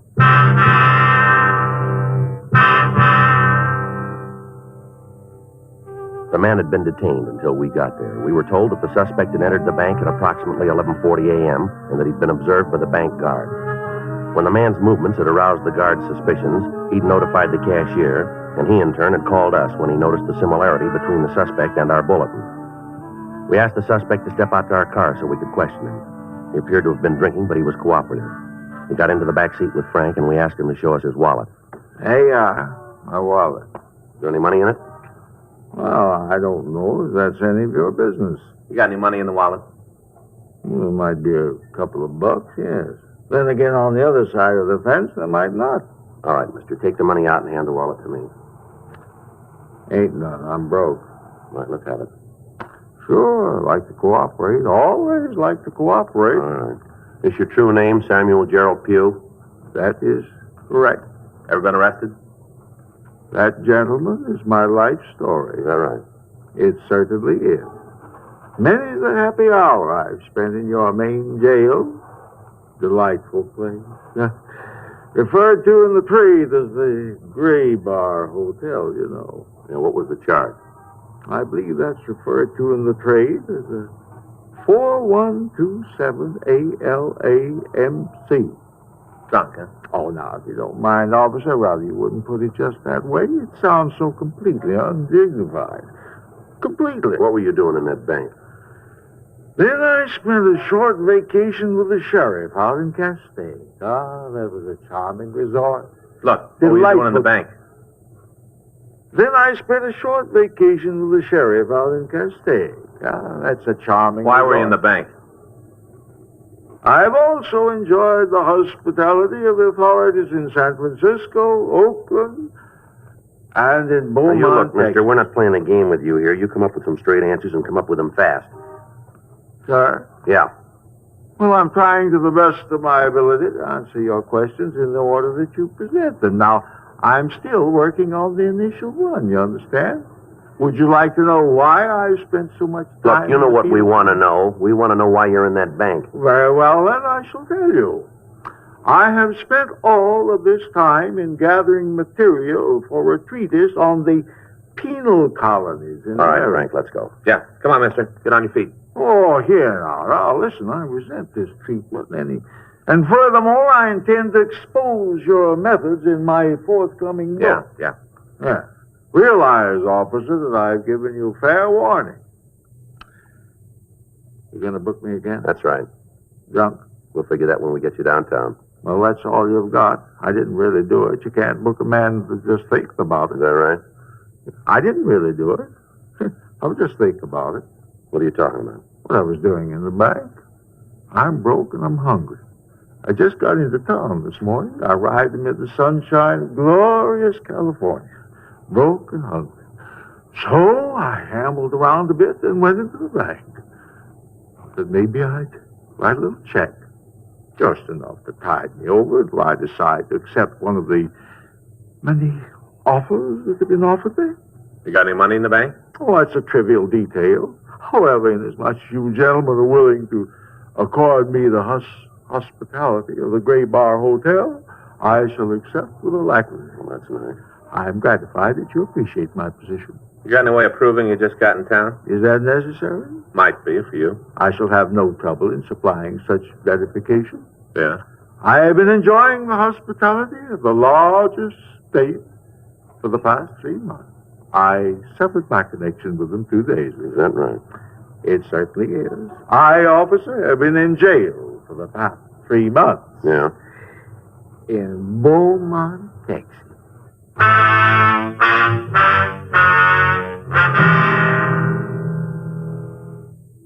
The suspect was taken to the city hall and held for further investigation. Teletypes were sent to the authorities in Texas, and they verified the story that we'd gotten. The suspect was booked in violation of 4127A LAMC. The following morning, Frank and I, along with Captain Didion, briefed the police officers chosen by Chief Brown. We told them the suspect's M.O. We gave each of them copies of the composite drawing that had been made. At 10:30 that morning, the plan was put into operation. It continued through the weekend without result. During that time, we received no new complaints regarding the confidence man. Wednesday, December 8th, Frank and I checked into the office. I want to call Faye. Tell her what time I'll be home. Okay. You want to check the book while you're there? Yeah. I got it. Bunko Fugitive, Friday. Yeah. Okay, where? Yeah, we know where that is. Right. See you there. Guess you'll have to call Faye later. What do you mean? Suspect. Yeah? He's setting up a mark in a coffee shop out on Hollywood Boulevard right now.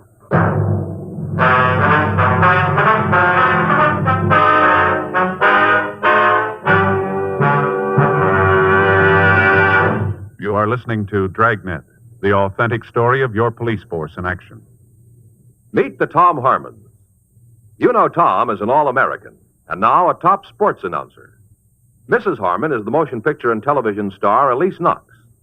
They're typical of people everywhere who are saying, Chesterfields for me. I like regular-sized Chesterfields. Have for years. They're best for me, at least I think so, because of that Chesterfield quality. That's the way I feel about them, too. I've always smoked Chesterfields. Now I go for the king size. Guess I like a longer smoke. So whether you smoke regular size like Elise Knox or king size like Tom Harmon, enjoy America's most popular two-way cigarette. Chesterfields for me. You hear it everywhere. The Chesterfield you smoke today is the best cigarette ever made. And best for you.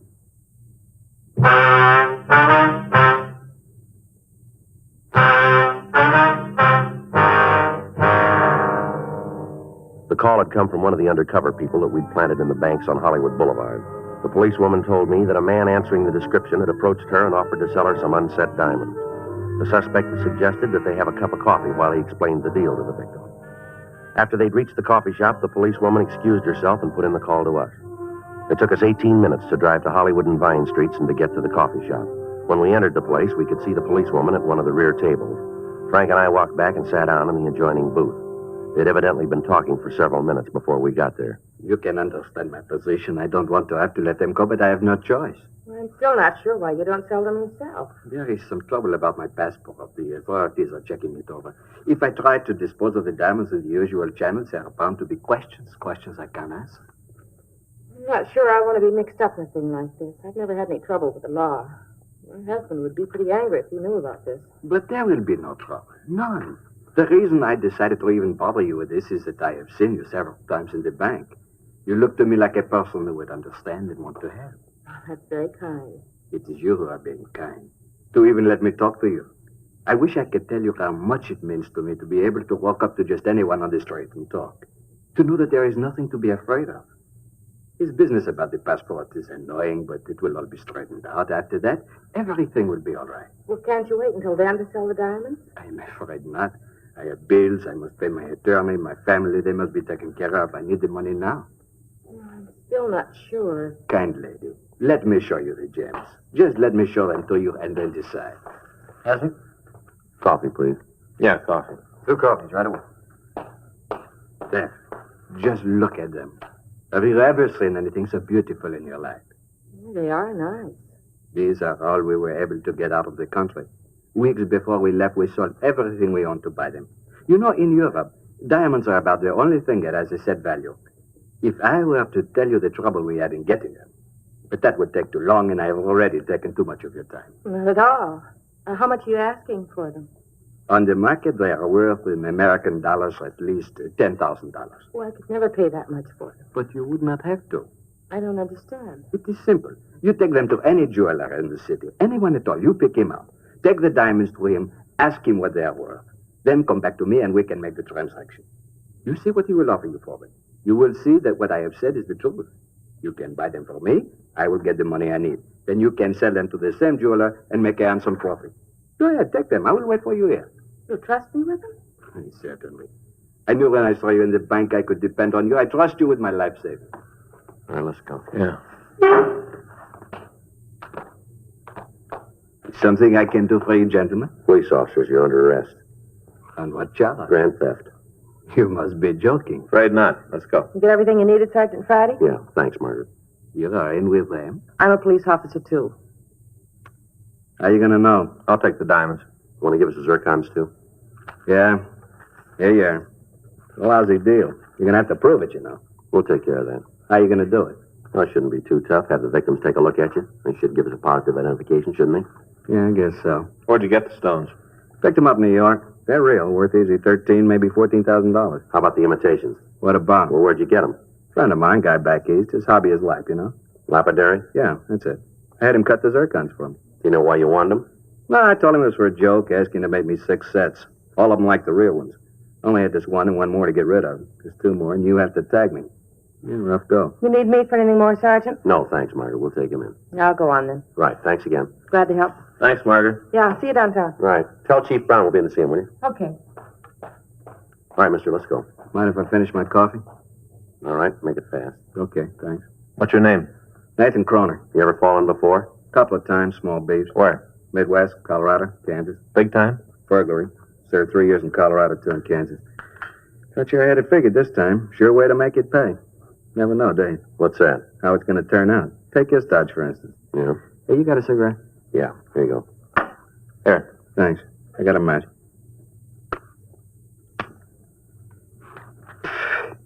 You know, this would never work if you tried it with honest people. Is that right? Sure. Right off, I told him I was having trouble with my passport. Even told one of them I was in the country illegally. That's when he should have gone to the cops right then. Mm-hmm. Gonna miss that. What's that? The coffee. Gonna miss it. Anyway, if every one of them didn't have a little thievery in them, isn't a con game in the world it'd work. You ever think of that? Yeah, once in a while. I hand over a bunch of diamonds. Now, I know they're worth a minimum of $15,000. Worth that anywhere in the country. Mm-hmm. So what happens? The Mark takes them into a jeweler and finds out they're worth that much, and right away he's out to try to make a fast buck for himself. He comes back, tells me they're only good for $10,000. You see? Thieves. Mm-hmm. You about finished with that coffee? Yeah. Now, the Mark stands to make himself a couple of $1,000 going in, but that isn't enough. He's going to take me for more. It wouldn't work if they weren't thieves at heart. Well, that still doesn't give you the right to take them. I suppose not. I get a real kick, though, out of figuring what they look like when they find out they're stuck with a handful of cut glass. Must be real yaks to see that luck. And how about that coffee? Come on, let's go. Yeah. Okay, I'm with you. All right. You pull this Dodge anyplace else in the country? Not me. There's the first place. Figured if I scored good here, I could take it easy. You know, work a bit, maybe once a year in a different city. Keep moving. Don't make any difference how they talk or what kind of clothes they wear. A mark's still a mark. I just had a bad deal. Going good, I could have lived off of it for years. That's what you wanted, huh? Yeah, just a deal to keep me in clothes and food. Roof over my head, nothing big. Well, it all worked out then, didn't it? What? That's what you're going to get. Come on.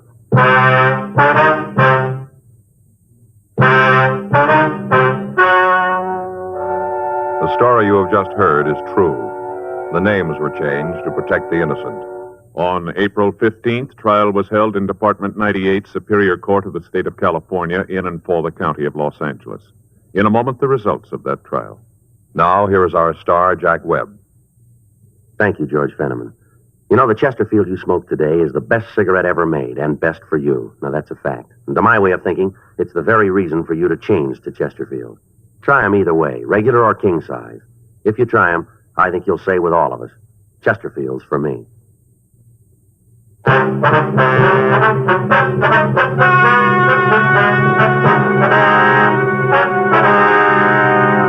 Nathan Austin Kroner was tried and found guilty on 4 counts of grand theft and received punishment as prescribed by law.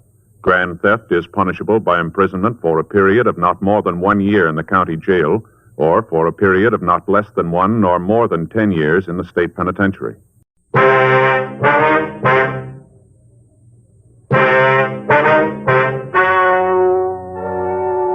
Ladies and gentlemen, the story you are about to hear is true.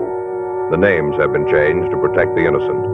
Dragnet is brought to you by Chesterfield, made by Liggett & Myers, first major tobacco company to bring you a complete line of quality cigarettes.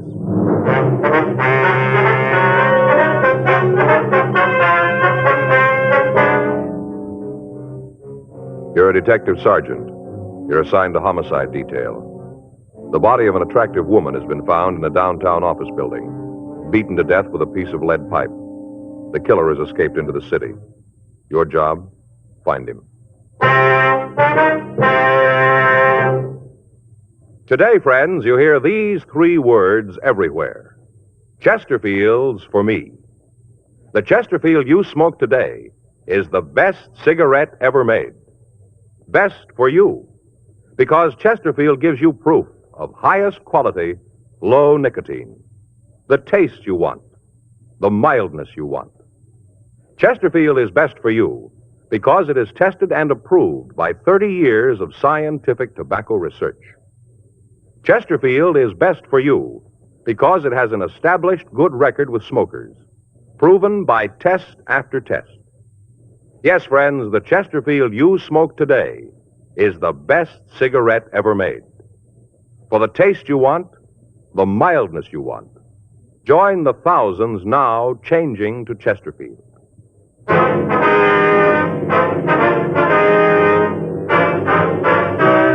Dragnet, the documented drama of an actual crime. For the next 30 minutes, in cooperation with the Los Angeles Police Department, you will travel step by step on the side of the law through an actual case transcribed from official police files. From beginning to end, from crime to punishment, Dragnet is the story of your police force in action. It was Thursday, April 15th. It was warm in Los Angeles. We were working the day watch out of homicide detail. My partner's Frank Smith. The boss is Captain Lorman. My name's Friday. We just left the murder room, and it was 7:40 a.m. when we got to suite 718, the building manager's office. Miss Joyce? Yes. You men cops? Yes, ma'am. We understand you're the one who found the body, is that right? Oh, that's right. I found her. Oh, it was an awful thing. This is my partner, Frank Smith. My name's Friday. Wonder if you feel up to telling us exactly what happened. Oh, sure. Just about the most terrible thing ever happened to Is me. there something we can get you, ma'am? Oh, no, thanks. Janie brought me some hot coffee. Who's Janie? Janie Alquist, she works the first 3 floors. She brought me some hot coffee. I see. She was up here and they let her bring it. All right, Miss Joyce. Could you just tell us about it, please? Right from the beginning. You want to hear all about the whole thing? If you would, please. Well, I came on at 4, just like always. I punched in and came up to the 10th floor and started in. Got the things out of the closet on the 10th. Mm-hmm. Usually I start on the 7th. But now and then I like to do it a little different, and I start on 10 and work down. Yes, ma'am. What time was it when you found the body? Oh, just a few minutes ago. I guess about 7, right around in there. I only had 2 more offices to do, and I'd be finished. I just had 2 more when I got there. Yes, ma'am. You'd go ahead and tell us about finding the body? Oh, well, I unlocked the door, and I saw the light inside. I thought it was kind of funny, because usually it's dark. You mean in the office? Yes, and where Mrs. Fitzgerald's desk is, it's usually dark. Yes, ma'am. I thought it was kind of funny, like I said. But then I thought that maybe she was working. She does accounting, you know, woman accountant, and I thought she was working. So I knocked. I didn't just want to go right in if she was working, you know, disturb her. So I knocked. But she didn't answer. Go ahead, please. Well, I opened the door and went in. Right off, I was kind of sore about it. No excuse for a thing like that. No excuse, no. What do you mean? Well, didn't you see the place? Didn't you look? Yeah. Well, then you know what a mess it was. Papers all over the floor, and ashtrays spilled, all that mess, and I'm supposed to be through at 7:30. Well, I'd never have made it. Never got through on time. And that's when I saw her behind the desk. Oh, it was an awful thing. There she was on the floor, dead. Yes, ma'am. There was no one else in the office? No. Just Mrs. Fitzgerald. She was on the floor behind the desk. What'd you do then? Oh, I screamed. Loud as I could. I wanted somebody to come up there right away. And that was the first time I ever saw anybody dead. Then I ran out of the office and went downstairs to get somebody to help. Just an awful thing. Oh, poor Mrs. Fitzgerald. Oh, she was so nice. All the time saying hello when she'd come in early and I'd still be working. Oh, I think about it and I just can't believe that it was true. I just can't hardly believe it. Did you see anyone on the floor while you were working? Just Mrs. Fitzgerald. No, ma'am. I mean, was there anybody in the halls of the building? Oh, no. No, not that I saw. There wasn't anybody. I'd have seen them if they was there, but they weren't. All right, Miss Joyce. We'll contact you tomorrow about a statement. Meantime, I'll leave you one of our cards here. If you think of anything we should know, we'd appreciate it if you give us a call. Oh, I sure will. Anything at all I think of, I'll call you. Can I go now? Yes, ma'am. I've Certainly. got to go home and take a hot bath and calm my nerves. Surely. Oh, it sure is going to be a shock to her husband. Of course, not that he'll mind too much. Beg your pardon? Her husband, you know, Mr. Fitzgerald. Yes, ma'am. What about him? Well, just that it isn't going to bother that one too much. Why do you say that? Oh, I shouldn't have said anything. Not a word. I shouldn't have told you. I'd get fired, sure. Well, if it's got anything to do with Miss Fitzgerald's death, maybe you better tell us, don't you think? Well, if you'll promise not to tell the supervisor. All right, go ahead. It gets dull just being in a big building by yourself, all alone at night when there isn't anybody around. It's pretty dull. Once in a while, not real often, but just once in a while, I kind of read some of the letters that people throw away, you know, in the wastebasket. They don't want them anymore, so when it gets real dull, I read them. And I've read some in Mrs. Fitzgerald's office from her husband, Mr. Fitzgerald. Yeah. Seems like they've been having some kind of a big fight, going to court and all. I don't know what it's all about, but they've been fighting. And in the letters, he tells how she ought to leave him alone. I guess she's asking for a lot of alimony or something. That's what it sounded like to me. Some of the letters, the way he wrote to her, mean, used to threaten her all the time. You saw these letters where he threatened her, did you? Yes. One, I guess it was about a week ago.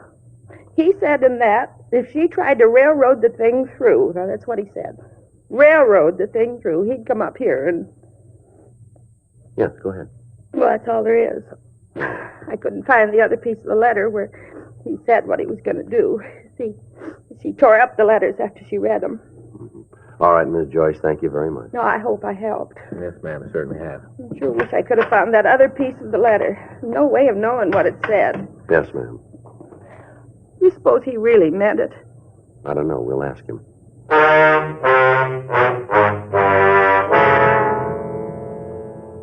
By the time Frank and I had arrived at the scene, the crew from the crime lab was there. Photographs of the entire room were taken, and fingerprints were lifted from the edges of the desk, from the top of a lamp, and from the molding around the door. The murder weapon, a 15-inch section of heavy lead pipe, was booked for evidence. There was nothing we could tell from the pipe itself other than the fact that it was the murder instrument. It was a plain piece of 3/4-inch pipe. One end was wrapped in a heavy brown paper. The other was blood-stained. Because of the appearance of the office, it looked as if robbery was the motive for the crime. However, on examination of the victim's personal effects, we found that 2 large diamond rings were still on her fingers. In her purse, we found cash in the amount of $226. On the desk itself, we found a woman's wristwatch set with 12 diamonds. The fact that none of this had been removed apparently ruled out robbery as the motive. The other employees of the building were questioned, but they were unable to shed any light on a possible suspect. None of them had seen any unauthorized persons in the place after closing hours. People on the street in the immediate vicinity were questioned. The only lead we were able to come up with was that at approximately 7:02 a.m., a newsboy had seen a short, stocky man walk from the office building entrance. Other than the brief description of the man's build, the witness was unable to tell us anything. An immediate broadcast was gotten out on what information we had. From a telephone book in the victim's desk, we got an address for her husband, Oscar Fitzgerald. It was a men's club located in downtown Los Angeles. Frank and I drove over to talk to him. Come in. Thank you. Thanks very much.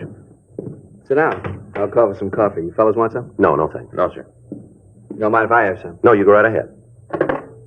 Room service, please. Kind of early for the cops to come calling, isn't it? Yes, sir, I guess it is. This is Mr. Fitzgerald, room 417. Would you please send up a pot of coffee? That's right.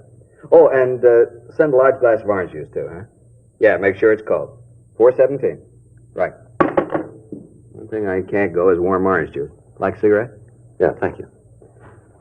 Now, what's this all about? What do you want to see me for? Well, when's the last time you saw your wife? Ada? Thank you. I guess a couple of weeks ago. Why? Well, can you narrow that down to a day? Why? Any special reason for me to? Well, we'd like to hear it. Well, let's see. I guess it was around March 30th. I can check it if it's important. Where'd you see her? With my lawyers. We had a conference to try and work out the divorce and settlement. What line of work are you in, Fitzgerald? I think you better tell me what this is all about before I answer any more questions. If this is some sort of trick Ada's trying, you tell her it won't work and she can get off my back. No, it's no trick. I think it might be better if you'd cooperate with us and answer the question. All right, but I'm going to tell you going in that if you try to pull a fast one, I'm going to deny everything I tell you now. If you tell us the truth, you won't have any trouble. Now, where do you work? Right now, I'm between. And what's that mean exactly? I'm an actor. Right now, I haven't got an assignment. Where'd you work last? Picture studio. Look, until you tell me what this is for, I'm not going to give you any names. Can you give us your movements for the past few days? Starting when? Well, let's try the day before yesterday. Okay, I got up and went out to see my agent. Of course, that was a waste of time. Hung around the office for a couple hours and then had lunch on the strip. After that, I came downtown, saw a movie. I came home, took a shower, and then kept the dinner engagement. You prove that? If I have to, yeah. But you're getting no names until I know what's going on. All right, how about yesterday? What'd you do then? I got up and went out to my agent's. He told me he had a part on the fire. We went out on an interview. I was at the studio until about 4:30, and then we went back to my agent's office and had a couple of drinks. After that, I came back here, didn't feel too good, and I went to bed. Well, the man at the desk would be able to verify all that, would he? Yeah, just ask him. Fitzgerald, how'd you get along with your wife? Well, it's not any of your business, but I'll tell you. It isn't any secret. I hated everything about her. You ever have any fights with her? Not more than 5 a week for the past 4 years. You ever hit her? You know, people win money for answering questions on quiz shows. What happens if I answer the big one? Well, that depends on how you're going to answer it. We understand you wrote your wife some threatening letters. Now, is that right? I guess you could call them that, yeah. I told her to get off my back and leave me alone. Told her if she didn't, she was building more trouble than she could handle. You ever threaten her life? No. I'm not going to try to tell you that there weren't times when I could have killed Ada. There were a lot of them, but it wasn't worth it, not for her. What'd you argue about mostly? The divorce. I've been trying to get one for the last 4 years. Ada wouldn't see it. Finally, when I did talk her into it, the settlement she wanted was way out of line. I wouldn't go for it and told her so.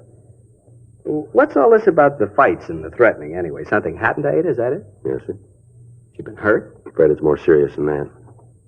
She dead? Yes, sir. You think I did it? Now we're checking everybody that knew her. Okay, I told her there were times when I could have, when I maybe wanted to.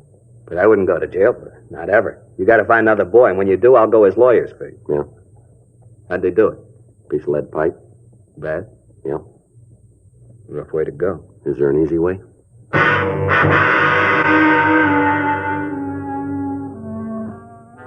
We made a preliminary search of the room, but we found nothing that would tie in the victim's husband, Oscar Fitzgerald, with the crime. We talked to the desk clerk, and he verified the man's story that he'd been in his apartment the evening of the killing. Fitzgerald made arrangements with us to attend the coroner's inquest, and Frank and I went back to the city hall. We checked with the crime lab on their investigation. Lieutenant Lee Jones told us that they'd been able to lift several partial fingerprints from the murder weapon, but that they were impossible to classify. He went on to say that the other prints that had been found at the scene were unusable as evidence, since it would be difficult to get enough points for identification. The other physical evidence taken from the office was of little use. A check had been made of the piece of pipe, but it was found to be of a common type and impossible to trace. Microphotographs had been made of the serrated edges, and these had been booked as evidence. We asked the stats office to make a run on the M.O. of the crime, and they told us that they would start through their files immediately. For the next 2 days, Frank and I talked to all of the friends and relatives of the victim, attempting to find a motive for the crime. From what we had to work on, the only plausible reason for the killing was either revenge or jealousy. None of Mrs. Fitzgerald's friends or business acquaintances were able to point out anyone with a strong enough reason to kill the woman. Monday, April 19th, Frank and I got back to the office after interviewing one of the victim's business competitors. Well, that's another one that didn't go anyplace. It seems like that's all we've been drawing on this one, doesn't it? Yeah. I'll check the book. All right. Anything come in from the stats office yet? No. Said they'd have the rest of the run for us this afternoon. First punch didn't turn anything. I got it. Homicide, Friday. Yeah, Jack. Anything on him? Sure. We're no place now. Well, no, anything's got to be. You want to give me that address? All right. All right, we'll check it. Good. All right, Jack. Thanks again. Bye. Jack McCready says he talked to one of his informants this morning. Guy came up with a couple of good things, maybe. Yeah? One of them's about a guy in the Olympia bar at 4th and Kohler. Fella's pretty drunk. Been doing a lot of talking down there. Something for us? Maybe. He's bragging about beating a woman to death with a piece of pipe.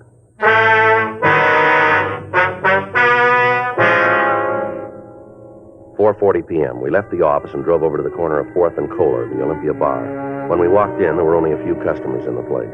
At the far end of the bar, a short, stocky man was sitting alone. In front of him was an empty shot glass and a bottle of beer. He appeared to be pretty drunk, and as we entered, he was talking to the other people seated at the bar. Any of you guys that don't believe it, you just come outside with me, I'll show you. Show you all, every one of you. Bartender, I got an empty glass. Now let's do something about it, huh? I need a drink. I think you had about enough of that, don't you? What? I said you had enough to drink. Who are you to tell me that, huh? Who are you to come in here and tell me what to do? What's the matter? You think you're cops or something, huh? Is that what you think? You called it. Come on, we want to talk to you. You mean you are cops? That's right. Well, listen, you better get out of here and do it fast if you know what's good for you. You just better. Frank? Yeah. Take your hands off me.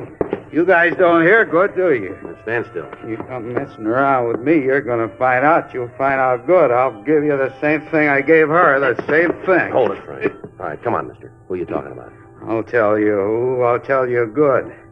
And you'll know, leave me alone if you know what's good for you. I'm talking about that Ada Fitzgerald, that's who. Ada. Go messing with me and you'll get what she got. I'm a pretty rough fella, you know. Pretty rough. Is that right? You betcha. You're not dealing with a kid, you know. Well, that makes it even then, doesn't it? Huh? You're not dealing with a woman.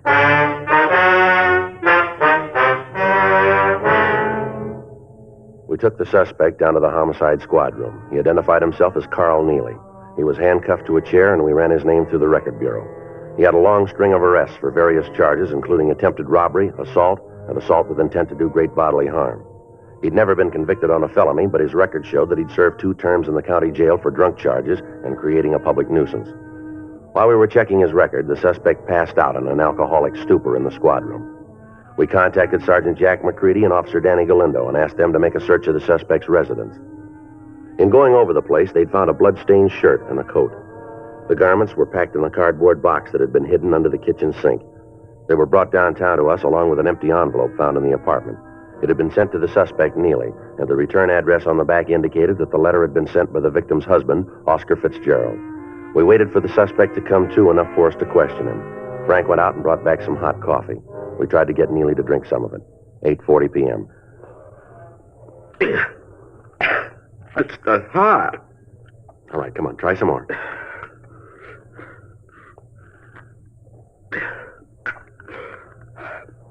You're cops, huh? You've been the route before. Yeah. What am I here for? I want to talk to you about the Fitzgerald woman. Ada? Spouting off again. You said you killed her. Figures. Every time I get tanked up, I always kill somebody. It never fails. All right, tell us about the Fitzgerald woman. Nothing to tell. I read about it in the papers. This morning I started drinking. It always happens when I've been belting the booze. I right away tell people I killed somebody. These clothes here belong to you? Let me see.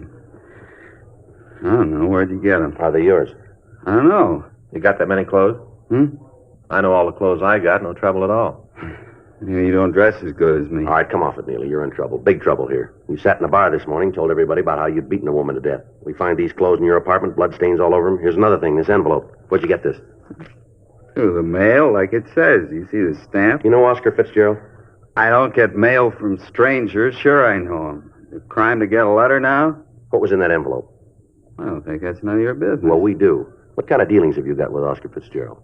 You used to work for him? Doing what?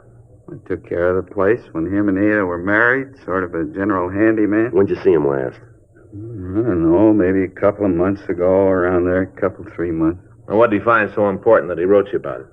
Look, he loaned me some money. He sent me a check. It was a loan, huh? Yeah. Sign any sort of note for the money? Well, I endorsed the check. It said on it was a loan. What are you guys trying to prove, anyway? You trying to tie me in with Ada's killing? You look good for it.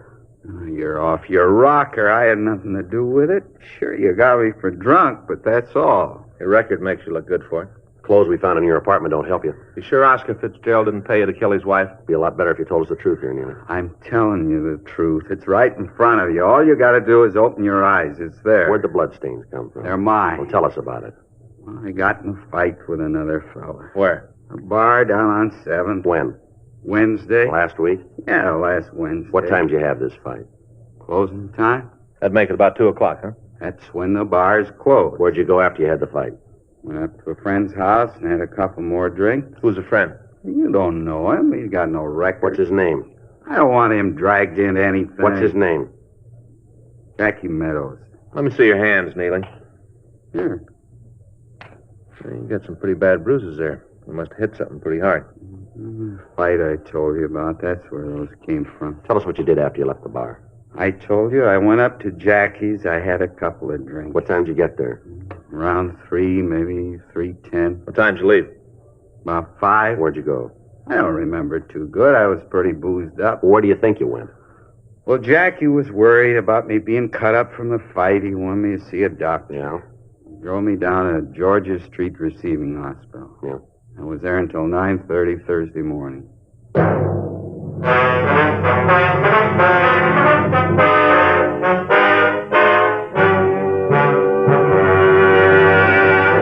You are listening to Dragnet, the authentic story of your police force in action. World altitude records. World speed records. All part of Bill Bridgman's job as a supersonic test pilot for Douglas Aircraft. You read about Bill in Time magazine. Now let's meet one of the world's fastest humans, and Jacqueline Hazard, who is collaborating with Bill on his new book, Test Pilot. They smoke America's most popular two-way cigarette, Chesterfield. I smoke the king size. After hearing what the Chesterfield people have been saying about them, I thought I should try them. I'm convinced they're best for me. It's Chesterfield's for me, too, but I like the regular size. Either way, they're everything Bill says, and they're really mild. You try Chesterfield. I think you'll find they're best for you. Yes, for the taste you want, the mildness you want. Join the thousands now changing to Chesterfield.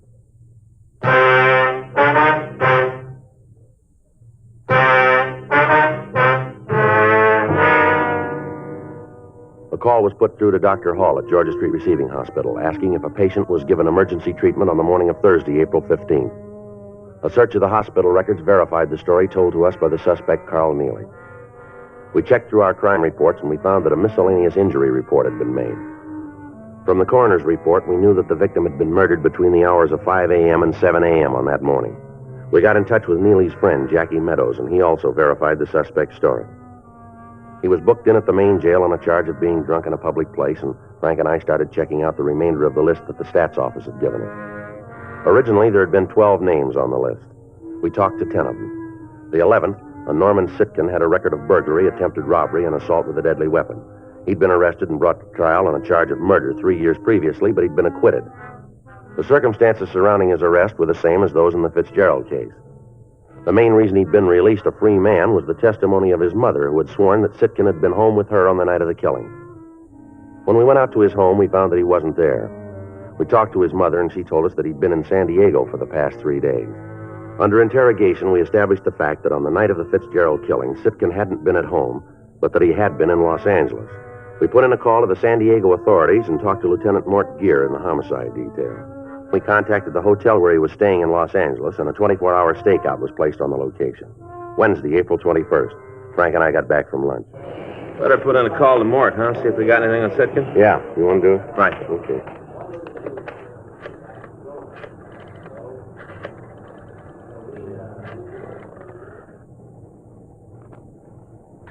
Hi, this is Frank Smith, robbery.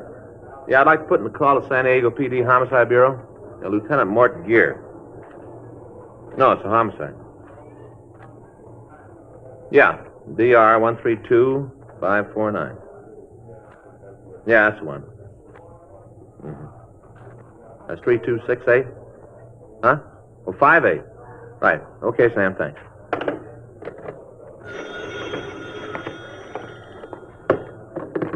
I'm on this one, Joe. Oh, sorry. Homicide, Friday. Yes, sir? No, that's right. When was that? Yes, sir. Right away. Cancel that call, Frank. What do you got? Sitkin just walked into his hotel.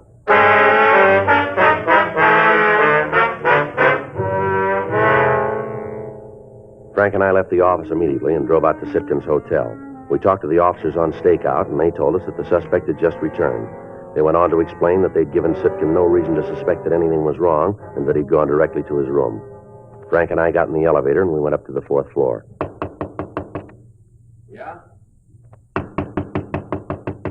All right, just a minute. Yeah? What do you want? You Norman Sitkin? Yeah, what do you want? Police officer. Come on. You got no right to do this. Let me see your warrant. Get your coat, Sitkin. We want to talk to you. What for? What do you got to talk to me about? I got nothing to say. Get your coat. Why? What's the charge? What are you taking me in for? Suspicion of murder? You're kidding. Well, you just keep thinking, man.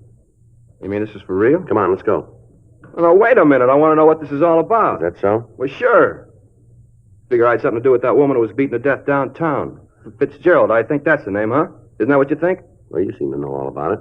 Well, you're way off on this one. I got an alibi that you can't break.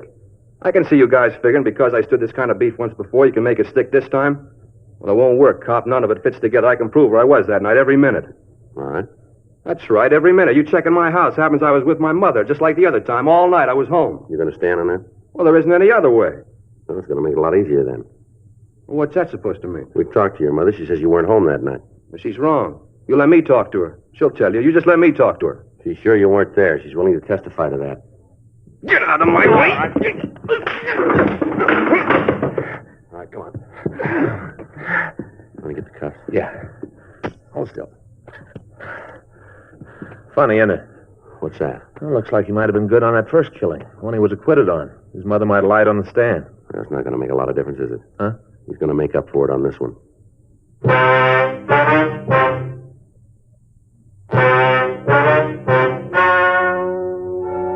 The story you have just heard is true. The names were changed to protect the innocent. On August 17th, trial was held in Department 97, Superior Court of the State of California, in and for the County of Los Angeles. In a moment, the results of that trial. Now, here is our star, Jack Webb. Thank you. Earlier, George Fenneman told you exactly why the Chesterfield you smoke today is the best cigarette ever made. And best for you. Now, the rest is up to you. Get a carton or two for yourself. Smoke 'em and you'll say as we do, it's Chesterfields for me.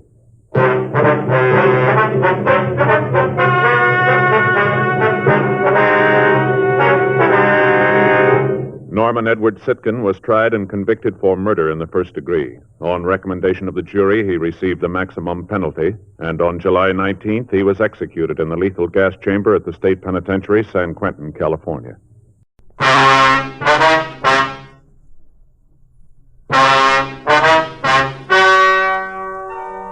Ladies and gentlemen, the story you are about to hear is true.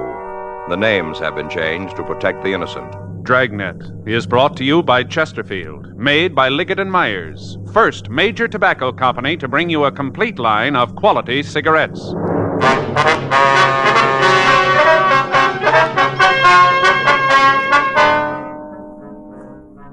You're a detective sergeant. You're assigned a missing persons detail.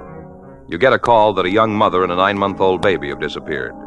Routine investigation turns up the possibility of foul play. Your job? Find them. Today, friends, you hear these 3 words everywhere. Chesterfields for me. The Chesterfield you smoke today is the best cigarette ever made. Best for you, because Chesterfield gives you proof of highest quality, low nicotine, the taste you want, the mildness you want.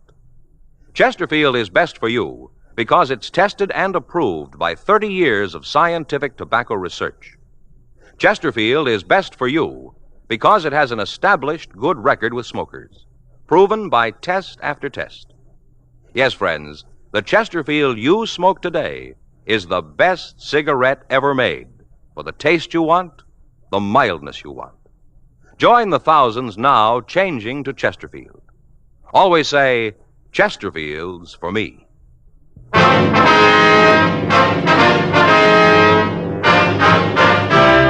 Dragnet, the documented drama of an actual crime. For the next 30 minutes, in cooperation with the Los Angeles Police Department, you will travel step by step on the side of the law through an actual case transcribed from official police files.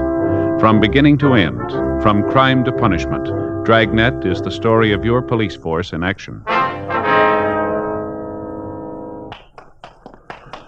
It was Tuesday, August 12th. It was warm in Los Angeles. We were working the day watch out of Homicide Division, missing persons detail. My partner's Frank Smith. The boss is Captain Lorman. My name's Friday. We were on our way out from the office, and it was 10:14 a.m. when we got to 1865 Malabar Street. Manager's apartment. Better try it again, huh? Yeah. Just a minute. I'm moving as fast as I can. Sounds like she's got trouble. Yeah. Yeah? Miss Fleischer? Yeah, what do you want? Police officers, ma'am. We'd like to talk to you. Come in, I gotta take care of that kid. Thank you very much. Thanks, ma'am. Sit down, I'll be right back. All right, thank you. Sounds like colic to me. All right? Yeah, sounds like colic. Wonder if she's got a hot water bottle. What? Hot water bottle. Put it on the kid's stomach, makes him feel better. Oh. Both of ours had the colic. Wore out 3 hot water bottles. On 2 kids? No, Joe. We lost the stopper on one of them. Baby's teething, having a rough time. Oh. This is my partner, Frank Smith. My name's Friday. We'd like to ask you some questions about one of your tenants. Oh, which one? Mrs. Shipley. We understand she had apartment 207. Yeah, she did. What about her? You know where we can get in touch with her? You got any idea? When'd you see her last? Guess it must have been a month ago. Possible you might be able to give us an exact date on that? Well, if I could have done that, I'd told you right out. I got nothing to hide. Well, we didn't mean to say that you had, Well, ma'am. it sounded like it. Sounded an awful lot like it. I'm going to be honest with you. Yes, ma'am. When Harriet first moved in here, we got along fine. She was all the time wanting me to tell her how to take care of the baby when it came. Yes, ma'am. Go Got ahead. along just fine. Used to have our little cup of coffee in the afternoon. Chummy. Then all of a sudden, it all got different. Well, how was that? Just did. Her husband was overseas. In the Army. I guess Harriet missed him pretty much. Anyway, she was always saying how she did. Wished he could be here when the baby was born. Got terrible depressed. I see. Moody, you know. Yes, ma'am. I did what I could to cheer her up. Used to go up there and we'd sit and talk. Taught her how to knit. Gave her some needles and yarns, a little present. I thought maybe it'd give her something to think about. Kind of take her mind off her and her husband. Didn't do no good. Well, how long had her husband been away, do you know? 4 months this time. He's over in Japan, I think, Army. Mm-hmm. Harriet used to go out once in a while, go down at the show. Seemed like just about every picture she saw made her sadder. I guess that's why she did it. Just got so sad she couldn't take it anymore. Oh, what's that? Tried to kill herself. Shipley? Yeah. I got the kids in bed one night and went up there. I hadn't heard nothing from her that day, so I went up to see how she was. Good thing I did, too. Found her right there in the living room. She cut her wrists. Right away, I called for the doctor, and all the ambulances and police came running around. Took her to the hospital. Big deal. Guess I found her in time, though. They pulled her through. Mm-hmm. I walk up there and find her dying, that far from death's door, and when she comes home from the hospital, what thanks do you think I get? I wouldn't know. Go ahead. Nothing. Not a single solitary word do I get. She's mad. Says I should have left her alone, let her done it. Come in here when she got back and read me off in words that I ain't used to hearing. Uh-huh. I got 5 kids, mister. They take a lot of time, and I ain't got enough to go running around after nobody who don't thank a person for saving their life like that. I called it quits right then. Right at that minute, we were no longer friends. Mm-hmm. When did she make the attempt on her life? Last September. I don't remember the date. I think it was the 2nd. Maybe the 3rd week. I'm not sure about what day it was. Anyway, after I saved her life, she's mad at me. She have any people here in Los Angeles, would you know? I never heard her talking none. She's got a sister. I don't know, but I don't know where she is. Don't think Harriet ever said. Well, what did she say to you when she left? She give you any idea where she was going? I didn't even see her. She didn't even come by and say so long, goodbye, take a jump, nothing. She just left. One night she's here, next morning she's gone. She get any mail while she was here? Yeah. Once in a while she'd get a letter from her husband. Then there was a couple of letters from San Francisco. I don't know who they was from. She take everything with her? All of her personal things? Nothing. Left it all here. Of course, it's not much, but it's all here. I see. Where are the things, ma'am? Downstairs in the basement. I got it all put away in case she ever comes back. Gonna cost her, too. Storage and for me to pack it. I told you it isn't much. Some dresses, a few clothes for the baby, phonograph, couple of records. That's about it. You can see them if you want to. We'd like to take a look at them before we leave. Yeah, sure thing. Can't let you take them, though. I gotta collect for the storage. Yes, ma'am. Miss Shipley have any close friends that you know of? Not that I know of. Of course, she might have had some down at the Dream Palace. Where's that? Where she worked. Dance hall downtown. She was kind of hostess there. Mm-hmm. That's the name of the place, is it? Dream Palace? Yeah. She might have had some friends down there. None of them ever came here, though. At least if they did, I never saw them. Do you know of any reason that she might have left in such a hurry? Well, not right off, I can't think of one. There was something wrong with her, though, when she came back from the hospital. You know, when she had the baby, she was worried about something. Would you know what it was? No, all I know is that when she'd been home a couple of days, she came down here and asked me to do some work on the apartment. I told her if she wanted anything done, she could do it herself the way she talked to me. Well, what'd she want done? Silliest thing I ever heard of. She didn't have anything to steal. Ma'am? She wanted all the locks on the doors changed.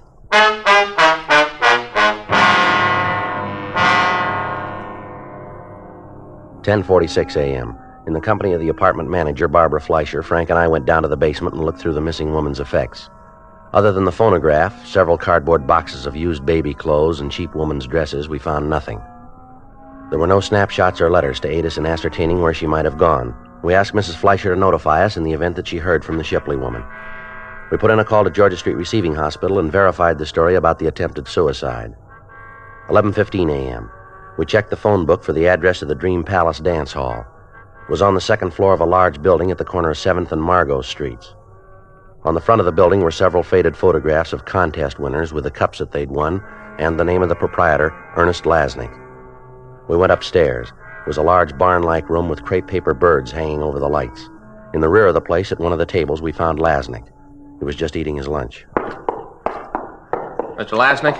Yeah? What do you want? I'd like to ask you some questions. We're police officers. My name's Smith. It's my partner, Sergeant Friday. Hi. How are you? Won't shake hands. Got butter all over them. Sit down. Thank you. Care for a sandwich? No, thank you. No, you do go right ahead. There's all the makings, bread, butter, salami, pickles. Help yourself. No, thanks, Mr. Lasnik. You don't mind if I go ahead, huh? Bunch of kids coming in at 3:30. Like to get the place cleaned up before they get here. No, sir, you go right ahead. All right. What do you want to see me about? It's about one of your employees, sir. Yeah? Which one? Girl named Harriet Shipley. Oh, yeah, I remember. She don't work here anymore. She doesn't work here anymore? No. Got any idea where she is? No, got the slightest. I ain't seen Nadine in about maybe 6 months. No, sir, you don't understand. We're inquiring about a Harriet Shipley. Yeah, I know. I told you. I ain't seen her in 6 months. What's this about Nadine? That's her club name. Oh. See, lots of girls don't like to use their real names. In case a fellow wants to get chummy away from here, it's easier if we don't know the girl's real name. Harriet used Nadine. I understand. We got a bunch of them. When one of the girls leaves, we put the name back in a hat. New girl picks it. Had 14 Nadine since we opened. 27 Altheas. Yes, sir. Do you have any idea where the Shipley girl is? No. Might check her husband. He might know. We understand he was in the Army. Yeah, that's right. He is. Overseas. He should know where his wife is. I'll ask him. Well, we'll probably do that, sir. We thought maybe we could turn her up ourselves. There's been a missing report filed on her. Missing, huh? Who told it? Sir? Who told about her being missing? The report was filed by her mother-in-law. Well, I wish I could help you fellas out. The last time you saw the Shipley girl, did she say anything about leaving town? No. Wouldn't be surprised, though. Why do you say that? Well, poor kid was scared to death. Told me she wanted to get away. Mm-hmm. Do you know what she was frightened about?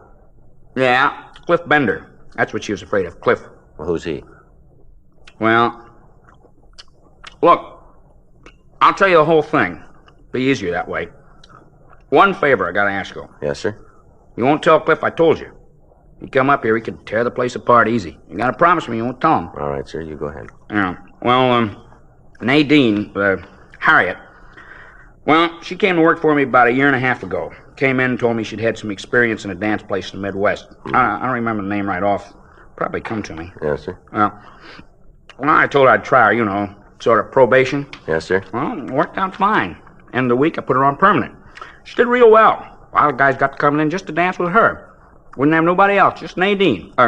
Harriet. Mm-hmm. Well, that's how she met Cliff. He come in one night, fell for her, and they started to go together. I told him I didn't like the idea of girls going out with the customers. Not good business. Didn't make any difference to them, though. They kept right on seeing each other. That's this Bender fella. Yeah. Well, anyway, one night the soldier come in. He was took right away with Nadine. Asked her for a dance. Kept buying tickets all night so as he could dance with her. Come back the next night. Same thing.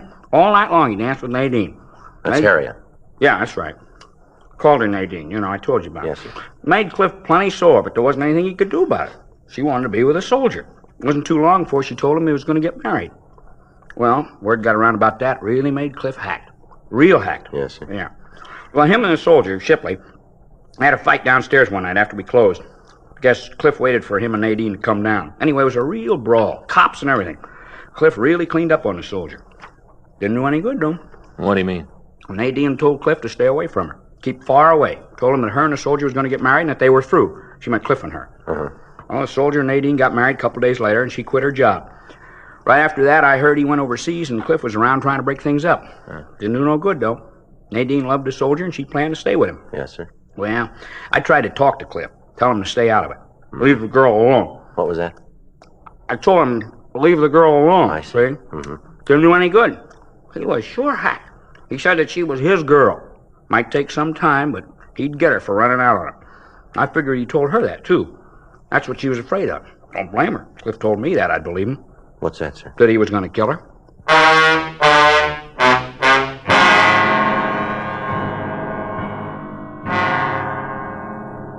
$12:26 p.m. After we'd gotten the names and addresses of the employees of the Dream Palace who knew the missing girl, Frank and I went back to the office.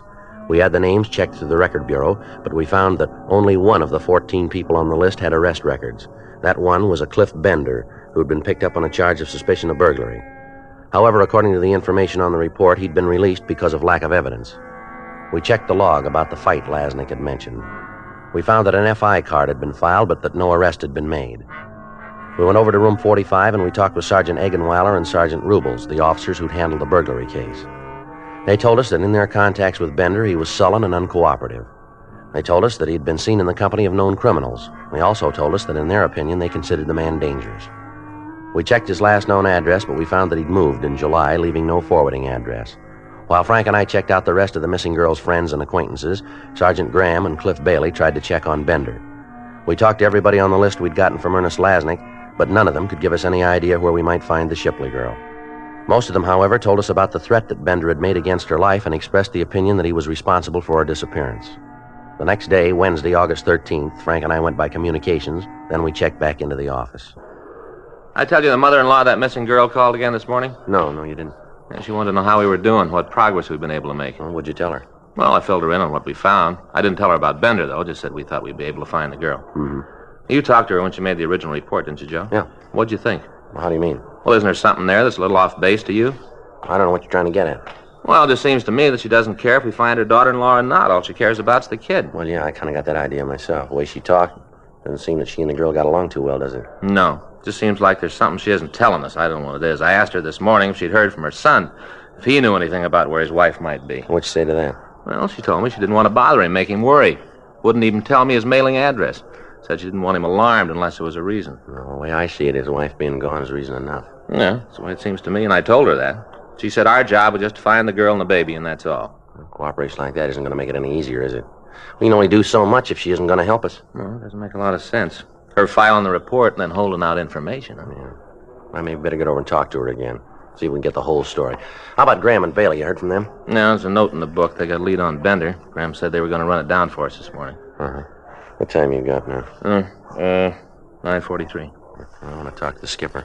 Make arrangements to put a picture of the Shipley girl on suspects wanted this afternoon. Might be able to turn something, huh? Sure, a lot of loose ends. I get it.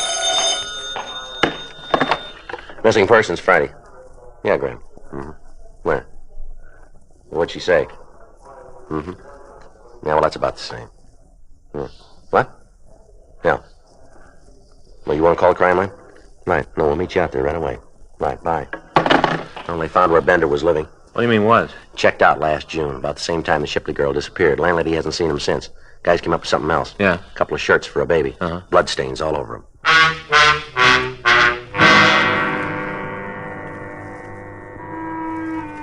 "10:02 a.m. We got to the apartment where Bender had been living. The crew from the crime lab were there, and they were photographing the room and the clothing that had been found. Sergeant J. Allen told us that he'd have to run a precipitate test on the stains before he could tell whether or not they were of human origin. 10:45 a.m. They finished their investigation on the scene, and they went back to Central Station to compile the results. Frank called the office, and a local and an APB were put out on Cliff Bender, asking that he be picked up as a possible suspect. We also had his card flagged in the record bureau. We talked to the landlady of the apartment building, and she told us that Bender had left his apartment hurriedly one night about the middle of June. She was unable to tell us the exact date, but she did go on to say that she'd been getting a check for the rent each month. We asked her if she could show us either one of the checks or an envelope that it had come in. She explained that she had thrown the envelopes away and had cashed the checks. She was unable to tell us where they'd been mailed from. She said that as far as she knew, she'd never seen the Shipley girl in Bender's apartment. We asked her to notify us immediately in the event that the suspect returned. We put in a call to the bank where the rent checks were cashed, and we asked that they give us the information on them. 1:30 p.m. Frank and I went over to the crime lab, and we talked to Jay Allen. He told us that the stains on the baby clothes were human blood. He showed us the photographs taken, but there was nothing in them that would give us any lead as to either the girl's or Bender's whereabouts. That afternoon, the picture of Harriet Shipley was telecast over the police program. We got several calls from citizens who said that they'd seen the girl. We checked them all out. One of the callers, a bus driver, told us that he'd seen the girl and the baby on his bus during the month of June, and that she'd gotten off in San Diego. We alerted the police in that city to look for her. Thursday morning, Frank and I checked into the office. You want to check the book, Frank, see if there's anything from San Diego? Right. I got it. Missing persons, Friday. Yes, that's right. Yes, we did. Where? You sure about that? Right away. Mm-hmm. Frank, get your coat. What do you got? Shipley girl, they found her.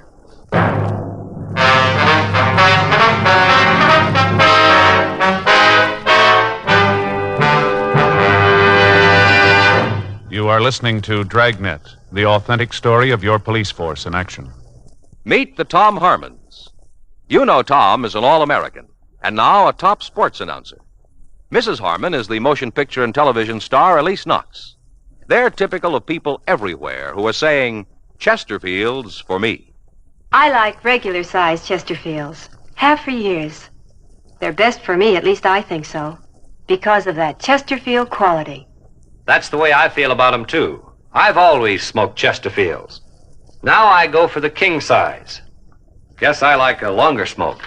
So whether you smoke regular size like Elise Knox or king size like Tom Harmon, enjoy America's most popular two-way cigarette. Chesterfields for me. You hear it everywhere. The Chesterfield you smoke today is the best cigarette ever made. For the taste you want, the mildness you want, join the thousands now changing to Chesterfield.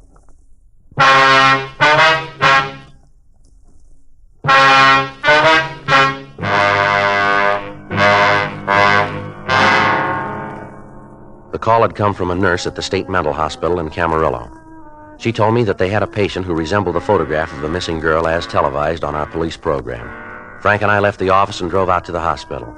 We talked to the nurse and to the doctor who was taking care of the sick girl. From personal effects and the scars on her wrists, we were reasonably sure of the identification. The doctor told us that the girl had been committed on July 17th by her sister under the name Harriet Lavin. He told us that the girl was undergoing treatment, but that there was little hope for a complete recovery and that it would be some time before she could be permitted to leave the violent ward. We tried to talk to her, but we were unable to get any coherent answers. We asked about the baby, but the authorities were unable to give us any information. We got the name and address of the sister who'd committed the Shipley girl, and we drove down to San Diego to talk to her. It was a small place in a wartime housing development. The paint was peeling off the plyboard walls, and the front yard was overgrown with weeds. The woman who answered the door identified herself as Pauline Lavin. Sure, what do you want to know? Don't make no difference now. We'll go back and tell her it's too late. Way too late. Tell who, ma'am? Mrs. Shipley, Harriet's mother-in-law. You go back and tell her she done it good. There ain't nothing left to do to Harriet. It's all been done. You can tell her that. Well, we don't work for Miss Shipley, ma'am. We're trying to find out what happened to your sister and the baby. Who asked you to find out in the first place? It was her, wasn't it? Wasn't she the one? She filed a report. Well, that's what I mean. Well, you go back and tell her there's nothing more she can do to Harriet or the baby or Big Jerry. Nothing at all she can do. Where is the baby, ma'am? He's not here. Do you know where he is? Yes, but I'm not going to tell you. I'm not going to tell anybody. I promised Harriet I wouldn't tell, and I'm going to keep the promise. Miss Lavin, we don't want to hurt your sister. We're just trying to get to the truth. Now, maybe you better tell us what you know. You ain't doing this for old Miss Shipley? No, ma'am. All right, then. I'll tell you, but not for her.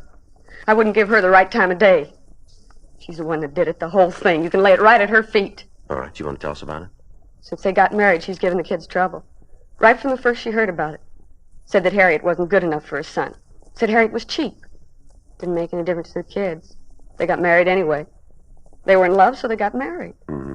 As soon as Big Jerry went overseas, she started on Harriet to get an annulment. All the time writing her letters telling her how cheap she was. That if she really loved Jerry, she'd get an annulment. And she found out about the baby, so she started saying how they should get a divorce. Does Harriet's husband know about this, would you know? Sure. All along he knew it. He didn't like it. Told his mother to stay out of their lives. Kept telling her, but it didn't do any good. None. Then Harriet got the wire. The one that told about Big Jerry being dead. Almost killed her. I thought it was going to. They was really in love. It isn't often you see something like them two. Real love. The kind you live, not the kind you talk about. Mm-hmm. One night, right after she got the wire, she got a phone call from San Francisco. From old Miss Shipley. She told Harriet that she was going to the court to take the baby away from her. Said she could prove Harriet wasn't a good mother and she didn't deserve to have the baby. Was Harriet living here at the time? No. Well, she'd come down every weekend, but she wasn't living here. There was a guy up in L.A. that was giving her trouble. A fella named Bender, I think. He was with her when she tried to kill herself. He ran out so he wouldn't get mixed up in it. He was always giving Harriet trouble, so she left one night to get away from him and old Mrs. Shipley. She came down here and said that she just wanted to be left alone with her baby. That's not a lot to ask, is it? Just to be left alone? No, ma'am. It was for old Mrs. Shipley. She just wouldn't let Harriet alone. Kept after her saying how she was going to take away the baby. How Harriet was an unfit mother. Kind of got on her mind. Finally, there wasn't much else she was thinking about but how to keep her baby. She went out walking one night. Took the baby with her. Rained. Rained real hard. I guess the baby took cold. Anyway, the next day he came down with a bad fever. A couple of days later, he was dead. Not even a year old, and he was dead. Mm-hmm. You want to go on? Harriet sat around for a week. Didn't say anything. Didn't do nothing, just stare at the wall. Didn't even cry. Just sat and looked at the wall. And all of a sudden, she just fell apart. I called the doctor. Said it was a breakdown and said I should have her committed. I signed the papers, and that's where she is. I went up to see her. She didn't even know me. I'm her sister, and she didn't even know me. So you just tell old Miss Shipley how she did good. You just tell her what she did to my sister. Tell her how the baby's dead and she's finally got what she wanted, because now Harriet hasn't got the baby. Nobody's got him. Nobody's got him, nobody. Come on, Frank. Yeah.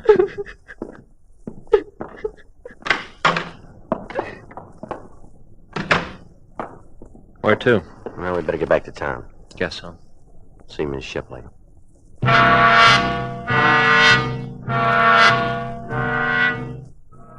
We got back to Los Angeles at 9:30 p.m. We went directly to the hotel where Mrs. Shipley was staying. The desk clerk told us that she left word that she was not to be disturbed.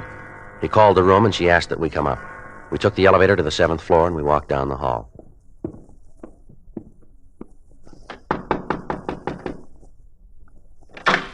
Good evening, Sergeant Friday. Officer Smith, come in. Thank you. Thank you, ma'am. You're just having a drink. May I fix you one? No, thank you. How about you, Mr. Smith? No, thank you. You don't mind if I go ahead? No, ma'am, not at all. Just sit down and I'll be right with you. Thank you. Desk clerk said it was important. Yes, ma'am. You found my daughter-in-law? Yes, ma'am. And the baby? Where's he? Is he still with her? No, ma'am, he's not. Where is he? Your daughter-in-law's pretty sick, Miss Shipley. Oh? Yes, ma'am. She's in the state hospital up at Camarillo. Camarillo? Yes, ma'am. That's a mental hospital, isn't it? That's right. Well, I'm sorry to hear about Harriet, but I knew she wasn't very stable. Why didn't you tell us your son was dead, Mrs. Shipley? I didn't think it had any bearing on the thing. What difference does it make? You don't seem to be very interested in his wife. I'm going to be honest with you, Sergeant. I'm not. Not in the least interested in what she does or where she is. I never did feel she was the right girl for my son, never. When the baby was born, I tried to go along with it. I tried to be nice to her, and she wouldn't have it. She wouldn't even be friendly. She poisoned my son, turned him against me. She's a terrible woman. Just terrible. Whatever's happened to her is just exactly what she's got coming.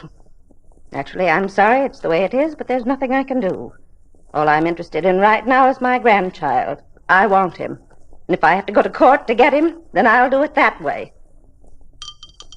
That won't be necessary, ma'am. Where is he? I'd like to go and get him now that Jerry's wife can't take care of him. He's dead, ma'am. If this is some kind of a joke that you're making up to help my daughter-in-law keep him, it won't work. It's no joke. It's the truth. He died in a hospital in San Diego. It's not right. It's not right that he's dead. She did this. Harriet. She did it to get even with me. I know she did. We're sorry, Miss Shipley. First my husband, then Jerry. I haven't got anybody. I'm all by myself.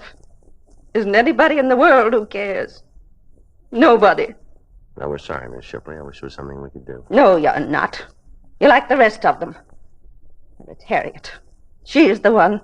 Nobody else to consider in this mess. Just her. What about the baby?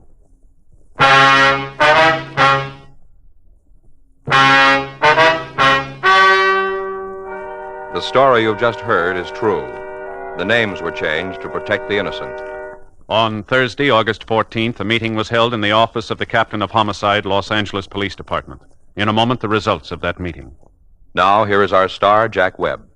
Thank you, George Fenneman. You know, the Chesterfield you smoked today is the best cigarette ever made, and best for you. Now, that's a fact. And to my way of thinking, it's the very reason for you to change to Chesterfield. Try 'em either way, regular or king size. If you try 'em, I think you'll say with all of us, Chesterfield's for me.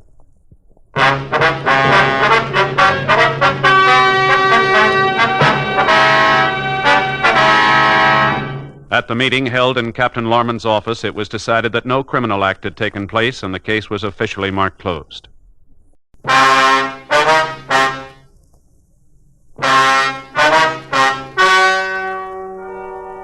Ladies and gentlemen, the story you are about to hear is true. The names have been changed to protect the innocent. Dragnet is brought to you by Chesterfield, made by Liggett & Myers, first major tobacco company to bring you a complete line of quality cigarettes.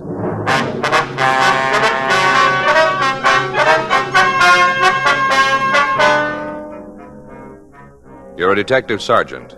You're assigned to homicide detail. A howling dog causes a man to check his neighbor's house. He finds the brutally beaten body of an elderly woman. She's been killed by person or persons unknown. Your job, investigate. Today, friends, you hear these three words everywhere. Chesterfield's for me. The Chesterfield you smoke today is the best cigarette ever made. Best for you, because Chesterfield gives you proof of highest quality, low nicotine, the taste you want, the mildness you want. Chesterfield is best for you because it's tested and approved by 30 years of scientific tobacco research. Chesterfield is best for you because it has an established good record with smokers, proven by test after test.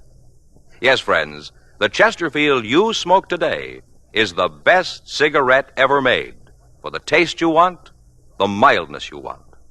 Join the thousands now changing to Chesterfield.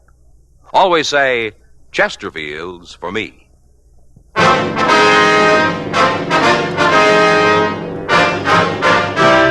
Dragnet, the documented drama of an actual crime.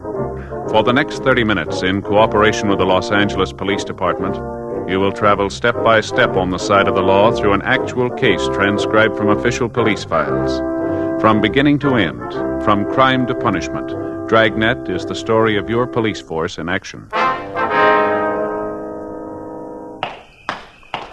It was Tuesday, June 10th. It was warm in Los Angeles. We were working the night watch out of homicide detail. My partner's Frank Smith. The boss is Captain Lorman. My name's Friday. I was on my way back in from the alley, and it was 7:26 p.m. when I got to 9782 Green Oak Drive. Front door. Did you find anything? No. No sign of anybody out back. Did you call the crime lab? Yeah, I talked to Lee's on the way. That's good. Called Hollywood Division, too. They're going to send out some more men to help us. Well, it's an outside chance. We might come up with something. Yeah. Whoever did it sure must have been wild, Joe. I don't think I ever saw a killing as brutal as this one. It's pretty rough. Must have hit her a couple of dozen times. Look at there. Mm-hmm. See? Wristwatch is broken. Looks like she might have raised her arm to try and stop some of the blows. Yeah.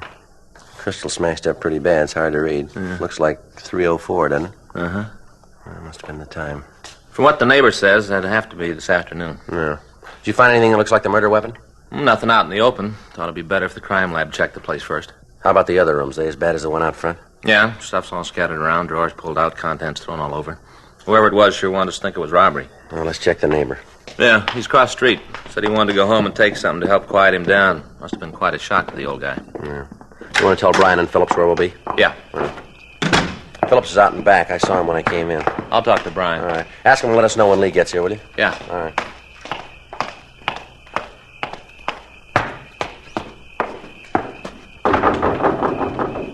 Come on in.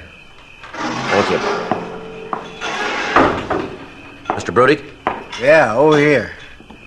Want to turn the lights on? I was just sitting here having a drink, trying to calm down a little. Yes, sir.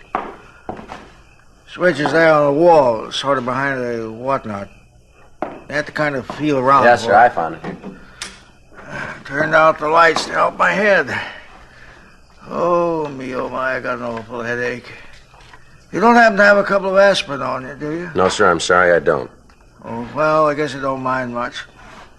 I guess this'll do just as good. Wonder if you'd tell me just what happened here. Well, I'm glad to. I want to help all I can, sure. I like to see you get the guy what did this to Ethel. Well, why do you think it was a man? Huh? Well, you said guy. What makes you think it was a man? Well, I didn't mean it like, you know, not special, but come right down to it, almost got to be a man. You can't imagine a woman doing a thing like that. At least no woman I ever knew. It's got to be a man. Come on in. Everybody come in. Might as well have a convention, all the people coming in. It's my partner, Mr. Brudig. Oh, another policeman, huh? Yes, sir. All set, Joe. They're going to call us when the crime lab crew gets here. All right. How are you, Mr. Brudig? People all over the place. I never saw a crowd come so fast as when the sirens come in. Seemed like they was attached to mushrooms, just sprung up out of the ground.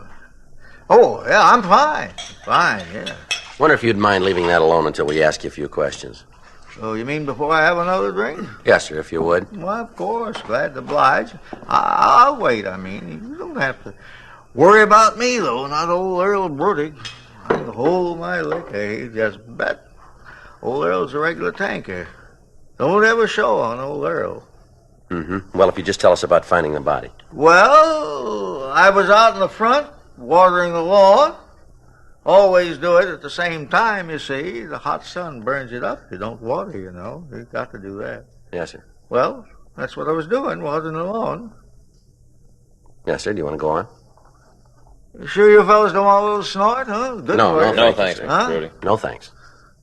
Yeah, well, all of a sudden I hear Nero making an awful fuss. Who's that? That's a silly name, isn't it? Who is it? Little bitty old Peak. She called it Nero. Always seemed to me that if you're going to call a dog Nero, it should be a big dog. Yes, Nero's the dog. What happened then? Well, sir, first off, I didn't pay much attention to it. Just kept right on watering the lawn. And old Nero kept it up. Kept right on yelling and howling. Finally, I figured there must be something wrong. Yes, sir, there must be with all that going on. So I turned off the water and wandered over. You know, check up. Yes, sir. Mr. Brudig, about what time was this? I thought it was funny, Ethel not coming out and making Nero shut up. Oh, it was about 6 o'clock. Yeah, about 6 o'clock. Did you see anyone around the house when you went over? Not a soul, no, sir. There's nobody. So I went around back to the patio, you know. Mm-hmm. Well, there wasn't anybody there either. And I knocked at the door. Now, all this time, little old Nero is still raising old Ned. Ain't stopped to breathe hardly. Yes, sir. Well, sir, when I knocked on the door, things swung right open. Wasn't locked, you know, so I called Ethel. I called a couple of times. I didn't get no answer. I couldn't see nothing, so door opens on a kind of little service porch. I didn't see a thing. Yes, sir. Then I went in. Walked right into the kitchen. There she was, lying on the floor. Stuff scattered all over, and little Nero sitting right beside her, just going crazy. You called the police right away, did you? Well, I run out of the house, all over to my place, and called the operator. I dialed 0 and told him to send a policeman right away. Yeah, right away I called him. Had you seen Miss Lawrence at all today? Yeah, I saw her this noontime. She was out to get the mail, and we said, hello. You know, just as cheerful like that. Well, what time did you say hello? Oh, I picked up the mail and went right back into the house, just like she didn't have no idea what was going to happen. Oh, about 1:30, mail comes then. Yeah. Mm-hmm. Did you see anyone around her house this afternoon? Nobody, no. Oh, well, of course, now, I was out in the back most of the afternoon, you see, out there working in the flowers, so I can't right out say that there wasn't anybody over there. I see. Do you know where we can get in touch with Mr. Lawrence? He works in the garage down on Pico, I think. I got the name of the place around someplace. I used to take my car down to him before him and Mrs. Lawrence got a divorce. How long have they been divorced? About 3 years, I guess. Well, I'm not really sure about that. How they get along, do you know? Any trouble between them? I guess there's some who'd say that he was right. I made it a practice not to get involved in those things. Religion, politics, and marriage troubles. I don't get meddled up in them. Oh, they fought all the time. Yeah. Has Mr. Lawrence been at his wife's house lately? Well, not that I've seen. I guess they, see each other, but I understand what Ethel said. It was at the lawyer's. She used to try to tell me about it, but I just wouldn't listen. I don't believe in it. Religion, politics, marriage stuff, and all those things, etc., etc.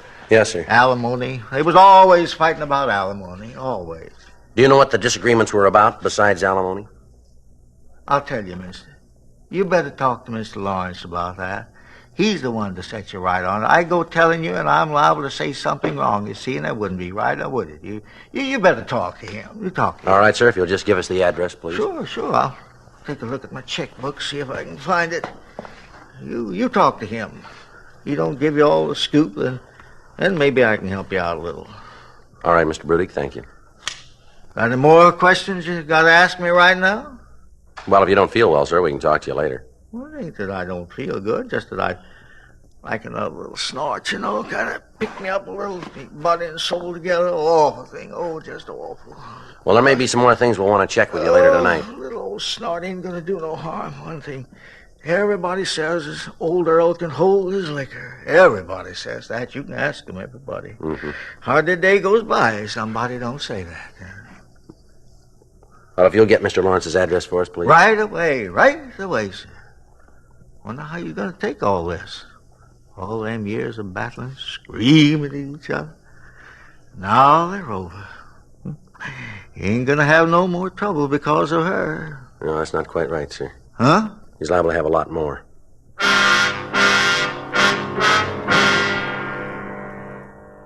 Earl Brudig looked through his desk and he found a canceled check bearing the address of the garage where the victim's husband was employed. While he was looking for the check stub, Frank and I interrogated him further on the relations between Ethel Lawrence and her husband. He refused to tell us any more than he had, explaining that if the answers we got from the husband weren't adequate, we could come back and see him. 6:48 p.m. We returned to the victim's house and we talked with Lieutenant Lee Jones. He told us that the crew from the crime lab had been unable to find the murder weapon, but that they had been able to lift several good fingerprints from the kitchen. He went on to say that these had been checked with those of the victim and they were not the same. Little other physical evidence was found in the house. However, an impression of a shoe had been found in the soft earth at the side of the house and a plaster cast had been made of it. We asked Lieutenant Jones to take the fingerprints of the neighbor who had found the body and check them with the impressions left in the victim's house.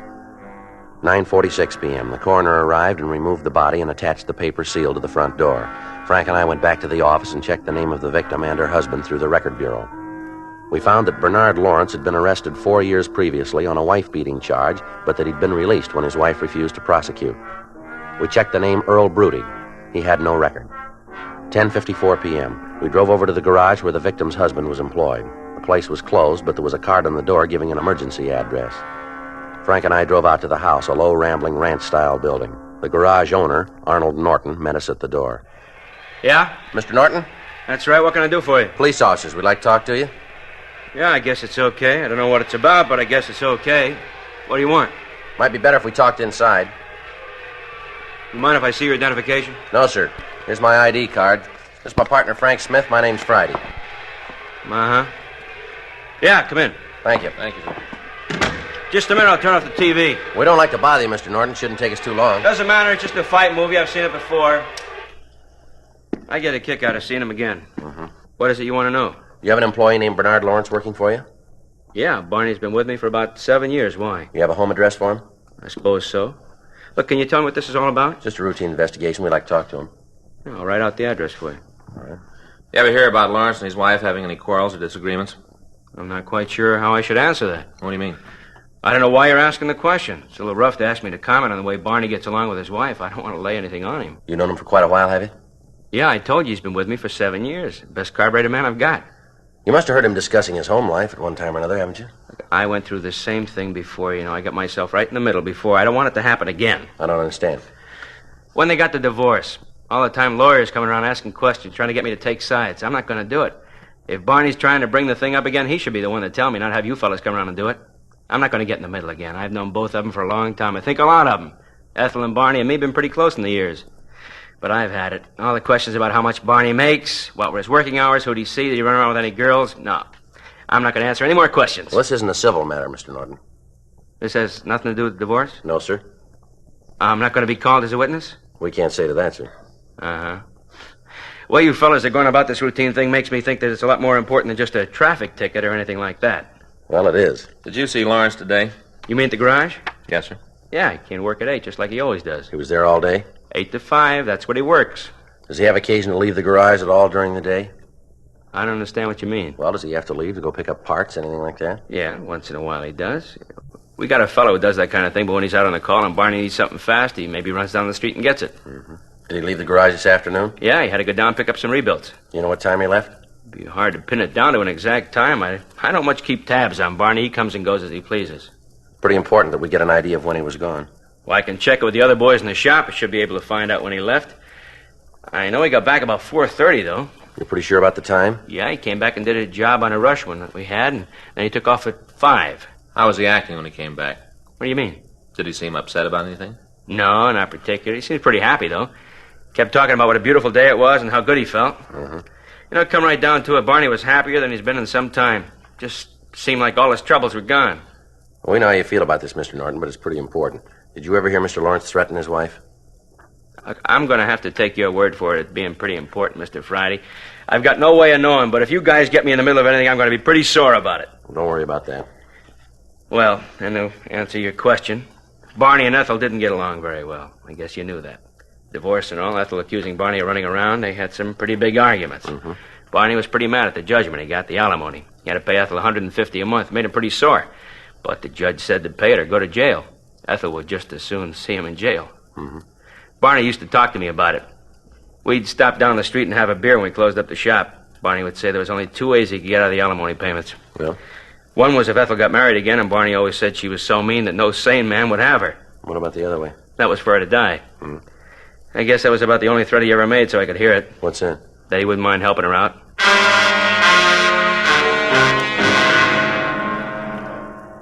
$11:47 p.m. We drove over to the address we'd gotten for Bernard Lawrence. It was a modern apartment building in the Wilshire district.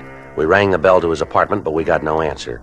Frank and I talked to the manager of the building, and he let us into the suspect's apartment. In a preliminary search of the place, we found nothing to tie the man in with his wife's death. However, from the clothes and the other personal effects in the place, we were reasonably sure that he'd returned to the apartment. The manager told us that Lawrence had come home after work, changed his clothes, and left, saying that he'd return later. We put in a call to the office, and we told them where we were, and we made arrangements to be relieved the next morning in the event the suspect hadn't returned. Frank and I settled down in our car, which was parked across the street from the apartment, to wait for Lawrence. At 1:30, Frank went down to the corner and called Fay to tell her he'd be a little late.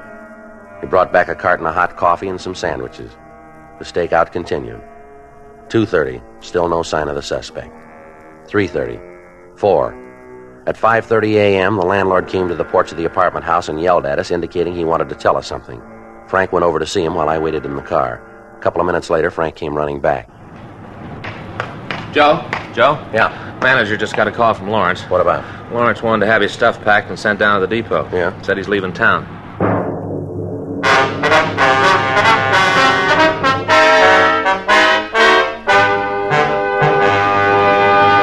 You are listening to Dragnet, the authentic story of your police force in action. Meet Peter Lind Hayes and Mary Healy, America's favorite husband and wife comedy team. They are typical of smokers everywhere who are saying, Chesterfields for me. Mary says, I've smoked regular-sized Chesterfields for about 7 years. Guess that ought to prove how I feel about Chesterfield's taste and mildness.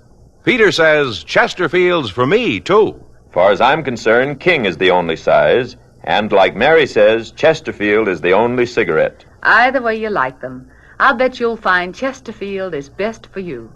Yes, smoke America's most popular two-way cigarette. Regular and king-size Chesterfield. The best cigarette ever made, and best for you.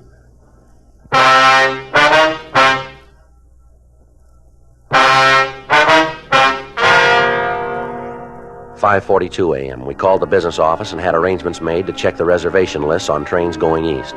We also set up stakeouts on the depots and on the airline terminals in the event the suspect changed his mind about taking the train.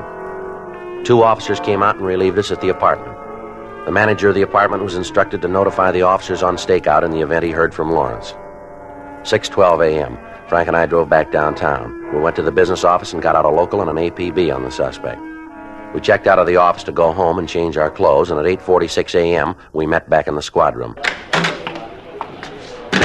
Well, you made it fast, huh, Joe? Yeah, carton of coffee there if you want some. No, thanks. I got something to eat on the way in. No.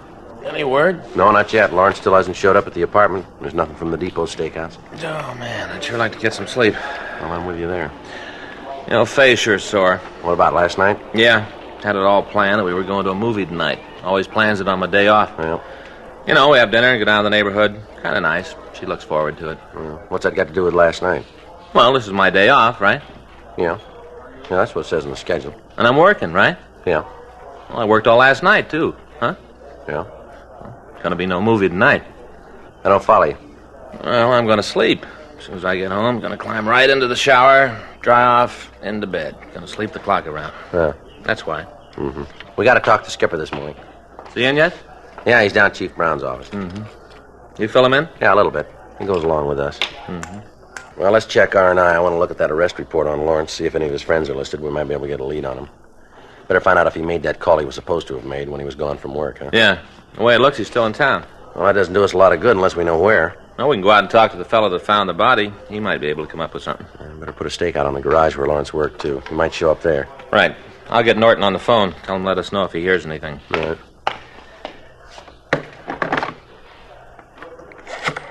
You know, the whole thing looks pretty clean. All we got to do is put Lawrence at his wife's house this afternoon. We got it made. Yeah, there's only one trouble. Yeah? We got to find him before we can put him there.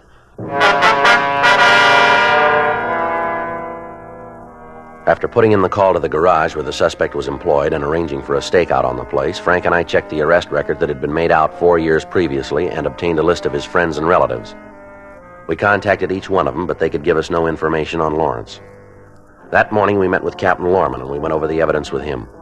The fingerprints found at the scene of the murder had been eliminated when they were compared with those of the neighbor, Earl Brudig. Other physical evidence netted us nothing. The murder weapon still had not been found. The only piece of evidence that we had to attempt to identify the killer was the plaster cast of the footprint found by the side of the house. However, Lee Jones said that it would be of little use other than to identify the size of the shoe. It was a size 10 with a leather sole and a leather heel. There were no distinguishing marks on the impression. 2 days went by and we still hadn't found Lawrence. We talked to the men he worked with, but none of them could supply us with any information as to his possible whereabouts. We checked the bars he was known to frequent without results. Apparently, the suspect had disappeared without a trace. On Saturday, June 14th, 3 days after the murder, Frank and I got back to the office after lunch. You want to check the book? Yeah. Where can I find Joe Friday? I'm him. I'm Barney Lawrence. Well, we've been looking for you. I want you to get off my back. Leave me alone. You mind telling us where you've been for the past 3 days? It's none of your business. The only reason I'm here now is I want to tell you to stop going around asking a lot of questions, causing me embarrassment. What do you mean by that? You know what I mean. I don't mind telling you I'm pretty sore about the things you said behind my back. You probably didn't think I'd find out about them. But I did, and I'm telling you to stop. You ought to take it easy, Lawrence. You keep your nose out of this, cop. I'm talking to him. I got a few things for you, too, before I leave. Yeah? I don't think you're going to leave. What's that supposed to mean? Just what it sounded like. You're under arrest. For what? Suspicion of murder. You figured I killed Ethel? You look good for it. Then you better get a pair of glasses, cop. I'm walking out of here, and if you're smart, you won't try to stop me. I wouldn't try it, Lawrence. Lawrence? Now hold it. If you haven't done anything wrong, you got nothing to worry about. Now come on back here. You know something? What's that? I've always wanted to hit a cop. Come on, Lawrence. On your feet. Keep your hands off me, cop. Just keep your hands off me. All right, now sit down. Right here. Sit down. Go ahead. We're investigating a murder. Someone beat your wife to death. We're trying to find who did it. Well, it wasn't me. You got a funny way of showing it.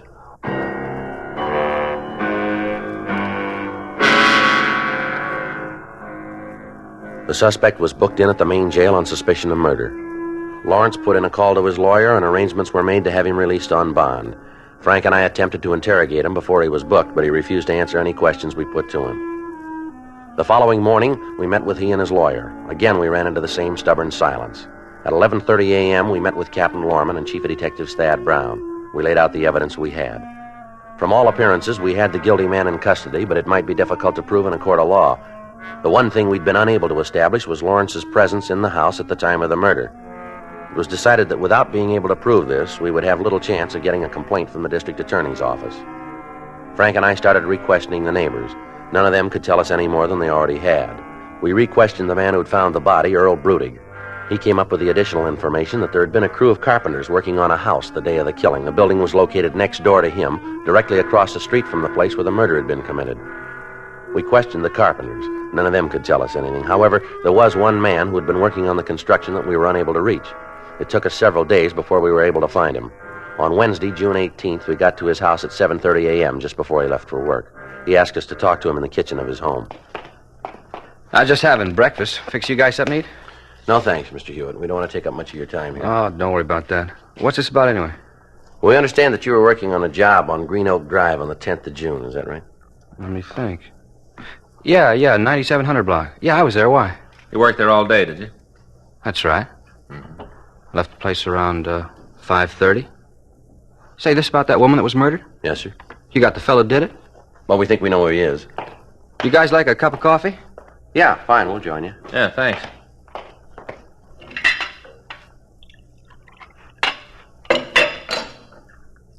Either of you use sugar? No, thanks. No, thanks, sir. Don't see how you can drink coffee without it. Always use 2 spoons myself.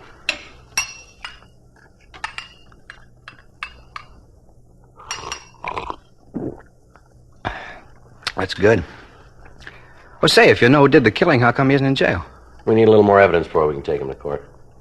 That's why you're talking to me, huh? That's right. A couple things you might be able to straighten us out on. Why me?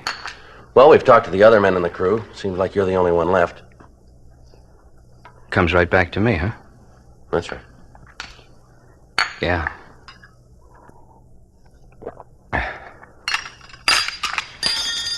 What's the matter, Hewitt? Gotta sit down. What's wrong, Hewitt? What's the matter? You sick? Poison in the sugar. I've been expecting it. Frank, get an ambulance, quick. Yeah. What kind of poison, Hewitt? What kind? There's nothing you can do now. I know this is wrong, taking poison. I killed the old lady. I killed her.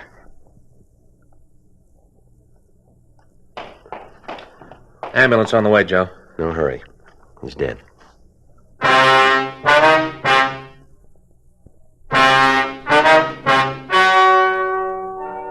The story you have just heard is true. The names were changed to protect the innocent. On June 23rd, an inquest was held in offices of the coroner in and for the county of Los Angeles. In a moment, the results of that inquest. Now, here is our star, Jack Webb. Thank you. Earlier, George Fenneman told you exactly why the Chesterfield you smoke today is the best cigarette ever made. And best for you. Now, the rest is up to you. Get a carton or two for yourself. Smoke them and you'll say, as we do, it's Chesterfield's for me.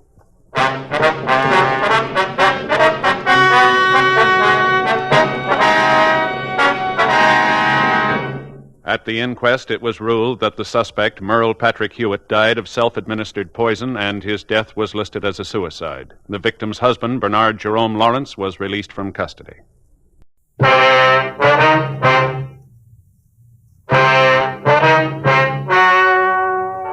Ladies and gentlemen, the story you are about to hear is true. The names have been changed to protect the innocent. Dragnet is brought to you by Chesterfield, made by Liggett & Myers, first major tobacco company to bring you a complete line of quality cigarettes.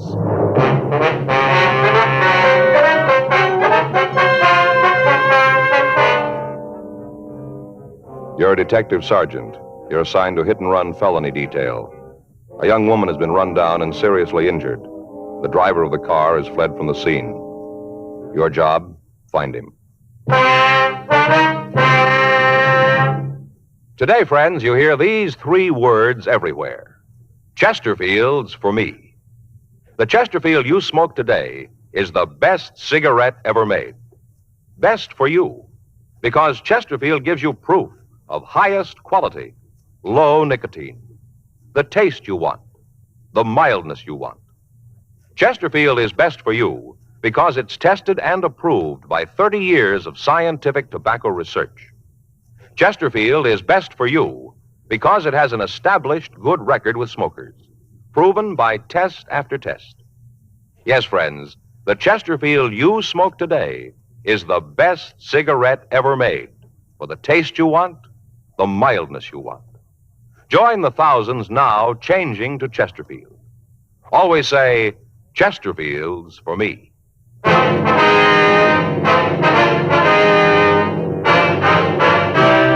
Dragnet, the documented drama of an actual crime. For the next 30 minutes, in cooperation with the Los Angeles Police Department, you will travel step by step on the side of the law through an actual case transcribed from official police files.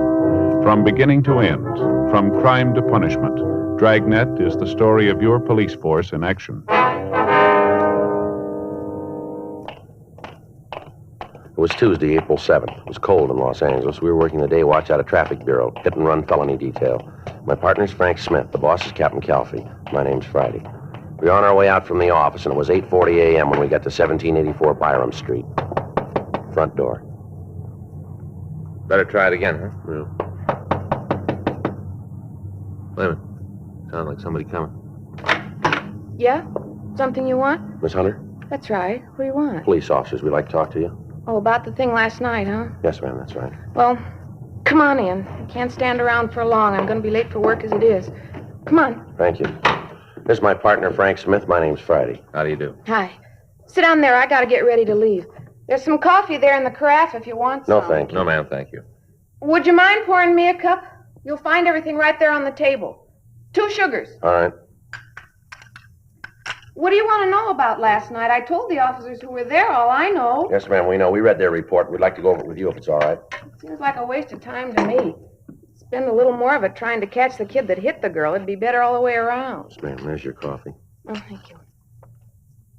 Ooh, still warm. Either one of you got a cigarette? Yes, ma'am, here you are. Here's a light. Thanks. What do you want to go over? Well, according to what you said to the officers last night, you saw the accident. Is that right? I saw it, yeah. I don't think it was an accident. If you ask me, I think the kid deliberately hit the girl, deliberately. Now, why do you say that? Well, just the way it looked, that's all. Kind of feeling. Way came barreling around the corner. He must have seen her. She was right under the light, didn't even make an attempt to stop, none at all. Mm-hmm. I saw her, the girl, step off the curb. Right under the light. He had to see her, had to. Anyway, she stepped off the curb and started to cross the street. Harry and me saw her. She started to cross, and then all of a sudden, this kid in the hot rod was coming right at her. Was anything she could do? Yes, ma'am. She kind of looked up at the car and then, well, like she was going to run. But she didn't have time. The car hit her and knocked her down. Did you get a good look at the car? You mean the one that hit her? Yes, ma'am. You bet I did. Passed right under the light. Got a real good look at it. Mm-hmm. I wonder if you'd describe it for us. I told the cops all about it last night. Seems like that'd be enough. Why do I have to go through it again? Well, there might be something you didn't think of last night, Miss Hunter, something you might have forgotten. Isn't likely, but if you gotta have it, I guess that's the way it's gotta be. Hope we can get it over with fast enough. I gotta get down to the corner so I won't miss my bus. Well, if it'd help, we can drive you to work. You can give us the information on the way. Well, that'll be fine. Wait a minute, I'll get my coat. Uh-huh. How'd it look when you came in? Ma'am? Did it look like it was gonna rain? No, it's pretty cold, though. Paper said it might rain today. Well, better take an umbrella. What kind of a car was it, Miss Hunter? A hot rod, you know the kind, real low, 2 exhaust pipes kind of beat up. Well, what kind of a car was it, the brand name? I guess it was a Ford. Looked like one. Mm-hmm. Hard to tell. It was kind of banged up, you know. I don't know why the police allow cars like that on the streets anyway. It couldn't be very safe. Can you tell us what year the car was? Well, I'm not real good at that, but I'd say maybe a 1940. Might have been 1941. It was a pre-war car, though, huh? Oh, You yeah, sure I'm of that? sure of that. Mm-hmm. Would like to get in, ma'am? Okay, thanks.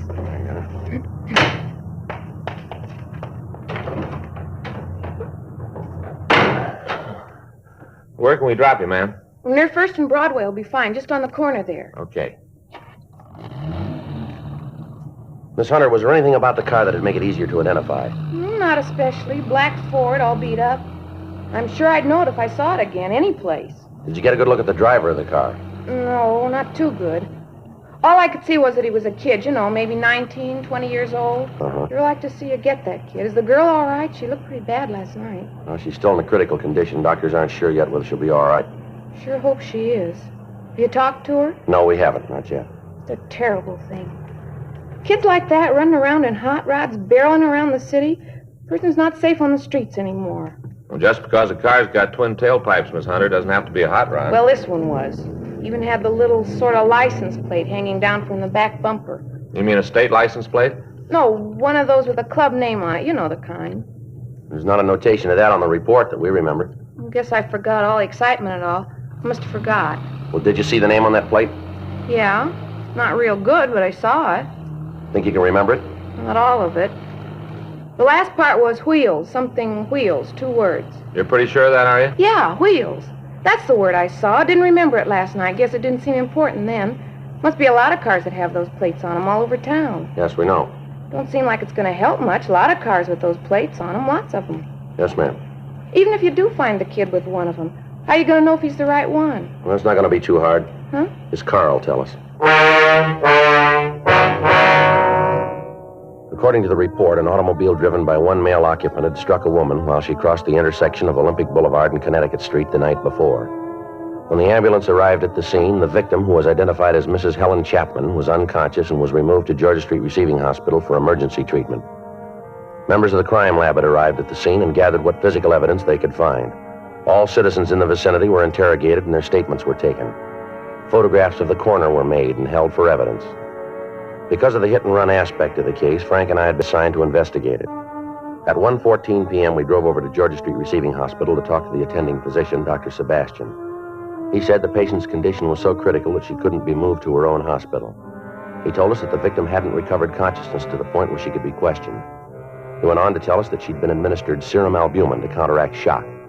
He listed her injuries for us: compound fractures of the femur, rib fractures, and associated internal injuries, including a punctured lung and brain concussion. It was not expected that she'd live. Frank and I left the doctor and walked down the hall. In the waiting room, we met a tall, thin man who looked as if he hadn't slept in several days. On the floor in front of him was a small pile of half-smoked cigarettes. He identified himself as the victim's husband, Carl Chapman. I don't know. I came home from work. They told me about it. I didn't even know. Didn't they try to call you at work? No, I guess they called the house. There wasn't anybody home. I just walked up to the door, and there was a note telling me to call her. Didn't even know about Helen. I see. You like a cigarette, Chapman? Thanks.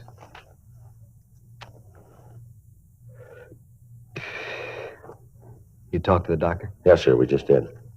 Is there anything new? She can be all right? Well, I don't know yet. You can ask the doctor yourself. Why don't anybody tell me anything? All the time I ask how my wife is, they tell me to ask the doctor. Why won't they tell me? I don't know, sir. Can't even find out if she needs anything. He won't let me see her. Anybody who'll tell me what's really happening in there, it's been over 10 hours. Nobody will tell me what's going on. Well, best thing, try to sit down and take it easy, Mr. Chapman. Oh, that's great to say. Just sit down. Easy to say. It's not your wife who's in there. It isn't someone you love. Why are you here, anyway? Why aren't you out trying to get the rotten little punk that did it? Why don't you look for him? We'll get to him, sir. When? After Helen's dead? Is that going to be when you start looking? We're looking for him now. We came over in the hopes that we could talk to your wife. We thought she might be able to give us some information. What in God's name do you want from her? The name and address of the kid who ran it down? Does she have to get out of bed and go find him for you? It's your job, yours. All this talk about the police department being so good, but what are you doing? You're standing around here with your toe in the dirt waiting for my wife to come to enough to point the kid out. All right, sir. Now, take it easy. Take it easy, nothing. You listen to me, both of you. You listen. If she dies, if that kid killed her, I'll find him. I don't know how, but I will.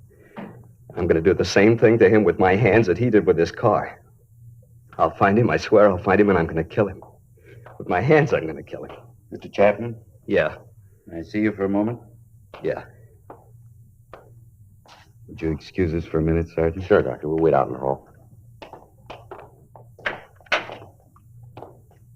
It's a rough one, isn't it? Yeah. Wonder what's going on in there. I don't know. Better call the skipper. Tell him about that plate on the car. Get a broadcast out on it.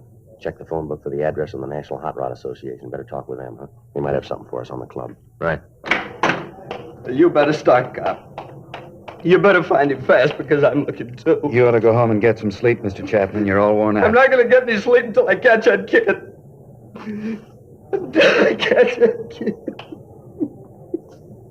How is the girl? She's dead.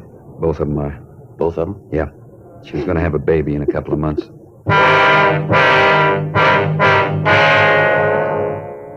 3:15 p.m. Frank and I drove out to the offices of the National Hot Rod Association on Hollywood Boulevard. We met with Bud Coons and Wally Parks. They checked their records for clubs with the last name Wheels. There were 3 in their files.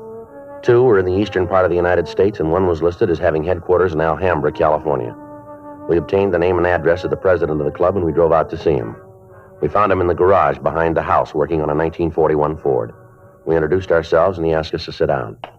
What do you want to see me about? We understand that you're the president of the Square Wheel, is that right? Yeah, that's right. Why? How many members do you have in the club? 18. 18 actives. There's a couple of guys in the service. What's this all about, anyway? How come the questions? All your members have the metal plates with the club name on their car? Yeah. Get them when they pay the initiation fee. Why? Anybody else have them? Not legally. What do you mean? Well, a couple of them out have been stolen from members. Any of the fellows in the club drive a black pre-war Ford? Yeah, I guess we got about 5 of them. I got one myself, as a matter of fact. Listen, why can't you tell me what this is all about? Figure if I knew what you wanted, I could help you out. Well, a woman was run down by a hot rod last night. One of the witnesses saw a plate on the car that might have been from your club. No kidding. That's the way we get it. What did it look like? Well, they say it had twin pipes, pretty well beat up, white sidewall tires. It's not one of ours, then. You sound pretty sure. What about the plate? Well, I told you, we've had a couple of them stolen. Must have been one of them. Well, how come you're so sure it wasn't one of your members? Oh, I know the cars in the club. There isn't a yo-yo in the bunch. What's a yo-yo? Well, yeah, you know, a shot rod, junk heap. Oh, I see. I don't know. Seems like every time there's any trouble with a car over 5 years old, it's a hot rod. Sure not fair. That's so. Yeah. Come here, I'll show you. Now, take a look at that. I've been working on it for 3 years. Got over $1,200 in it. Take a look at it. It's a lot of motor. Yeah, it's a good car, but what's it prove? The car that ran that woman down wasn't a hot rod. Well, how do you figure that? You said it was a wreck, didn't you? That's right. We haven't got a wreck that's allowed on the streets in this club. I don't know a legal club that has a yo-yo in it. We got a safety check every month. Any car that isn't safe has to be fixed or the guy's out. A lot of clubs operate that way. Yeah, we know. Our kids build rods for 2 reasons. Because they want the cars to run better, be more efficient, or else they want something a little different than you can buy in a showroom. Yeah, well, all this sounds good, but a woman was killed last night by a kid driving a hopped-up car of some kind. Maybe it had twin pipes, a loud muffler, but I'll give you odds from here to Bonneville that it wasn't a hot rod. I know how you guys feel. We're always getting it. Every kid behind the wheel in a second-hand car is a potential killer. The way the papers picture us, we just roam around looking for somebody to run over. That's not true. You check the records. I think you'll find that the ratio between tickets given out to members of hot rod clubs, members of the NHRA, and any other group of drivers will make the hot rodders look pretty good. There hasn't been a ticket in our club in the last year and a half. The one before that was for overtime parking. Oh, I'm sorry, fellas. That car last night wasn't one of our guys, and you can bet he wasn't a hot rodder either. You got any way of knowing who could have gotten the plaque? Well, not right off, but we'll find him. How? There's only so many streets in Los Angeles. We'll find him. Guys like that make things rough on the clean drivers in this town. We'll find him for you. Well, we'll appreciate any help you can give us on this, but it's police business. If you find him, give us a call right away. Don't worry, we will. How do I get in touch with you? I'll leave you one of our cards. Anytime. You call us. All right. I'll get on the phone and get the fellows rounded up. If you turn anything, call us right away. Don't try to take care of it yourselves. Only one thing we're interested in. Yeah, what's that? Proving to you it wasn't one of us. That's what's important. Showing you we're on your side. Well, that shouldn't be too hard. Huh? There's a lot of room. We got the names and addresses of the members of the Square Wheel Club, and we talked to them. We checked their cars, and each of them volunteered to assist us in attempting to locate the hit-and-run vehicle. 6:40 p.m., Frank and I got back to the office. During the afternoon, the broadcast on the car had gone over the state wire, and every police officer in the state of California was looking for the hit-and-run car. When we checked with communications, there'd been no replies to our broadcast. 7:15 p.m., we put in a call to Georgia Street Receiving Hospital, and we talked again to Dr. Sebastian.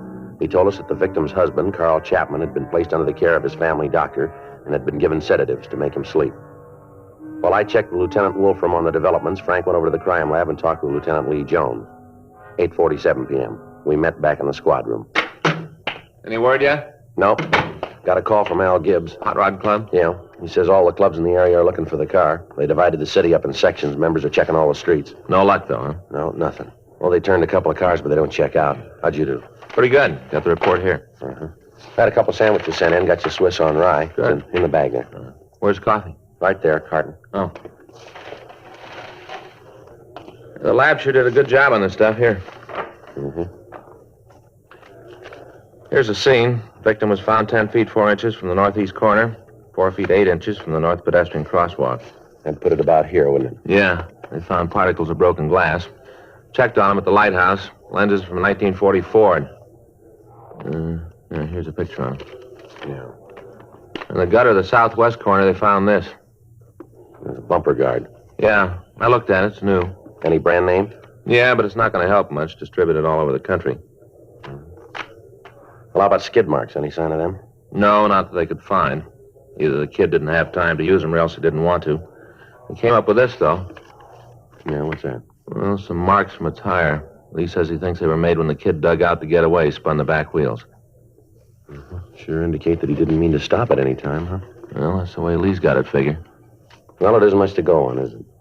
They've come easier. Yeah. Well, let's go out and check the neighborhood again. We might still be able to turn up a decent description. We start checking the garages in the morning. Try to turn a car with a broken headlight and a missing bumper guard. Okay. Better call communications, get out a supplemental on the tires. Huh? Yeah, I'll take care of it. I got it. Hit and run felony Friday. Yeah. Yeah, that's right. Mm-hmm. Anybody there? No. No, keep it under surveillance. We'll be right out. Yeah. Don't burn it. Right. Bye. What do you got? Well, it's beginning to go our way, maybe. Huh? They found the car.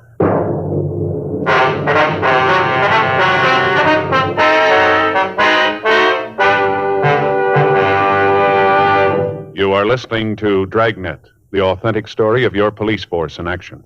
Chesterfield's For Me. You hear it everywhere. Tonight, we hear from America's #1 band leader, Ray Anthony, who, with his attractive wife, Dee, plays college dates from coast to coast. In cigarettes, the young crowd really goes for Chesterfields. I've noticed that wherever we've played. And I guess it's one of the reasons Chesterfield is America's most popular two-way cigarette. Of course, Dee and I are Chesterfield smokers, too. We know they're best for us. Chesterfield's For Me. You hear it everywhere. The Chesterfield you smoke today is the best cigarette ever made. For the taste you want, the mildness you want, join the thousands now changing to Chesterfield.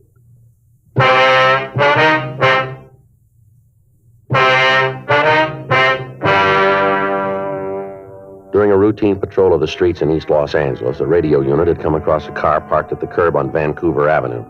They'd stopped to investigate and found that it matched the description that we'd sent out. On the phone, I'd instructed the officer not to search the car, but merely to keep it under surveillance and check and hold anyone who approached it. Frank and I notified the crime lab of the find, and then we left the office and drove out to the location. We talked to the officers in the police car, and they told us that they hadn't seen anyone near the vehicle. We checked the registration and found that the registered owner was a Jack Moore. The white slip gave us an address in Hollywood. While the crime lab went over the car, we drove out to Moore's address to talk to him. He lived in a large house built in the mid-20s as a private residence. It had been converted into a boarding house. Frank covered the rear entrance. I rang the front doorbell.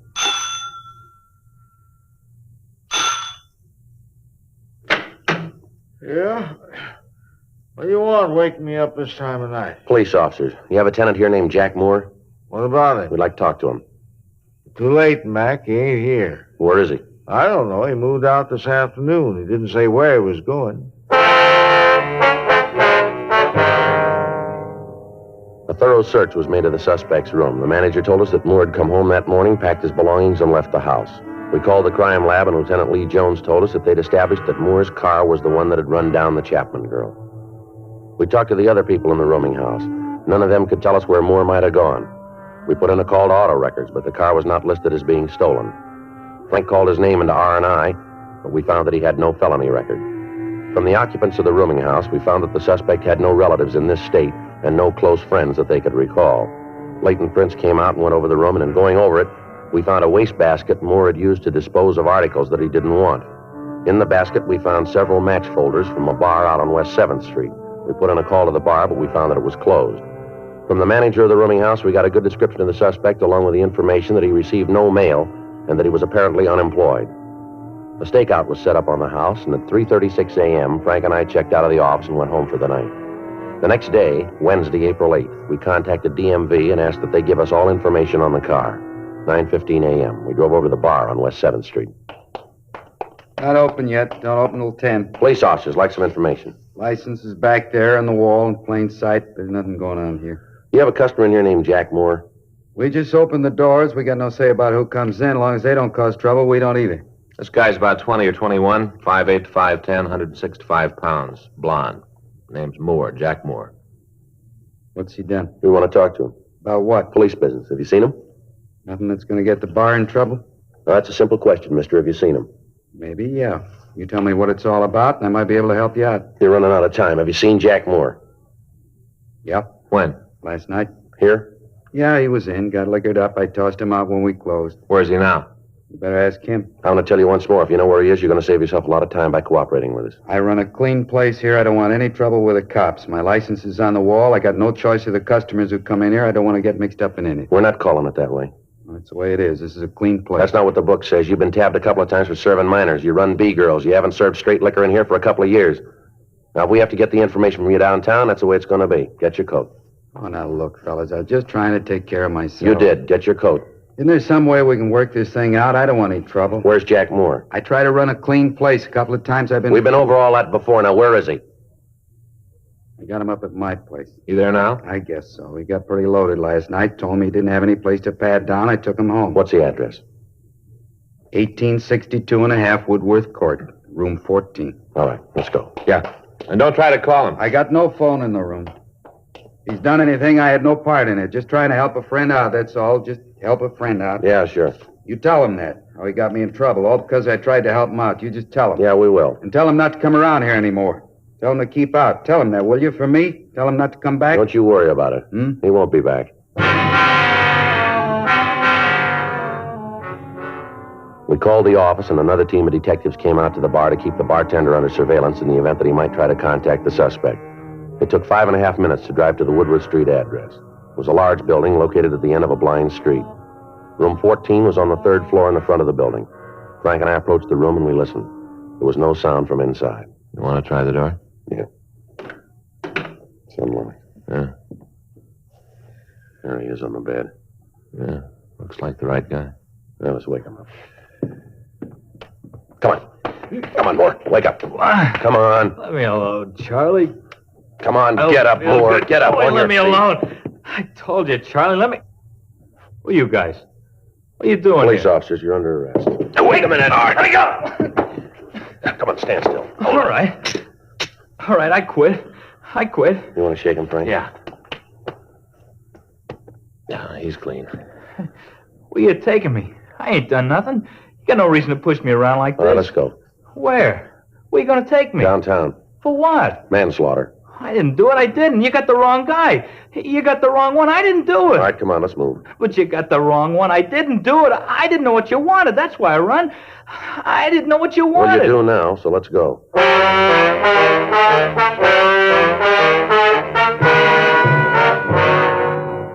The suspect was taken to the squad room where he was questioned. He refused to admit any part in the crime. He was confronted with the physical evidence and with the ownership of the hit-run vehicle. The witness to the crime came to the office and said that Jack Moore was the man that she'd seen at the wheel of the car when Helen Chapman had been run down. Throughout the interrogation, the suspect refused to say anything. At 1:47 p.m., the door to the squad room opened and Carl Chapman came in. Where is he? I know he's here. I want to see him. All right, take it easy, Chapman. I heard you called him. I want to see him. I want to tell him. Is that the kid? Are you the one? You the one who killed Helen? Well, answer me. All right, take it easy, Chapman. Is he the one? The evidence points that way, yeah. Please. I want you to do something for me. What's that? Go away. Out of here, please. We can't do that, Chapman. He's in custody. Please leave me alone with him. Come on, Chapman. You better wait outside. Now, just a minute. Listen to me, kid. When they put you in that cell, you get down on your knees and thank God that they found you before I did. You understand? You thank him, and every day you live, you thank him. You do that because I would have killed you. Take it easy, Chapman. My wife's dead because of him. You hear that? You killed her. They got lost to save people like you, but none for her. None for her and the baby. They didn't have any laws. None for them. All right, Chapman. Come on, take it easy. Frank, come on, sir. Yeah.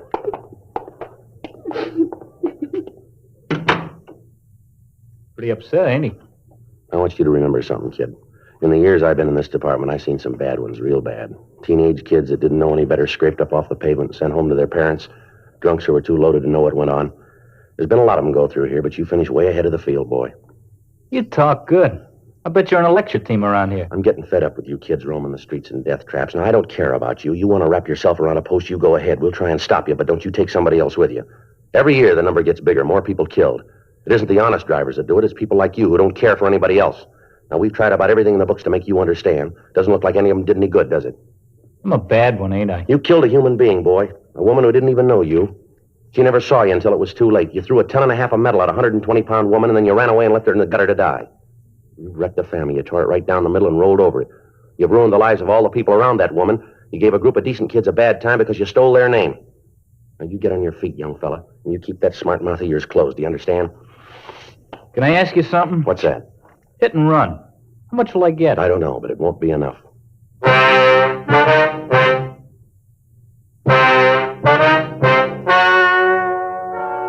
The story you have just heard is true.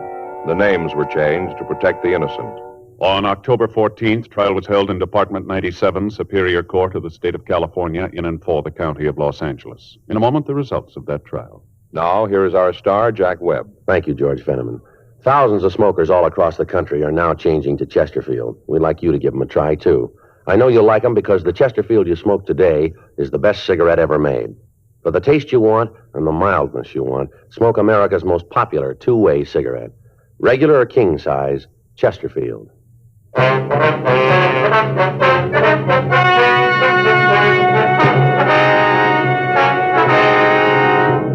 Jack Carlisle Moore was tried and found guilty of manslaughter, 1 count, and received sentence as prescribed by law. Manslaughter is punishable by imprisonment in the state penitentiary for a period not to exceed 10 years.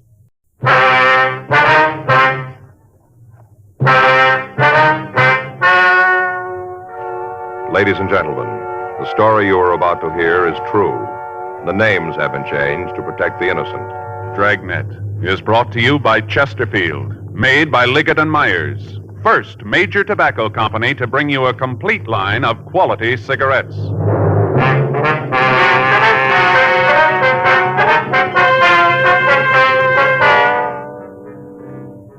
You're a detective sergeant.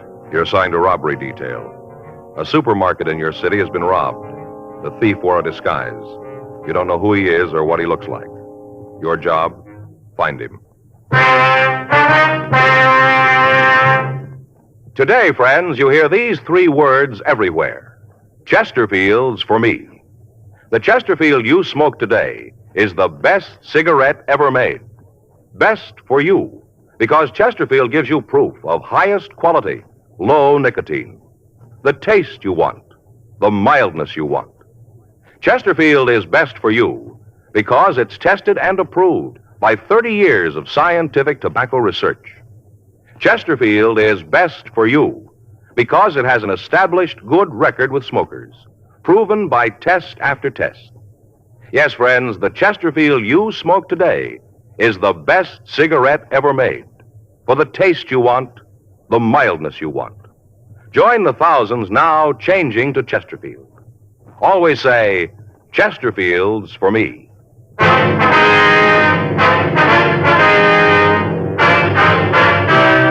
Dragnet, the documented drama of an actual crime. For the next 30 minutes, in cooperation with the Los Angeles Police Department, you will travel step by step on the side of the law through an actual case transcribed from official police files. From beginning to end, from crime to punishment, Dragnet is the story of your police force in action. It was Wednesday, August 13th. It was warm in Los Angeles. We were working the day watch out of robbery detail. My partner's Frank Smith. The boss is Chief of Detectives Thad Brown. My name's Friday. I was on my way into the office, and it was 7:58 a.m. when I got to room 27A. Robbery. Morning, Frank. You been in long? About 10 minutes. Mm-hmm. Gonna be a hot one today, isn't it? Yeah, that's what the paper says. Anything in the book? No. How about those mugs? They come in from Barton? Yeah, I put them in your box. Thank you. Did you take a look at them? Hey, Frank. What? I said, did you see the mugs? Oh, no. All right. What's the matter? Faye? What happened? Joe, you know me. You know how I feel about Faye. So you gotta know I didn't mean anything by it. You didn't mean anything? Certainly not. It's the farthest thing from my mind. What was? What she thought I meant. You know, Joe, sometimes I think Faye just don't understand me. Well, I don't understand you either on this one. Oh, that's right. You weren't there. No. Sort of got to thinking to myself you were. You know how a guy does. Uh-huh. I got to thinking to myself, when you got a problem, you kind of think your old buddy knows all about it. Yeah. So I got to fill you in. I'll tell you all about it. Right now? Yeah. You see, after dinner last night, we had those Swedish meatballs that Faye makes so good. The what? Meatballs. Swedish ones. Oh, yeah, I know. I had those out there. Yeah, wonderful. Very good. Yeah. Excellent. Well, after dinner last night, we went in the living room, sat down to watch the television. Mm-hmm. I switched on the set, and I kind of arranged the pillows and settled back. A couple of minutes later, Faye comes in with a box. One of those big flat ones like dresses come in. Mm-hmm. Yeah, I know. She bought a new dress. Joe, that's why she fixed the meatballs. I don't know how this is going to end, but up to here, I must be on Faye's side, I guess. You are? Well, I don't understand any of it. Oh, well, I'll straighten that out. Mm-hmm. You see, whenever she wants me to go along with something she's already done, she always makes Swedish meatballs. Well, I could figure that part out. What was in the box? A dress, Joe. She bought a dress. Oh, it was a dress? Yeah. She opened up the box. She shows it to me. Told me how she bought it on sale. Mm-hmm. You ever notice how every time a woman buys a dress, it's always on sale? No, I can't say as I ever have. Well, believe me, buddy, it always is. On sale? On sale. I don't want you to go through the whole day with this on your mind, but if you don't get to the point, it'll be time for us to sign out. And then we can talk about it. Well, I didn't mean anything by it. Nothing. She held the dress up for me to see, and all I did, I just said, what size is it? You know how you do. Mm-hmm. Want to look at these mug shots now? No, wait a minute. I want to finish. You asked me what I was mad about. I wanted to tell you. I asked her what size the dress was. She told me it was a 12. A 12. A 12? Yeah. So I just kind of casually mentioned that when we got married, she wore a 9. That's all I said, that she wore a 9. Want to look at the mug shots now? No, wait a minute. Will you help me with this thing? The use of being partners, if you can't help a little, we'll look at the mug shots. When we were married, she wore a 9. And she just flipped her wig, Joe. She got real mad. Walked out of the room. Right out of the room. Yeah. I guess she thought I meant she was getting fat. Yeah, I guess she did. Why, she was mad. Mm-hmm. Hot shot, I'll get it. Let's go. Corner of Grandview and Union. Yeah? Hold up. By the time we got to the supermarket, a broadcast carrying the description of the suspect had been gotten out to all cars in the city. A small crowd of people had gathered in front of the store, and the officers from the radio unit were attempting to keep them back from the entrance. An ambulance had been called, and when we got there, the attendants were giving emergency treatment to the day manager of the store. He'd been struck on the left side of the head just above the ear by the suspect when he'd made his getaway. The attendant told us that the man was suffering from a mild concussion.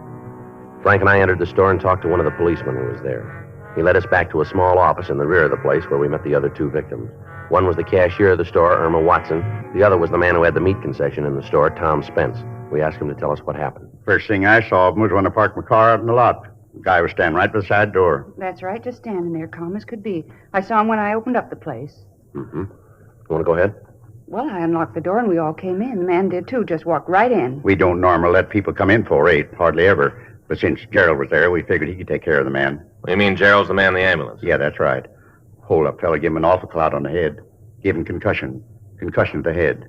Tell you something about that, too. What's that, Miss Watson? I don't really think Gerald's hit that hard. I think he's just putting on to get sympathy. Now, Irma, that ain't right. Not good to say things like that. Maybe not, but I tell you, you remember the time he cut his finger when he was moving the cases of empty soda pop bottles? Yeah? Well, you were there, had to rush him to the hospital, have his hand sewn up.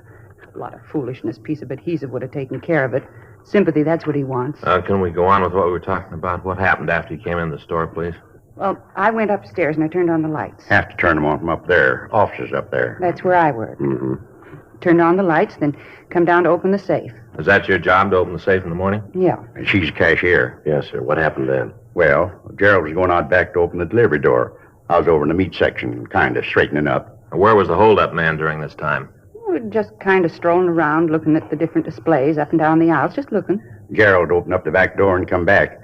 Asked the fella if there's something special he's looking for. Well? Guy said he wanted to know where the fella at the Van Chovies was. Gerald told him. Fella went back to get some. That's what Gerald thought, but we know different now. Yeah, a lot different. All right, would you go on, please? Well, I was upstairs counting the receipts from yesterday, getting the bank statement ready. Irma's a cashier. Yeah. Yeah, we know. Would you go on, please?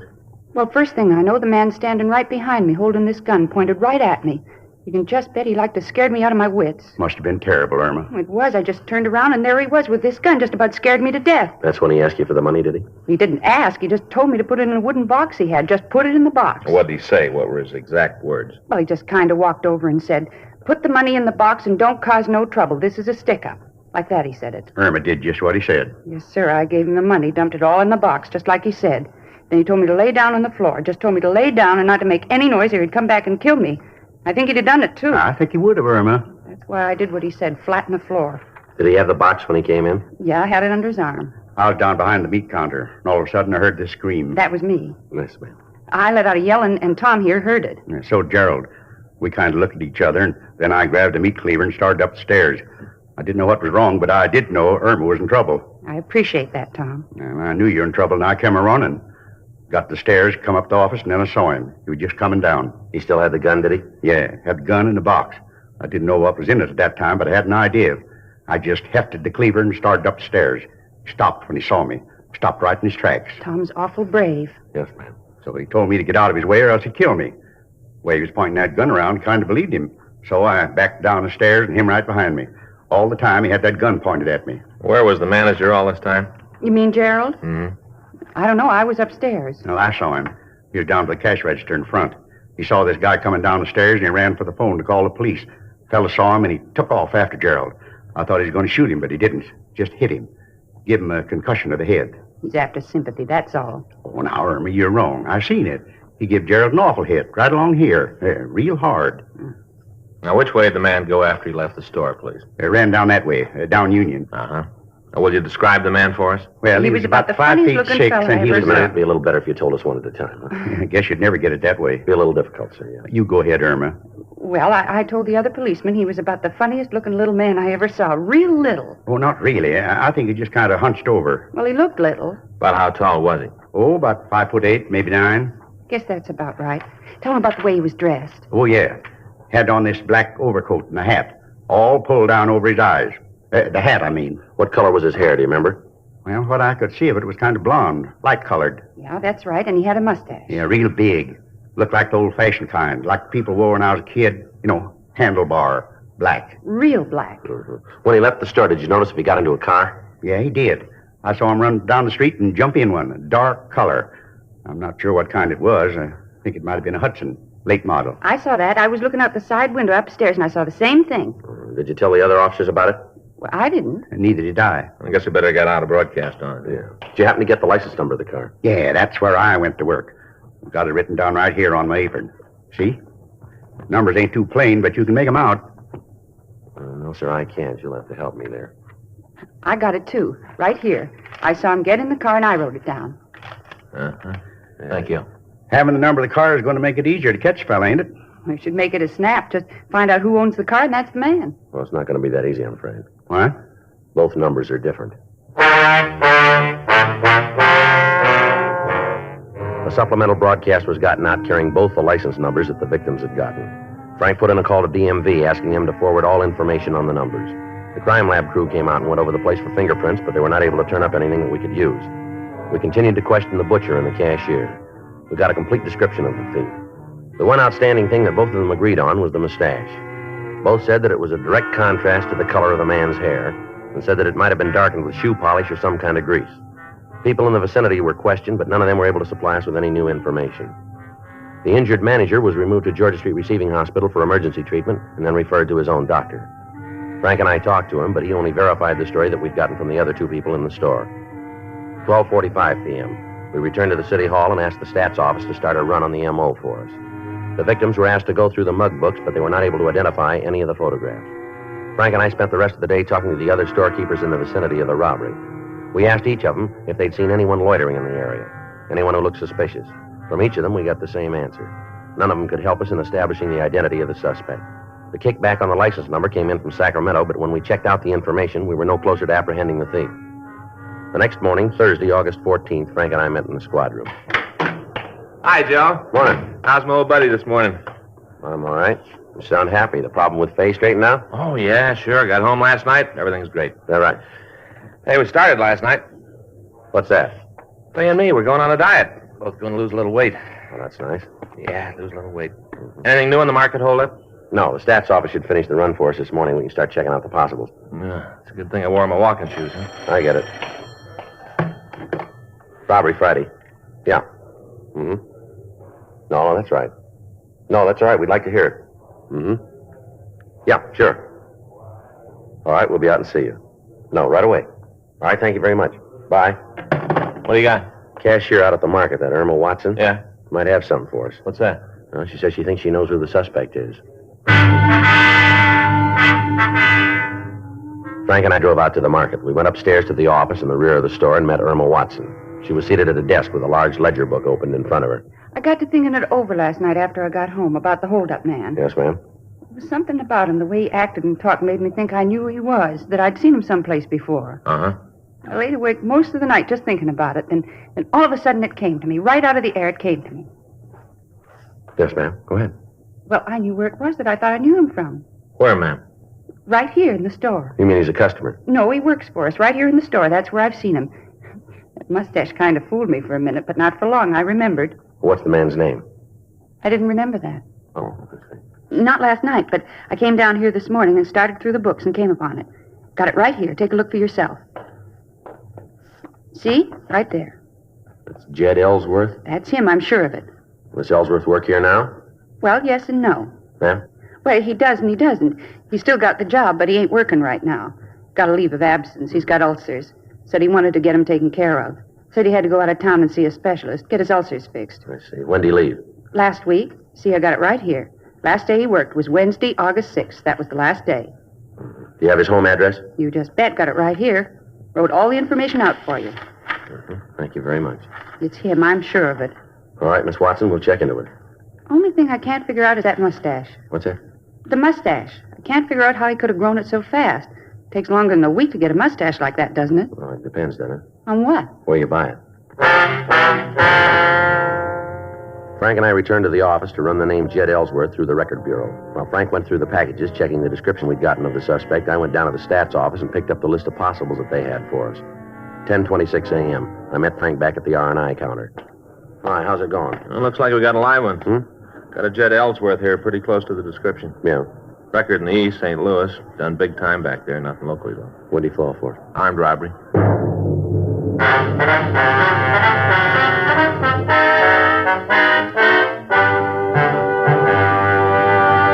You are listening to Dragnet, the authentic story of your police force in action.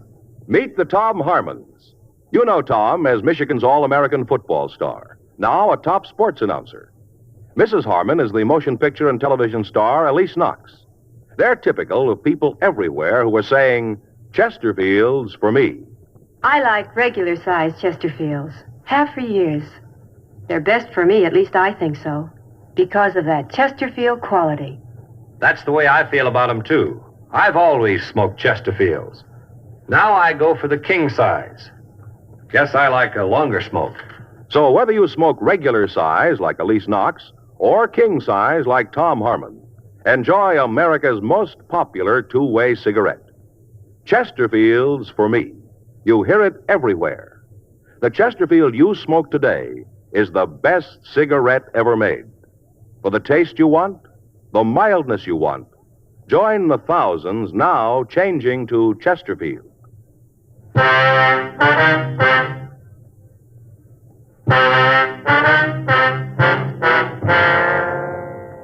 We sent an immediate request to the authorities in St. Louis asking that they forward all available information on their suspect, Jed Ellsworth.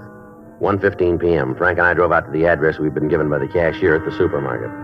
It was a one-story redwood house in the Beverly Glen area. We rang the front doorbell. Yes?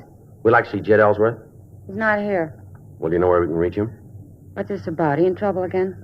Ma'am? Jed in trouble again? We'd like to talk to him, please. You cops? Or police officers. Uh-huh. Figures. What's he done this time? Well, it's just routine. We want to ask him a couple of questions. Where is he? I don't know. Well, he lives here, doesn't he? Yeah, I don't know where he is. Haven't seen him since the day before yesterday. He's packed up and left. I don't know where he went. Well, didn't he give you any idea where he was going? None. Went through my purse, took what money I had, and shoved off. Don't much matter to me if I never see him again, but I'd probably be better off. I wonder if we could see his things. You mean when he left? Yes, ma'am. Sure. Come on in. They're in his room. I'm about to throw him out. I don't want him, and I don't think he'll be back for him this time. Down the hall, this way. Thank you, ma'am. What are you after him for? Well, it'll be a little better if we talk to him. Sure. Don't matter to me. I'm through with him. Nothing but trouble with cops since we've been married. I didn't know he had a record when I met him. It wasn't until after we got married I found out he was a jailbird. Right after we got married, the cops started coming around asking questions. How long have you been married? 18 months. Got him back in St. Louis. Must have been right after he got out of jail. I didn't know it then. Wished I did. Wouldn't have nothing to do with him. Didn't mean nothing but trouble. Would you know if he has any people in California? That I ever saw. He never talked about him. Does he drive a car? Jed? Yes, ma'am. No, he didn't own one. Whenever he needed one, he'd go to one of these rental agencies, rent one. Here's his room. Stuff's there on the bed. Thank you. I'll check it. I'm going to throw it all out. Anything there you want, just take it with you. I don't think that'll be necessary. Well, the offer's still good. What you don't take, I'll throw out. Your husband got any close friends at all in town? Yeah, a couple other bums. You give us their names? Only one name I know, Larry Jessup. Him and Jed used to pal around all the time. I think his job at the store took up too much pal time. That's the reason Jed quit. I understand your husband had trouble with his stomach, all right? Yeah, ulcer. Was he under the care of a doctor? Uh-huh. All the time taking pills and eating special things. Got to the point where nothing I cooked was right for the ulcer. We did nothing but fight all the time. Miserable 18 months. I'm glad he's gone. Never see him again. It'll be a week too soon. Mm-hmm. Can you give us the doctor's name? Yeah, it's on one of the bills there. Got it in with the rest of them. Reminds me, can you answer me something? Well, what's that? Am I responsible for his bills, the ones he ran of himself without my help? I gotta pay him? Well, ma'am, that's not a police problem. You better check with a lawyer on that. Oh, are you? Yes, ma'am. More expense. Seems like all I do is put out money for him. Boy, I'm glad he's gone. Do you have a picture of him? You mean like a snapshot? Yes, ma'am. No, Jed wouldn't let nobody take pictures of him. Said it was bad luck. Mm-hmm. He had a mustache, didn't he? Not since I knew him. Miss Ellsworth, Yeah? you know what's on these dictograph records? Oh, those are mine. I'm a stenographer. Sometimes I do work at home. Those are mine. Oh. Just letters. It's the one thing he ever did for me. What's that? Made that box for records. Real big thing. Took him all day to make it. Just a plain, simple wooden box. You'd have thought it was a Taj Mahal. Only thing he ever did for me. I see. Your husband get many phone calls here? No, not that you'd notice. Larry'd call once in a while. I told you they was real pally. Yes, ma'am. You ever hear any of the conversations by any chance? Just on this end. You know what they were talking about? Not too good. They used to get real secret. You know, low voices. They were planning something, though. I don't know what it was, but they were planning something. Well, this fellow Jessup, he drive a car? Yeah. You know what kind? Yeah. New Hudson.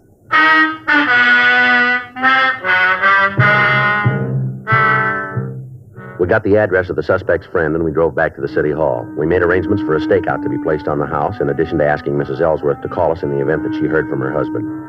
We ran the name Lawrence Jessup through R&I, and we came up with a criminal record for him that listed several arrests for burglary and auto theft. According to his package, he'd never been convicted in California. We sent a teletype up to George Brereton, CII in Sacramento, asking for further information on the man. 4:50 p.m. Frank and I left the office and drove out to the address given us by the suspect's wife. It was a large boarding house in the Hollywood Hills area. We talked to the landlady. She told us Jessup wasn't in, but that she expected him by 6 p.m. We asked if she'd ever seen a man answering Jed Ellsworth's description. She said that such a man was a frequent visitor in Jessup's room. 5 p.m., Frank and I, in the company of the landlady, checked the room. We found nothing to tie Jessup in with the robbery. We waited for him. 5:58 p.m., he came up the stairs and opened the door. What are you guys doing here? Police officers. This is Frank Smith. My name's Friday. I still want to know what you're doing here. Got a couple of questions we want to ask you, Jessup. Go ahead. I got nothing to hide. Ask. Where's Jed Ellsworth? I don't know. Haven't seen him in a couple of days. Why? Understand you two are pretty good friends. We're friends. The guy's off his rocker. How do you mean that? What I said. He only got out of the can a couple of years ago. Right away, he's doing his best to get back in. That right? Sure. A couple of days ago, he called. Said he had to see me right away. Had a big idea for both of us. Make a lot of money. Yeah? Well, I don't want to have to work all my life, so I told him I'd listen. He laid out this big deal where he could knock off a supermarket. Told me he had it all planned, how'd it all work out real good. Couldn't miss. Mm-hmm. I told him I didn't want no part of it. I could sure use the dough, yeah, but not to take a chance on going to jail for it. I already got a record. I had enough to do with cops to last me the rest of my life. Been lucky the last couple of times. It didn't fall, but I don't want to press. I'm punching a clock now, and that's the way it's going to be. I told him that. Did he say he was going to go ahead with the job? No, I just said I was crazy not to pick up some easy money. You heard from him since then? Yeah, I saw him yesterday. Came over in the morning. Told me to forget all about the market job. Said he realized it was wrong. Asked me to drive him out to Pomona. What for, did he say? Yeah, he said he'd walk down on Hazel. That's his wife. Yeah, we know.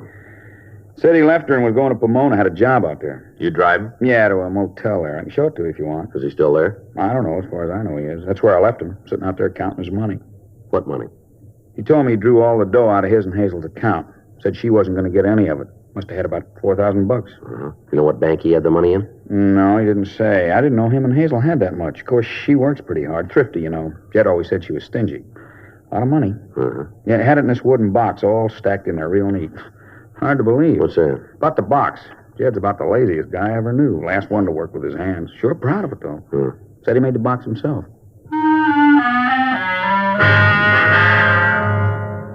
Larry Jessup, Frank, and I drove out to the motel in Pomona. We checked with the manager, but found that the suspect had checked out that morning. Fortunately, the room had not been cleaned yet, and we went over it. On a shelf in a closet, we found the wooden box that Jessup had spoken of. It was a duplicate of the one that we'd seen at the suspect's home. We told the manager we were taking it with us and asked her to notify us in the event Ellsworth returned. We asked if he had a car when he left. The manager told us he didn't, but that he had asked for the name of some automobile rental agencies in Pomona.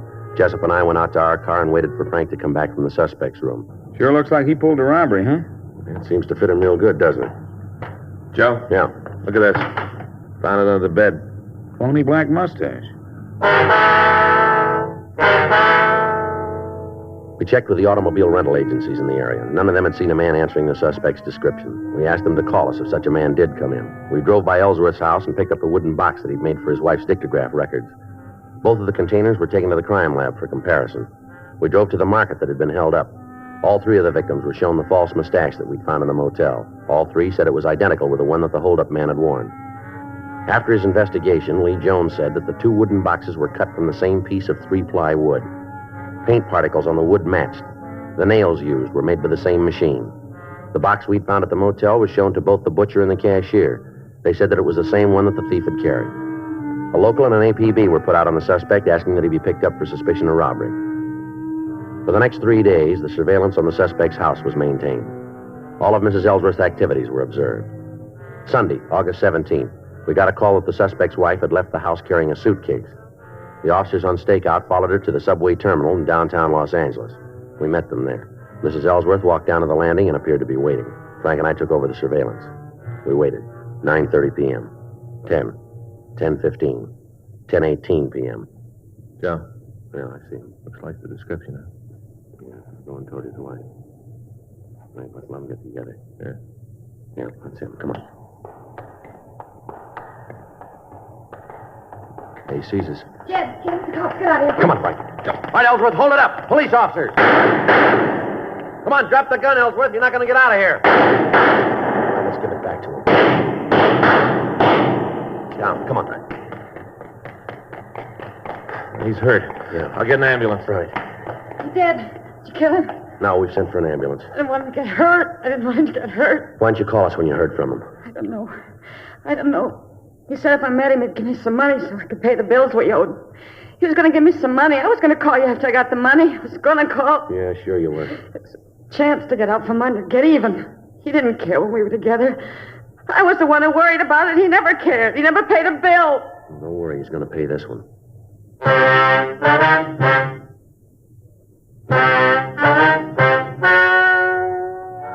The story you've just heard is true. The names were changed to protect the innocent. On January 17th, trial was held in Department 97, Superior Court of the State of California, in and for the County of Los Angeles. In a moment, the results of that trial. Now, here is our star, Jack Webb. Thank you, George Fenneman. You know, the Chesterfield you smoke today is the best cigarette ever made, and best for you. Now, that's a fact. And to my way of thinking, it's the very reason for you to change to Chesterfield. Try 'em either way, regular or king size.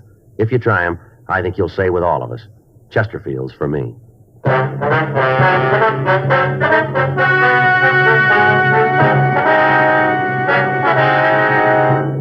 Jed Warren Ellsworth was tried and convicted of robbery in the first degree and received sentence as prescribed by law. Robbery in the first degree is punishable by imprisonment in the state penitentiary for a period of from 5 years to life.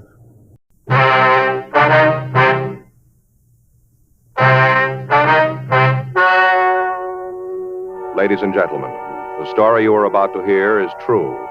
The names have been changed to protect the innocent.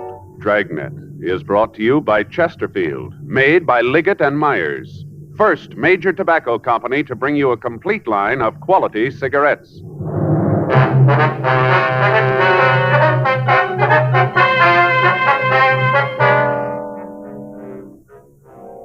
You're a detective sergeant. You're assigned to homicide detail. A young man walks into your office and tells you he has a problem. From the way he talks, you know it's serious. Your job, listen.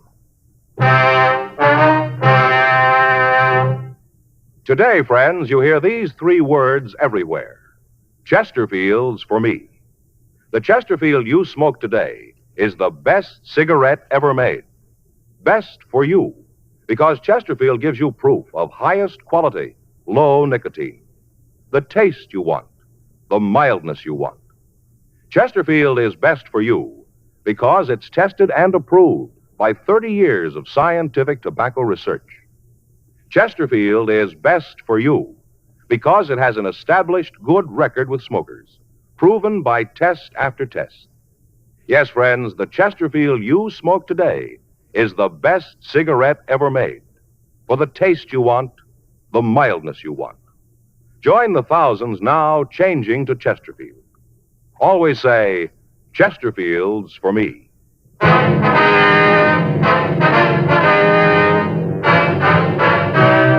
Dragnet, the documented drama of an actual crime.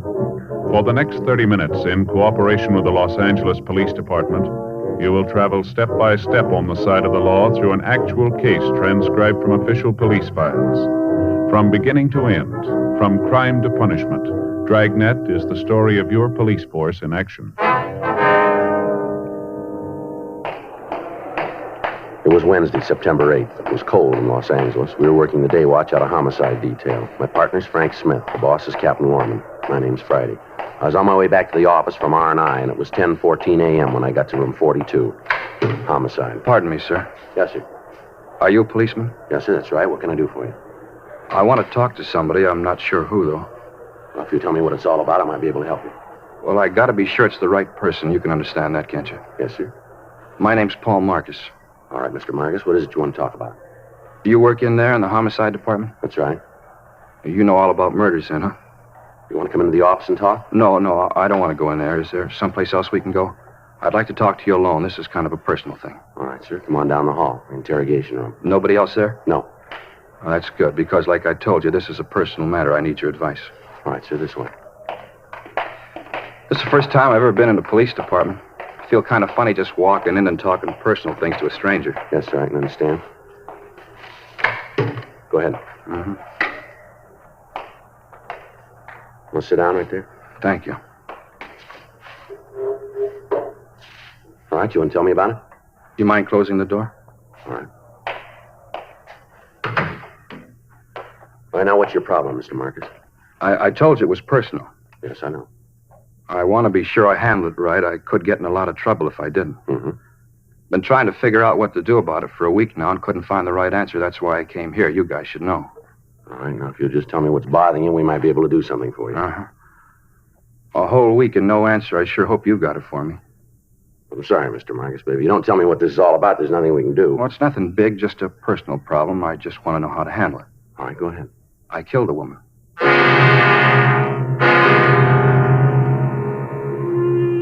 10:18 a.m. We got the name of the woman Paul Marcus said that he'd murdered. We also obtained a description of the victim, and Frank went down the hall to missing persons to see if a report had been filed on her.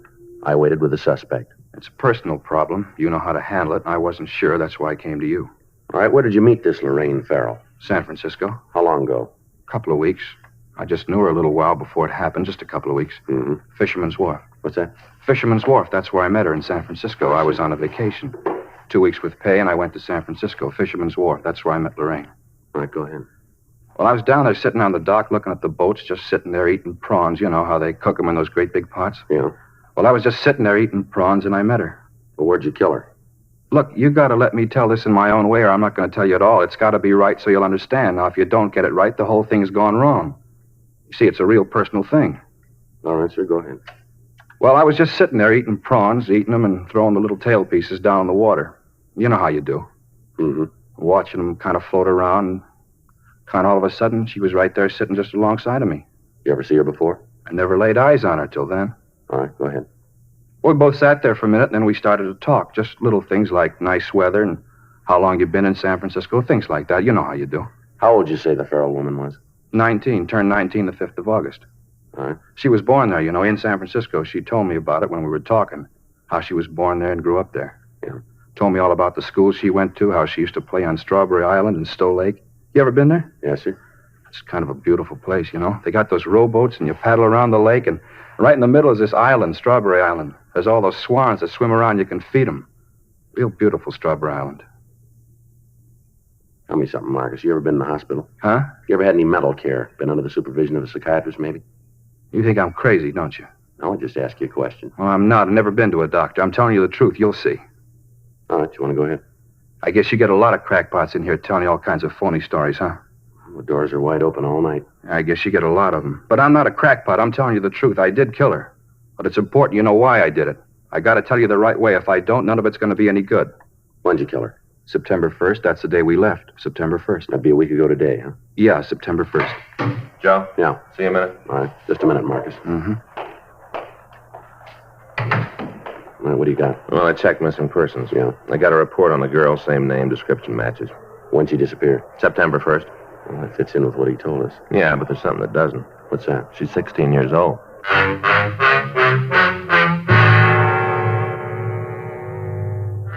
Each year, there are hundreds of citizens who walk into the nearest police station and confess to some sort of crime. Some have actually happened, others have occurred only in the mind of the person confessing. No matter how wild the confession, how implausible the details of the crime, each report has to be checked out. To doctors, such cases are clinical, but to the working detective, they're the cause of a lot of legwork and a great deal of checking. They cost the taxpayer untold man-hours and investigating time, and many times result in nothing. Because of his attitude and his reluctance to give us the complete story all at once, it appeared that Paul Marcus might be one of these people. The fact that he named a girl who was missing meant little, since it was possible for him to have read the story in a newspaper. The only way we had of being sure was to continue the interrogation. 10:34 a.m. She told me she wanted to get away from home. That's what she told me, how it was rough for her there, and she wanted to get away. Mm-hmm. That's when you said you'd bring her down here, is that right? Oh, no, I didn't even suggest it. The whole thing was her idea. She brought it up? Yes.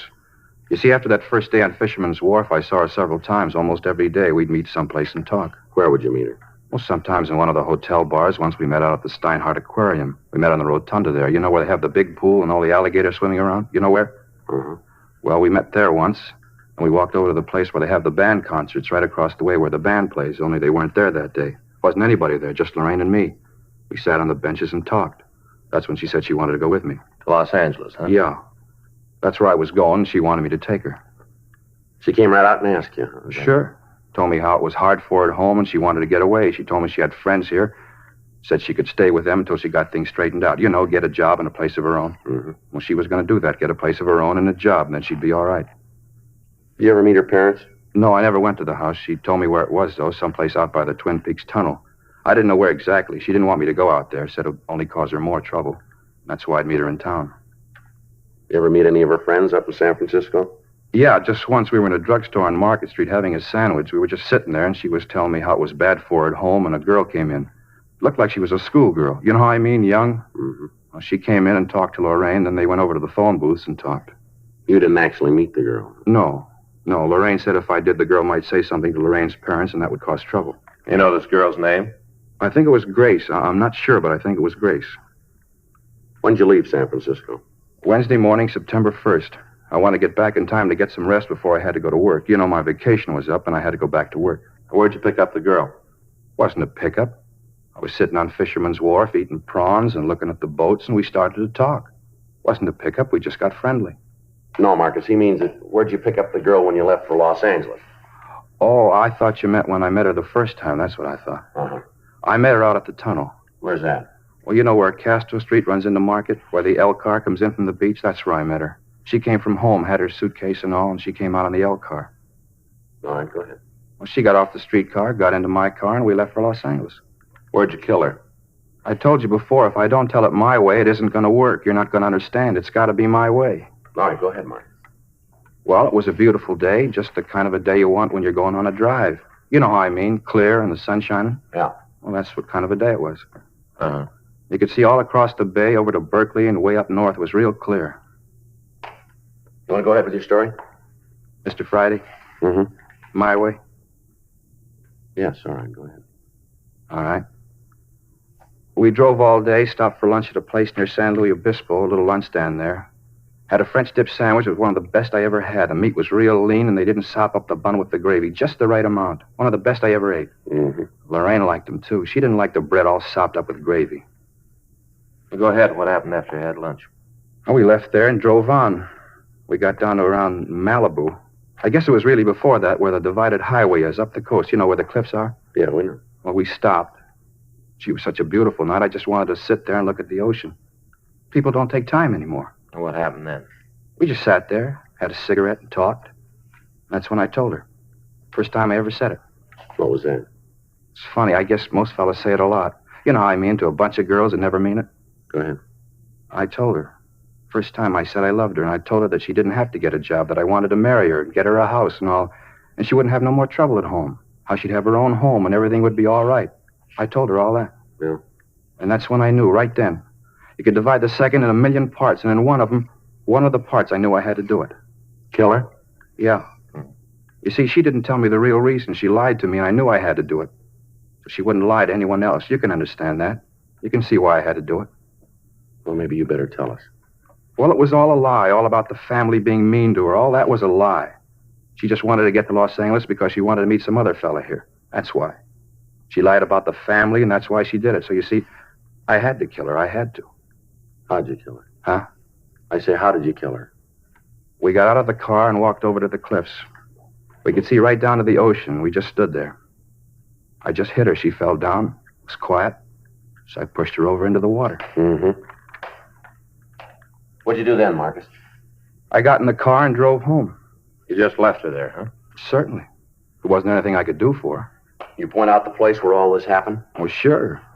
It's up the coast where the highway's divided, north of Malibu. It's real easy to find. Anybody else around? You mean when I hit her? That's right. No, we were all alone. I didn't see anybody, just the two of us. All right, Marcus, you willing to give us a statement on all this? You mean what I just told you? Yeah. Well, sure. You want me to tell all about it again? We'll call in a stenographer. So you can write it down, huh? That's the idea. Well, sure, I'll tell her. Tell me something, Marcus. When'd you get out of the hospital? I told you before, I was never in one. You guys sure make it tough, don't you? What's that? I came in here because I wanted to tell you about Lorraine. I wanted you to know so you wouldn't think it was my fault, that's all. So you wouldn't think it was my fault, and now you don't believe me. You think I'm just another crackpot trying to sell a phony story. You guys sure make it tough. We gotta be sure. Well, I'm telling you the truth. I want you to believe me. Yeah. I want you to believe me. Yeah, we're beginning to.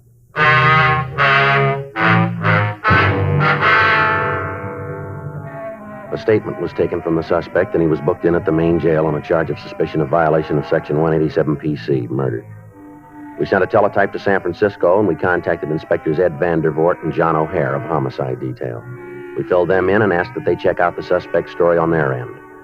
We also asked that they send us all available information on the missing girl and that they check with her family and try to get a list of any known associates that she might have had in the Los Angeles area. Frank and I checked out of the office at 7:48 p.m. and we went home for the night. The following morning at 9:23 a.m., Inspector Vandervoort from San Francisco called back. Uh-huh. Yeah. When was that, Ed? Wait a minute. All right, yeah, I got it. How about friends down here? I say, how about friends down here? Mm-hmm. Oh, I see. Well, it should be here this afternoon then. Right. Yeah, we'll check them out. No, that's on the way. We put it in the mail for you last... Well, you should have it by now then, huh? Okay, right. Right, Ed, thanks very much. We'll be checking with you. Right. Bye. How about it? Well, they checked the family and the friends, the place where Marcus said he stayed up there. Yeah. Marcus' story checks out all the way.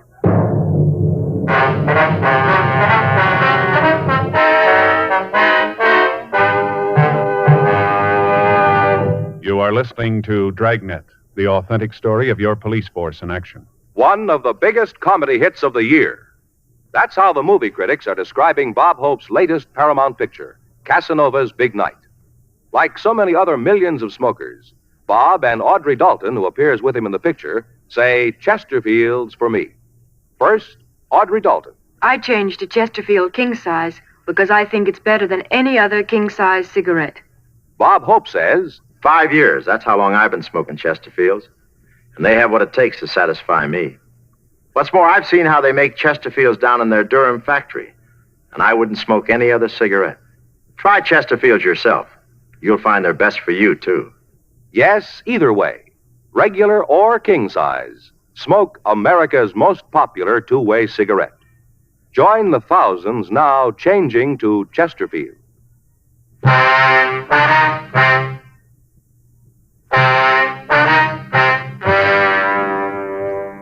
In the phone conversation, we learned that all of Lorraine Farrell's friends and relatives had been interviewed and their stories checked with the one given us by the suspect, Marcus. The girl and Paul Marcus had been seen together in the Bay City. The desk clerk at the hotel where the suspect had stayed verified the date that he'd checked out. It was the same day Lorraine Farrell disappeared. The officers in San Francisco were able to contact the girl the suspect had referred to as Grace. She recalled seeing a man answering Marcus' description with the missing Farrell girl. Frank and I spent the rest of the day checking on the suspect. We talked to the people he worked with. They described Marcus as being moody and withdrawn. We talked with his landlady. Her description of the suspect's attitude was the same that we'd gotten before. We thoroughly searched Marcus's apartment, and in a desk drawer we found a loose-leaf notebook with several pages of penciled notes describing the trip that he'd taken up to San Francisco. On one of the pages, at the back of the book, we found a lengthy letter to a Lorraine, in which Marcus apologized to the girl for killing her, but he went on to explain that he had no choice. We booked this evidence.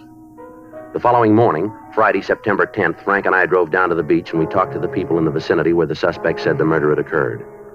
We found an elderly couple who lived in a trailer on the beach. They recalled having seen two people answering the description of the suspect and the missing girl on the night that the murder occurred. We drove back to the main jail and we signed out Marcus. We took him down to the car and we drove him out to the beach. We turned up the highway and told him to let us know when we came to the place where he'd killed the Farrell girl. Sure you know where the place is, Marcus? Yeah, I remember. It's just up the road a little bit. Just keep right on going. You'll find it. Mm-hmm. You'll see it now. There's kind of a parking place and a couple of trees.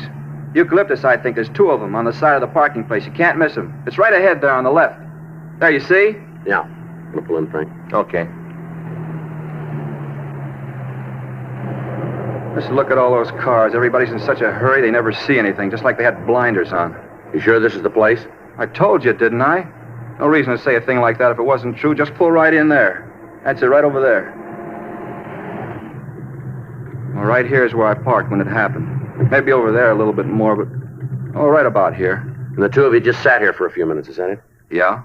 We just sat here and had a cigarette, and then we got out of the car and walked over to the edge of the cliff. All right, come on. Show us. Sure.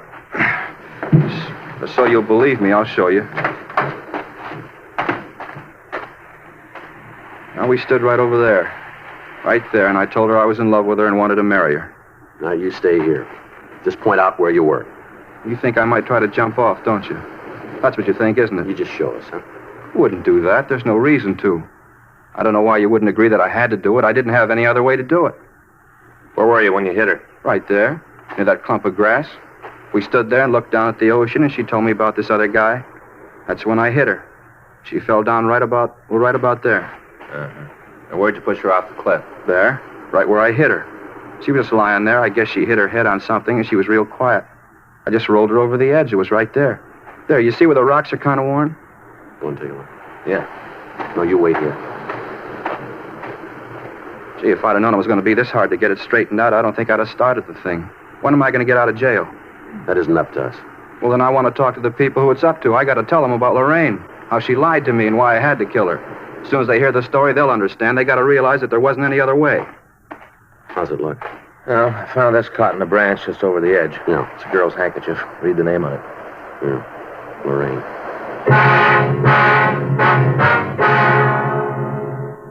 Friday, September 10th, 3:46 p.m. We contacted the crime lab and asked them to come out and go over the scene. Officers stood by so that any physical evidence would not be disturbed until Lieutenant Lee Jones and his men had an opportunity to go over it.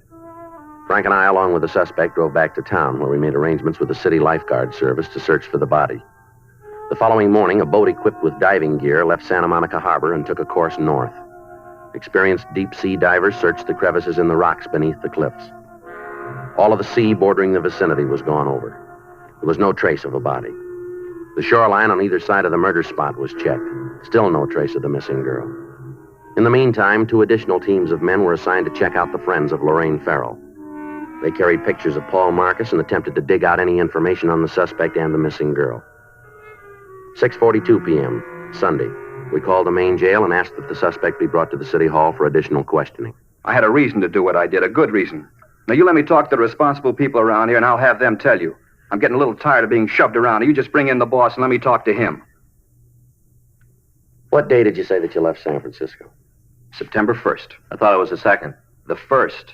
You said you left in the afternoon, is that right? In the morning, and you remember it. I don't know what all these questions are for. I told you I killed Lorraine. I walked in here and told you there's no reason for all this McGilla. Just no reason. Where'd you hide the body? I didn't hide it.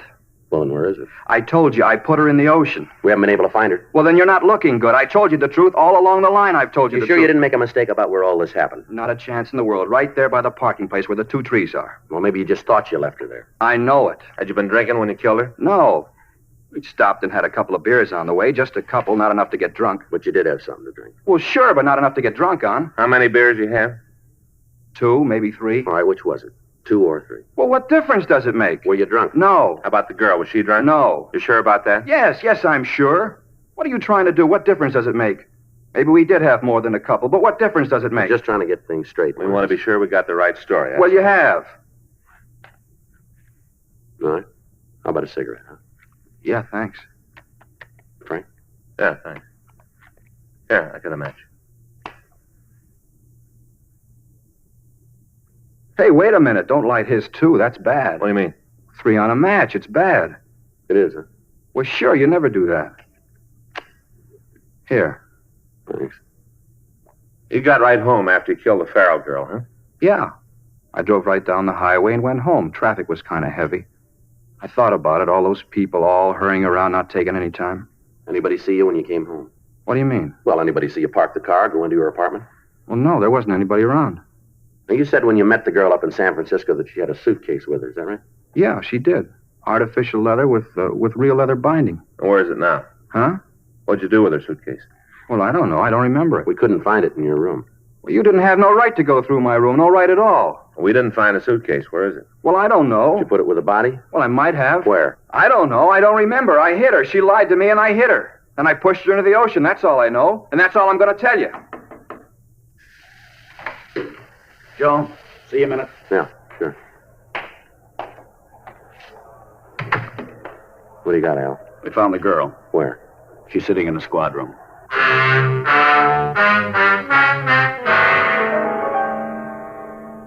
Frank stayed with the suspect in the interrogation room, and I went with Sergeant Al Olivas up to the office. Sitting at one of the tables was a small girl with jet black hair. As we came into the room, she was putting on lipstick. She glanced over at us, and then she went back to what she was doing. There wasn't any doubt about it. The girl in the squad room was Lorraine Farrell. She dyed her hair, and she had on a lot of makeup. But it was the missing girl. Joe, this is Miss Farrell. Joe Friday. How do you do? Hi. Where'd you find her, Al? Friend up in Eagle Rock. Says she's been there for a week. Thanks, Al. Right. You seen the papers lately, Miss Farrell? Yeah, I read the funnies. You ought to read the front page. You've been on them. All right? Mm-hmm. We've got a lot of policemen out looking for you. They probably needed the exercise anyway. There's a man down the hall who thinks that he killed you. That creep, Paul? Yeah, Paul Marcus, that's his name. Real creep. I was glad to get away from him. Oh, gosh, he tried to give me about our home. What a baloney. He's a real creep. You ought to keep an eye on him. He's going to wig one of these days. Is that so? Yeah. He drove me down here, and when I told him I didn't want to have anything to do with him, he got real sore, started yelling. Creep. Where'd all this happen, miss? Out by Malibu. Road out there. He stopped the car and gave me all the stuff about wanting to marry me. I was in love with me. Big deal. Said I was the first girl I ever said that to. Big deal. What happened then? I told him I didn't want no part of him. Told him to get lost. Thanked him for the ride and told him to get lost. He flipped. Bad, he flipped. I took off, got a ride, came into the town. I got this girlfriend in Eagle Rock. I've been out there. You ought to watch that guy, though. Mm-hmm. How old did you tell him that you were? I don't know. Forget. I think 19, something like that. I forget. Mm-hmm. He confessed to killing me, huh? That's right. Flipped. He's a wig. Let's take a walk, huh? Where? Come on. Sure. I got nothing to lose. Can you guys drive me back to Eagle Rock tonight? I got a date. I got to be back pretty quick. You're not going to go back to Eagle Rock. Who says so? We're going to have to hold you.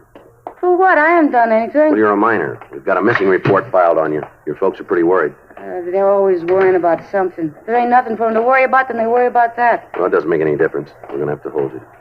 You just try it, cop. You just try it. You'll find out you got more trouble than you knew came in one lump. Uh-huh. In here.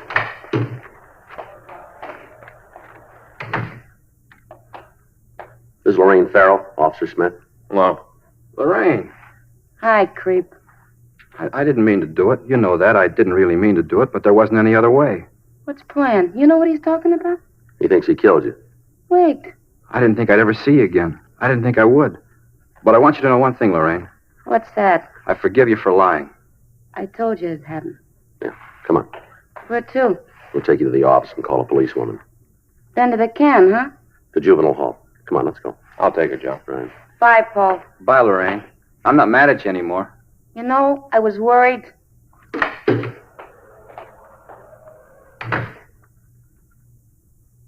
Sergeant? Yeah.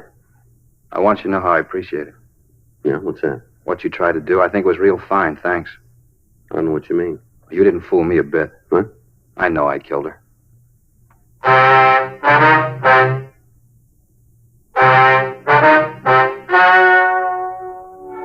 The story you've just heard is true.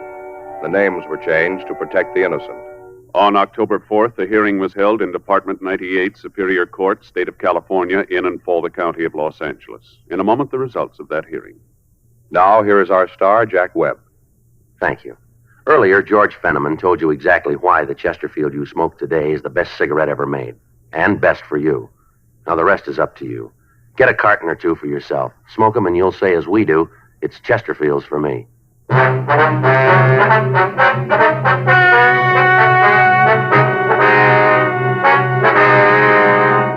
Paul Nelson Marcus was held to answer a charge of violation of Section 701 WIC, contributing to the delinquency of a minor. After due deliberation, he was placed on probation and delivered into the hands of a competent psychiatrist. Lorraine Jean Farrell was returned to the custody of her parents.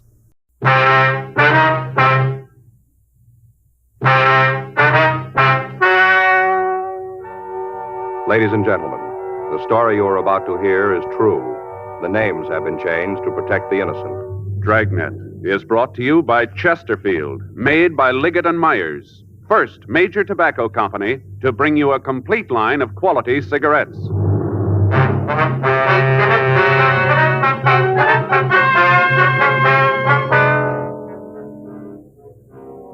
You're a detective sergeant. You're assigned to robbery detail. 2 masked gunmen have held up a bank in your city. The victims can't give you a lead to their identity. Your job, find them. Today, friends, you hear these 3 words everywhere. Chesterfields for me. The Chesterfield you smoke today is the best cigarette ever made. Best for you, because Chesterfield gives you proof of highest quality, low nicotine. The taste you want, the mildness you want. Chesterfield is best for you because it's tested and approved by 30 years of scientific tobacco research. Chesterfield is best for you because it has an established good record with smokers, proven by test after test. Yes, friends, the Chesterfield you smoke today is the best cigarette ever made. For the taste you want, the mildness you want. Join the thousands now changing to Chesterfield. Always say, Chesterfield's for me.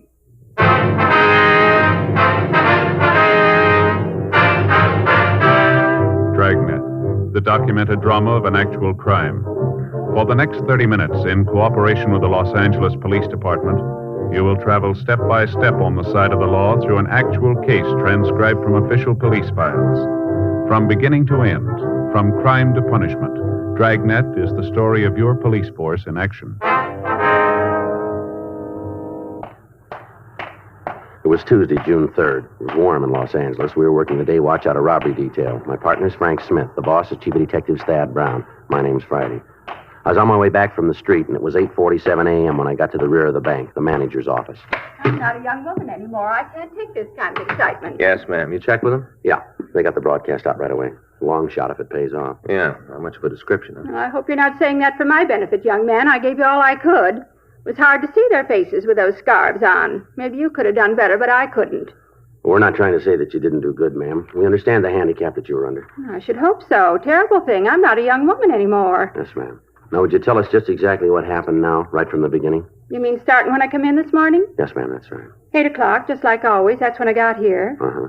Opened the door with my key and came right on in, little suspecting what was waiting for me. I tell you, I was pretty surprised when they popped out at me. You didn't see them at first, then, huh? Of course not. You think I would have come in if I'd have seen them? No, ma'am. Certainly not. Never would have come in. When did you first see the two men? I came in and locked the door behind me. Rules say you gotta lock the door. I did, and then I went back to the clothes closet to hang up my coat and umbrella. I see. Go ahead. Kind of silly, I guess, carrying an umbrella on a day like this, but I always do. Never know. Yes, ma'am. People always kind of smirk at me for carrying one, but whenever it rains out of a clear sky, they don't smirk then. I'm always the center of a crowd, you just betcha. Yes, ma'am. Would you go ahead with what happened, please?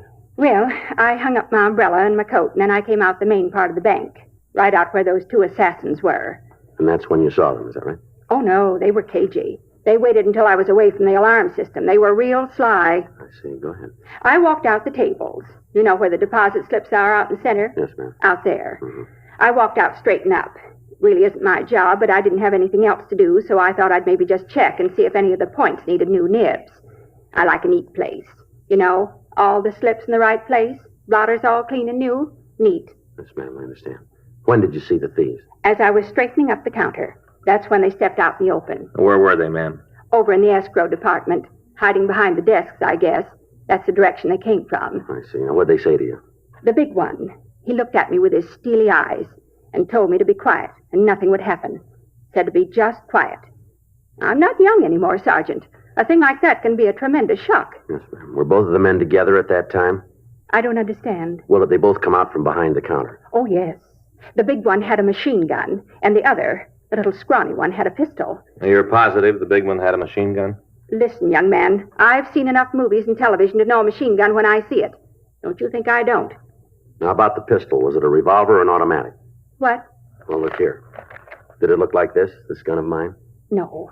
No, it wasn't like that. It was more the kind you see in movies. More mean-looking than that. Real mean-looking, kind of flat-like. I see. It was an automatic then, huh? Well, I don't know what it was, but it was real mean. And furthermore, I wouldn't be surprised if there were real bullets in it. Not in the least. All right. Now, after they came out from behind the counter, what happened? They asked me what time the rest of the staff came in. Mm-hmm. I told them, any time. That seemed to make them happy. Why say that? Because one of them, the big one, turned to the little runt and said, just like clockwork. That's what he said. Just like clockwork. I'm going to tell you something. Sort of a clue. Yes, ma'am. What's that? These fellas been planning this a long time. They knew all about how the bank works. What time everybody comes in and all. They even knew about the keys. What keys? The ones to the bank door. They knew who had them. Uh-huh. First thing they wanted to know after they asked about the staff was where my key was. You have a key to the vault? No, not to the vault itself. Just to the doors in front of it. You know the barred doors in front of the vault door? Yes, ma'am. To those. Uh-huh. Did you give the men your key? I didn't have much to say about it. I told you, I think they might have had real bullets in those guns, and I wasn't about to make sure. Yes, ma'am. After all, I pay my taxes. Catching those fellas is your job, not mine. If you want to cash a check, I can take care of you. But I'm not about to go out and apprehend no thieves. Yes, ma'am. What happened then? You mean after I gave them the key? That's right, yeah. They made me get off to one side of the front doors and wait for the rest of the staff. As they'd come in, the hold-up men would make them get into the closet in the rear of the bank, where I hung my umbrella. Yes, ma'am. But they let you stay outside, did they? Oh, yes, they had me right up in front, with those guns pointed at me every second. Every second. I guess they wanted me to act as kind of a decoy. Ma'am? Well, when the other people who work in the bank came up to the door, they could look inside and see me standing there. That way, I guess they thought there wasn't anything wrong. Came right in, like lambs to the slaughter. Next thing they knew, there was a gun in their ribs and they was locked up in the closet. Mm-hmm. What time did the manager come in? Poor Mr. Blanton. He's not well, you know. He's not well at all. Yes, ma'am. We saw him out front. Is he all right? He had an awful attack. Bad heart. Well, they've taken him to Georgia Street Receiving Hospital. Did they find his pills? What's that? His pills. Mr. Blanton had a special kind of pills he takes when he has an attack. Some kind of explosive. Always has them with him. Did the men find him? Well, I guess they did, or else they had the necessary medication with him. He's going to be all right. Just needs some rest. I'm glad of that. Sweet man. Mm-hmm. Widower. What happened when he came in? Mr. Blanton? Yes, ma'am. Well, he was just about pulled right in off the streets. He just got his key in the door, and they practically just yanked him right in. Right away, wanted his key to the vault door. You have to have both of them in order to open it. Both of them have to be turned at the same time. I see. They asked him for his key. At first, he didn't want to give it to him. Told him to get out of his bank and to stop the foolishness. Just like that, he told him. I thought they were going to shoot him, but they didn't. I think if it hadn't been for the big one, they would have. The scrawny one wanted to kill Mr. Blanton right in cold blood. Mm-hmm. But the big one stopped him. Said to just get on with the job and get out of there. That's what he said, to get out of there. That's when Mr. Blanton passed out, cold, right on the floor, attacked. You want to go ahead? Well, I guess they just about had a fight between themselves over that. Oh, how do you mean? The big one really read the runt off. Told him he was stupid for making poor Mr. Blanton pass out. Said that now they'd have to wait for the combination of the safe. But I stopped that. How's that? I gave him the combination. You told him how to open the safe? Certainly. With poor Mr. Blanton laying there on the floor, all I could think about was them getting out of there. That's all that was important. That's when they opened the safe, didn't they? Yeah. Went right over to Mr. Blanton and got his key out of his pocket and unlocked the door. By then, the lock had switched off, and they just opened up the vault and went in. Cleaned it right out. Just scooped up the money and put it in a black bag and left. First off, of course, they locked me up in the closet with the others, and then they left. Now, who turned in the alarm? I guess it was Mr. Blanton. He was laying on the floor where he'd fell. I guess he came to enough to get to the alarm system and turned it on. Must have been him. Wasn't anybody else who could have done it. Mm-hmm. During the time the men were in the bank, did you hear them using any names? I don't think I understand what you mean. Well, do they call each other by name at any time? Not that I heard. Is it important? Well, it'd help. I didn't hear him use any, but if worse comes to worse, I can do something about it. Yes, ma'am. I've got a couple for him.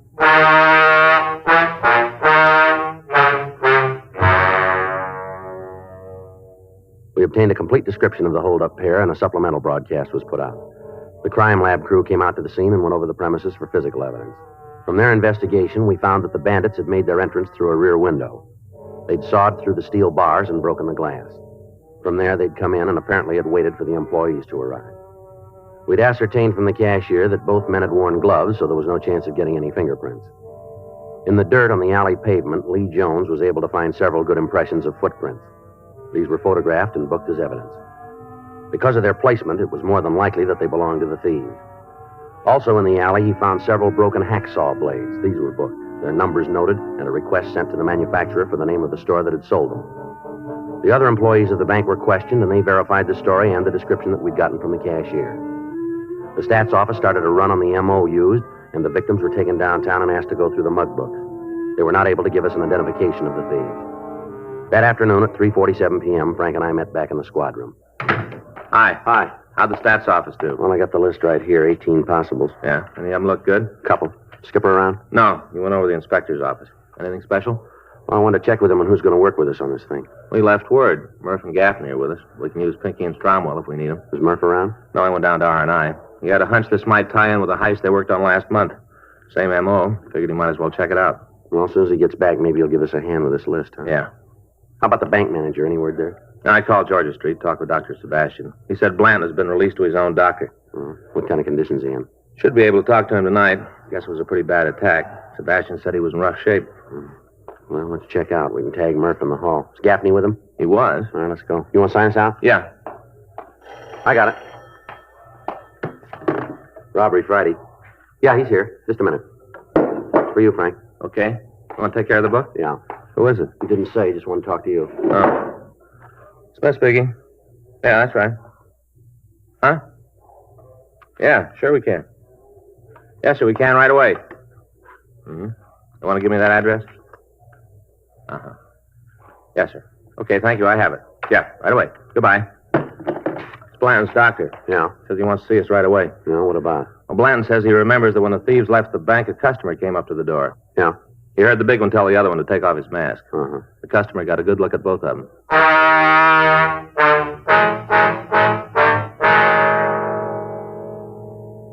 We left the office immediately and drove over to the bank manager's home. We talked with his doctor, and we obtained permission to ask a few questions. Blanton told us that as the two thieves had left the bank, a woman passerby had noticed the bank manager's key still in the front door lock. She'd stopped and knocked at the door to notify someone in the bank about the keys. As she did, the two hold-up men had taken off their masks and passed directly in front of her. We asked Blanton if he knew the woman, but he said that he'd never seen her before. We asked if it was possible that she might be a customer of his bank. He said it was possible that he'd just never seen her before. He gave us her description, and we started to check with the bank employees in the hopes that one of them could identify her. None of them could. We got out a supplemental bulletin asking that the woman be picked up. In the meantime, officers Murphy and Rafferty had checked out the list of possibles that the stats office had come up with. All of the names on the list either had alibis or could establish that they were not near the bank when it was robbed. We checked all FI cards filed in the area without result. Frank and I checked out of the office at 12:18 a.m. and went home to get some sleep. The next day, Wednesday, June 3rd, Frank was waiting for me when I got to work. Don't sit down. We got a call to make. Yeah? Marie Logan called. You remember the rental car agent out in the valley? Oh, yeah. She gave us a hand on the identity of that young fellow that knocked over the liquor store out at Tilden and Ethel, wasn't it? That's the one. Well, what she got? Might be nothing, but we ought to check it out. Uh-huh. Says there's a woman who hangs around the local bars mooching drinks. Never got a dime. Yeah? She came in to see Marie yesterday afternoon. Wanted to rent a car to drive to New York. Where do we fit in? She wanted to pay in advance. Yeah. Offered Marie brand new $100 bills.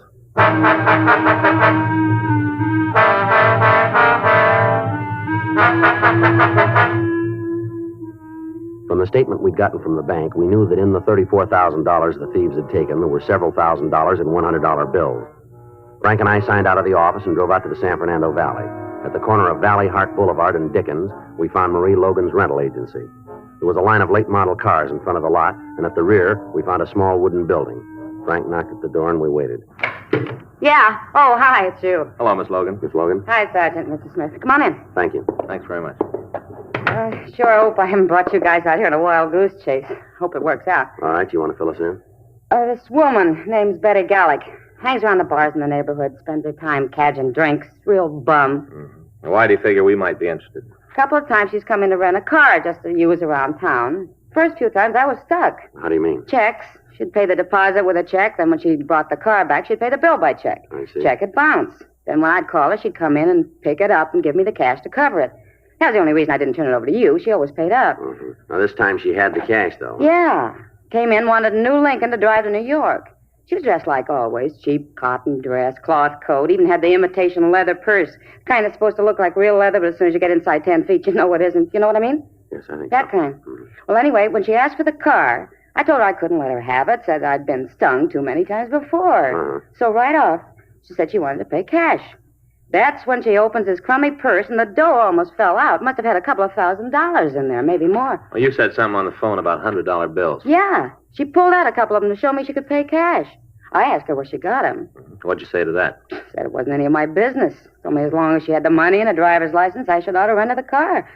I thought I ought to check with you first. Mm-hmm. Now, you got an address on this Gallic woman? Yeah. After I called this morning, I checked through the records. Got her home address and the driver's license number. She got any friends you know of?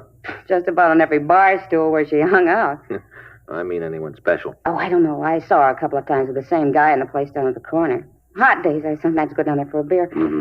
Well, I've seen her there with this one guy a couple of times. You know who he is? No, not his name. I've seen the two of them drive away together a couple of times. He's got a flashy convertible. Guess he drove it out here. Well, how do you mean? The car's got a New York license plate. Oh, excuse me. Yes, ma'am. Go ahead. Logan Rental Service. Yeah. Uh-huh. Yeah, I know her. Yeah. You sure about that? Sure. Okay. Thanks. Goodbye. That tears it. What's wrong? And there was a rental agency in Hollywood. Called to ask me about Betty Gallick. Seems she gave me as a reference. Yeah. Came into their place and rented a car from them. Paid cash for it. Was she there now? No, she left for New York this morning.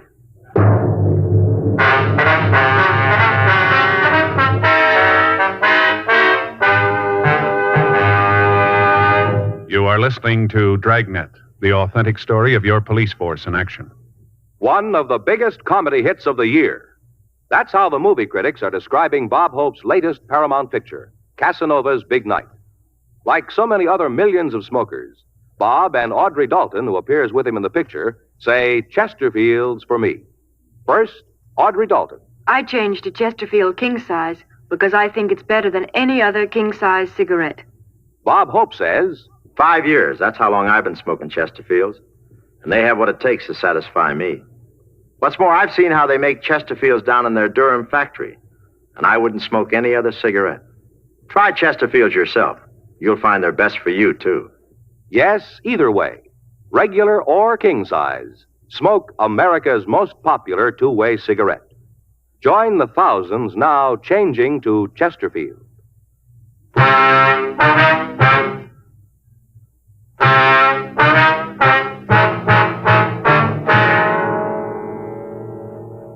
We contacted the rental agency that had leased the car to Betty Gallick. From them, we got a description of the car and the license number. We put out a local and an all-points bulletin on the vehicle. We got in touch with the New York authorities and asked them to be on the lookout for the car. We got the Gallick woman's address from the rental agency, and we checked out her house. We found nothing to give us any indication as to where she might have gone, but we did find a silk scarf similar to the one described by the victims as having been worn by the hold-up men. We checked with the neighbors, but none of them could tell us where Betty Gallick had gone. 2 days went by while we followed down every lead that turned up. The information from the crime lab was checked out, but it led us nowhere. The serial numbers on the hacksaw blades had come back, but when we talked to the store owner, he was unable to tell us who had bought them. Saturday at 12 noon, a meeting was held in the offices of Thad Brown. Members of the Federal Bureau of Investigation were there. They had agents working on the case, but they hadn't been able to come up with any more information than we'd gotten. 2:14 p.m. Frank and I got back to the office. The chief was sure mad. Well, do you blame him? We haven't got very much. Well, seems like every time we do get a lead worth anything, it goes to nothing. Yeah, well, it's got to end someplace. I got it. Robbery Friday. Yeah, We did? No, when? Yeah, right. No, I'll be right down to pick it up. Yeah, thanks. Bye. No, it's communications. They just got a wire from Chicago. Yeah? They picked up the Gallick woman.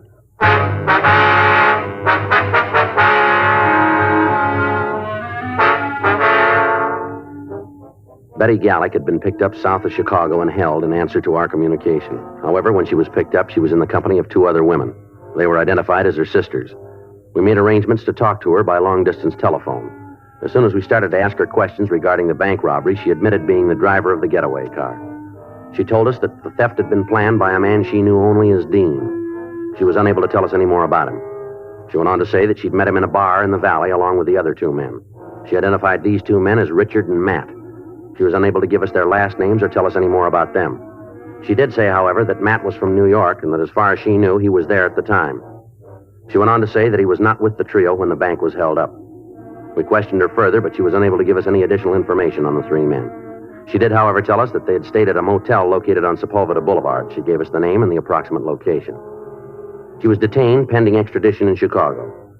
Saturday evening, Frank and I drove out to the motel that the Gallick woman had mentioned. We rang the bell and waited. Yeah? Lights on. We got no vacancies. Police officers, we want to ask you some questions. What about? A couple of men who stayed here. Anybody in this place who's got trouble with the cops has to get out. You tell me who they are, and I'll throw them right at you. I don't want no trouble. Now, who are you looking for? One of them's tall, the other's short. Named Dean and Richard. What about the last name? We haven't got that. I don't need it. I know who you mean. Yeah. Sure. Dean Franklin, Dick Norton, a couple of no goods. They ain't here no more. You know where they are? I'm not sure. I think maybe I got an address in my desk. Come on in. Thank you. I'm Jim Allison. Well, this is Frank Smith. My name's Friday. What have the boys done? Just routine. We want to talk to them. You won't tell me, huh? It'll be better if we talk to them about it. Have it your own way.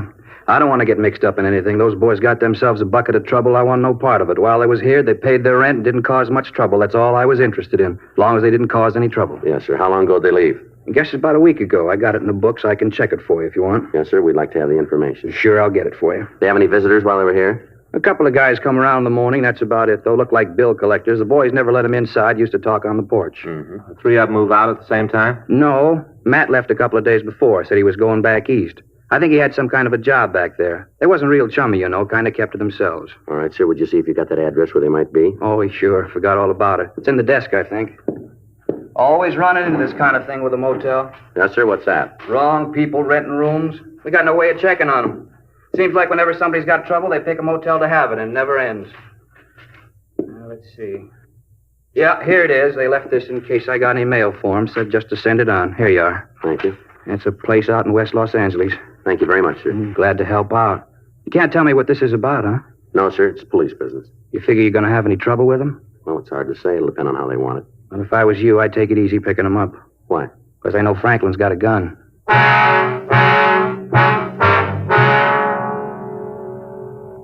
We obtained the license number and a description of the car that the suspects had driven. It was a late model convertible with New York license plates. Before we left the motel, we called R&I and checked the names Dean Franklin and Richard Norton. We found that both of them had long felony records. We talked to Captain Donahoe and had 2 more teams of men sent out from the office to meet us at the address that we'd gotten from the motel manager. From what we knew of the 2 men, taking them into custody would be difficult. Frank and I left the motel and drove out to the address in West Los Angeles. It was a 1-story wooden building set well back on a weed-filled lot. A late model car was in the driveway. 10 minutes after we got there, Officers Murphy, Rafferty, Meade, and Leitner met us. Murphy had brought 2 sawed-off shotguns loaded with double-aught buck and several tear gas grenades. The only chance we had of taking the men without bloodshed was to use the one element on our side, surprise. Murphy and Rafferty went around to the street at the back of the house, and Leitner took the other. When all of us were in position, Frank and I prepared to move up to the front door. You all set? Just a minute. All right, let's go. I don't see anything. Well, they might have seen us. You better take it easy. Right.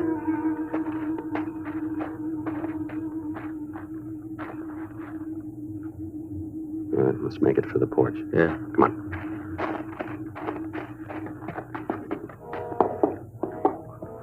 You okay?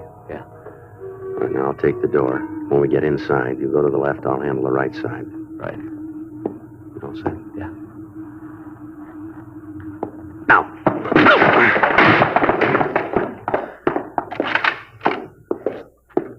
How about it? Nothing. Place is empty.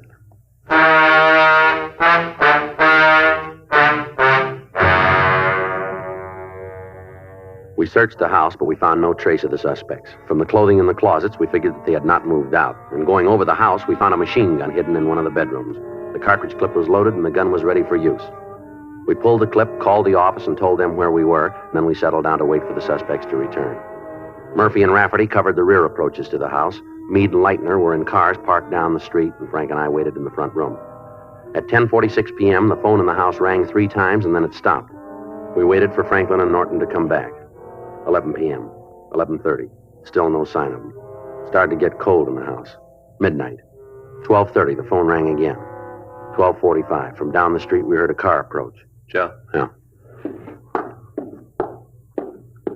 You see anything? Just a minute. Pull that curtain back. Yeah, it's a Ford sedan coming down this way. Pulled into the driveway. Wait a minute. Yeah, it's them. Just the 2 of them? Near as I can tell, yeah. They're getting out of the car. Yeah. How about Leitner and Meade? Yeah, I see them. They're starting to get out of the car down there. Better cover the door. They're coming in. Right. Police officers, stand still. Run, Dick, run! Get the other one, Frank. Hold it up. Hey, Meade, Leitner, he's coming at you. No, hold it up. We got him, Frank. All right, Franklin, turn around. How'd you get to us? Who told you? Put your hands behind you. Who told you we were here? Somebody had to tell you. You'd never have got us without somebody tipping you. It was that lush Betty, wasn't it? It was her that told you. All right, outside. Come on, move. Had to be her. She was the only one that knew. Had to be her. You'd never have made it without her. You're wrong. Huh? We'd have made it. Come on.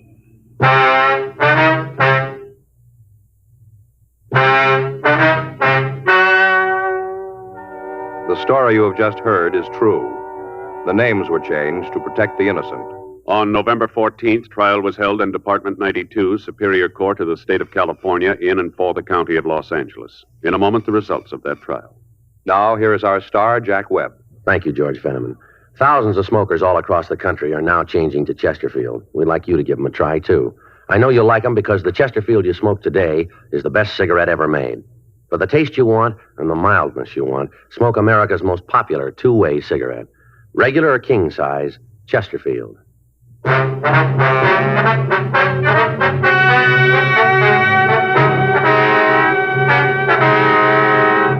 Dean Roger Franklin, Richard Henry Norton, and Betty Elaine Gallick were tried and convicted of robbery in the first degree. Robbery in the first degree is punishable by imprisonment in the state penitentiary for a period of from 5 years to life. Further investigation showed that Matthew Arthur Ross had no part or knowledge of the crime.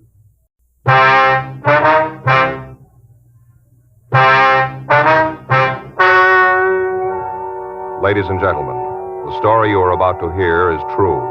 The names have been changed to protect the innocent. Dragnet is brought to you by Chesterfield, made by Liggett & Myers, first major tobacco company to bring you a complete line of quality cigarettes.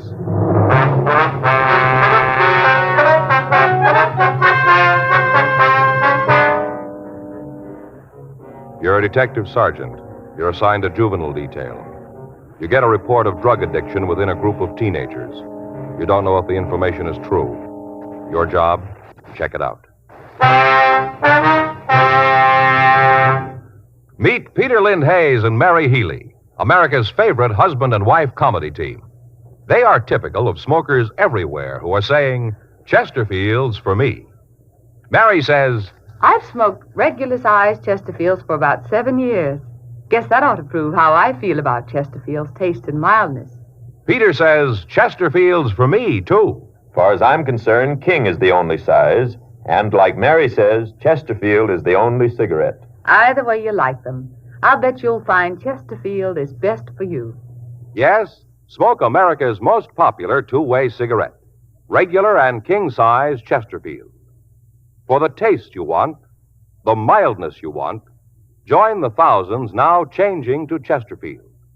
Always say, Chesterfield's for me.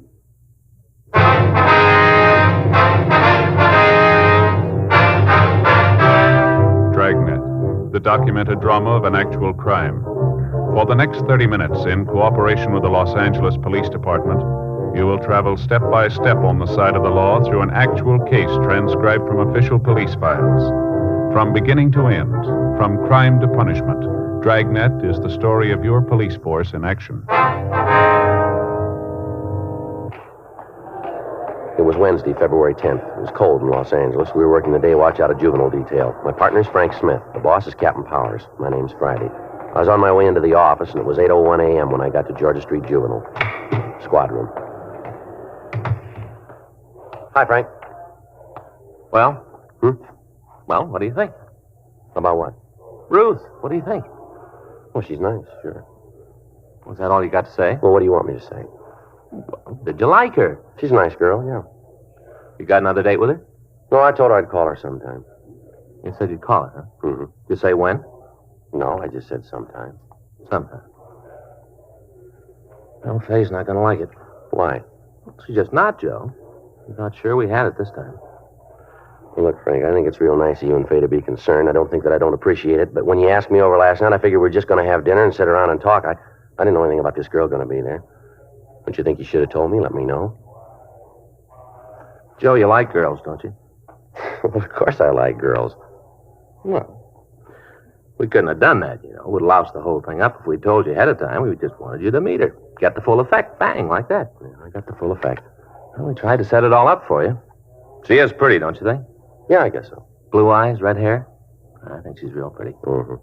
You know, Faye and me had the whole evening planned, right from the time you two met.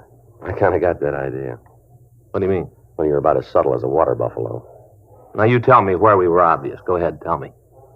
Well, all right. First off, the music. That album of records of yours there. What's it called? Love Music or whatever it was? Mood for Lovers. Yeah. Mm-hmm. I bought them special. Yeah. And the flowers on the table? Well, you gotta have flowers. You gotta have something for the center of the table. You must have gone a long way for those.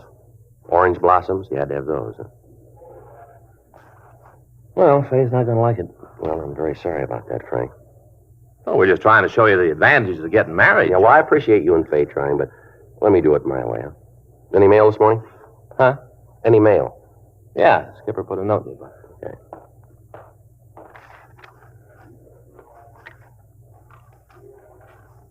Okay. Tickets for the police show. You gotta sell tickets, huh? Yeah, so do you. Here's your book.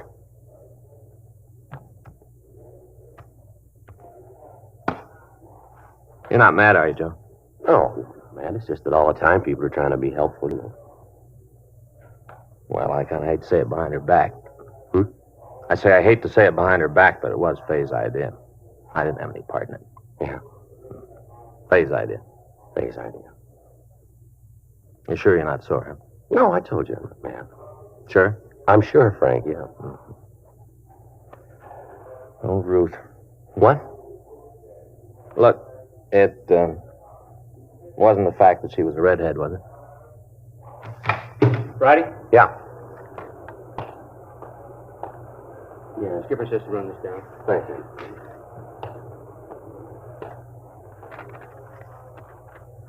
What do you got? Take a look at this. Dear sir, I have some information for you about a big dope ring. It's important I talk to you. I'll meet you at the streetcar stop at 7th and Broadway on the east side after 3:45 p.m. tomorrow afternoon, Wednesday. That's today, huh?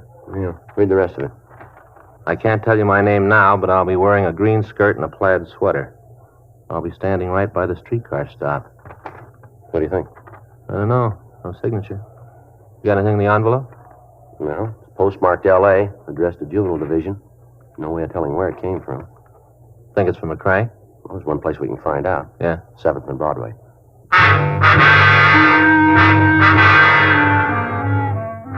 The fact that the note had been addressed to Juvenile Division instead of Narcotics Detail indicated that the person who wrote it had some knowledge of the workings of the police department. It also led us to believe that the writer was a juvenile. We checked again with Captain Powers on the letter, and it was decided that we'd make the meet that afternoon.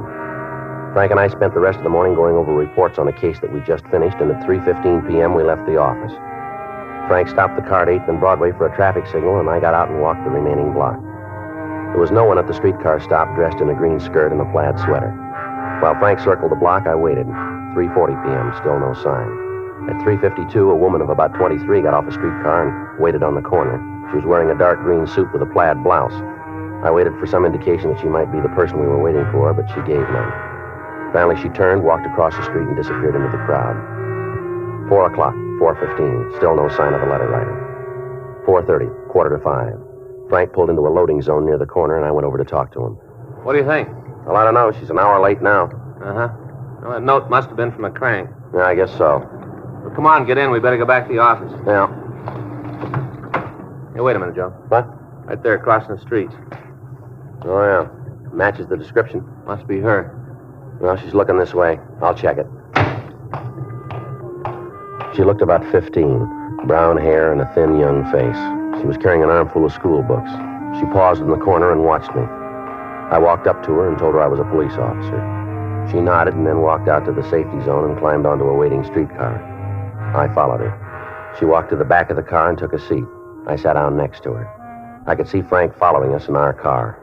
We rode 3 blocks before she spoke. I'm sorry I was late. It's all right. I usually try to be on time, maybe even a little early. That's the way it should be, don't you think? What was it you wanted to talk about, miss? I got hung up at school, couldn't get away when I thought I would. Yeah. That's the reason I'm late. Well, you said something in the note about a narcotics ring.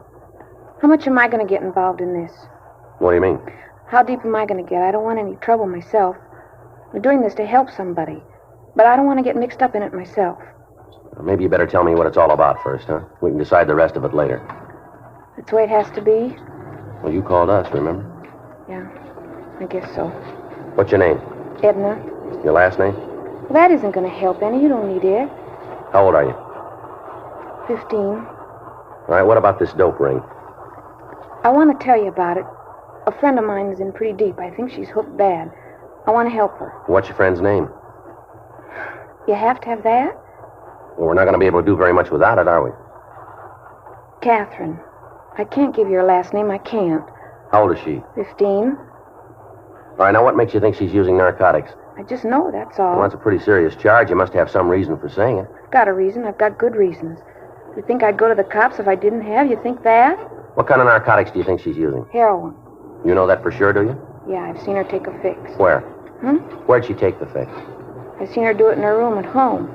A place near school up at Lewis Apartments. Louis? Louis Conklin. He got Catherine hooked. He's the one I want to see you get. How old's he? Oh, I don't know. I think around 20, 21. Where'd you meet him? Down at Balboa last summer. Catherine and me went down for a week. We met them then, Louis and Vince. You know this Vince's last name? I think it's Beal. B-E-A-L? I guess so. Now, these two boys, are they supplying Catherine with the heroin? Yeah, they got it for her. How'd you happen to meet him? First day we were down at Balboa, we went down to the beach. We saw him then. We didn't talk to him right off, not the first day. Uh-huh. The next day, they came over to where we were and laid down on the beach. They had a portable radio, and they were playing it loud. They were playing it real loud. Yeah. Well, Louis asked us if they had the radio on too loud, and we said no. Then we got to talking. All right, go ahead. We found out that they knew a lot of the kids that go to our school, so we talked about them. We talked and listened to the radio. Mm-hmm. Were either your or Catherine's parents with you? No. Catherine's father's got a friend who lives at Balboa all the time. We were staying with her. All right, go ahead. After we knew him a week, one night they suggested that we go for a ride down the coast toward San Diego. Yeah. They'd never given us any trouble, so Catherine and me talked it over and decided to go. They'd never gotten fresh or anything, so we thought it'd be all right. Mm-hmm. We drove down the beach, and then we stopped. Boys had some beer in the car, and we drank some of it, just a little. We didn't think it would hurt, just a little. All right. I guess we drank more than we thought, because we both got a little drunk. First time I ever got drunk. All I wanted to do was go home and go to sleep. That's all I wanted to do. I didn't feel good. I remember that. I didn't feel good. Go ahead. I got out of the car, and I walked around for a while. After I walked, I felt better, and I went back to the car. Catherine and the two boys were smoking. I could smell it when I got in the car. Real sweet. Sickening. Marijuana? Yeah. Vince asked me if I wanted some. I told him I didn't, and they all laughed again. Said I was just a little kid, called me chicken. So I did. You smoked the marijuana, did you? Yeah, but not very much. Got sick again, and I threw the stick away. That made Vince sore because I hadn't smoked very much. He got out of the car and found what was left of the cigarette and put it in a box he had. Then he got in the car, and the three of them all drank some more of the beer and smoked the rest of the marijuana. They were all laughing and yelling. Catherine was smoking, too? Yes, she was having a great time, laughing it up. Seemed like everything that happened was just about the funniest thing she ever heard. They were all laughing and telling me what a square I was. Finally, I couldn't stand it anymore. So I said if they wouldn't take me home, I'd walk. What'd they say to that? Told me to go ahead. Said I was a drag anyway, and they'd be glad to get rid of me. You left then? Yeah. I tried to get Catherine to go with me. She said she was having too good a time and she wasn't leaving. She told me to go home and to expect her when she walked in. Yeah. So I left. Got out of the car and walked up the highway. Was going to catch a ride back to town. Pretty scared, but I wanted to get back. I didn't feel very good. Mm-hmm. I waited for the car, but the ones that went by wouldn't stop. Then Vince and Louis and Catherine came by. They told me to get into the car, and we drove home. I had to wait out in front with Catherine until she sobered up. Said she was too drunk to go into the house. What time did you get home? Oh, it must have been 3 or 3:30. Mm-hmm. Did you see Vince and Louis again? Well, I didn't, but Catherine did. Every night we were there, she went out with them. I didn't want to have anything more to do with them. She told me if I said anything to the people we were staying with, she'd cause me a lot of trouble.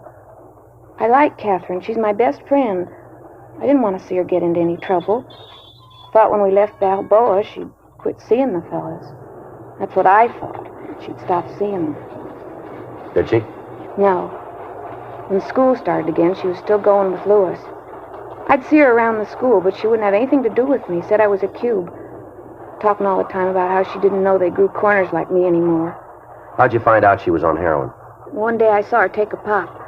She was at her house, and I came over to talk to her. She was pretty sick, and she went into her room. I went in after her to see if I could help, and I saw her taking a fix. After that, I didn't see much of her. I guess she didn't want me around, knowing she was hooked. When was all this? About 2 months ago. I've seen her a couple of times since. She looks real bad. Her parents know anything about the narcotics? I don't know. There's just her father. I don't think he cares much. If he does, he's not doing anything about it. I'm just telling you all this so you'll get Louis and Vince. They're the ones who started her. They're seeing that she gets the H. You know where we can find him? Yeah. Lewis has a little apartment over in the Westlake area. You know the address? No, but I can show you where it is. All right. I just want to see you get them. Get them good. Mm-hmm. She was my best friend. Now she won't have anything to do with me. Nothing. Well, maybe we can straighten it out. What do you want to do now? Well, first we better get off this streetcar. End of the line.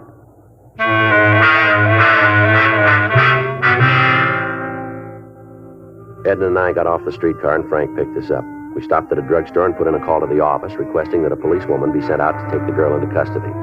10 minutes later, Officer Irene Gardner arrived, and the four of us drove over to the Westlake area.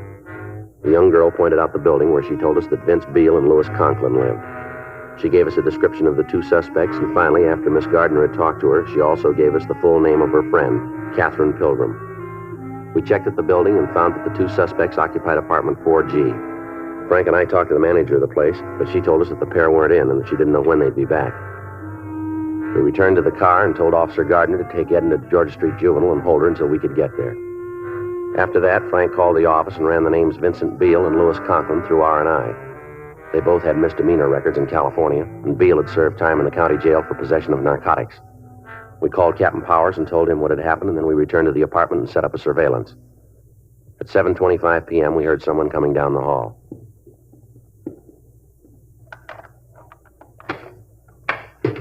Don't worry about a thing, honey. It's all gonna be all right. I'm sick, Vince. Real sick. I know. I'll make a call, get you fixed up. Just calm All down. right, hold it right there, police officers. Hey, what are you doing in here? You got no right to break in like this. What's this all about? I gotta go, Vince. I got it. Hold it up, Miss Pilgrim. How do you know who I am? What are you gonna do? Don't say anything, Kathy. Don't tell him nothing. Turn around, Beale. What for? What are you shoving me around? Turn around. For? Here, turn around. I'll shake him, Joe. Stand You still. won't find nothing, cop. I'm clean. Call it nothing. Where's Conklin? You got it figured so good, you'd tell me. You better watch that mouth, kid. It's going to get you into trouble. You tell me all about it, cop. I got no problem. What are you taking us in on? What's the charge? Violation of the Narcotics Act and contributing. Yeah? You didn't find anything on me. You didn't find anything in the pad. You've been on the spike, cop, and you know it. Now, why don't you run along and I'll forget all about you being All right, here. let's go. Where are you taking me? Downtown. To jail? Juvenile hall. You gonna call my father? That's right. Well, he won't tell you anything. He won't tell you a word. Keep your mouth shut. Why? I got nothing to hide. I'm not a hype. You ask my father. Let me see your arms, Beale. Huh? Your sleeves. Roll them up. Come on, quick. Here. Where'd you get those marks? You tell me. Let me see your arms, Miss Pilgrim. It's not gonna prove anything. Not a thing. Let me see them. Go ahead, honey. If you don't go along with them, they bring out the rubber hose. Somebody messed with you a long time ago. Yeah. Come on, Miss Pilgrim. Let me see your arms. Well, all right, here. How about it, Joe? Take a look. Yeah. Fresh needle marks. We called Narcotics Division and asked them to come out and go over the room in an attempt to find a trace of narcotics. We put in a call to the office, and Irene Gardner came out and took the Pilgrim girl into custody. The stakeout was set up on the apartment to apprehend the other suspect, Louis Conklin.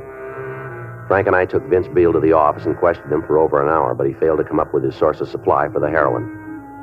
He was turned over to officers from Narcotics Detail and booked in at the main jail on suspicion of violation of the State Narcotic Act, a felony. A call had been put into the father of Catherine Pilgrim, and at 9:37 p.m. he arrived at the office. Friday and Smith, where are they? My name's Friday. What can I do for you? I'm Robert Pilgrim. I want my daughter.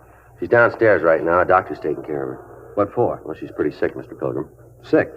What's the matter? You've got no right to give her any kind of medication without my approval. We couldn't reach you. How hard did you try? We called your home and your place of business. We got no answer. Our doctor thought it was best to give the girl something right away. What's wrong with her? What are you doing to her? Your daughter's a narcotic addict, Mr. Pilgrim. That is a lie.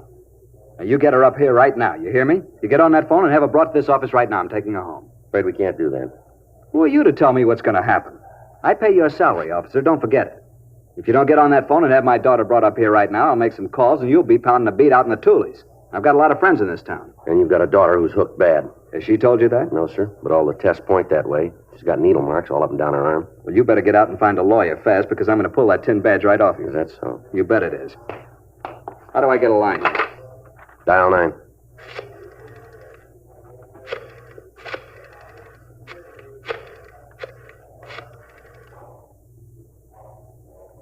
Hello, Jack. This is Bob Pilgrim. I'm down at the police station. Yeah, Kathy's here. The cop says she's a hophead. I want you to tell him. Here, you talk to him. Yes, sir. Who am I speaking with? Mm-hmm. Yes, sir. Yes, sir. Well, we did find hypodermic marks. I see. All right, sir, we'll be checking with you. Now you'll get my daughter? I'll have her sent right up. You want to come out in the hall, Frank? Yeah.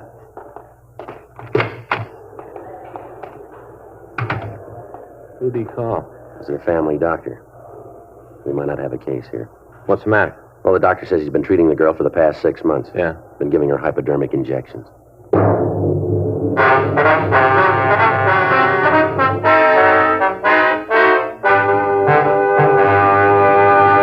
You are listening to Dragnet, the authentic story of your police force in action. Tobacco has been one of man's basic pleasures for over 400 years. And the Chesterfields you smoke today are the best cigarettes ever made. And when I say that, I mean Chesterfield regular, I mean Chesterfield king size. Remember, this is the cigarette that's tested and approved by 30 years of scientific tobacco research. The cigarette that gives you proof of highest quality, low nicotine, the taste you want, the mildness you want. The cigarette that has an established good record with smokers, proven by test after test. Yes, friends, the Chesterfields you smoke today are the best cigarettes ever made. So join the thousands now changing to Chesterfield. Regular or king size, always say, Chesterfields for me.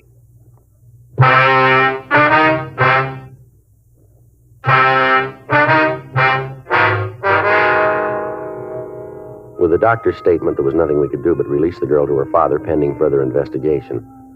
The parents of the teenager who had written us the first letter came to the office, and she was released to them. At 11:40 p.m. that night, we got word that the other suspect had returned to the apartment and had been taken into custody.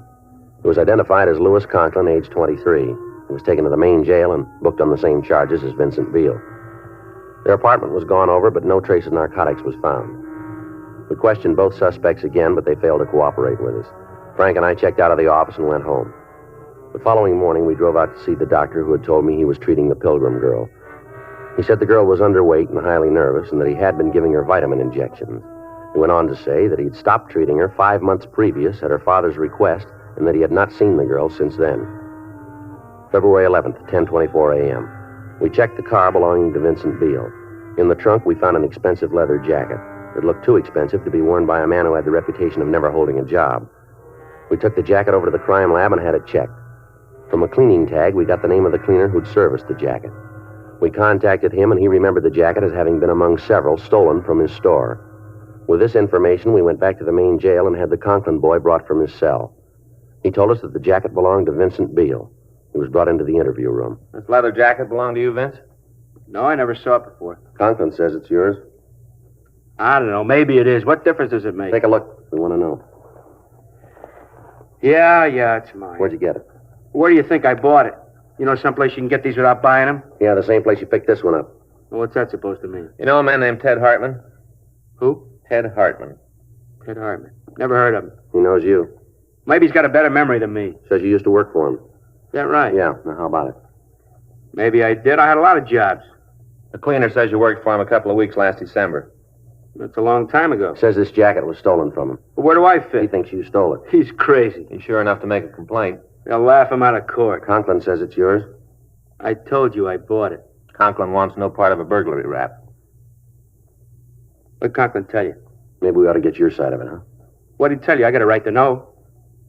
Look, he's going to make a beef like that on me. I got a right to know what he said. He wants no part of it. He lays it all on you. He's no good. I hadn't figured for a guy I could trust. He did all right on the deal. Loot kept us both going. What do you mean? I thought he told you all about it. Yeah, well, it. we want to hear it from you. A lot of times stories get all mixed up. Now we want to get it right. Now, we knocked the place, but it was both of us. Lou was in on it all the way. Go ahead. We were scratching for H. We had it real bad. We needed some way out. I thought about the cleaning place. Figured we could score good. Well, we did all right. Took care of 3 of us for a long time. You, Conklin, and the Pilgrim girl, is that it? Yeah, that's it. What were you shooting? Me and Lou kept it down. The Pilgrim kid, she built up fast. She was juicing 5 caps a day. I should have listened to Lou. He kept telling me to drop her, leave her alone. Yeah. Wasn't anything between us. It was just for laughs. And then all of a sudden she was hooked bad. We had to do something. We stole her jacket so we could keep her supplied. 5 caps a day. You know, that's a lot of H. I tried to break her down. I tried to cut her habit. I did what I could. You can see that, can't you? I did everything I could. How much was that?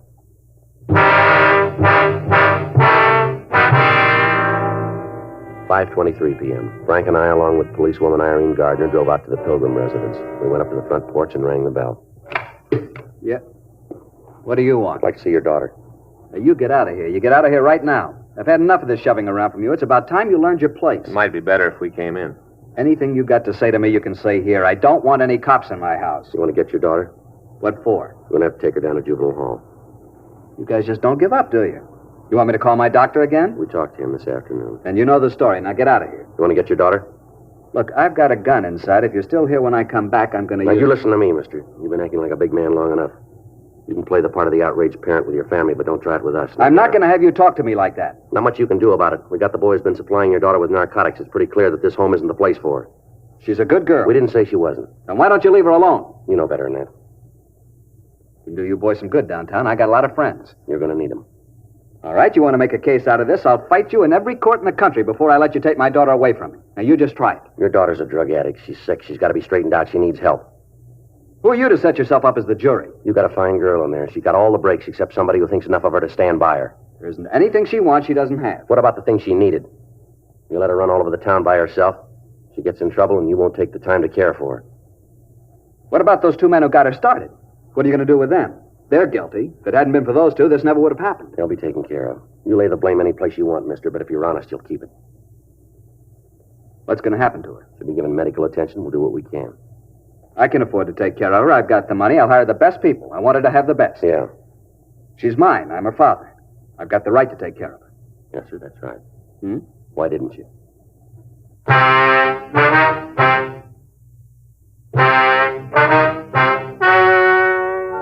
The story you have just heard is true.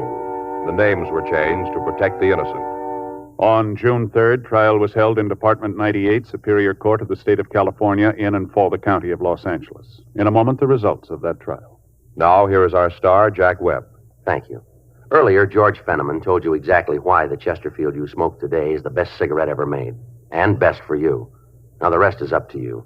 Get a carton or two for yourself. Smoke them and you'll say, as we do, it's Chesterfields for me.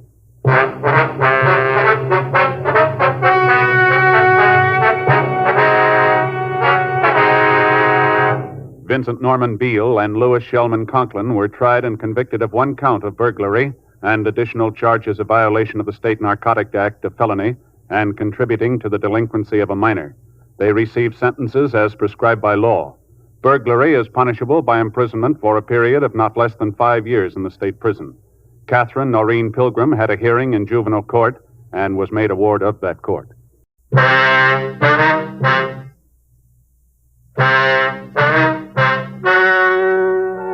Ladies and gentlemen, the story you are about to hear is true. The names have been changed to protect the innocent. Dragnet is brought to you by Chesterfield, made by Liggett & Myers. First major tobacco company to bring you a complete line of quality cigarettes.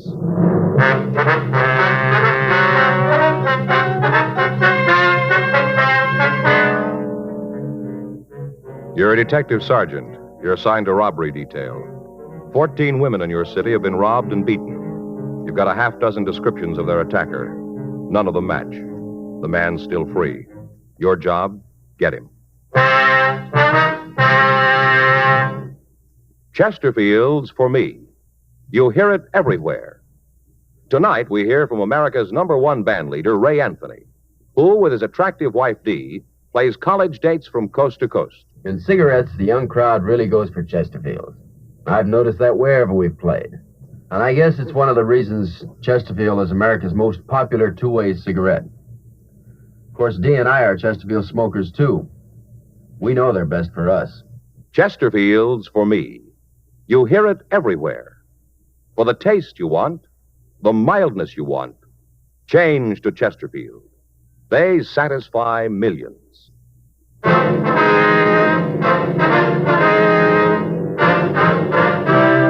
Dragnet, the documented drama of an actual crime. For the next 30 minutes, in cooperation with the Los Angeles Police Department, you will travel step by step on the side of the law through an actual case transcribed from official police files.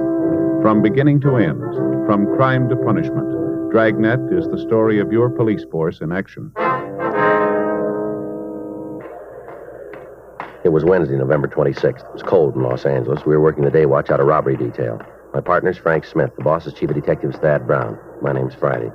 I was on my way back to the office, and it was 2:34 p.m. when I got to room 27A. Robbery. Come on, Joe. Everybody's in the skipper's office. All right. I tagged by R&I to pick up these packages. Anything on them? No, not much. We'll check them out, but they don't look like they're going anyplace. Yeah, go ahead. Joe, Frank, you want to come over here? Yes. Sorry we're late. Don't worry about it. Let's get this thing on the road. All right. You want to settle down? Let's get started. The word's probably gotten to you about why we're here. It's on this purse snatching thing Friday and Smith have got. Things gotten way out of hand. Thief hit again night before last. Victim's at the county hospital in a critical condition. She was pistol whipped, and it looks like she's got a fractured skull. It's only a matter of time before somebody's killed. That's the reason we're here, to see that it doesn't happen. Now, you all got mimeographed MO sheets. On it, you'll find what information we've got. Some of it's pretty broad, but it's the best we've been able to come up with. Friday and Smith have handled the thing to here, so I'll let them give you the details. You want to tell them? Yeah, right, Skipper. Well, first off, you'll notice on those MO sheets, all of the crimes have been listed in the order that they happened. Also the place and the time. There's also a description of the clothing the suspect wore, and when we could get it, a description of the suspect. Now, you'll notice that in most cases, there's quite a difference there on the physical description of the suspect. However, we've been able to put them all together, and we've come up with a composite drawing that should look something like the suspect.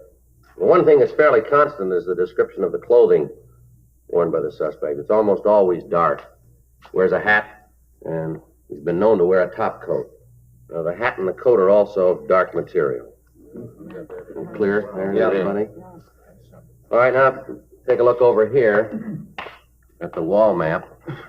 Now, we've pinpointed all the jobs so you can get a little better picture of the operation. Can you all see there? Yeah. All right. First one took place at 73rd Street, just off Broadway. Right here. The rest of the pins along here show the jobs that he made from there. All the way up to Jefferson. He's also worked Avalon Boulevard, Central Avenue, any street where there's a streetcar or a bus line, he's hit. He works between the hours of 5:30 and 11:30 p.m. The approach is almost always the same. Frank, you want to tell him about the victim? Yeah. The victim will get off the streetcar usually, or the bus, whatever it is, and starts to walk home. As soon as the woman gets in the area that's not lighted well or that hasn't got much traffic, the guy walks up behind her and grabs him. After that, he tries to take her purse. If the victim offers any resistance, well, he usually slugs him. Because of the fact that two of the victims have seen a gun in his hand, we know he's armed, so the gun's been described as a revolver to him. How about a car, Joe? Excuse me. Suspect drive one? Car? Yeah. Well, we got to assume that, yeah. He's been seen a couple of times by people in the neighborhoods as he ran through their yards.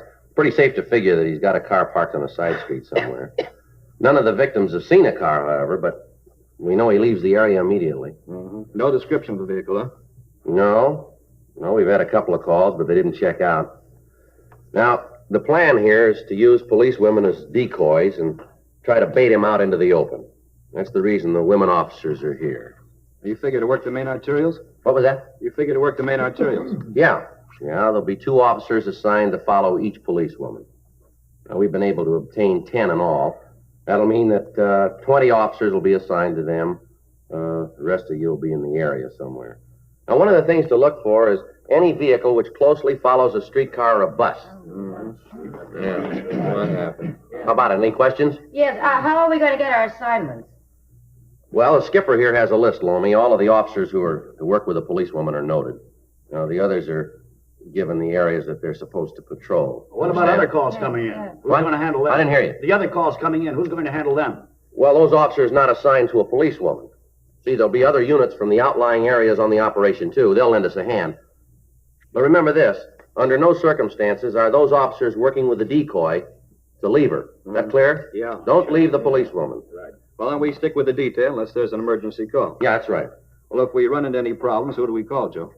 Well, we'll be in the area in 1K80. You can get in touch with us, Harry. Mm-hmm. How about it? Well, if we pick up a suspect, should we get in touch with you? Well, you can use your own judgment on that, George. If you think it's a routine pickup, take him to robbery and he'll be processed there. All right. Any more questions? Skipper, anything else? We all know about the days off cancellation. Sorry it has to hit now, but that's the way it's got to be. No one will draw any time till this thing is cleaned up. Right. Well, Murphy, won't do any good to have your wife call me. You're still going to have to work. That's it. Operation will start tonight and go until the suspect's in custody. Have a happy Thanksgiving. Okay. Well, say, wait a minute before you go. The worksheet's on the board outside. You can check it on the way out. You better do that. Right. Is there anything else you need to carry it off? No, it's all there, Skipper. Only thing we can use now is luck. No reason for you to be different. Suspect's had his share. Frank and I left the office and drove out to the area of the operation. The plan was that the policewomen would board the cars and buses and get off at the points where previous sluggings had not taken place. In the established MO of the suspect, it was noted that he never hit on any street more than once. At 4 p.m. that afternoon, all of the units were in place and the plan was started. During the night, several pickups were made, but no one was apprehended who resembled the suspect. Those people who were detained were processed and they were either booked or released. The following day, Thursday, November 27th, Frank and I checked the reports filed by officers in the field. At 3 p.m., we stopped at a small restaurant and we had a plate of sliced turkey, cold gravy, and some lumpy mashed potatoes. We wished each other a happy Thanksgiving. We went back to Unit 1K80 and cruised the streets marked for surveillance. Another night went by without the suspect hitting. Saturday, November 29th, 11:30 p.m. Frank and I were driving down San Pedro Street at Vernon Avenue. Looks like another one shot, huh? Yeah, it's beginning to shape up that way, isn't it? You figure the suspect knows about the operation? I mean, where we're working? Well, you got as much as I have. Doesn't seem likely. You got a cigarette? I'm out. Yeah. There you go. Thanks. Yeah, I'm going to give you a light. 66T, Thanks. 827 North La Brea, traffic accident. Faye was sure hacked about Thanksgiving. Well, that figures. That didn't make me too mad. She had the in-laws over. Yeah. Her brother. Huh. One thing about that guy, he can eat more than any 10 people. You know, I've had to sit there and just look at him, and everybody's through, and he's still going strong. Yeah. Nephew was over, too. You know Little Sam? You've heard me talk about Little Sam? No, I don't think so. Yeah, Little Sam. Kid's a monster. Only 10 years old, and he's a real monster. Faye's sister lets the kid do whatever comes into his mind. They say it isn't good to repress him. What? They say it isn't good to repress him. That's what they, repress him. Yeah. I'd like to take him over. I'd repress him. Yeah, I guess you'd do that real good, wouldn't you? 1K80, 1K80. Meet Unit 1K87 at the 300 block, East 51st Street, Code 2. 1K80, Roger. KMA 367. Let's go. Yeah, that's one of the units assigned to a decoy. Think it's a good one? Well, there's one way to find out, isn't there? Yeah. Ask him.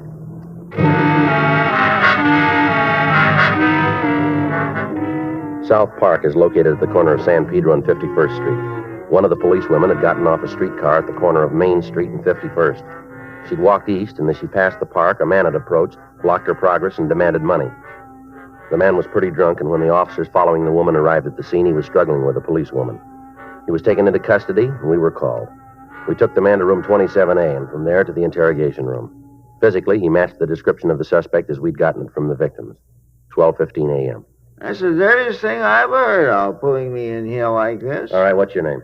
I don't think I'm going to tell you. Let me see your wallet. Nothing in there. No juice. Empty your pockets on the table. Did you have a copy of the L.A. phone book? Come on, mister, around empty here? your pockets, will you? All right. Come on, everything. How about your wallet? Hey, young man. No juice. Take the money out. I told you there's no juice. No money in the wallet? No. All right, how about it? This your true name, Victor Nathaniel Roberts? You think I use alias? Now, don't huh? be smart. Where do you live? Well, I have no pad. Where you been sleeping? Wherever I can. You got a job? What? Do you work? No. You ever hold a job? Nope. Never had a job? Can't remember one. What were you doing on 51st Street tonight? Oh, I was just looking around. At 11:30 at night? The sun hurts my eyes. No. I was just walking along the street when this young woman stopped me. She stopped you. She tried to pick me up. That girl was a policewoman. You're telling me. Now, what were you doing out there? I'm never going there again. Ever been arrested? I am now. Before? I'll tell you the truth. Yeah, you do that. I have. Where? Oh, all around. What were you arrested for? Bag. You done time in California? Come on, have you done time in California? Have you? Yes. I'll check the record, Joe. All right. Is he going to look me up? What's that? I say, is he going to look me up? He's going to check your record, yeah. Officer, you mind a little constructive criticism? Now, you listen, mister. Your funny time's running out here. You must feel a little sneaky about this whole thing, don't you? What's that? I mean, this whole business about the policewoman. Don't you think that's going too far? How long you been in Los Angeles? Oh, sometime this year. What do you mean by that? Oh, checked in about a year. What? I said I checked in about a year. A year ago, you mean? Yeah, about a year ago. Well, if you haven't got a job, how do you manage to live? Haven't got a little drink, have you? Joe. Yeah. See you a minute. All right. You sit still. What do you got? Checked R&I, got the word on Roberts. Yeah, what about him? Been tagged 67 times for drunk. All in L.A.? Total's 92. Doesn't look like he's our man, though. Why? Well, he's been in Camarillo for the last 3 months.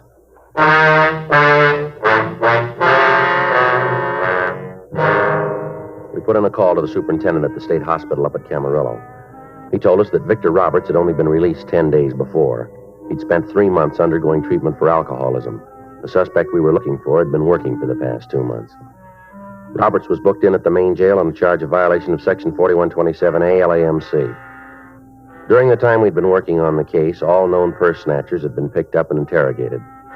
Runs by the stats office had been made, and the names they gave us had been checked out. Locals and APBs were gotten out, carrying the description and the MO of the suspect. The leads that came in were followed up without result. Informants were questioned, and George Brereton up at CII in Sacramento furnished us a list of possibles. All in all, over 100 people had been questioned. In the course of the investigation, several other cases were cleared, but our prime suspect was still free. Meantime, the operation continued. Each night at 4:30 p.m., 10 policewomen would board streetcars and buses in the area. 10 police cars carrying 20 officers would follow them. In the immediate vicinity, another 40 men were patrolling the streets and alleys looking for the thief. As a result of the newspaper stories on the string of crimes, calls were coming into the complaint board at such a rate that they were jamming our normal facilities. Women refused to walk the streets alone after dark. Apparently, the thief could come and go as he pleased. In the next 2 days, he hit 3 times, but in areas that were not covered. He began to hit in places he hadn't worked before. He seemed to know where we were and that we were using decoys. The search went on. Tuesday, December 2nd, we got a call from the manager of a cheap hotel in the Skid Row area. We drove out to see her. Right down this way. He's not in. Well, just what is it you want us to see? You wait. When you get a good look, you'll know. Yes, ma'am. Here we are. I'll get the door. You just come on in. Thank you. Yes, ma'am. Over here.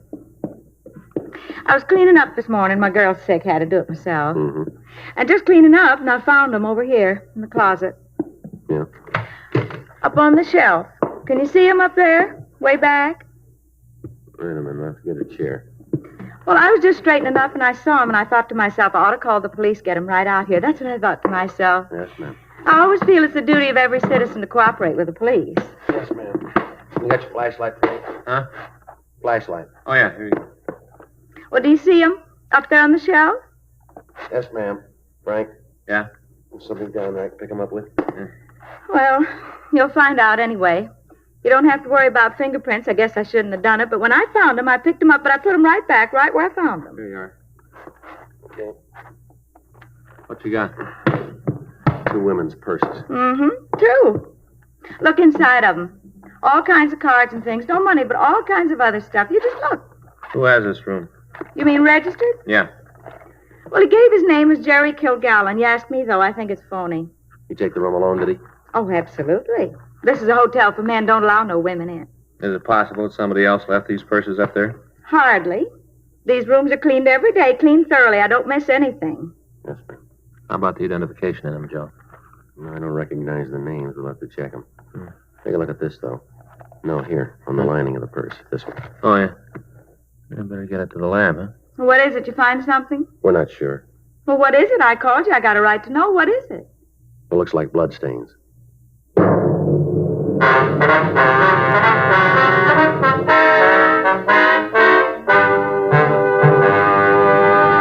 You are listening to Dragnet, the authentic story of your police force in action. Tobacco has been one of man's basic pleasures for over 400 years. And the Chesterfields you smoke today are the best cigarettes ever made. When I say that, I mean Chesterfield regular, I mean Chesterfield king size. Remember, Chesterfield is the cigarette that is tested and approved by 30 years of scientific tobacco research. The cigarette that gives you proof of highest quality. Yes, friends, the Chesterfields you smoke today are the best cigarettes ever made. For the taste you want, the mildness you want, change to Chesterfield. They satisfy millions.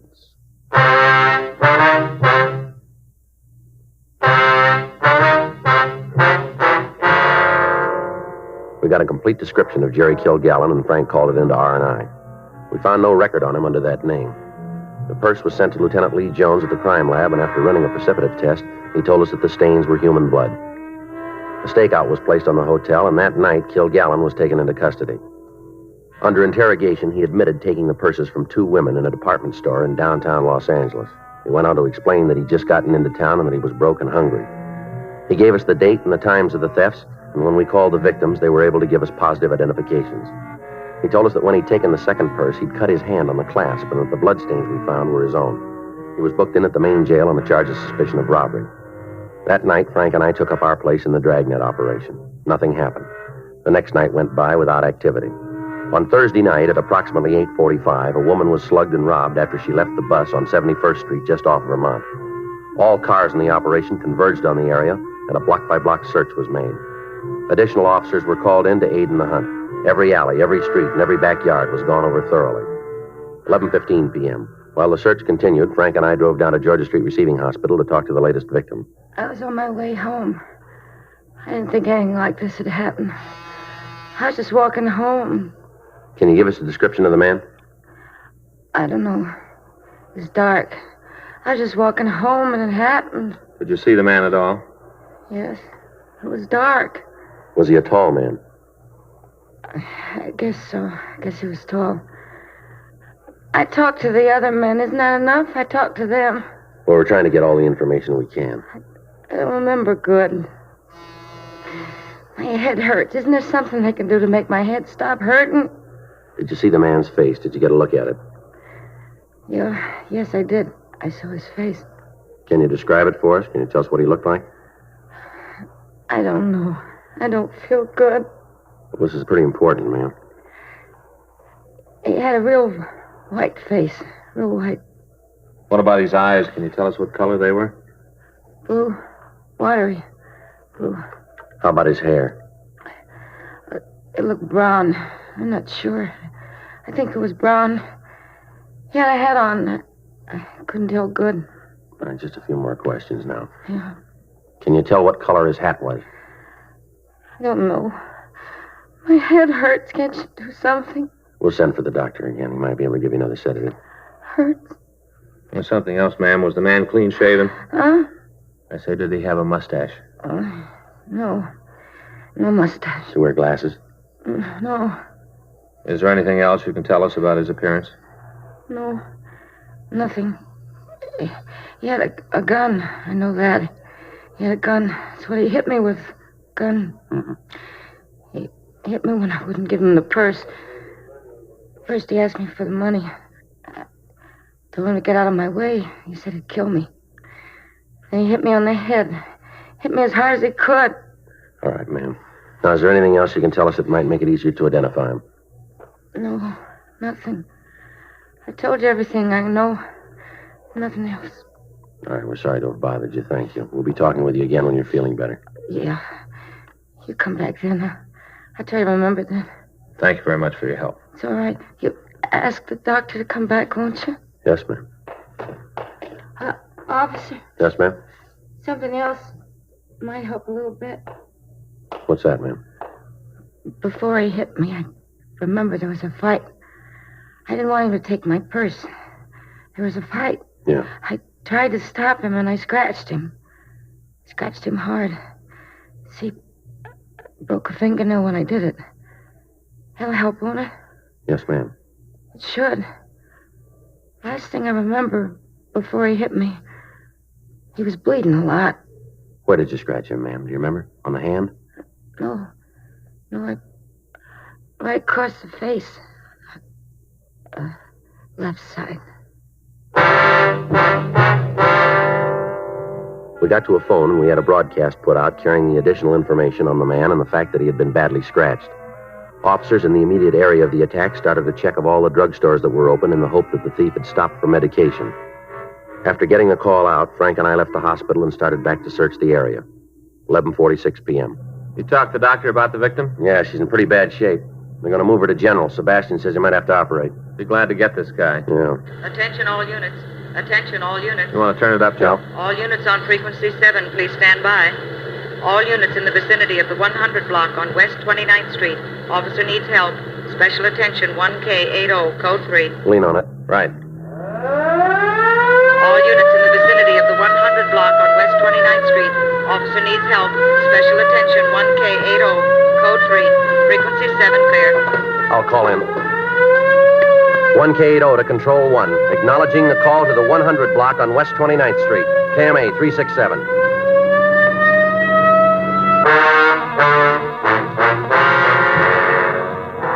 It took us 2.5 minutes to get to the location. At the curb on the side of the street, we saw a parked police unit. Standing next to it was a woman officer. We pulled up next to the unit and talked to her. She told us that our suspect had tried to attack her, and on the arrival of the two officers had fled the scene. At that moment, Officers Sluter and Murphy were in pursuit.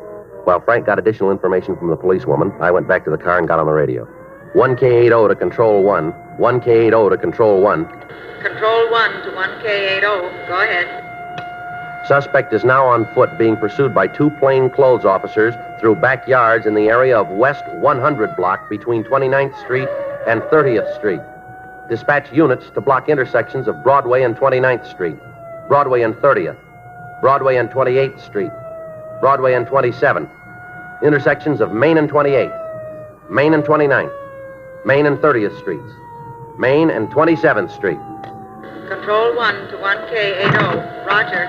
KMA 367. I got the story. You set? Yeah, let's go. Policewoman says they're headed west. Through the back of the house down there. All right, let's move. Attention all units. Attention all units. 1K80. Policewoman says the suspect ducked into a driveway. That one right up there. All right, take it easy. Right. West 29th Street, now being pursued. Looks like we got a live one this time, huh? Well, let's hope we can keep him. In the backyard pull up here. between 100 block, 29th Street, and 100 block West 30th Street. 1K82. Block the intersection. Flashlight's over there, Joe. Let's take a look. You see who it is? No. Ducked back behind the garage.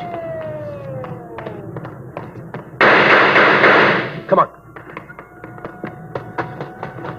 Sluter, what do you got? He's back there. Murphy's with him. You guys all right? Yeah. All right, let's take a look. You want to call an ambulance, Frank? Right. How is he? Well, you better stop Frank. Yeah. Tell him to cancel that ambulance. He opened up first, Joe. Murph and I gave him every chance. Well, that's more than he gave those women.